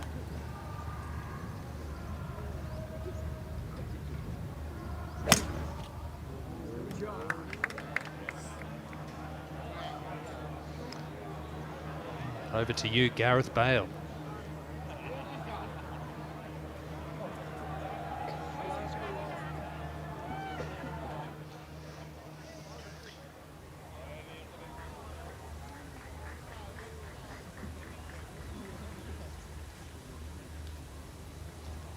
Looks like a 7-iron as well.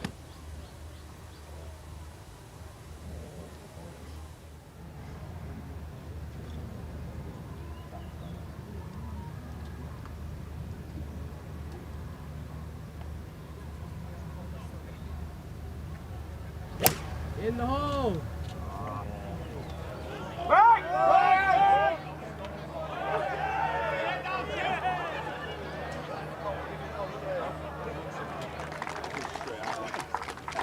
It was a good strike, but just left the club face open. An impact there, a rare mistake from Gareth, and another proof of the pressure of the $10 million swing. Just one more team now to attempt it. And England up in that final match as well. One up, so again, a match that could swing. And let's head down now to Suan. Well, Jimmy, I was rooting for you, but to be honest, a little relief because I think partying with you in Bangkok would be frightening. But let's bring it back to the golf because, look, you can't lose this match, but you got that 2 points up for grabs. Now, was that on your mind at all heading into this green? I just had eyes for the flag, 10 million quid, and a night out in Bangkok. And a lovely whatever we is giving to charity, 3 million quid, whatever it was. Fantastic.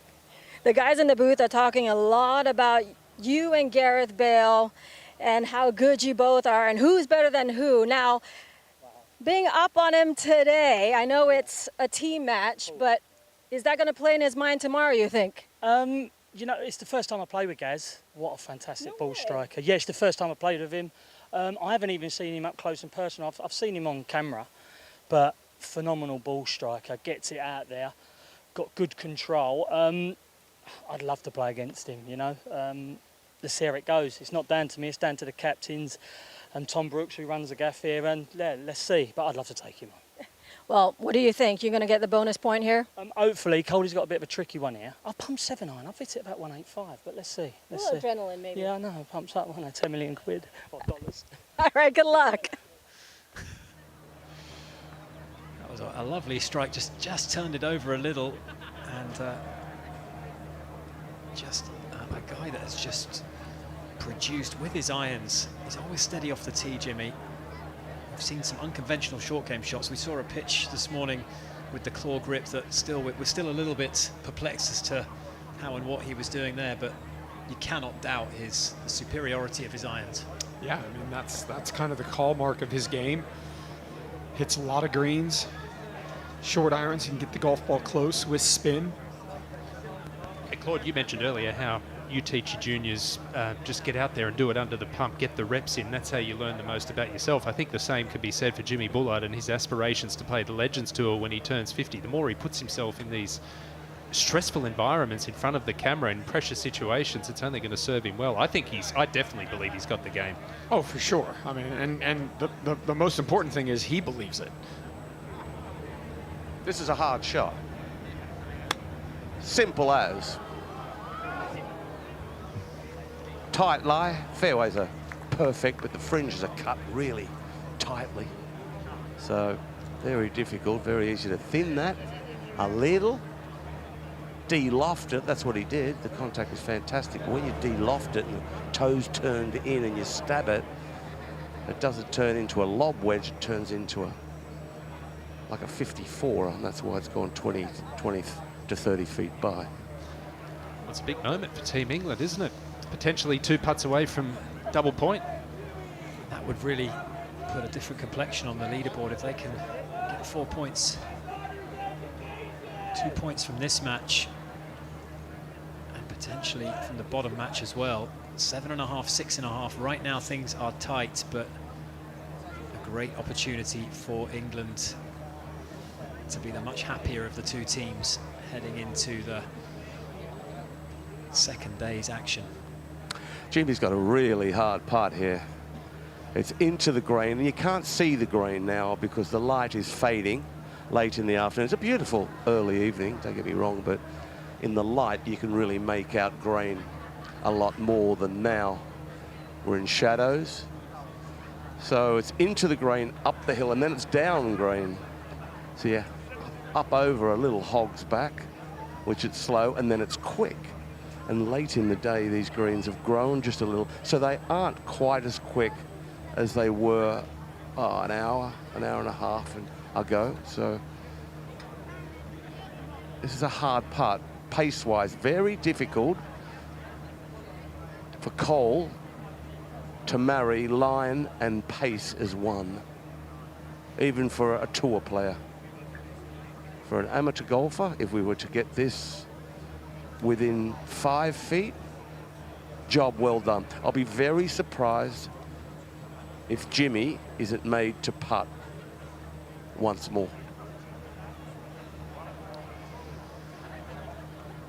How is Andy Cole's touch?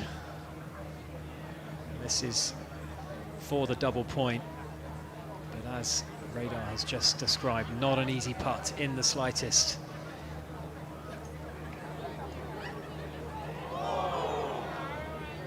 We've seen that a couple of times, but that was a tough one, and Jimmy might be next to go.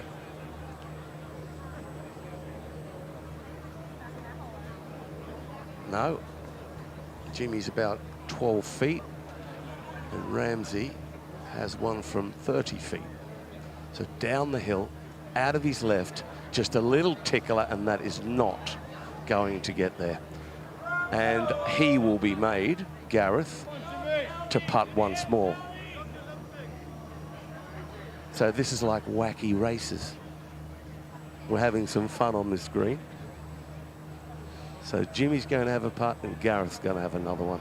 Well, Gareth's not going to have another one. If this goes in, wouldn't it be something special?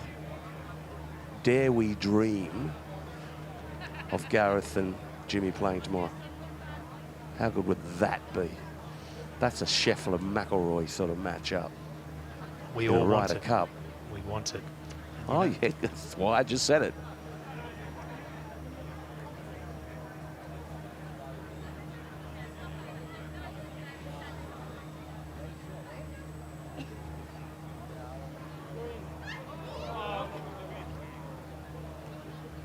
Is he going to give that? Gareth? Are you going to give it?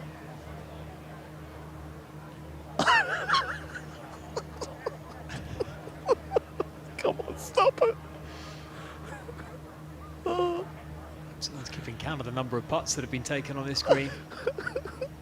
It's a whole heap of dead sheep, still you. Jimmy. Oh, these guys tickle me.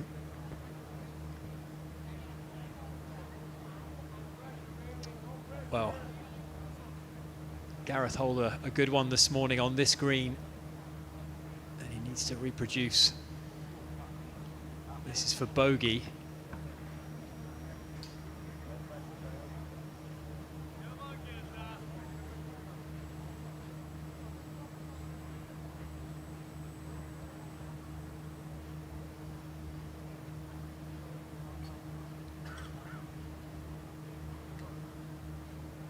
No mistake again from the Welshman. In she goes. Still no concession. Well, I think it's fair to say that they've saved a double point. They've saved a point. That is for Team World.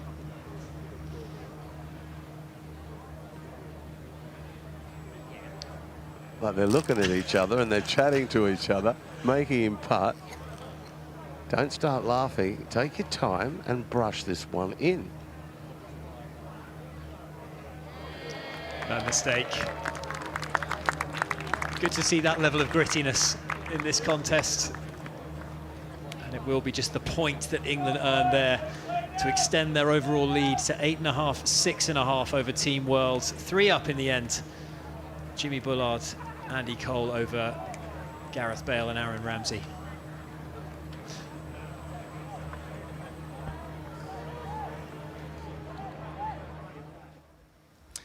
Guys, with a group of boys that must be thirsty because the game ended 7-up. It was an absolute mauling. Boys, you must be buzzing with that. I mean, it's probably one of the biggest victories of the day. Yeah, it was good stuff. You know, I think, you know, I've not played with John. We were here last year. Got to play with him again now, don't you? But now I want to play with him again. No, but I haven't played with Jonas in the last 2 years that we've been at Rainwood, and he hits it a country mile. Yeah. And it just takes the pressure off the old fella like me who's about 50 yards behind him. But again, it was a pleasure to play with him. We went 3 up early doors, which always helps. Mm-hmm. They got a bit tired. We kind of kicked on and well deserved win. Jonesy was brilliant. Well, as we see, listen, this is an absolute buzz. I love having this studio as an open place. Jimmy has just walked in with Coley as well. We're going to speak to them a little bit later. They might join us on the sofa. But how nice is it with this format where you can kind of lean on each other? You've obviously hit the ball a country mile, and we saw that throughout the day. But you had good words to say about this man right here, saying as a ball striker, he was very, very good today. Yeah, Incy was top, to be fair. He struck his irons really, really well.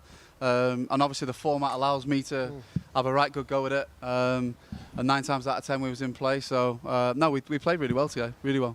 Wow. Well, listen, from one team that played really well to another, the Bulldog in the studio here.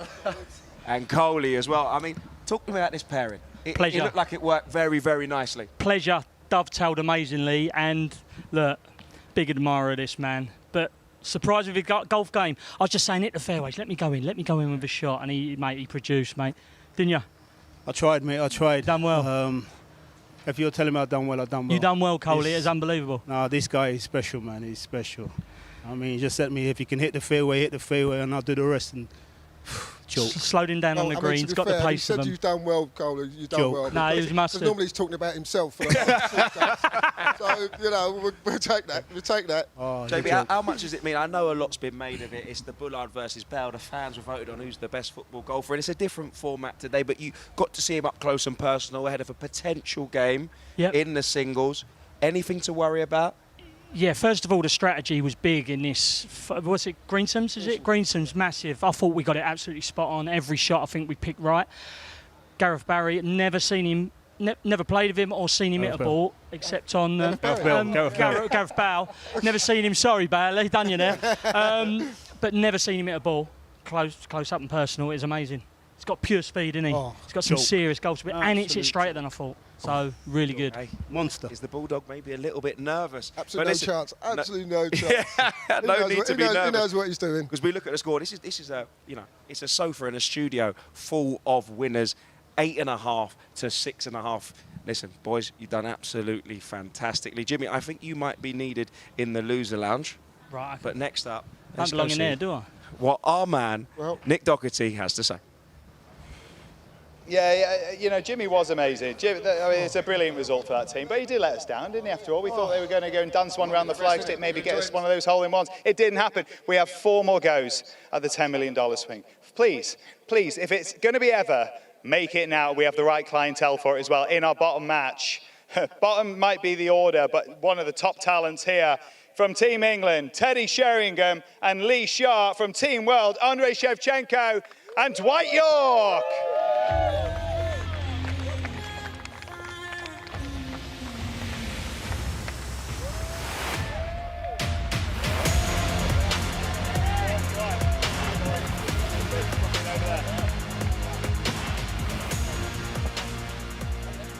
Right, guys, we're going to get down to the business in a minute. We just heard, though, the group in front, amazing charities they were swinging for. It didn't happen for them. Let's hear what your ones are going to be. Starting with you, Lee. Alzheimer's, dementia for ex-footballers. For me, my old school, which I loved as a junior school, Selwyn Junior School in Hymes Park, London. And back to my home country in Trinidad and Tobago, underprivileged kids. Back to my home country, Ukraine Football Federation Foundation. Well done, guys. Well done, guys. We'll all be pulling for you. Let's talk a little bit of golf. Teddy, a little birdie told me, and I'm not having this because you don't look old enough, 30 years since your last hole-in-one. Is that right? Yeah, it's a funny little story, Nick, if you've got time. I played on a Friday afternoon when I had a game for Tottenham the next day. I got the hole-in-one at my local club, and I couldn't go in and celebrate because I'd have had to pay for all the drinks, first of all, and then get fined by the manager for playing golf. So I had to keep it quiet. Well, until now. But I think you're fine. I think you'll be fine. Dwight, it's not such a distant memory for you. 5 hole-in-ones? Yep. I could only remember 3 at the moment, to be fair. But yeah, the last one at Sandy Lane in Barbados, around the same distance, so hopefully that will be a repeat. 181's the number in terms of yards. You're some sort of player, you are, but so are you too. And this green was good to you this morning. What's the strategy here for this flag? Probably 6 iron, try to hit. What the distance exactly? 181 yards. Yeah, probably 6 iron. 6 iron. 6 iron sound good, Sharpie? Yeah. 6 iron at the number 10, the tiny draw. Guys, we're going to leave to get on the way, but before you do, Team England up first. Captain Wright here. Final words of wisdom. No, I was going to be mean, but I'm not, because these boys are actually good players. So we would like to see a flush straight down it. Come on. Let's see a $10 million swing. Good luck, boys.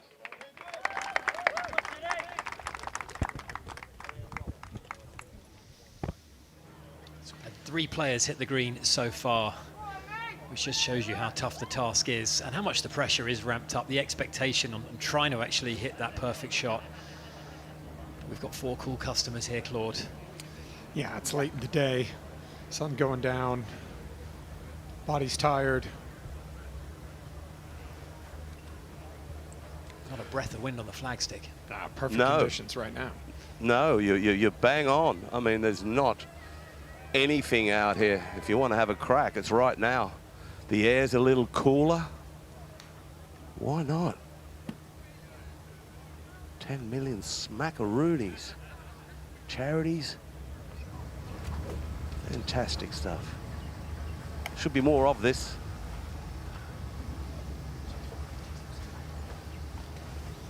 I'm sure there will be with Icons.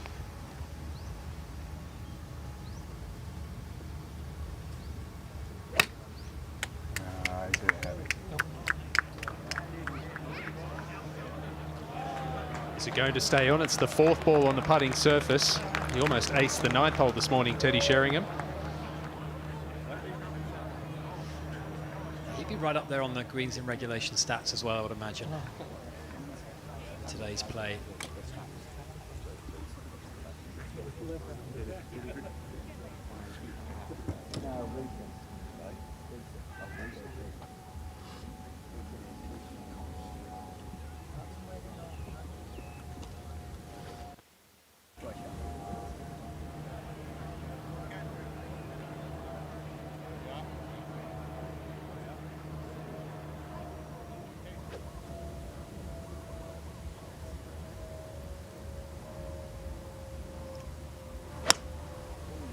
Oh, hello. Do it.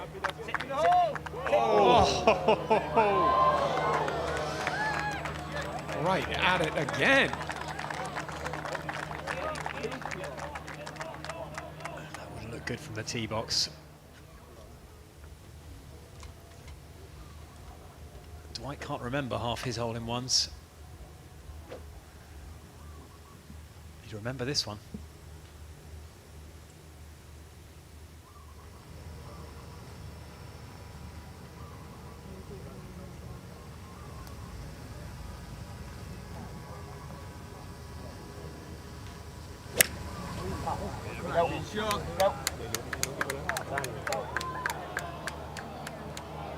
Just not quite solid.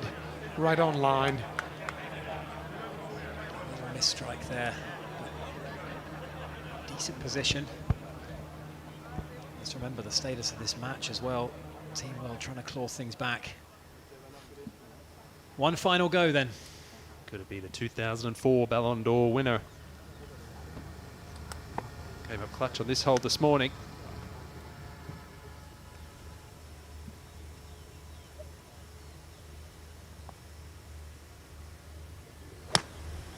Go. Go.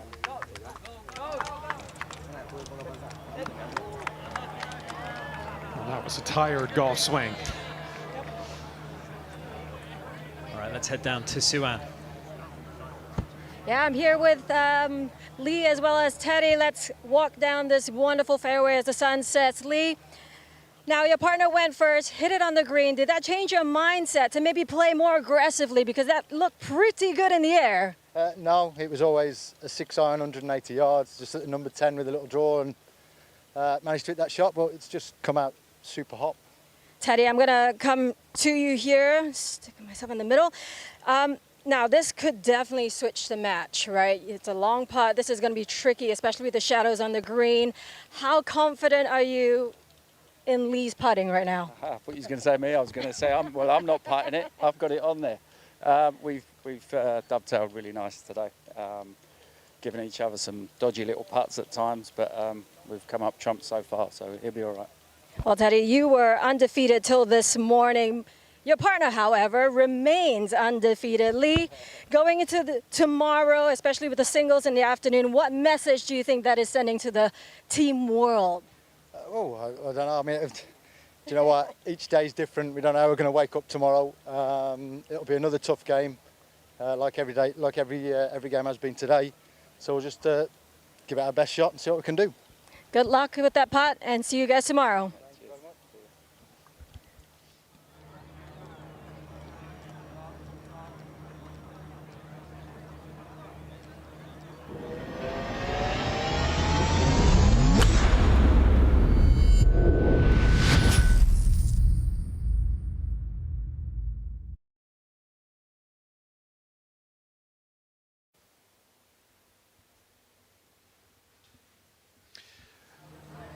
Just to give you an idea, Robbie, of the quality of golf in this final match in the Greensomes, out of all the other 5 matches, the best score was 3 over par. And in this final match, both teams are even par through 9 holes. In Greensome's format, that is impressive. And No wonder Lee Sharp had aspirations of taking on the senior tour. Dwight York, of course, we know is very comfortable playing off that scratch handicap, and Teddy and Sheva also very, very solid players. Yeah, and you don't see any real big numbers on the scorecard. You don't see any doubles, you don't see any triples, and that's the way that you can really improve your score. If you're trying to improve your handicap, break the handicap barriers, break 100, 90, 80, 70, eliminate the 3 putts, turn all the doubles, the triples, and just try and make more bogeys. Teddy alluded to it there. They've been scrambling so well. I think holding these, particularly because there'll have been so many 5-footers because of the speed of these greens, hard to leave the ball stone dead. So those will have been very important over the course of the day, and this pair that we're watching now have done a good job at tidying those up, keeping the score ticking over, keeping the momentum going. And one more job to do, 1 up in this match. We're going to see one final swing, I wonder. It'll be Andrei Shevchenko then, after Dwight York's tee shot. Difficult one here to gauge the pace coming through the fringe, moving sharply to the left and then straightening out.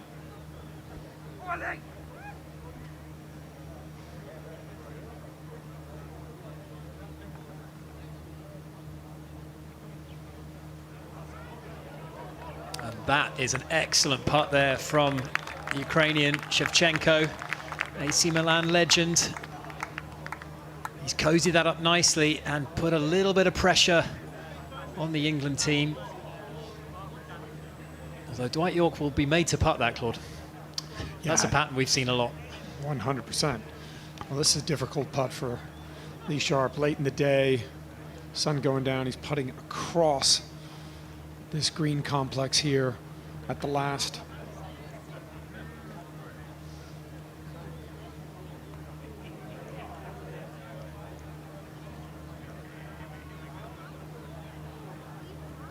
It's a lengthy putt, this. Yeah, it's up and over that hogsback that Radar was talking about, and then it's quick down the other side of it.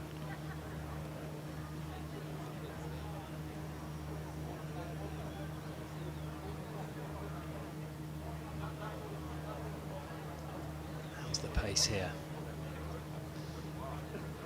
A little fiery.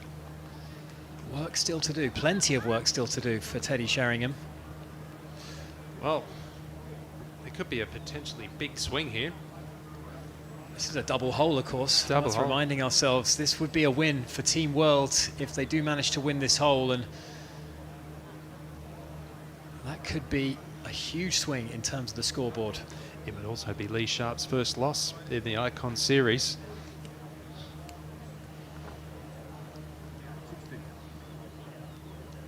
No gimme for Team World. It's still 3.5, 4 feet away. Plenty of chicken on the bone for Teddy Sheringham here.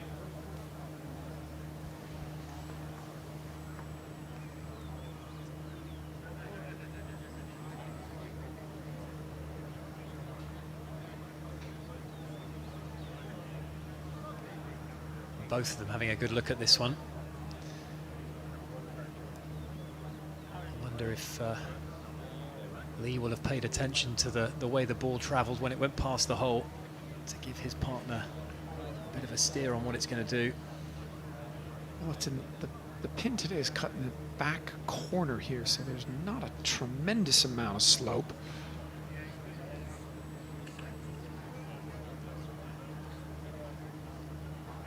To win the match. And this would be a 3-point lead overnight if this one does drop for Teddy Sheringham. Big putt this, 10 feet.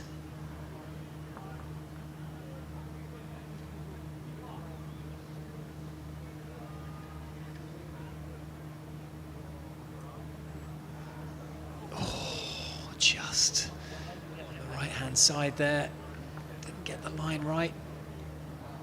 Jordan Spieth style, looking at the hole, expecting to see the ball drop in it, but now what an opportunity this is for Dwight York and Team World to finish today's action on a high and to come out of a session where they were up against it for the most part of the session. You feel like they would steal a lot of impetus going into tomorrow if this putt was to drop, Claude. Yeah, if this goes in, they really have stolen something here at the end. Thomas Bjorn down here giving him the read. Little captain's read here. Now, do you listen to the captain? Because if he gives you the read, you have to take it, right? You do. I mean, Dwight York's pretty good at reading putts, but you got the Ryder Cup captain there telling you what to do. 15-time winner on the DP World. I'm outsourcing it to him, I think. Here it is then. Dwight York for the match. And no mistake for Mr. York.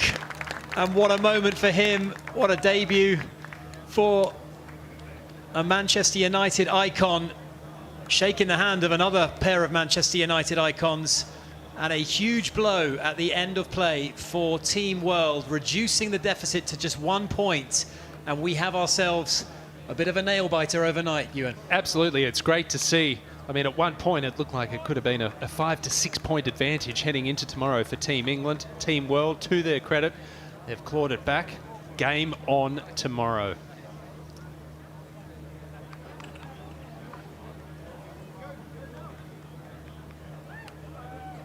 As we can see there, a lot of warm embraces exchanged. It's been a great day of golf. So much ebbing and flowing, so much quality, so many great shots to look back on, and so much to look forward to tomorrow. There it is then, England 8.5, World 7.5.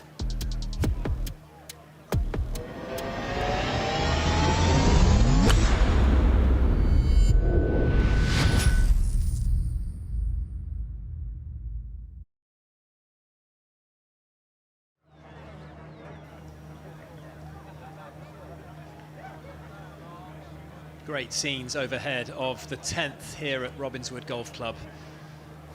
And so much drama. A lot of putts that we saw today, Claude.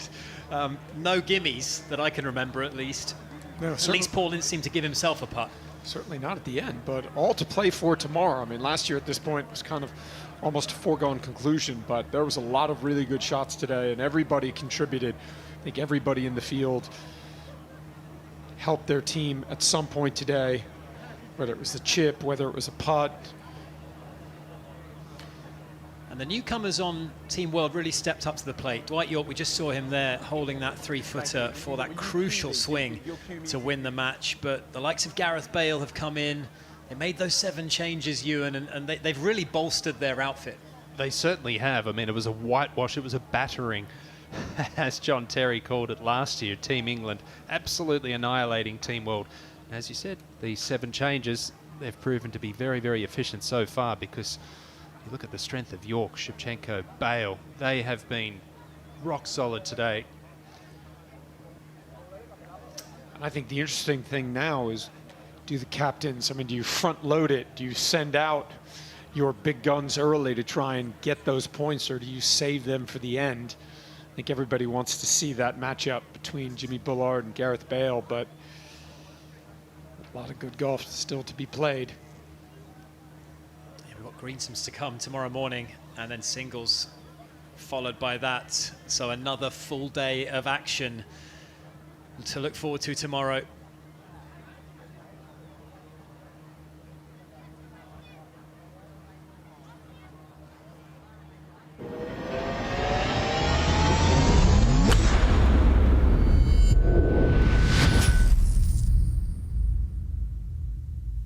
The victorious group from Team World. I don't know who saw it coming apart from you two sat there.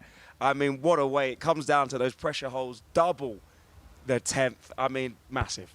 Yeah, huge. And it was one of those games. We seemed very in control earlier on in the round. And then, obviously, the England boys came back at us, and we had them to regroup. My partner here is solid as they get. He's given me many chances to sort of get the ball in the hole. Unfortunately, that didn't happen, but we stuck to the very end. And, you know, to kind of nitpick it from them, or pick the pockets, so to speak. It picked the pockets, for sure. It's a good feeling, and I think we deserve that based on our performance this morning and today. I mean, Sheva, how nice is it to be able to play with this man? You two are formidable opponents for anybody in that England setup. I feel so good with Dwight because first of all we are friends in life, you know, and then we play against each other. We play together against anyone. But the great things we have a good feeling together. And today was one of the afternoon round where you have to just grant it from everything. You know, I know the. Teddy Sheringham is one of the most competitive golfer in the world probably because he doesn't want to give anything to anyone, you know. And then today was is a good for us. I mean, talk about not giving anything to anyone. I mean, there were no gimmies within any kind of... There's no circle of friendship there. And talking about putting on these greens, you made a huge putt this morning, and it feels like you boys took that confidence from that morning session and really flowed with it throughout the game. Yeah, listen, we felt confident going on, and I think Shevet touched on it. We have a good camaraderie between us. We complement each other, and I think that's in foursome and when you play that type of game. But yeah, we're confident in our game. You know, we're low handicappers, so you expect to turn up here and really perform. And it feels good to get another point on the board for us, get it closer to the English boys. Going into the final game is exactly where we want to be. Wow, what a place. And it is all to play for. England 8.5, World 7.5. Compared to last year, it is very, very tight. But let me tell you guys, the $10 million swing didn't go your way. You know, I had good money on you, Dwight, the confidence that you had the other day. But guys, there are still 8 more people standing on the tee box for their chance to win $10 million swing. And my good friend Lockie is on the tee, and let's see how he does.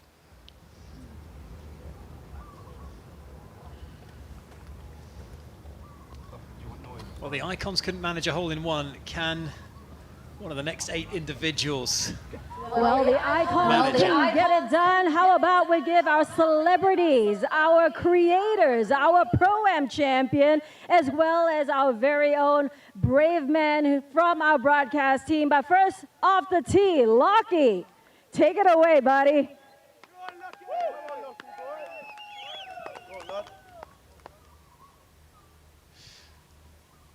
Well, wouldn't this be a turn-up if he just pops one straight in, Ewan? 6-iron.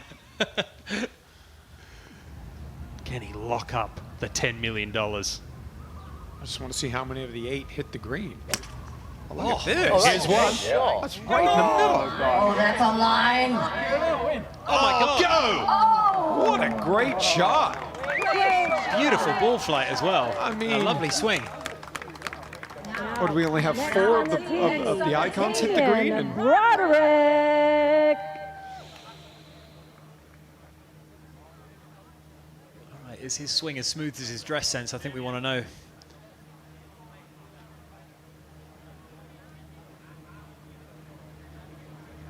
I mean, you got to hit a good shot if you're going to dress like this, right? Yeah. I mean, you can't snap hook it in the water if you're going to come with that outfit. Met Damien last night.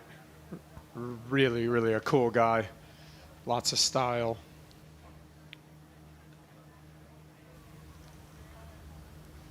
Let's see if the swing matches the style. Little Adam Scott move there. It's a The good left setup. hand first. Yeah, I like that. Oh, a little Justin Leonard look there.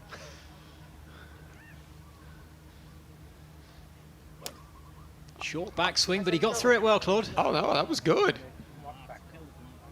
Tough luck there. Now, just a reminder, $10 million is still on the line right now. Next on the tee, doing something very creative, Mac Boucher. Well, if you follow this man on Instagram, you know he doesn't hit a straight shot. He's got a driver out. He's a former Canadian Tour pro turned shot shaper extraordinaire. I said he made a hole-in-one with a driver. What's he up to here? Oh, do you think he's going to hit a little bit of a fade in here? The Pro Tracer's going to have to work hard on this one. Well, it's fooled the Pro Tracer, that's for sure. I have no idea where it ended up. He fancy. All right, next on Not the sure that was the tee, percentage play. Our very own female representing us, Gina Martinez. Come on, Gina.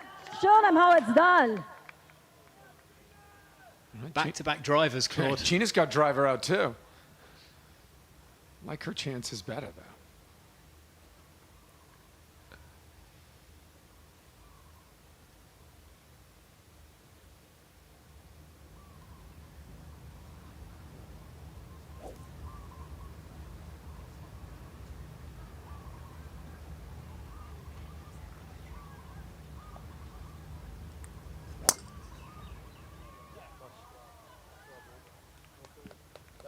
Now next on the tee, Andrew Dale.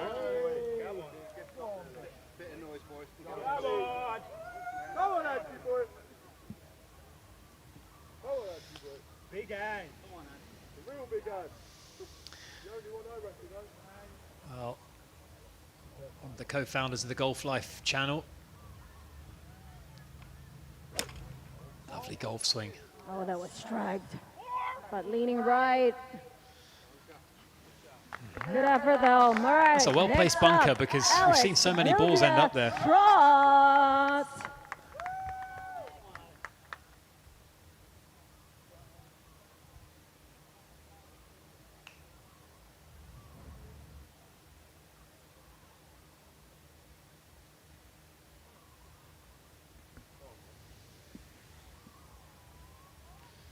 I mean, if you got 3 names, you got to hit the green, right? I mean, ooh, that's a strong grip there, Ewan. That right hand. Yeah, might have to hold this one off on the Yeah. follow through, otherwise it's left of the water.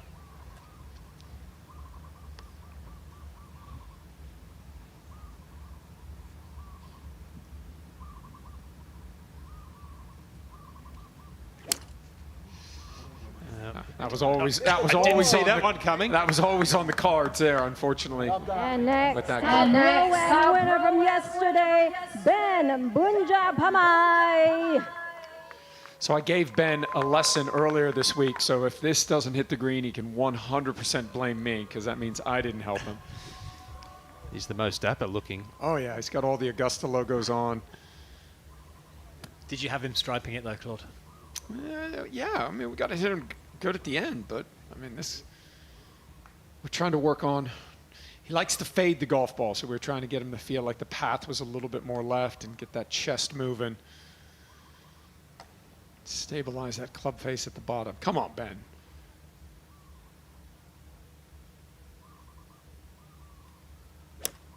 Oh, what a swing. Yes. What a He won't be swing. asking for any Oh, refunds that's now, on Claude. track. What a shot. I mean, that's Oh, exactly what I was trying to get him to do, Now, folks. Last but certainly That not was the frozen least, rope there. Representing our broadcast team, Cole from the studio, Josh Hello. Denzel. This was not in the script. No, I mean, you know he's dying to do this. He's got the Travis Scott Jordans on. He's ready to go. Come on, Josh.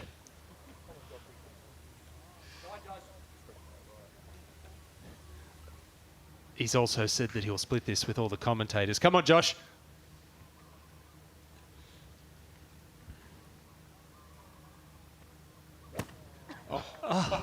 The man's been working since 5 a.m. I don't blame him for that. The divot almost went further All right, than the come on, Josh, ball. grab the mic. Come on now. Come on now. Speak to me. Speak to me. Come on. I played golf with you the other day. I know you're way better than that. How nervous were you on that tee ball? Do you know what? I'm gonna help you out here. It's very easy to sit on the sofa and say to boys, oh, were you nervous in a $10 million swing? You know, how are you going to feel when you stood in front of hundreds of fans? Well, now I get to feel it. I'm going to be very different. I'm going to be much more humble in tomorrow's show. But it's very tough, and it's probably not my best effort. Something tells me that nobody is going to be very kind to you about that shot. We're going to look forward to giving you some stick. Don't worry, I'm going to be hiding. I'm not going into the team dressing room. I'm going straight home. Probably going to go on the par 3 and start practicing my golf swing. Back to you guys. Oh, God. Listen, that is not my favourite golf shot. It's very, Well, very I'm tough. staying with Josh But this guys, week, I'm and gonna head I to, fully expect to see him be working on that swing after that effort. My boy Ben with the best shot. I mean, stood up there, hit a little high, soft little cut in there.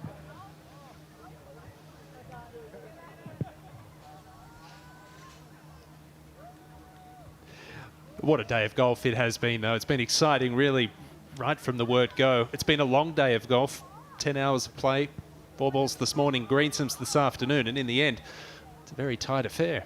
Yeah, I mean, England dominated that second session for large parts of it, but some key swings at the end there on that 10th hole has made it very tight going into tomorrow. Just a point in it. I love the fact that it's all to play for tomorrow, and I think we're going to have a lot of drama come tomorrow. Yeah, and I think we saw a little bit of the momentum changes of match play.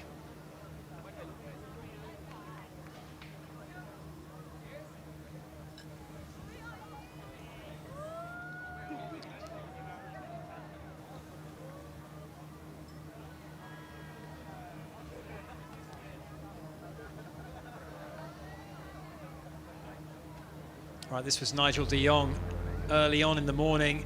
Well, we knew what he was capable of out of the sand from last year. He went one better, Claude Harmon, with this. Yeah, beautifully judged. Hooping it out of the bunker. There you go, Nigel. Not the only good bunker shot he hit over the course of the day, but certainly the one he's going to remember. What about this one, though, from Dwight York? He was in all sorts of bother, under a bush, hampered with his backswing, and he produces this, Claude. Yeah, I mean, what a great shot here. Staring at it, he likes it. Bench ID, he loves it.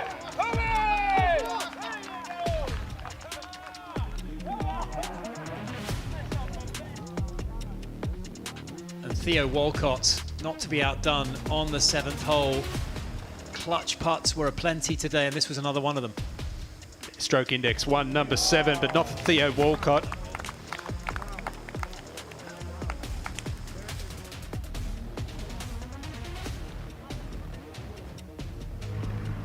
Teddy Sheringham, final shot of the day. Another arrow with his iron shot, and that one absolutely on the money.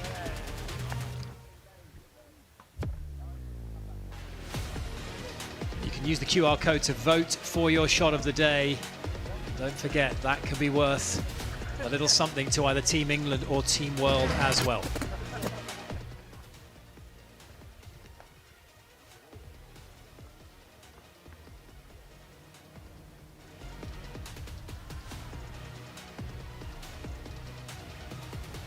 Well, we are at the midway point, and this is how it stands right now. 8.5 to England, 7.5 to Team World. It could have gone anyway. In the morning, it was leaning towards Team World before a late surge from England put them back in front by the 1 point that they continue to maintain. At one stage through the afternoon session, it absolutely looked like they were going to pull away. In the end, again, bottom match. How pivotal was that? Shevchenko and York turning that around against Sheringham and Shah.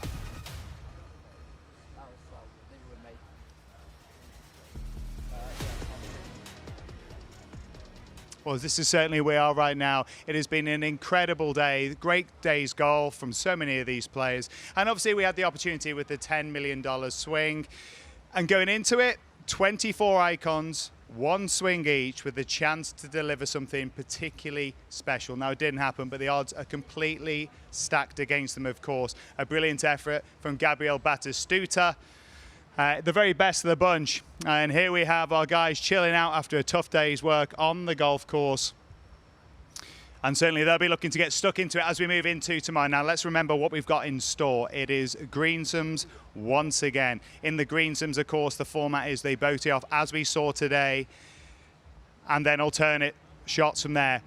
But even if there is anything to make up as we move into the final session, that will be singles, 12 singles matches. And anything can happen across that. Of course, the home holes are still in operation, and the opportunity for big swings in play, especially right here on this 10th hole, the final hole, which was reduced from par 5 to a par 3 to this afternoon for our $10 million swing. The $10 million lives to fight another day. But remember, you can vote for your shot of the day, and points make prizes. Whoever you vote for, if you vote for Team World, when we come back tomorrow, we could be saying that the scores are completely balanced up going into our second day's play. Scenes from above as our content creators have a go at the $10 million swing. Their chance at trying to make a little bit of history.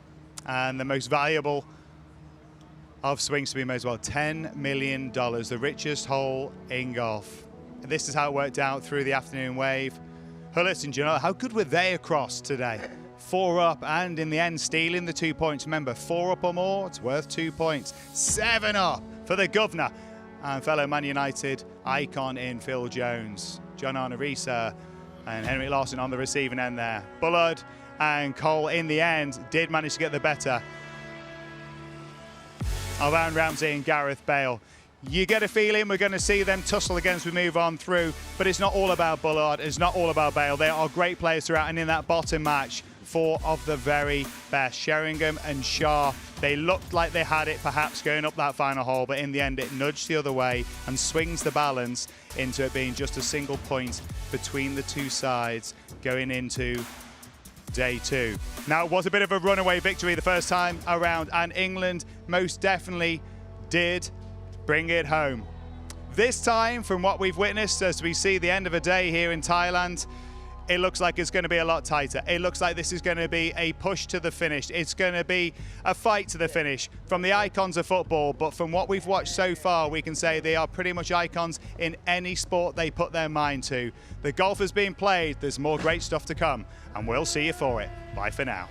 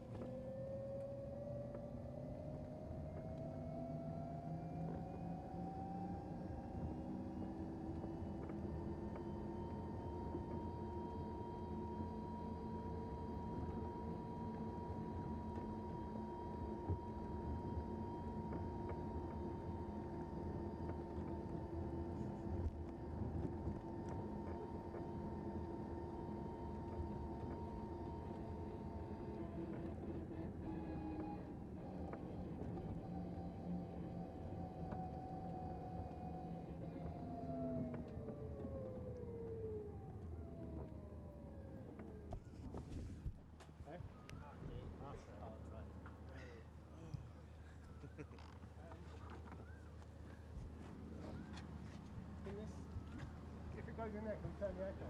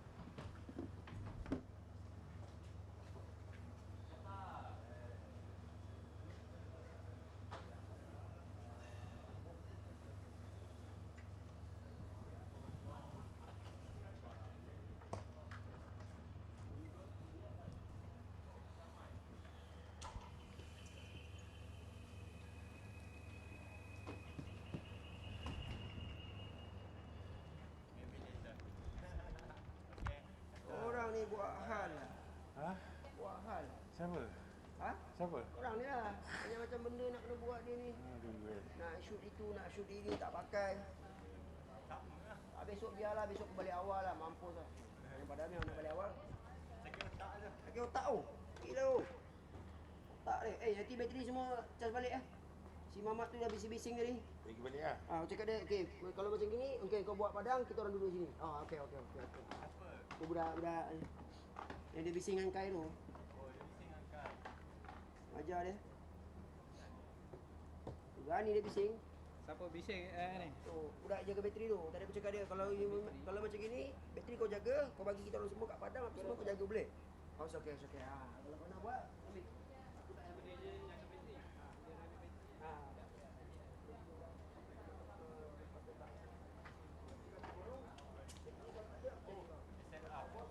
Kabel.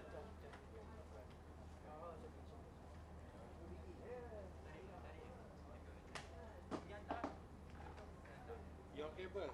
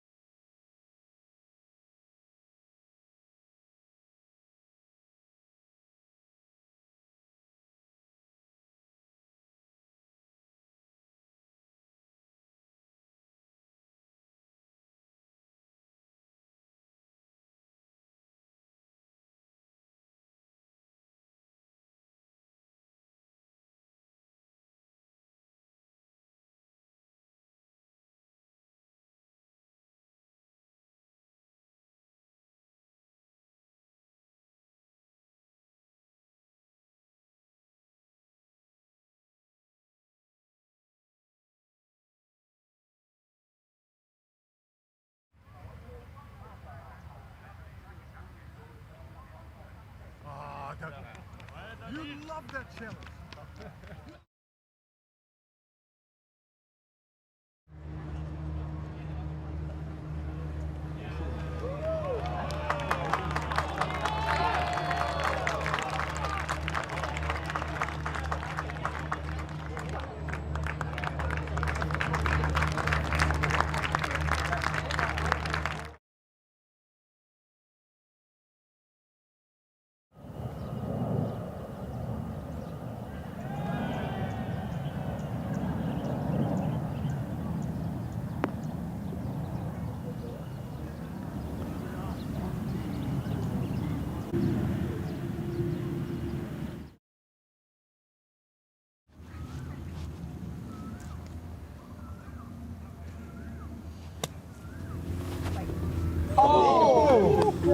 Beautiful. Beautiful. I guess you can call him like one emergency expert player if you.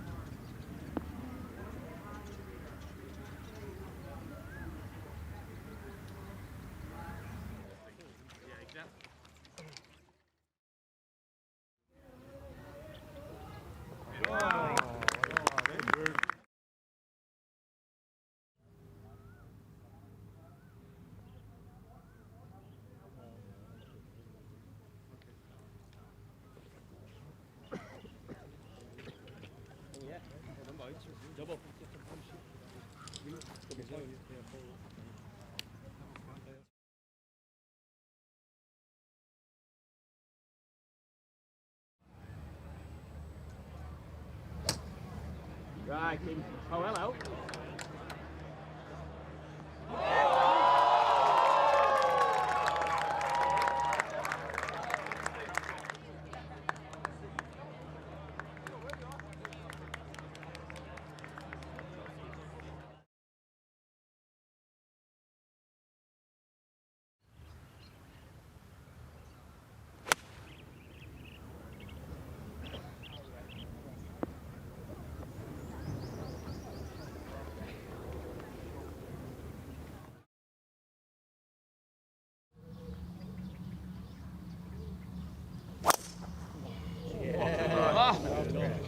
What a drive. Love that, Baylor.